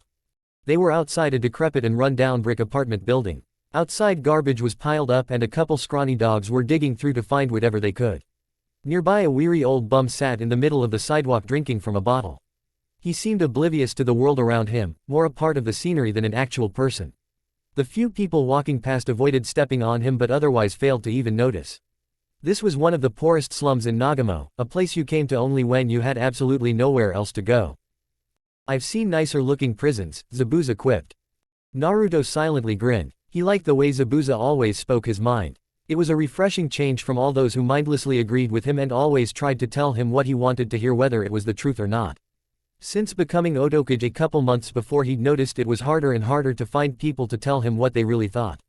And it hadn't been that easy before when he was only the Kyuubi's Jinchuriki. Are you sure she's here? As sure as I can be, Zabuza said with a shrug. She's damn hard to track down. So I've noticed, Naruto said dryly.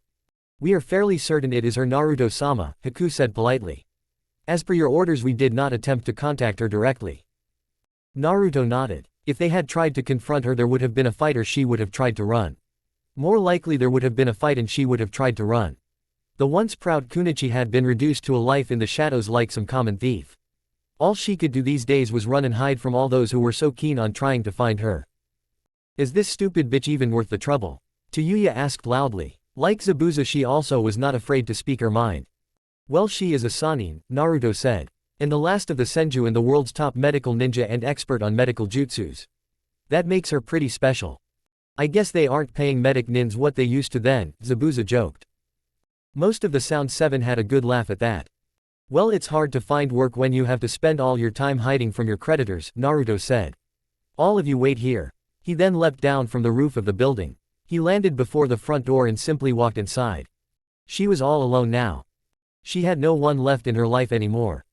Shizune had stayed by her side for a long while. She had tried to get her to change her ways without success and had stood by her much longer than she should have. But finally even she had despaired and given up. She'd said her goodbyes and returned to Konoha to begin a new life.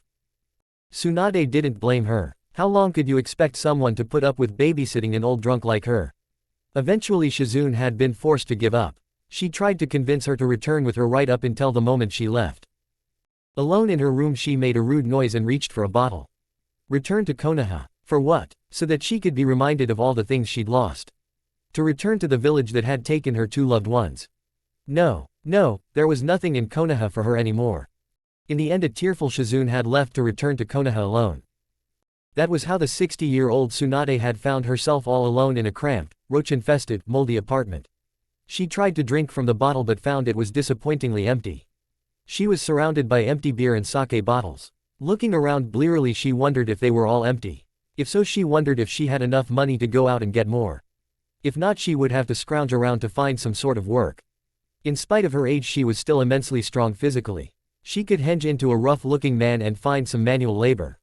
It didn't pay much but it would be enough to take care of the rent here and get her more booze. Things like food and other necessities she didn't worry too much about. It was also much safer for her than trying to find work as a medic nin.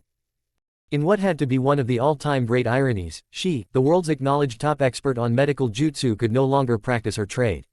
Even with a henge it was impossible. The moment word spread about some unknown medic nin got out there would be a swarm of bounty hunters and investigators looking for her. She had racked up debts totaling just under 50 million ryu. She had borrowed money from banks, nobles, governments, and even loan sharks. Now all of them were looking for her and demanding repayment. Those to whom she owed at least $1 million would also be demanding she hand over her sole remaining asset to them, the Shodai's necklace.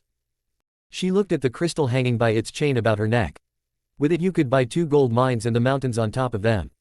Even now she could sell it and have enough to pay her entire debt off and still have more than enough left over for a comfortable retirement. Why don't I then? She muttered to herself. She wasn't sure she had enough to buy herself a bottle of rot gut but she had a fortune literally in the palm of her hand. All she had to do was sell it. Despite asking the question out loud she knew she could never part with it. She was ready to die alone and in poverty first. It was all she had left of the 2 people she had loved the most. Naoki, her little brother, and Dan, the one true love of her life. Selling the necklace would be like truly saying goodbye to them forever. That was foolish. They were both long dead now, but she couldn't bear to part with it just the same. It was at that instant that a polite knock sounded from the front door. She glanced at the door nervously. Rent was not due until the end of the week and she had not ordered anything. These days unexpected visitors were always unwelcome. She glanced at the windows and began mapping out escape routes in her head. She was ready to leave with nothing but the necklace and the clothes on her back. She'd done it before. As if picking out her thoughts, a voice came from the door. Please let me in, honored Tsunade-sama. I give you my word, all I want to do is talk. You should also know I have ninja waiting outside. If you try to run, they have orders to bring you down with as much force as is necessary. I would like to avoid that. I want things to remain pleasant. Pleasant, right? Just who the hell are you? Bill collectors didn't usually bother asking to chat. I am Lord Uzumaki Naruto, Otokujin, holder of the nine-tailed demon fox. Uzumaki. Despite being constantly on the move and in hiding, she still knew about the events connected to him. Sliding back a deadbolt, she opened the door just a crack in order to get a look at him. He was dressed in a ridiculous orange and black outfit that included gloves. He had a hinata with a musical note stamped into it.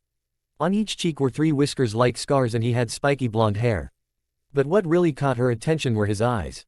They were the exact same shade of blue as Minato's had been, and looking at his face he looked just like a teenage Minato. There was no mistaking just whose son he was. He stood there and smiled at her, making no effort to force his way in.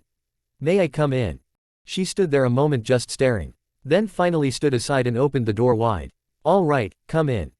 Chapter 37, A Bloody Path. Looking around at the tiny apartment, Naruto felt an odd sense of nostalgia. The trash on the floor, the mold, the rickety furniture, even the dishes piled in the sink all reminded him of his old apartment. The only real difference was that it would have been cups of instant ramen covering every nook and cranny instead of empty bottles of liquor. Well, I was always the village pariah, she was. Is a Sanin, how the mighty have fallen. He was very careful to mask his thoughts as he entered, but there was no way Tsunade could not know they were there. She knew how this pigsty had to reflect on her. Since Shizun's departure she had stopped caring about appearances. I hope you'll excuse the mess, I wasn't expecting company. She waved to one of the chairs by the table. Will you have a seat? Sure, Naruto said and sat down at the small table covered by empty bottles. He really wasn't bothered by the mess or by the surroundings. One of the slight advantages of having grown up poor. Thank you for agreeing to talk to me. I would have sent someone to set up a meeting, but I trust you understand why I didn't think I could do that. You were probably afraid I'd vanish. Tsunade took the other seat across from him. Yes, Naruto answered blandly. He'd done his research and Tsunade had a reputation for being almost painfully blunt. He figured she would appreciate it if he was straightforward. From the very slight approving nod she gave him, he thought he'd guessed right. From her place across the table she surveyed the man who was causing so much worry. I knew both your parents, she said cautiously. If you'd like I could tell you about them. Well, if you don't mind, I'd like to find about my mom. Tsunade could keep from lifting an eyebrow in surprise. What about your father? I don't need to hear about him. Naruto smiled as he spoke, but there was a clear chill to his words. I heard more than enough about the great Yondaime back in school. All right, she leaned back in her chair, never letting her eyes leave his. Is it true you killed that snake Orochimaru? I know the official story is he died of an illness, but no one believes that. Yes, I did, he answered directly. I hope that doesn't anger you, my killing your former teammate. She shrugged. We stopped being teammates or even friends a long time ago. His being dead makes the world a better place. I'm glad you think so. The two of them sat there in a momentary silence. Naruto still had the same intense and passionate nature he always had, but his time with Orochimaru had taught him the value of patience and of silence. He counted it as a small victory that Tsunade was the next one to speak. So just why are you here, Uzumaki? What does Konoha's greatest enemy want to talk about? He gave her his friendliest smile and spread his hands. Isn't it obvious? I want you to join me. Kakashi-sensei. Kakashi halted and looked up from his book. Beneath his mask he gave her a hidden smile. Hello, Sakura. Sakura stared for a moment. It was odd to look at his face and see 2 eyes staring back at her. The fact the eyes were mismatched added to her sense of the bizarre. One was a pale gray while the other was a muddy brown. The fact his hinata was worn straight across his forehead now rather than at an angle also seemed odd. Hello, sensei. She managed a weak smile and did her best to pretend her whole world had not fallen apart. If you have some time, would you mind getting some tea with me? I was hoping I could talk to you about some things. He'd known she'd come to talk to him sooner or later. He knew just what sort of questions she would ask him too. He shut his book with a snap and put it away. He wasn't sure if she would really want to hear his answers, but he owed her at least that much. That sounds great, Sakura, let's go. No, Tsunade replied instantly. Naruto continued to smile, he hadn't expected anything else for an initial reaction. No, just like that. Ah, come on, at least let me tell you what I have to offer you first. Let me guess, she said, not bothering to hide her scorn. Money, power, and anything else I want. Is that about right? You say it like it's a small thing. Pointedly he looked about the room. For someone hiding out in a place like this, don't you think a little money and power sounds good? I'm prepared to pay off all your debts and give you a place of honor at my right hand. Come to Oto and serve me faithfully and I'll give you total authority over the medical corps, you can shape into whatever you like. Tsunade put her head back and laughed. Serve you faithfully? You've got balls to say that to me, brat. Your father could have said that and I might have listened. I'm not my father, Naruto said coldly. I know, and that's a real pity, he'd be ashamed to see you now. Would he be more or less ashamed of how Sarutobi and the village treated me? She gave a slight nod. Oh, from what I hear there was plenty of shame to go around. Believe me, I lost my faith in the village a long time ago. I know how Konoha devours its ninja, what happened to you is bad, but it's not my concern. You're lucky I feel that way too, otherwise I might have attacked you. You'd have died if you had. She'd heard tough talk from people before and normally dismissed it. From the man who had slaughtered most of Konoha's Anbu at the Valley of the End and taken out Orochimaru with ease, she decided a little caution was in order. If you're so powerful, why are you bothering to recruit me? Orochimaru-sensei had a high opinion of you, Naruto replied. I only ever heard him talk that way about 3 people, you, Sarutobi, and Uchiha Itachi. I figured anyone who could impress him was worth chasing after. What about Jiraiya? Orochimaru always thought he was an idiot and too easy to distract. Naruto chuckled sourly. I've run into him a few times too and I can't say I was impressed either. Jiraiya is an idiot and a pervert to boot, Tsunade agreed. However, he is as deserving of the title Sannin as me or your old teacher. What he lacks in cleverness he more than made up for in heart and guts. Sure, Naruto agreed in a voice that clearly said he didn't. Anyway, while I'm flattered by your offer, my answer is still no. So unless you were serious about wanting to hear stories about your mom, I think you should go. With respect, Lady Tsunade, you still haven't heard my full offer. I still have much more I could give you. Like what? Secret jutsus, a chest full of gems, my own army. She shook her head. None of that interests me. I didn't think it would, Naruto answered with a hint of smugness. If you could be satisfied so easily, someone would have done it a long time ago. What you want though is much harder to provide. You want the people you loved most to come back to you. You want to see your precious little brother Naoki and your lover Dan again. That's the real reason you still have that necklace, isn't it? Because it's a reminder of them. You'd rather live in squalor and drink yourself to death than part with that last reminder of them. Tsunade brought her hand up and slapped it down on the table. It shattered into pieces. She then reached out and grabbed Naruto by the collar, hauling him to his feet. Her other hand glowed with chakra and was balled into a fist. How dare you? She screamed into his face. Who the hell do you think you are to bring them up and talk about them like they were chips on a poker table?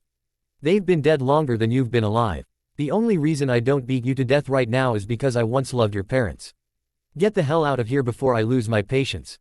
Naruto made no effort to pull away from her or defend himself, at least not deliberately. The red chakra flowed out of him and formed a cloak around his body as it always did when he was in danger. His absolute defense required no conscious thought on his part. Tsunade grunted as she was forced to let go of him as the chakra covered his front and freed him of her grip. Despite her anger, she took a step back. She could feel the immense power flowing off of him. She was certain any ninja within at least a mile would be able to feel it as well. The cloak formed only a single tail. Forgive me, Lady Tsunade, he said and gave her a bow that was in no way mocking. I didn't mean to offend you. When I brought up Naoki and Dan, I wasn't trying to mock you. I can give them back to you, not exactly as they were, but close enough. I can make them return to this world with all their memories and feelings of love for you. They won't be truly alive, but it will be them in every way that matters. What the hell kind of con are you trying to pull? She demanded. What, you think you can create some kind of illusion and that will be enough to make me serve you? What I'm offering is much more than some cheap genjutsu. Orochimaru created a technique that could force the spirits of the dead to return to the land of the living. The jutsu hasn't been perfected yet, the effects are only temporary, but I can make them permanent eventually. I can give you back the people you love. I don't believe you, she snapped. You'd say anything to try and trick me. He nodded. I wouldn't expect you to believe something like that without proof, that's why I brought some with me. As if at a prearranged signal there was a knock at the front door. Otokage, are you all right? Just fine Haku. He'd expected that at some point he would release some of his demonic chakra either on purpose or in self-defense. He'd left instructions of what to do when that happened. Is our special guest with you? She is Otokage-sama, Haku replied. She is most eager to speak with Tsunade-sama. Naruto looked back at a somewhat worried Tsunade. I have someone here who can convince you that what I say is true. Will you allow her to come in? I assure you that she is no threat to you. Who is it? She asked. An old friend of yours, someone you haven't seen in a long time. He refused to say any more. She eyed the door. She had a sick feeling in the pit of her stomach. Somehow the thought of what might be behind that door scared her more than having the Kyuubi's Jinchuriki not 5 feet away. Can she come in, Lady Tsunade? She doesn't have that much time. What is that supposed to mean? Naruto merely grinned at her. He may look like Minato but he reminds me more of Orochimaru. Fine, whoever it is, let her in. Naruto went to the door and opened it himself. Come in, Tsunade is eager to see you again. A young woman of no more than 16 or 17 stepped tentatively into the room, glancing about before spotting Tsunade. She was dressed in a green and brown jacket and dark gray trousers. Her weapons pouches and the grace of her movement proclaimed her a kunoichi. As she stepped inside and got a good look at Tsunade, a wide smile of relief covered her face. Tsunade, it's so good to see you. Arms open, she ran over to her without hesitation. Seeing her face, Tsunade paled. Am I? Mia, Hyuga Mia. It's so good to see you. The girl exclaimed and wrapped her arms around Tsunade as she hugged her. Everything's been so confusing, I don't know what's happened to me. The last thing I remember was being in a huge battle against Hanzo and his men in Rain Country. The next thing I knew I was here. What's going on? Is Aki okay? I lost track of him during the fighting. Aki had been her fiancé and another member of the Hyuga clan. Both he and Mia had been part of the Leaf Army that had fought in the battle where Tsunade, Orochimaru, and Jiraiya had received the title of Sannin from Hanzo himself. Hanzo had so honored them because they alone had survived. Every other Leaf Nin had died that day, including Aki and Mia. They were both more than 20 years dead. He's fine, Tsunade croaked. As she did so, she forced chakra to pulse through her system, desperately hoping this was some sort of genjutsu. When nothing changed, she was forced to admit it was not. She hadn't thought about Mia in more than a decade, but looking in the girl's face it was like being back in time. This was Hyuga Mia, of that she was certain. Do you remember the shopping trip we took a couple weeks before the battle? You mean in that little town in grass? The one with the ivory carvings you liked. I remember you were thinking about buying that little cat carving but didn't want to spend the ryu. That's right, she answered with a sickly grin. That town had been annihilated less than 3 months later with all the civilians there slaughtered. The only people who'd been present with her had been Dan, Aki, and Mia. It was impossible that Naruto could know about a little ivory cat she'd been interested in back before he was ever born. So do you believe me? Naruto asked. She looked at him past the girl who was still hugging her and nodded. Yes. Glad to hear it, he said and made a single hand sign of negation. Ah, Mia cried out in sudden fear. What's wrong? Tsunade asked and began casting a diagnostic jutsu to find out what it was. The problem quickly became self-evident as Mia's body began to revert to ash. The girl sent her friend a last frightened look before falling at her feet. As Tsunade watched Mia's form crumbled away to reveal the body of a stranger, a lifeless corpse of some ninja covered in ashes. Naruto explained. Like I said, the jutsu is only temporary and can be used only once per soul.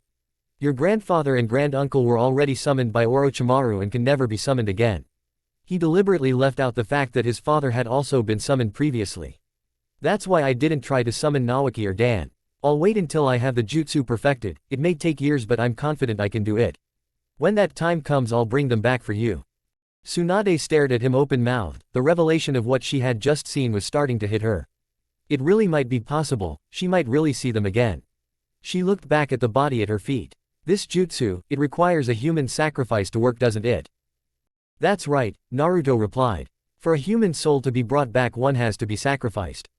Of course I'll need lots of human test subjects in order to perfect it. Part of your job will be to assist me in that. I hope you don't object, every great achievement requires some cost after all. She stared down at the corpse and then at Naruto. She understood the devil's bargain he was offering her. As a medic nin she had always hated war and pointless death. When she'd heard about Orochimaru's experiments she'd been disgusted. She'd thought him a monster for being able to use human beings as nothing but experimental fodder, exterminating countless lives all for the sake of knowledge. She'd known that she could never do the same. Now if she wanted to see Dan and Naoki again she would have to wade through human blood. Naruto wasn't trying to trick her, his offer was plain and clear. She understood that if she accepted it she would never be able to refuse anything he commanded of her.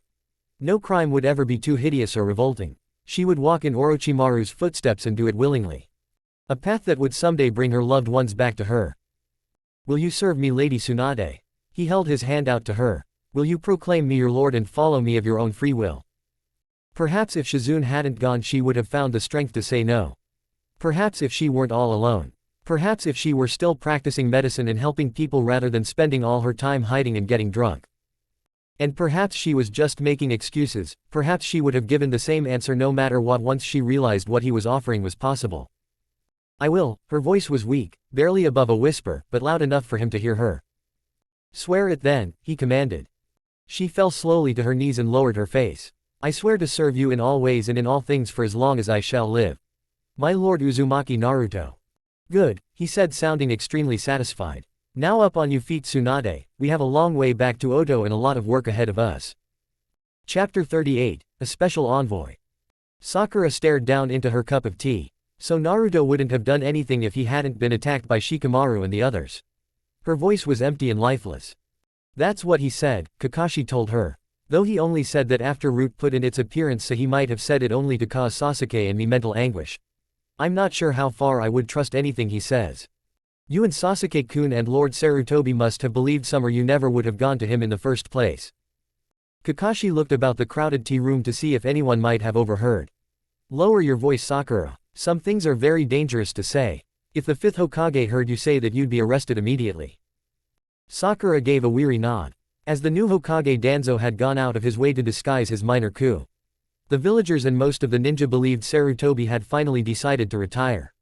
It was not hard to believe, the man was well into his 70s after all. Danzo had been a very powerful man in the village for over 2 decades. His selection as 5th Hokage had been slightly surprising only because he was as old as Sarutobi. Most felt he was just a placeholder until someone younger could be chosen, but he was strong and intelligent even at his advanced age. Most people felt the village was in good hands. He would definitely not be happy with anyone connecting Sarutobi with a mission sent to Naruto. So it really was my fault, she said in a tired voice. She might have started crying except she thought she was completely out of tears. Sasuke died because of what I did. That's not necessarily true, Sakura. Remember, Naruto had already violated our agreement by having the Sound 7 there. Kakashi said. He likely intended to betray us all along. Sasuke understood that was a real possibility the moment we agreed to go and meet with him. You can't know that though. Maybe he would have listened. If I hadn't told Shikamaru. He reached out and took her hand. Sakura, you need to be strong. Sasuke would want you to be strong. Though he was upset with her for what she had done, she was the last of his students he could still help. She pulled her hand away from him and got to her feet.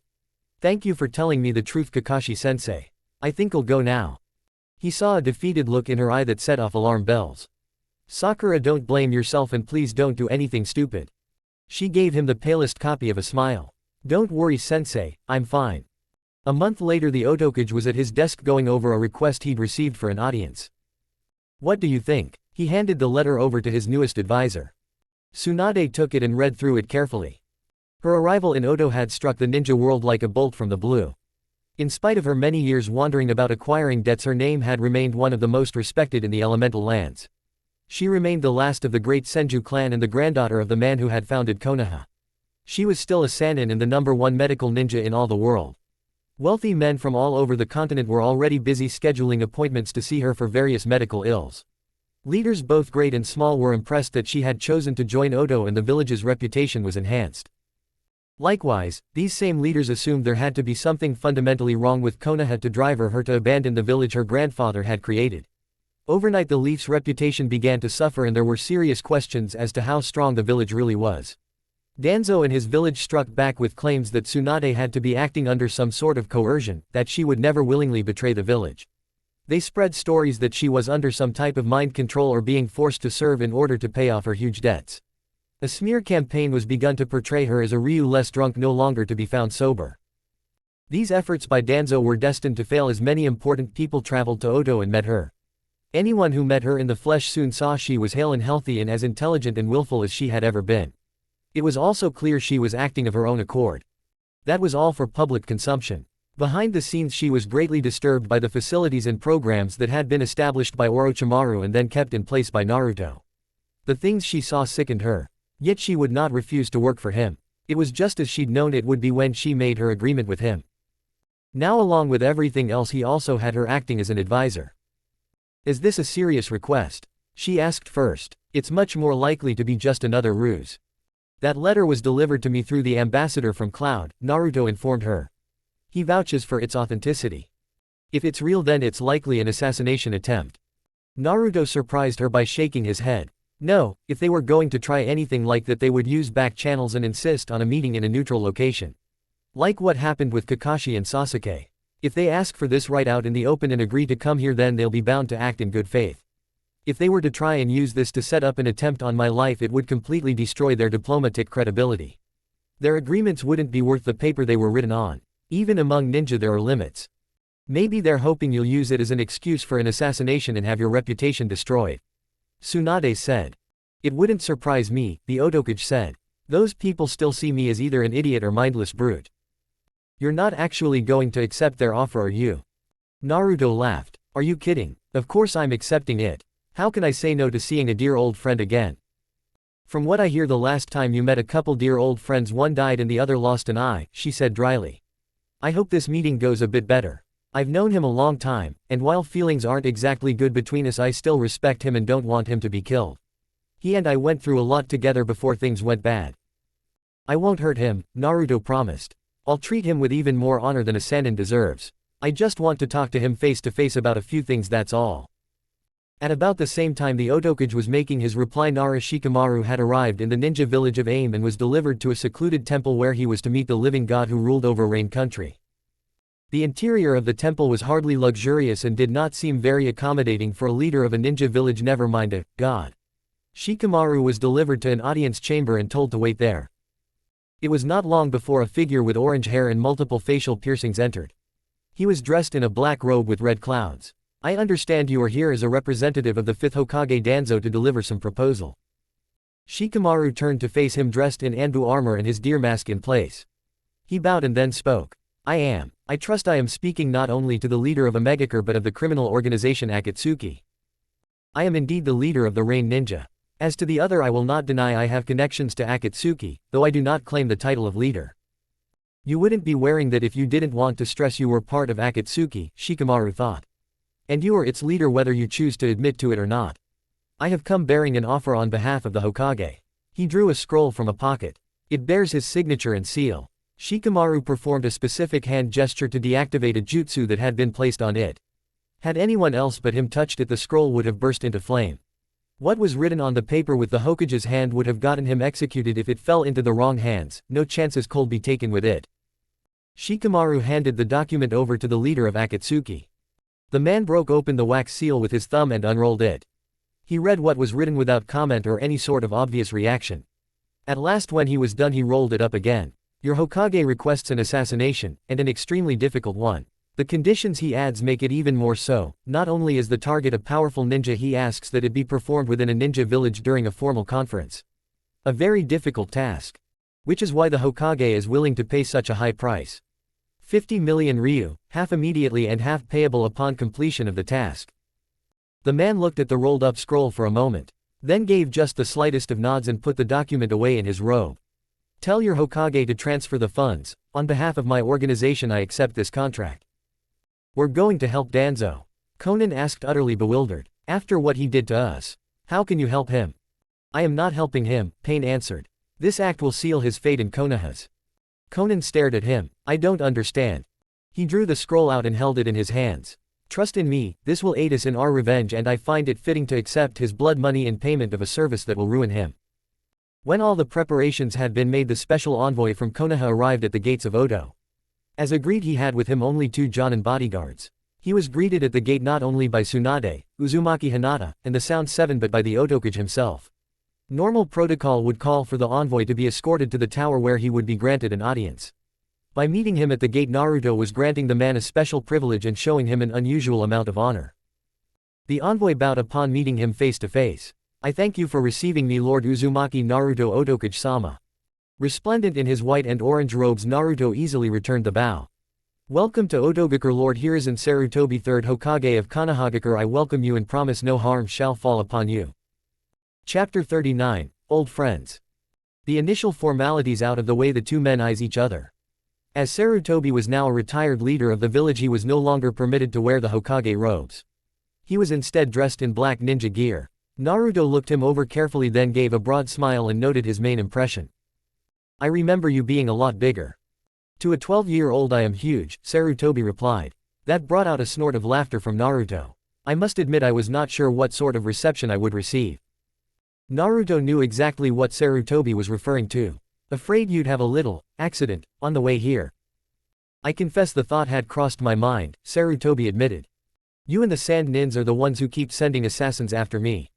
In the entire time since I left the village I haven't sent even one of my ninja after anyone inside Konoha. I've done my best to behave honorably. Does that include what you did to Sasuke and Kakashi? Sarutobi asked coolly. Naruto just wagged a finger at him. Old man, you don't get to call me on that when I was attacked by the Anbu before I did anything. I know how much you and Konoha love to play the part of innocent victim, but we both know that meeting was a sham from the start. The only question was whose trap would work better. Don't complain to me just because yours failed and mine didn't. The offer I made was genuine, Naruto. He sounded weary and heartsick. I never would have allowed it to go forward if I had known you no longer felt a connection to your former teammates. What are you talking about, old man? I let Kakashi live, didn't I? Do you think I would have done that if I didn't still have a little bit of feeling for my old team? Then what about Sasuke? I considered Sasuke a friend, Naruto said. But I had to use him to achieve my goal. Naruto continued to smile as he said that, and there was nothing in his voice or manner to suggest he was bothered by the admission. To use others to achieve your ends was a part of ninja life. Even so, Sarutobi found it hard to stomach. That is not the way of the leaf, Naruto. We do not sacrifice our own so casually. Naruto tilted his head a bit as he stared at the other man. Our own? I haven't been a leaf nin in a long time. He decided to look past the two guards at the two jonin who accompanied him. One he didn't recognize, but the other was familiar. Kiba, long time no see. I almost didn't recognize you without Akamaru. I haven't seen you since kicking your ass back in the preliminaries.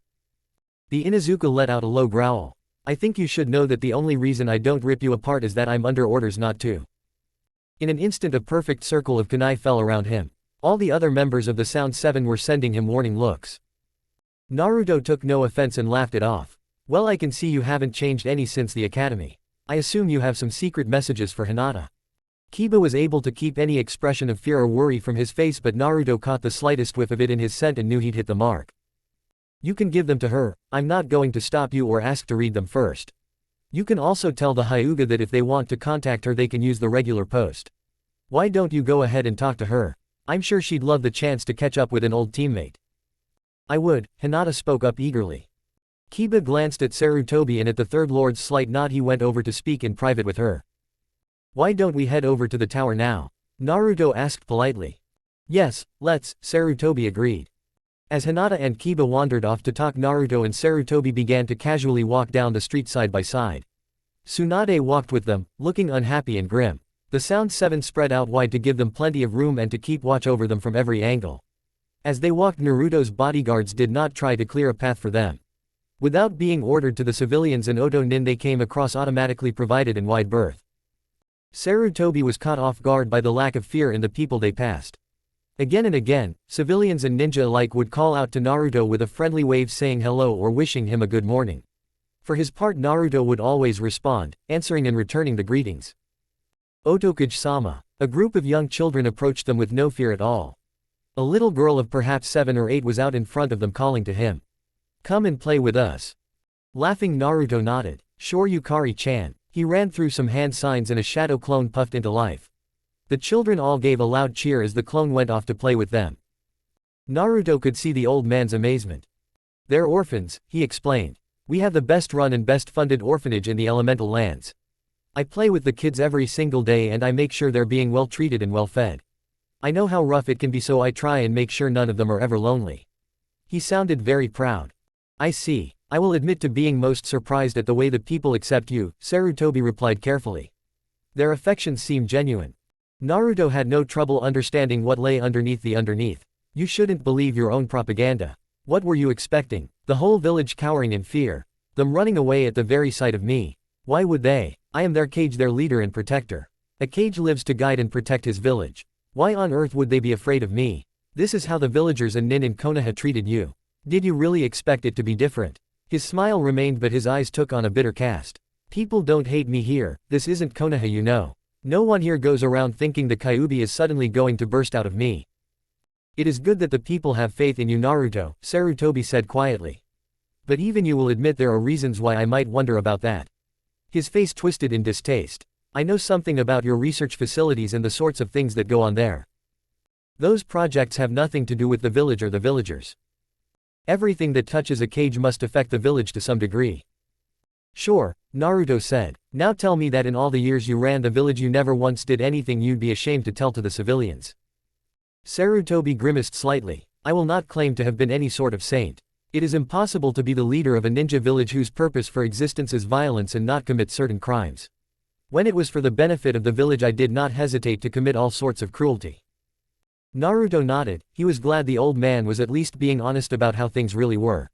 Assassinations, kidnappings, arson, espionage, blackmail, the list goes on and on, doesn't it? I know how it is. Every Kage has to wear two faces, the one they show to the people and the one they have in private. Growing up I always saw you as a kindly grandfather the way most people did. I would never have imagined you sitting in your office going over lists deciding if a certain monk or businessman needed to be killed or needed to be threatened. The truth is a Kage can't afford to be a really good person. Perhaps not, Sarutobi admitted. Yet we can still hold ourselves up to a certain ethical standard. Some things are wrong and simply cannot be excused. Oh, you mean like butchering an entire clan and then allowing your loyal ninja to take the blame for it? Like letting an innocent child suffer years of abuse because it's simpler than trying to force an entire village into acting like decent human beings. Like sending assassins out after a fellow Kage. I have done none of those things, but you have. It seems to me where you draw that line is all a matter of personal choice. Don't condemn me for doing what is best for my village just as you did. Sarutobi appeared fearful. He glanced over at Tsunade and spoke in a low voice. How did you know? You mean about the Uchiha? Naruto answered in the same low voice. Don't underestimate my intelligence network. I have eyes and ears in the most interesting places. I see. When he returned to Konoha he would need to talk to Danzo about going through and investigating not only the entire government. Their security had obviously been badly compromised. What happened at that time was very difficult. I felt I had no choice but to. I'm not Sasuke, you don't need to justify anything to me, Naruto told him. My point is just that the village would be shocked to know that the kindly Hokage was the sort of man who could have women and children massacred right inside the village. Every ninja village has its dark side and its secret places. Don't try to pretend I'm somehow unique. Other villages don't use human beings for experimentation. Naruto laughed. Now we both know that's a lie. Prisoners and criminals get used for that all the time, even in Leaf. The only difference is that I'm doing it more efficiently and on a bigger scale. That is not something to be proud of, Naruto. You must shut down those vile camps of yours and end whatever revolting research you are pursuing. Naruto came to a sudden stop and turned fully on Sarutobi. Or what? He demanded. You'll send me to my room without supper. You'll send assassins after me. You'll declare war without actually doing anything. Don't threaten me, old man. I'm not the one who came here to beg for mercy. You are. Don't push your luck or you won't be going back. Naruto was yelling at the top of his lungs. Sarutobi stood there calmly facing a furious Naruto without so much as blinking. Tsunade came over to him and very carefully touched his arm, drawing his attention away from Sarutobi and onto her. Please calm down, Otokage, I'm sure the old man didn't mean any offense. Naruto took a deep breath and visibly reined himself back in. When he looked back at the former Hokage his eyes were considering and judging. Naruto knew he'd made a very big mistake. The leader of a great village didn't suddenly lose his temper like that. Talking to the old man again after all this time was bringing back a lot of hard feelings. He resented like hell that lecturing tone. Sarutobi was not here to act as his protector. He was here to beg, nothing else. Sorry about that, third lord, he gave the man a respectful bow. Please forgive my rude outburst. It's quite all right, Sarutobi murmured. They began walking again. The request Danzo sent me specifically asked for a private meeting between you and Tsunade as well as one between us. When we get to the tower, why don't I let you and her talk? That would be much appreciated, Otokage-sama. The rest of the way to the tower they chattered about unimportant things. The meaningful words would wait until later.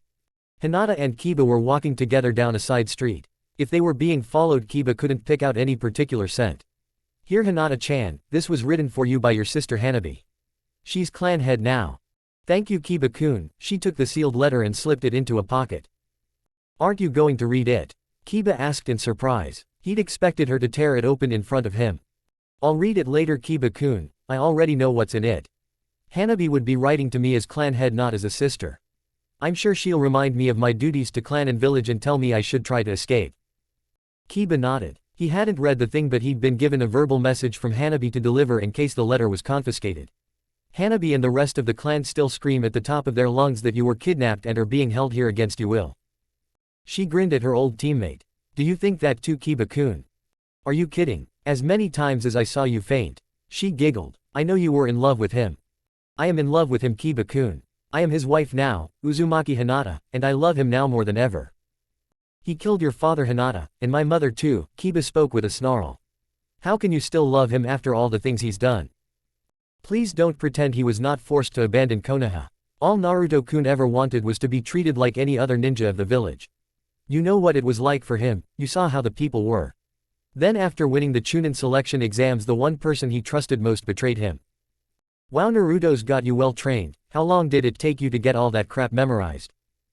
Kiba-kun, please don't be nasty. He killed my mother, Kiba repeated. And what would your mother, my father, and the others have done to him? They would have killed him or captured him. He did what he had to. Hinata knew the truth of what had happened that day, but Naruto had told her never to tell anyone of it. Even if she had, she knew Kiba would not believe it and just think she was making excuses for Naruto. Hinata-chan, Kiba spoke, trying his best to sound like the easygoing boy who had been her teammate. There are more important things at stake than just your feelings. The future of Konoha is in the balance. You need to make a choice. If it's impossible for you to escape, then at least give me what information you have about Naruto and about his plans. Kiba-kun, please don't ask me to betray my husband. Naruto-kun has loved me and protected me, he has made me happier than I have ever been. In spite of the things I have to do for him. I love him more now than I ever have, certainly more than I ever loved my father or sister. More than you love Konoha and all your friends. More than me, Shino, and Kurenai. Yes, she answered with no hesitation. Much more. Don't ask me to choose, Kiba-kun, because I already did, a long time ago. He looked at her with real sadness. You've changed, Hinata. She nodded. Yes, I have, and it's all thanks to Naruto-kun. Without him I would still be nothing but the shy, quiet girl I was. I like that girl, Kiba told her sadly. I never did, Hinata said. She was always unhappy and crying when she was alone. I like myself now, Kiba. Then I guess there's nothing for us to talk about, is there? If you want to talk to me as a friend about old times and about our lives, then we can. If all you want is to pour poison in my ear, then it's best for you to just go. Miserably he nodded and stopped walking with her. He stood there and watched her go. She didn't once hesitate or turn back. Chapter 40, The Very Best Offer. The Tower of Sound was, as far as I could see, an exact copy of the Tower of Fire. Except that it's 50 feet higher, Naruto said. I am not surprised, Sarutobi said. He always wanted to outdo everything that came before him. Naruto and Tsunade both nodded at that. In any case, the floor plan is exactly the same, Naruto said. Why don't you and Tsunade use the conference room on the second floor? Whenever you're done, come up to my office and we can talk. You don't object to my being alone with Tsunade? Sarutobi asked. Nope, I don't think you plan to overpower her, and I'm not afraid she'll turn on me. He sent Sarutobi an amused grin. Oh, and you should know every room in the tower is monitored except for my offices. If you want real privacy, you can use a sealing jutsu, I don't mind. Naruto and his bodyguards headed down the corridor, leaving Sarutobi and Tsunade on their own. Sarutobi watched him depart with sad eyes. I always suspected he would make a great leader someday. Does seeing you were right make you happy or sad? Tsunade asked. Let's go to the conference room so that we can sit down and talk. Tsunade noted that he had avoided the question, but did not press him on it. In the conference room, Sarutobi performed a series of hand signs to activate a sealing jutsu that would interrupt an electronic monitoring devices and block any scrying jutsus. The secretary, who was looking through an ordinary peephole and listening, was not affected. Tsunade took a seat across from him at the table and spoke first. I honestly don't know what you think you're playing at, old man. No matter what you say, my answer is going to be no. Tsunade, he lowered himself into his chair. The long journey had left him stiff and sore. I am much too old for this, he thought. Sadly there was no one else who could perform this particular task. I know that you feel the village robbed you of those you loved most, but I beg you to remember all the ordinary and decent folk of Konoha. Remember the place that was home to you and was the life's achievement of your grandfather and granduncle. I know the losses of Naoki and Dan were tragic, but a ninja village cannot survive unless its ninja are ready to make the sacrifices necessary to protect it and its people. Naoki and Dan were both leaf shinobi and they understood this and were ready to make that sacrifice. Don't talk lightly of sacrifice, old man, it really pisses me off. Tsunade said angrily. My grandfather, my granduncle, my little brother, the man I loved, and the whole Senju clan are gone. All for what? So that Konoha can exist and make money by killing and hurting people. What did they die for exactly? So that Fire Country could have its own ninja village. She shook her head violently. Some things just aren't worth the price. You did not always feel that way, Sarutobi reminded her gently. There was a time when you believed in the village and what it stood for, when you fought to protect it. You mean back when I was young and naive? She shook her head. These are the same arguments you used when I first left. They didn't work then, what makes you think they would work now? The situation now is fundamentally different from what it was then, Sarutobi told her. Back when you originally left it was to wander and escape your memories. You were turning your back not only on Konoha, but also on the entire ninja world. That is no longer the case. By abandoning your home village and serving Odo and its Otokuge you have betrayed Konoha. She shrugged. If you want to place me on the missing nin list feel free. Just make sure any hunter nins you send after have their wills in order. Tsunade, can you at least explain to me how you can justify this decision? When you originally left it was because you rejected the philosophy of shinobi and of the villages. How can you resent Konoha but serve Odo? Do you truly believe them to be somehow better? No, she said flatly. I am long past seeing anything noble in the work of the villages. She shut her eyes for an instant and allowed a small shudder to pass through her. I will even admit to you that serving Naruto sickens me at times. I don't know what he was like before, but he reminds me of Orochimaru. Clever, patient, and utterly ruthless about getting what he wants. Do you remember when he spoke of wearing two faces? The face you saw today with the villagers was genuine, he really does want to protect Odo and its people. But he had another face he doesn't let the world see. When I look at that face I can well believe he is the Kyuubi. There's a part of him that really enjoys killing and hurting people. That part of him truly is a monster. How can you serve him then? Sarutobi asked. He just did not understand it. My reasons are selfish, she answered. He has promised me something I want in exchange for my services and my loyalty. If this is about his paying your debts. You think I would get involved with this for money? She asked with a sneer. Then what is it he is offering you? Danzo assures me Konoha will offer you anything if you will return to your old home. Sadly she shook her head. I'm sorry old man, but it's not something that you have to offer up. What is it then? I'd rather not say. Sarutobi gave a weary sigh. Tsunade, please reconsider. Even when we disagreed I never had anything but the highest respect for you and for your beliefs. You told me once that the village's goal should be to preserve life, not take it. You battled against me to create a medical corps because you wanted to make healing and saving our ninja a priority even if it meant weakening the village's striking power. You have always believed in saving lives. You must know the sorts of things that are happening in the research facilities of Rice Country. If you serve Naruto then you are supporting those abominations. Can you accept being a part of that? She actually felt relief at the fact he did not know just how deeply involved she was in those experiments. As an expert medic nin she had been given charge of conducting experiments using chakra and jutsus. It sickened her, but she still conducted the experiments and then neatly wrote down the results. She told herself they would have happened if she were not there anyway. She told herself she had to do it for Naoki and Dan, that returning them to life justified any price. I know, but I can accept it. Sarutobi noticed as she went through the motions of dry washing her hands. He didn't think she was even aware she was doing it. Ninja were trained to give no sign of what they were feeling. For a ninja of her ability to do such a thing was clear sign that whatever she was doing was weighing heavily on her. Can you really accept being a part of all this? Sure, it doesn't bother me at all. She again acted as though washing her hands. What will you do if he chooses to attack us? Sarutobi asked in a hushed voice. The day he abandoned the village he killed many innocent people blowing up various buildings. He has never made any secret of the fact he longs for vengeance against not only me but against all of Konoha. What will you do if he decides to march out against us? Will you stand by and do nothing? Will you fight at his side and kill helpless women and children? I will do whatever he tells me to, she answered looking very unhappy. I wouldn't like it old man, but I've decided to do anything I have to get what he's promised me. Then it would appear Naruto is not the only one who has taken after Orochimaru. He looked and sounded like a disappointed father. She squirmed in her seat and felt like a 12-year-old again. That's a low blow, old man. Perhaps, but it seems accurate to me. Tiredly he pushed his seat back and stood. Thank you for talking with me, Tsunade. I think I will go and talk to Naruto now. Out in the countryside of Rice, 4 figures in black robes and red clouds moved about in the darkness. One of them looked out at land with the Sharingan and calmly wondered what he would say to his father and other relatives when he met them in the land of the dead. I thought you would like to know, the ninja in the Anbu mask said to Kakashi. He nodded his head and gave a false smile. Thank you, I do appreciate it. The Anbu waved a hand in acknowledgement and was gone. Sakura, he said beneath his breath. I asked you not to do anything stupid. Disappearing from the village definitely counts. When the door to his office opened, Naruto waved Sarutobi over to the chair in front of his desk. Offering the former Hokage a seat was a kind gesture on Naruto's part, but he did not rise to his feet as he would have for an equal. As soon as Sarutobi had seated himself, Naruto began with a smirk. This kind of brings back memories, doesn't it? You and me in Akage's office. Though the roles are reversed, of course. As I recall, when you were in my office it was usually because you were in some sort of trouble. Naruto's smile had a little bit of cruelty to it as he replied. Or else I was there to beg for some favor.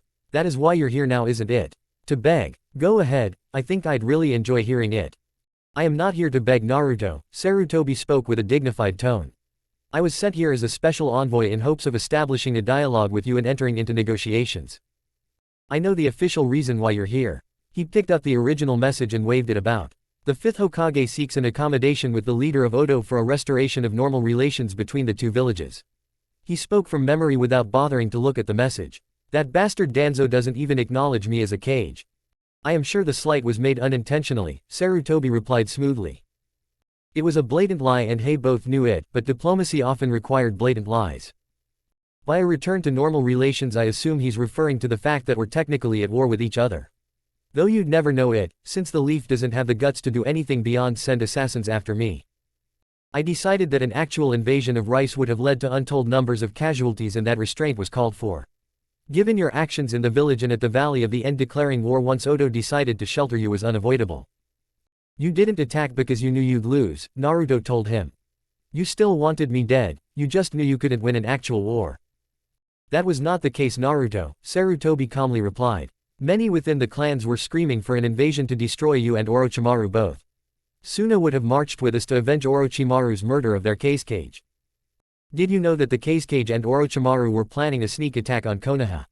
It was to take place during the finals of the Chunin exams. Sarutobi slowly nodded. If Naruto knew, then there was no reason to try and keep it secret. We'd had signs that something was in the air and that it might be an attack. We did not learn of the details until much later. Did you know that Gaara was the One-Tails Jinchuriki? The attack was supposed to start simultaneously with his transformation at the arena. Orochimaru called it off at the very last minute because I killed him and because he realized he would be up against the power of the Kyuubi. I saved Konoha because of what I did that day. He shouted at him. I saved all of you, and what was my thanks? To be betrayed by the one person I trusted the most. How could you do that to me when I trusted you? His fists came down slamming into his desk. I should have been treated like a hero, damn it. Sarutobi was shocked as for the second time he witnessed Naruto completely losing his temper. Having survived countless attempts on his life and years as Orochimaru's apprentice, he'd expected he boy to have better emotional control. He did not allow any of these concerns to appear on his face. I did not know that at the time, Naruto, he answered easily. I never considered my actions to be any sort of betrayal of you. You must realize the effect of your releasing so much of the Kyuubi's chakra in the midst of the village in the most public manner possible. That couples with your brutal killings of both Gaara and Neji convinced many people that the Fox had gained control or at least influence over you and that we were all in danger. Had I not acted to curb their fears, I likely would have had the civilians and the shinobi calling for your death or imprisonment. Hearing Sarutobi talk so calmly and rationally only drove the point home to Naruto that he needed to calm down. Akage didn't keep losing his temper like this. Seeing him again really wears on my nerves. It's like all the old wounds are getting reopened. He took a deep breath and forced himself to sit back and at least look relaxed. He lowered his head. I apologize for my rudeness, please forgive me. Of course. Naruto took another deep breath. You didn't know I'd saved Konoha. What you did know was that I'd won the Chunin selection exams and hadn't broken any of the rules. Gaara slaughtered 3 Rain Nin and crippled Rock Lee. Neji tried to kill Hinata and came way too close to doing it. Neither of them were punished. But like always, I was the only one who was made to suffer. You refused to promote me even though I'd earned it, and what was worse, you were going to leash me. You were going to seal away most of my power to make everyone else happy. Tell me, Sarutobi, can you name me one other ninja who was ever punished for being too strong? If you can name me just one, maybe I'll feel a little better about things. Sarutobi knew there was no such example available. From the moment a shinobi began to train, he was taught to become as strong as possible and to bend every effort towards that goal. I am very sorry, Naruto. The only thing I can tell you is that you were a special case. Tell me about it, he said with bitterness in his voice. What a shame, special doesn't always equate to good. Naruto, I know I made mistakes. If it were possible to go back in time, I would do many things differently. I can only offer you my apologies and seek to learn from those mistakes. Sarutobi rose to his feet and gave the seated Naruto a formal bow. I am sorry, Naruto. Do you think you bending your back and speaking a few words makes any difference at all, old man? I can offer you nothing more, Naruto. How about your life? Naruto asked him. What would you do if I told you that if you cut your own throat open for me right here and now, I'd make peace with Konoha? If my life would bring peace to my village, then I would gladly offer it to you. Naruto gave him a ghost of a smile. He hadn't expected any other answer. Forget it, your scrawny neck isn't worth near that much. You want to know the terms I'm willing to offer Konoha? Yes, that is the reason I am here. 2 words, unconditional surrender. Is that a joke, Naruto? Nope, he spoke sounding utterly serious. Have Danzo surrender unconditionally to me and offer me his place as Hokage. I'll hold the titles of both Otokage and Hokage and rule both villages from here. I'll send Tsunade there to act as my regent. All Leaf Nins and all civilian residents will be required to kneel before me and publicly swear allegiance to me. All ninja who refuse will be treated as missing nin and expelled from the village. All civilians who refuse will have their property confiscated and be expelled from the village. I'll treat all those who kneel and swear the same as I treat my people here. Those terms are completely unacceptable and I am authorized to reject them on behalf of the village. Fine then, those are the best terms you will ever get from me. If you reject them, there is nothing more to discuss. This is not how you negotiate, Naruto. It is when you have all the power, he replied. Just remember, I can crush the leaf like that if I want. He snapped his fingers. If you truly believe that, why have you not done so? You talked about Konoha not waging a real war, but Oto has not done so either. Naruto shrugged. I can be patient when I need to. When the day comes that I do decide to move, it won't be a war, it'll be a massacre. That's why you should accept my terms now. I'll only show mercy if you submit to me. If I have to conquer the place, I'll burn it to the ground. Sarutobi felt a chill fall over his heart. He did not doubt that Naruto believed what he was saying. Think about it for a few days and enjoy my hospitality, Naruto said, sounding like the cheerful, fun-loving boy he had been once. Very well, he said and got to his feet. Even if there was little hope, he would try to get Naruto to soften his terms to something that might at least seem reasonable enough to pass on to the Hokage. Chapter 41. Welcome back. Sakura was chained down to the table, hands, feet, elbows, knees, hips, and neck. Except to turn her face, she would hardly be able to move. The seals were chalked into the floor and onto notes attached to her. The last time he'd seen her, she'd been 12, she was 18 now and a very attractive woman. She was dressed in traditional black ninja gear, except for the hood which had been removed.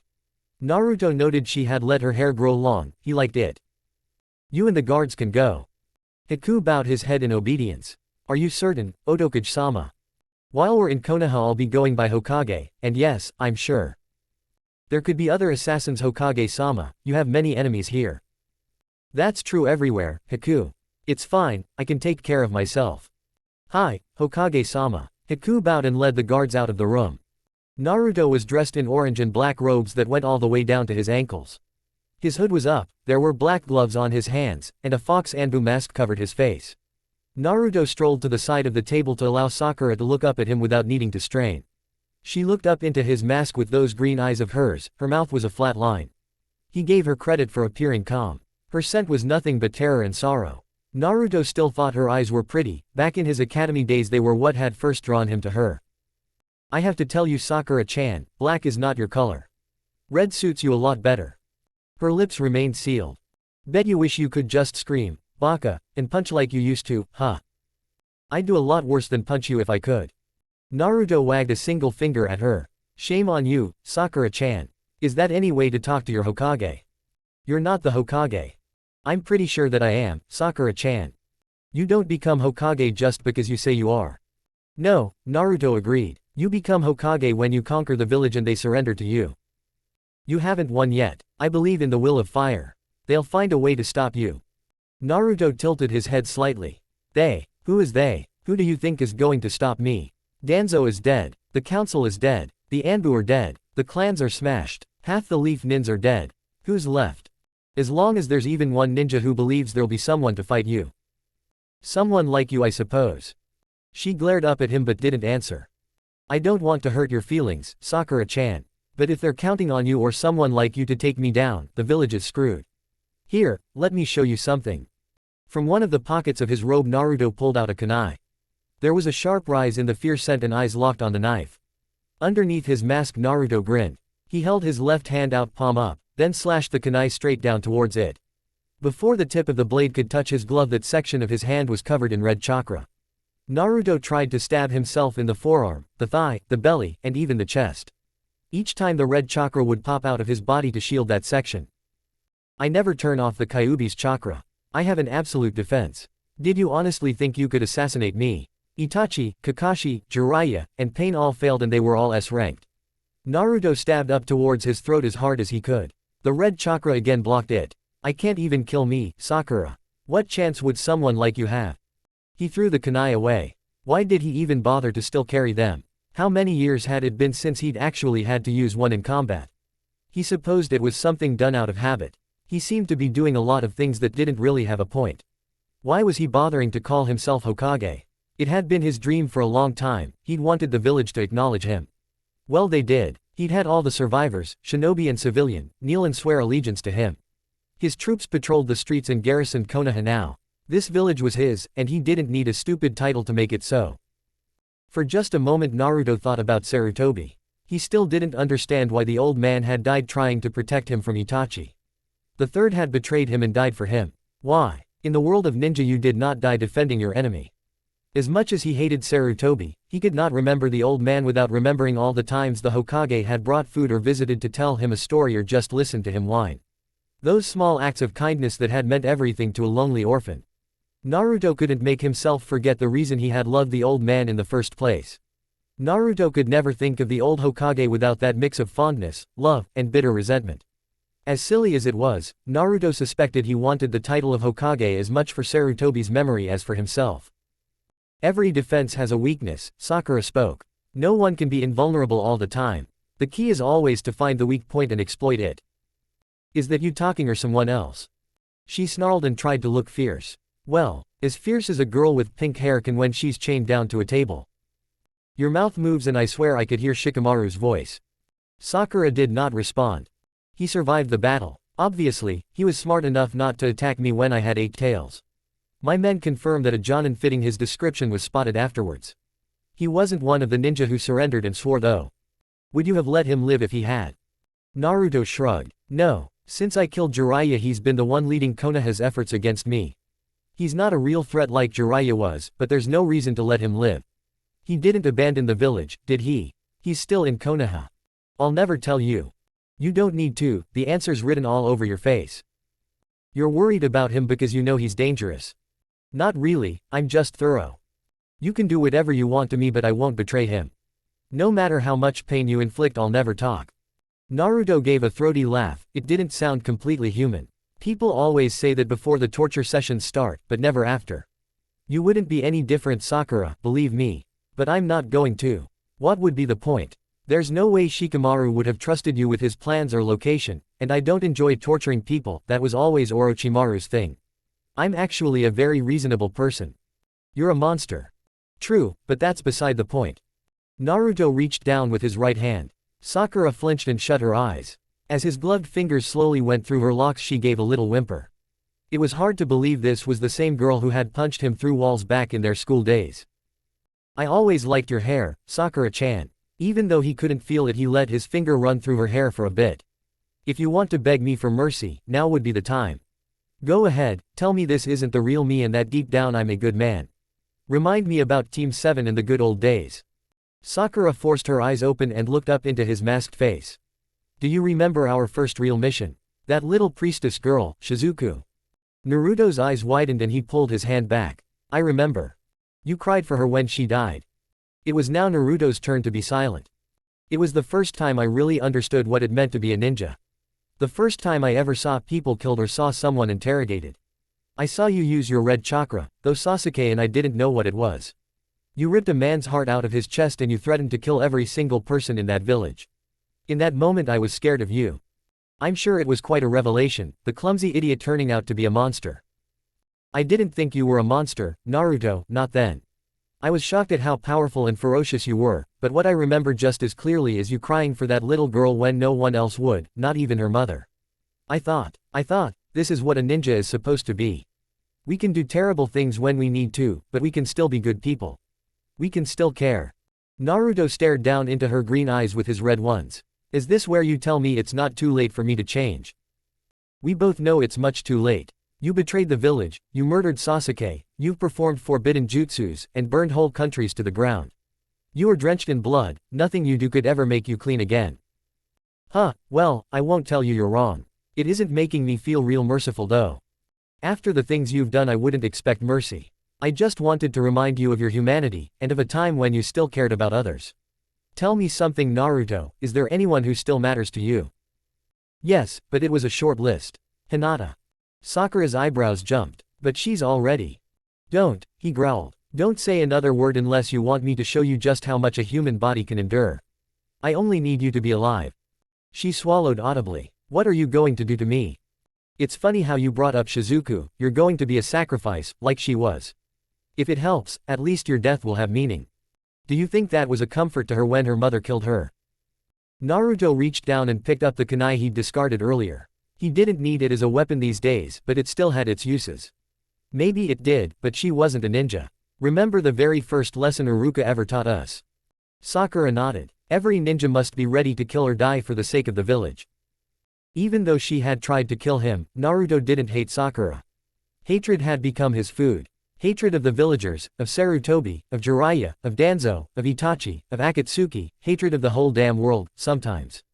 The constant need for revenge, to destroy the ones who'd betrayed him, had pushed him forward from one battle to the next. He couldn't even remember if there'd been a time when he wasn't filled with unlimited hate and rage. Maybe back when he was still young and dumb enough to believe the world could be fair.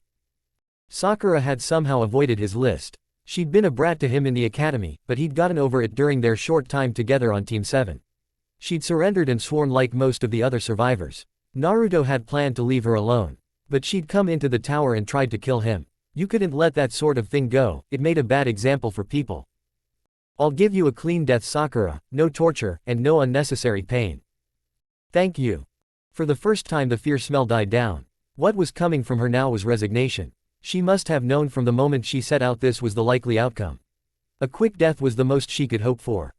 I'll even grant you one last act of kindness. When Sasuke and Kakashi came to meet me in secret, you betrayed them to Shikamaru, didn't you?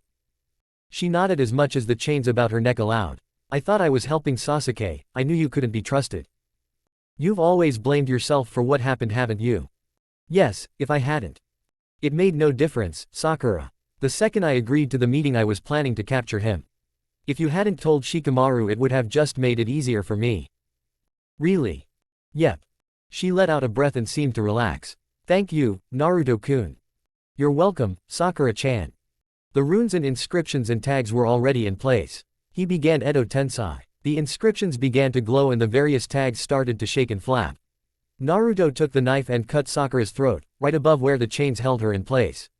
The blood squirted up and the sharp coppery and salty tang stung his senses. There were no last words or tears from Sakura, just a choking gurgle as the light exited her eyes. The tags wrapped themselves around the boy. Dust and ash materialized and covered Sakura's corpse, hiding it from view. The material shaped itself into a different form.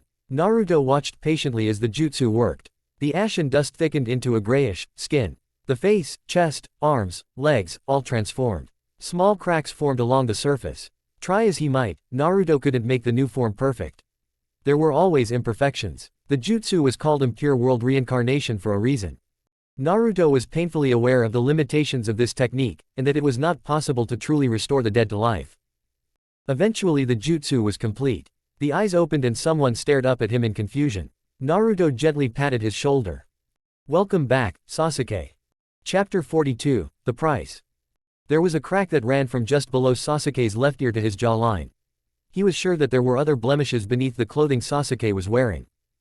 Who are you? Sasuke's eyes darted about the room. The chains jangled as tried to free himself. I'm Naruto. The eyes snapped back and the mouth fell open. Where am I? What? You're feeling confused. That's normal, just give it a moment. Sasuke paused in his struggles. His eyes lost focus. Orochimaru, he was going to try and take over my body. Yes. So his jutsu failed. No, it didn't. What do you mean? Sasuke demanded. You died, more than 4 years ago. Sasuke's mouth went slack and his eyes widened. Then how? I brought you back with a forbidden jutsu called Edo Tensei. You're not truly alive anymore, Sasuke. You don't have a beating heart or blood flowing through your veins. You'll be able to remember things from your life, and you have a functioning chakra system. You'll be able to use jutsus. Is that why you brought me back? To use me as a tool? Naruto shook his head. You're here because I missed you. I just wanted my friend back. You're the one who killed me, Naruto. Orochimaru delivered the blow, but you captured me and gave me poison. Yeah, sorry about that. Sasuke glared at him. Would it help if I told you I kept the promise I made to you? We're in Konoha, inside the Tower of Fire. There were a lot of deaths when I took this place, but when they surrendered I did spare them. So you really did attack the village? That's right, Naruto growled. It was war and I ended it. The only reason I didn't burn this whole place to ash was because of the promise I made you. Are you expecting me to give you credit for that? Not really, though it would be nice. How could you do it? You grew up here. Konoha was your home. You knew the people who lived here. Yeah, I know them better than you ever did. Trust me, it made attacking this place easy. Don't think for a second Konoha was innocent. The village attacked me every way it could. After you attacked them first. Bullshit. I never asked to persecuted or treated like a monster. Even Sarutobi treated me that way in the end. And Jiraiya, Naruto abruptly cut off. He didn't want to remind himself. He what? He committed war crimes, he did things that were worse than anything I've ever done. I don't believe you. That's fine, I'm not really expecting you to. You blame me and I blame the village. In the end, what does it matter? I didn't bring you here to convince you I'm right. I just want us to be friends again. You expect me to just forget everything and pretend it never happened.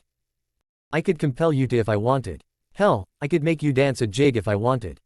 But I won't. What would be the point? I already have tons of folk who kiss my ass and tell me whatever I want to hear. I want you to be you, Sasuke. There was no reason to bring you back if I didn't give you your free will. Sasuke stared up for a long while. Take that stupid mask off, I want to look at your face. You might not like what you see. I've sort of changed. I don't care. Fine, Naruto mumbled. Try not to get weirded out, okay. Naruto pulled down his hood and slid off the mask. Sasuke got a clear view. His eyes widened and gave a low whistle.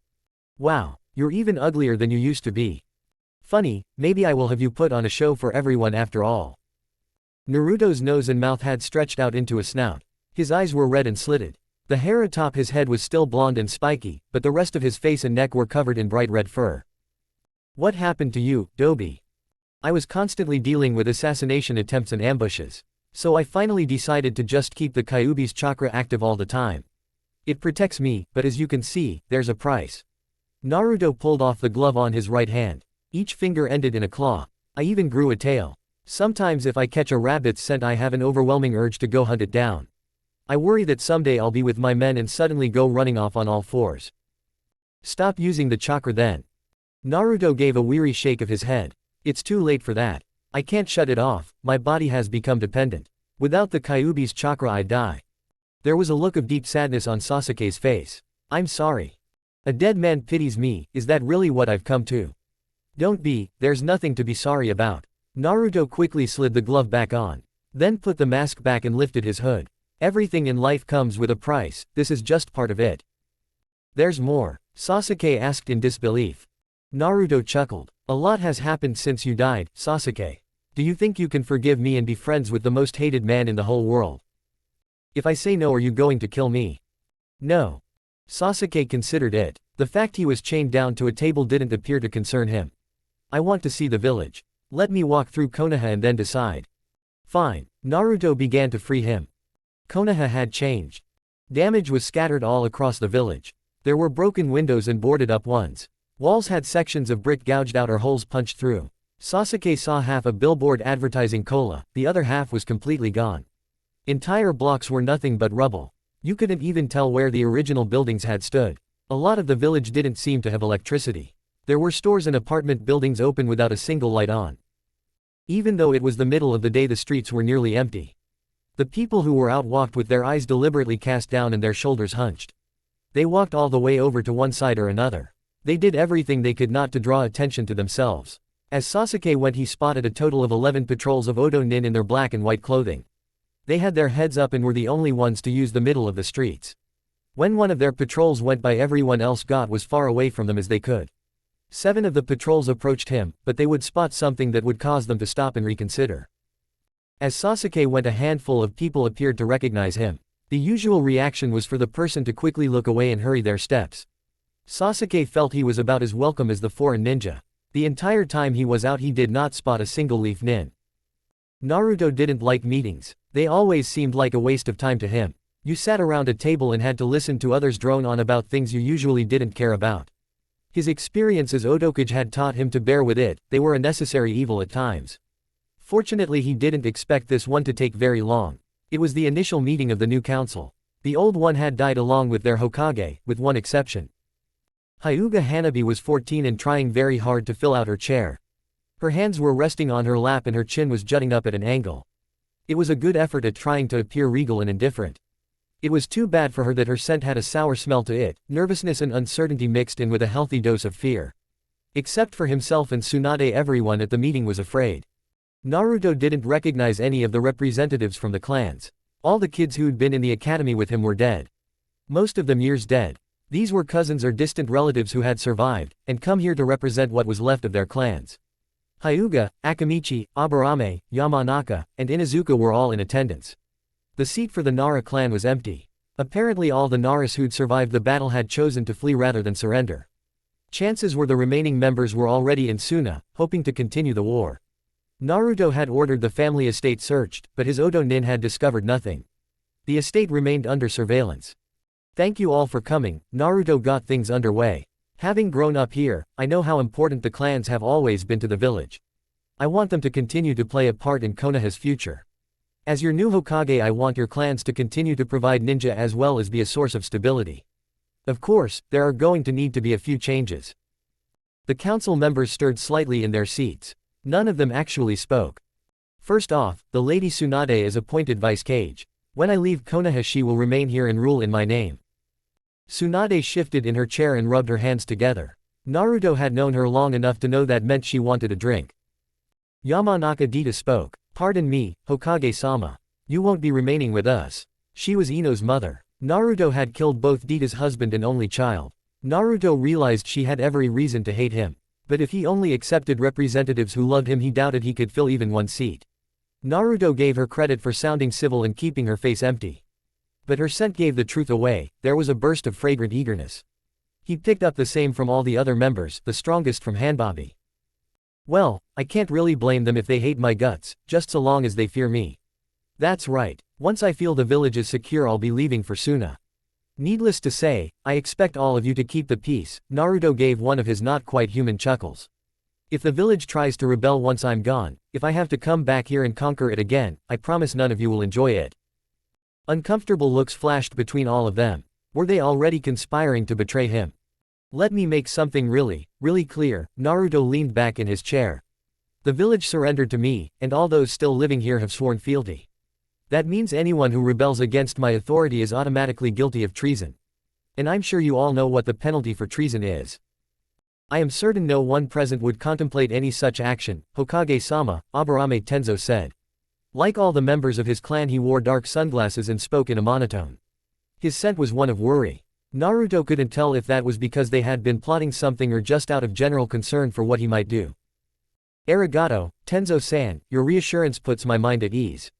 Naruto considered having Dita and Tenzo placed under arrest and handed over to the interrogators. There wasn't any evidence against either of them, but given what his life had been like, Naruto tended to see conspiracies everywhere. He supposed that would have made him paranoid, except for the fact that so many people really were out to get him. Next, Naruto continued. As a sign of my great interest in the clans, I want each of you to provide me with 5 members who are too young to have begun attendance at the academy. They will be relocated to Oto, where I will allow them to live at the palace and receive instruction from me on the various ninja arts. They'll remain with me until they achieve the rank of genin, at which point they'll be allowed to return home. My hope is that this program will help all of us to better understand one another. The stony stares told Naruto that none of them had bought a word of it. Inuzuka Kudra gripped his hands into fists and let a low growl exit his throat. You expect each of us to just hand over 5 children as hostages? I never used that word, think of them as guests. And what happens to these guests when we do something you don't like? Naruto folded his hands in front of his masked face. Who knows? I suppose it would depend on how bad the offense is. But so long as you are loyal to me, there is nothing to worry about. And what will you do if we refuse to give you our children? Kutra snarled and bore his teeth. Beneath his mask Naruto smiled. Usually all he ever dealt with was subterfuge and deceit. Everyone lied, everyone had hidden intentions, everyone schemed and plotted. Dealing with some good honest hatred was refreshing. Well, to start with, I'll kill you. Then I will send my ninja to your compound and they'll butcher every single person there. Ninja, civilians, servants, guests, everyone, hell, I'll have all your dogs killed too. Then I'll send out my hunter nins to track down and eliminate any person with a drop of Inuzuka blood in their veins. No matter where they hide, or how far they run, my people will find them and kill them. And when that's done, after I've killed every last person in your clan, I'll burn down your estate and piss on the ashes. Naruto never raised his voice as he spoke. The words were friendly and carefree. Inuzuka and the rest were staring back at him. Does that answer your question, Kutra-san? Inuzuka Kutra dry swallowed and answered in a whisper. Yes. Good. Next, the Hyuga caged bird seal is declared a forbidden jutsu. Anyone who activates it, or places it on a person is sentenced to death. Also, the cadet and main branches of the Hyuga clan are hereby dissolved. All members are to receive equal rights within the clan. Any member of the Hyuga who wishes to be emancipated from them will be allowed to leave them and to serve as a regular ninja. Hanabi's jaw dropped and her mouth hung open. You cannot do that. And yet I have. What you are suggesting goes against all the traditions of my clan. Naruto gave an indifferent shrug. I've never been big on tradition. My clan has been separated since before the village was founded. Some must lead, some must serve. I agree, Naruto nodded. You will serve me by making sure my order is obeyed. Oh, and I want at least 3 of the guests your clan gives me to be from the former cadet branch. But. Moving on. Next. Naruto laid out several more new laws, all of them aimed at stripping away some of the authority and privileges the clans had always enjoyed. Naruto intended them to be a source of ninja with unique bloodlines, and a symbol or unity and strength for the villagers and those living abroad. The council members understood exactly what he was doing, but there were no more objections. Perhaps they'd hoped he'd at least want them to be advisors, to influence some of his decisions. If so, Naruto made it clear that wasn't going to be their role. He would never trust any of them. The clans had all served Danzo faithfully, and had fought as hard as they could up until the moment they realized their only choices were surrender or death. They weren't his partners in ruling Konoha, they were servants, like everyone else in this village. When he finished giving them the new rules they would live by, he dismissed the council. Hanabi-san, I want you to wait a moment. She froze as she rose from her seat. The others sent her looks of concern as they departed. Hanabi was quickly alone in the room with Naruto and Tsunade. How may I serve you, Hokage-sama? I've taken up residence on the top floor of the tower. Your sister is there. Hinata wants to see you, go and pay her a visit. Hanabi sucked in a deep breath. Naruto could see her hands tremble just a bit. I really would rather not. I phrased it as a request to be polite, it's not. There was a long pause. What am I supposed to say to her? Tell her that you're happy to see her, that you've missed her, and that she looks wonderful. Lie. You're a ninja, surely you can manage that. Hanabi lowered her eyes and gave a single dispirited nod. Hi, Hokage-sama. As she left, Hanabi's shoulders were slumped and her feet dragged.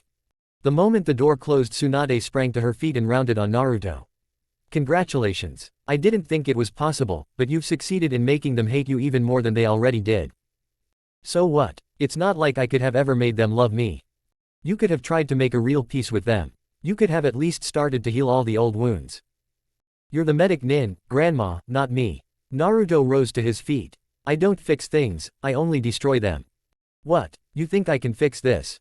Her arms waved about. I had a great reputation once, now I'm just a traitor. No one is going to listen to me. The only reason things are as peaceful as they are is because everyone is terrified of you. The moment you leave there'll be trouble. What exactly do you expect me to do? Handle it, Naruto said without an ounce of sympathy. Remind people what I'll do if I have to come back here and put down a revolt. Ruling through terror isn't the best way, Naruto. Maybe not, but we use the tools we have. How are Dan and Naoki? The question caused Tsunade to pause. Need to remind me why I'm loyal to you, brat. I was wondering how they're adjusting to being back in the village. They don't like it, all they ever do is talk about how things were before. All that matters to them is the past. They won't change, they can't change. I know, Naruto sounded forlorn. Tsunade rubbed her hands together. I'm not complaining about it. In spite of everything, I'm still grateful to you. It's just, well, Tsunade struggled to explain it. It's like you're starving to death and all there is to eat is moldy bread. It's not what you want and the taste sickens you, but it's better than nothing. She gave an unhappy nod. That does sort of sum it up. Do your best. If things fall apart the village will just get what they deserve. Naruto left. Damn, but I need a drink.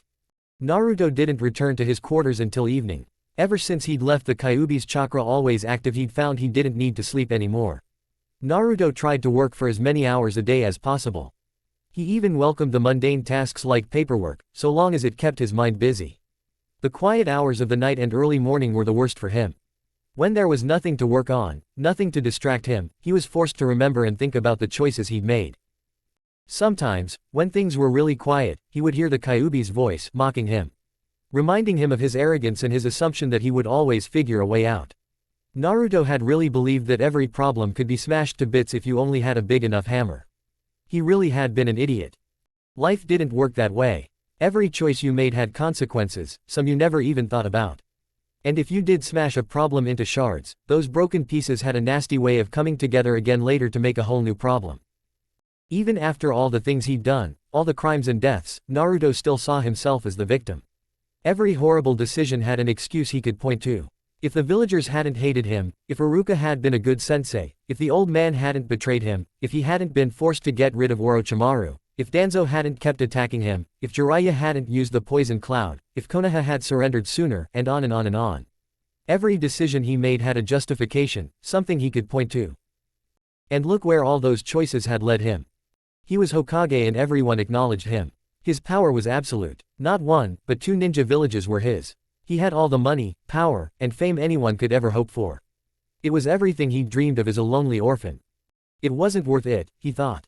The price was too high. The door to his bedroom opened. How was your day, Naruto-kun? Are you coming to bed? Her scent was of ashen dust and of Tayuya's rotting corpse. There was nothing there of the real her anymore. He didn't turn around right away. He was looking out at the Hokage monument where 5 faces stared back. The night he abandoned the village Naruto had destroyed Sarutobi's. It had been rebuilt, not by Sarutobi, but on Danzo's command after the old man was gone. Danzo claimed to have restored it to honor Sarutobi's memory and out of respect for the position of Hokage. Naruto wondered if his face would ever go up on the cliff. It didn't much matter to him one way or the other. I don't sleep anymore. I haven't for a long while. Oh, that's right, I keep forgetting. My sister came to see me today. I can't believe how much she'd grown. She seemed very nervous though, do you know why? Sighing, Naruto finally turned around. Hinata was wearing white robes with the Hyuga clan symbol. She was smiling at him and her lavender eyes were content. What Naruto focused on was the crack that ran from the corner of her left eye down to her chin. I have no idea, Hinata-chan. Chapter 43, End of the Path. When Danzo became the 5th Hokage he'd had a single overriding priority, to kill Uzumaki Naruto. Danzo considered Naruto not only the worst traitor but the greatest threat the village had ever known. The 5th sent the best of the Black Ops to try and assassinate Naruto. Even the legendary Hitaki Kakashi had been given the mission. They all failed. Though it was a stain on his personal, and the village's, reputation, Danzo turned to elite assassins of other villages. He even hired killers from the criminal organization Akatsuki. Danzo drained Konoha's treasury on assassination attempt after assassination attempt. But no matter what effort the Hokage made, Naruto refused to die. Eventually, Danzo accepted that no assassin or group of assassins would be able to eliminate Naruto. So he decided a different strategy was called for. The Hokage turned to the greatest living seal master and asked him to create a weapon of such destructive power that no one could hope to survive it. A weapon of mass destruction that could succeed where all his previous efforts had failed. Jiraiya was not happy with the Hokage's idea, but was forced to admit that Naruto was much too dangerous to be allowed to live. The Toad Sage could not come up with a better solution, and so ultimately agreed. And so the great Jiraiya had created the Poison Cloud, an ultimate jutsu that required the caster to sacrifice his life to use it. Jiraiya snuck into Oto and activated it. The village was smothered by a thick green fog, anyone who breathed it in felt their lungs begin to burn. They were soon sprawled out gasping and choking as their airways became inflamed and closed. Some of the Oto nin managed to escape, but the civilians never had a chance. The attack killed more than 40,000 people, the vast majority being ordinary villagers. It was a criminal act worse than anything Orochimaru or Naruto had ever committed. Naruto had been caught in the attack and breathed in the poison like so many others. But the Kyuubi wouldn't let him die. Even as his throat burned, the red chakra healed him and allowed him to survive. He hadn't been able to save anyone else. Hinata had died gasping for breath like so many others. I hope Jiraiya and Danzo are both burning in the deepest pit in hell right now, Naruto thought. When he'd first realized Hinata was interested in him, Naruto had planned to use her. She was supposed to be just another tool. With time though, he genuinely fell in love with her. She was the only purely good thing in his life. He couldn't bear to lose her and so had brought her back. At the beginning he pretended it was enough. She understood what had happened to her and accepted it. Hinata still loved him and could still use chakra. She was still always there at his side. Naruto tried to convince himself it was enough. But when he held her hand or kissed her, her flesh was always cold. Every breath was a reminder this wasn't really Hinata anymore. She didn't sleep, she didn't eat, and as time passed she tended to forget what she was. If he reminded her she would remember, but forget again in a day or so. Naruto had stopped reminding her, it only made her sad and didn't change anything.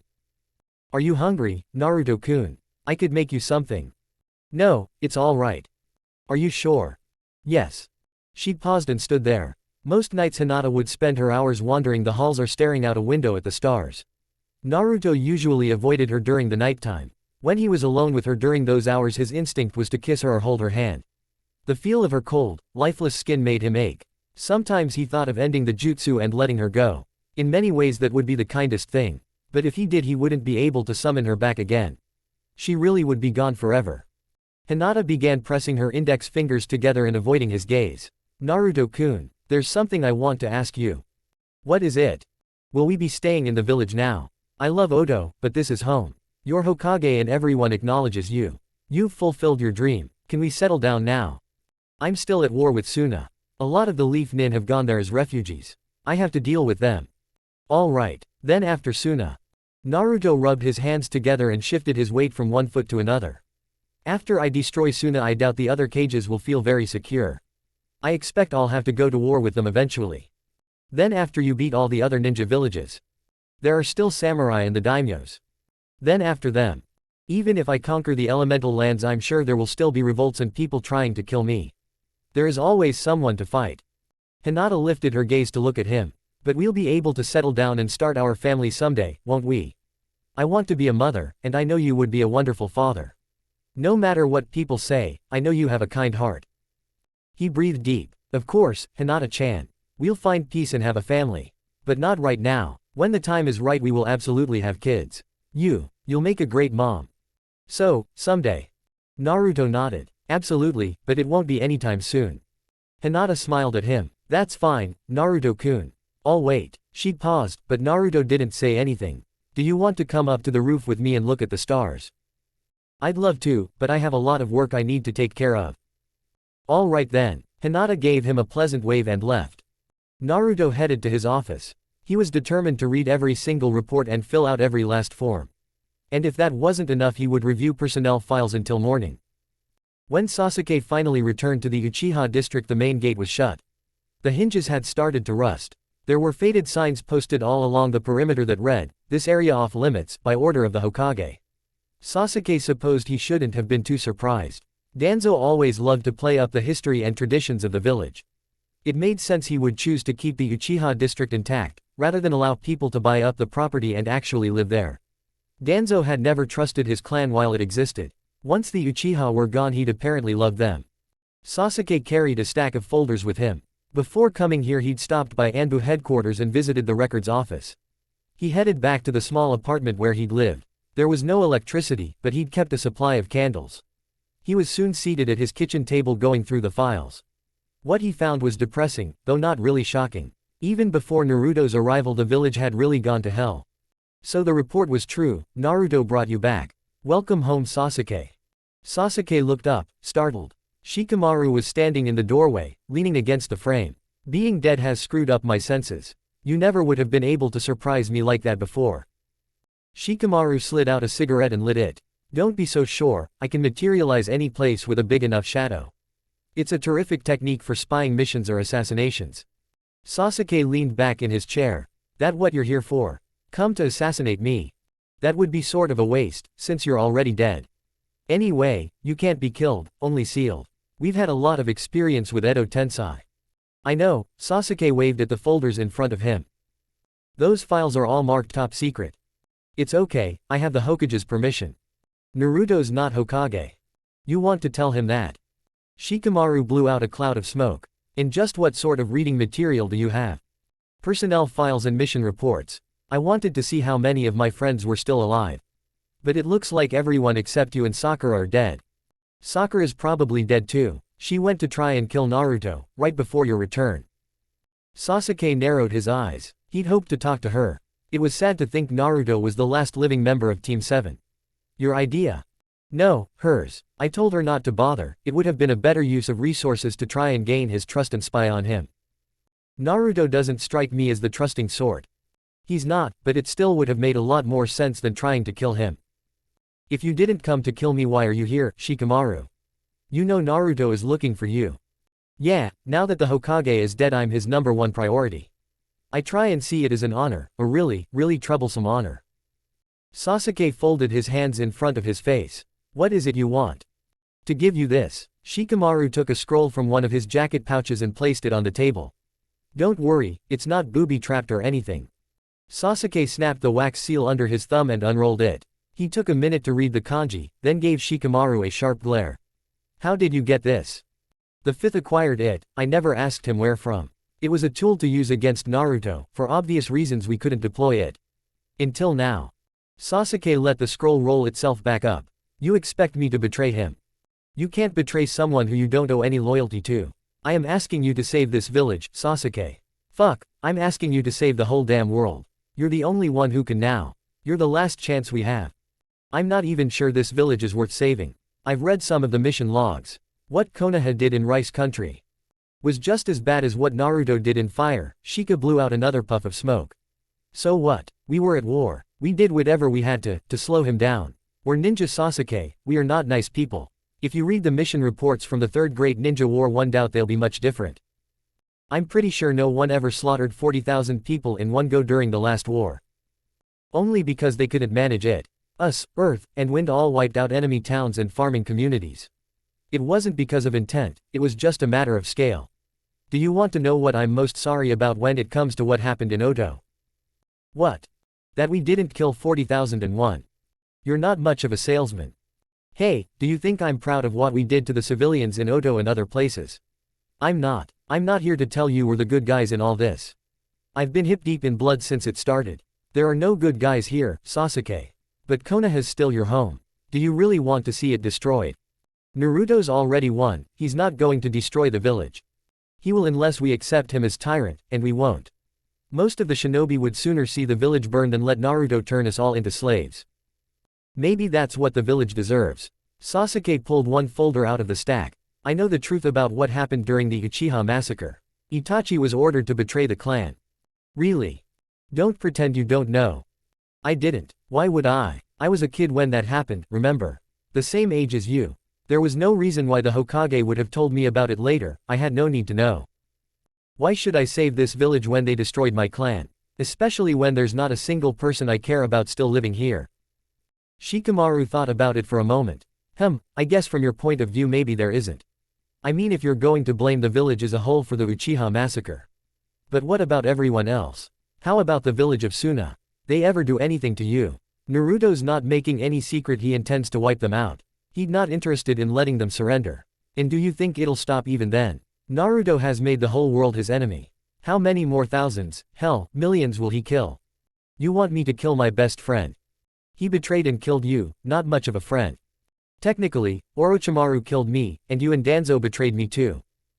If you want to kill me for that, go right ahead. But the fact is, even if you don't give a damn about Konoha anymore, do you at least still care about the whole world? You're the only one who can save it. Sasuke glanced at the scroll. By turning traitor, you'd only be betraying one man. To the rest of the world you'd be a hero. Isn't that how you want the last Uchiha to be remembered? Sasuke gave him a stony glare. Shikamaru finished his cigarette and dropped it on the kitchen floor. He stamped it out beneath his heel. Well, in any case, think about it. But not for too long. Naruto plans to set out for Suna soon. Shikamaru stepped back into the darkened living room and melted into the darkness. It was almost noon when Sasuke returned. He had a paper bag with him as he entered the tower. The Oto Nin permitted him to go straight into the Hokage's office. Naruto was seated behind his desk going through personnel files.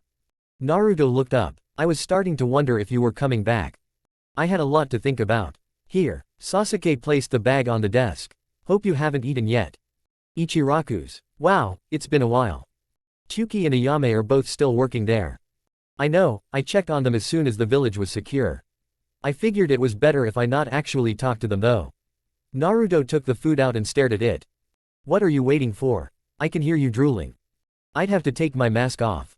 So, I don't have an appetite for you to spoil. Naruto hesitated a bit longer, but finally took off his mask and dug in. Sasuke sat across from him and watched. Hey, Sasuke said, you remember training for the finals of the Chunin exams? Kakashi brought us out so we could do some hardcore training as a team. Naruto chuckled between slurping ramen.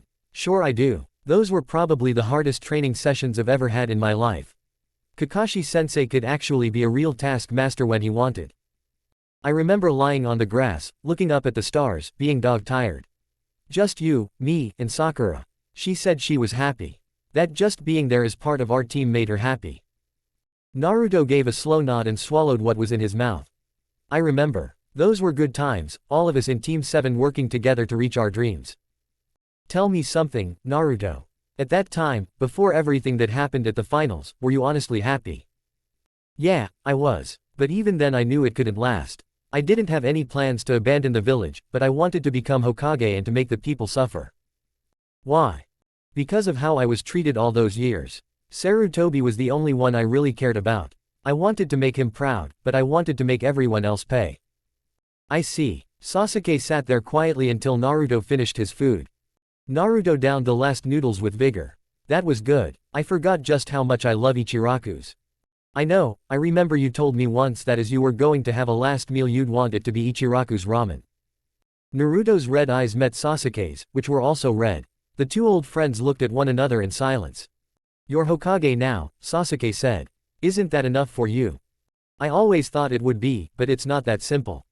The stronger you are, the more desperate people are to bring you down. There's always one more enemy to fight, one more battle. You could stop. Naruto shook his head. I know there's no end to it, but it's not in me to quit. Naruto sagged in his chair. I'm tired, Sasuke, I'm sick of it. But I can't stand to let anyone beat me. Sasuke gave a single, solemn nod. I understand. With his Sharingan active, Sasuke used the clan technique Shikamaru had provided him. He reached out and suppressed all of the Kyuubi's chakra. The moment that happened, Naruto pitched face forward into his desk, knocking over the files. His body had come to depend on the red chakra.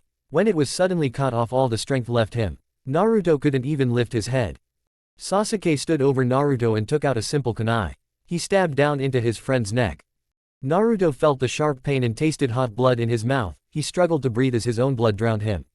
He wasn't afraid. He'd beaten them, he'd made them kneel. He'd won. He wondered if the old man would. In her quarters, Hinata felt a sudden weakness. She looked down and saw her hands and arms begin to crack and crumble. She remembered. Hinata closed her eyes and smiled. She remembered a young boy with a huge smile, and hoped wherever she went she would be with him. And that they would finally know peace. Sasuke reached down and closed his friend's eyes. As his body began to crumble, he waited to go back to the place he had been before. Goodbye. 3 months later. Shikamaru was in the Hokage's office, half buried in paperwork and smoking like a chimney. He was Hokage now in everything but title. Shikamaru absolutely did not want to become the 6th Hokage, but he was forced to wield authority in order to avoid total chaos within Konoha. Leaf had won the war. With Naruto's death, the Oto Nin had fled the village, knowing there was no chance they could hold it without the Oto Kage's power. Sasuke was a great hero and seen as the embodiment of the will of fire. There was a 10-foot tall bronze statue of him next to the memorial. The traitors, like Tsunade, who had remained behind had been dealt with. The refugees from Suna had been welcomed home and the Leaf Village had started to rebuild. It should have been the beginning of a new and prosperous era. But no sooner had Naruto's corpse gone cold than the trouble started. The cadet branch Hyuga had declared themselves a separate clan and had occupied the Uchiha district. The main branch had tried to bring them back to the compound by force, resulting in bloodshed and casualties on both sides. Hanabi had come to a council meeting screaming that the village forced the cadet members back. There was no support among the rest of the village for that and Shika personally found the idea repulsive. Hanabi had then declared that if he and the rest of Konoha didn't help her restore her clan's rights she would lead the main branch members to Iwa. There was no way Shikamaru could allow that. He found himself seriously considering the same sort of solution for the main branch that had been used on the Uchihas. Meanwhile, the reconstruction of the city was going slowly. The treasury was empty and no one was lending. The village was forced to decline a great many missions in order to keep a large reserve of ninja available for immediate deployment. Half the Leaf Nin had died fighting Naruto. Iwa had immediately made an alliance with Odo and begun some incursions along the border. They weren't in a state of war yet. But it was coming. Mist was going through a new round of purges. Lightning had declared war on Waterfall. Suna had terminated their alliance and begun snapping up many of the jobs Leaf had been forced to turn down. Many of the Leaf Nin who died had been their very best. Konoha's fighting power was a lot less than it had been. If a full-scale war with Iwa and Odo started there was no guarantee they could win. The future was dark and there was no guarantee they would see the dawn. But we won, Shikamaru said out loud to the empty office. He lit another cigarette and got back to work. The end.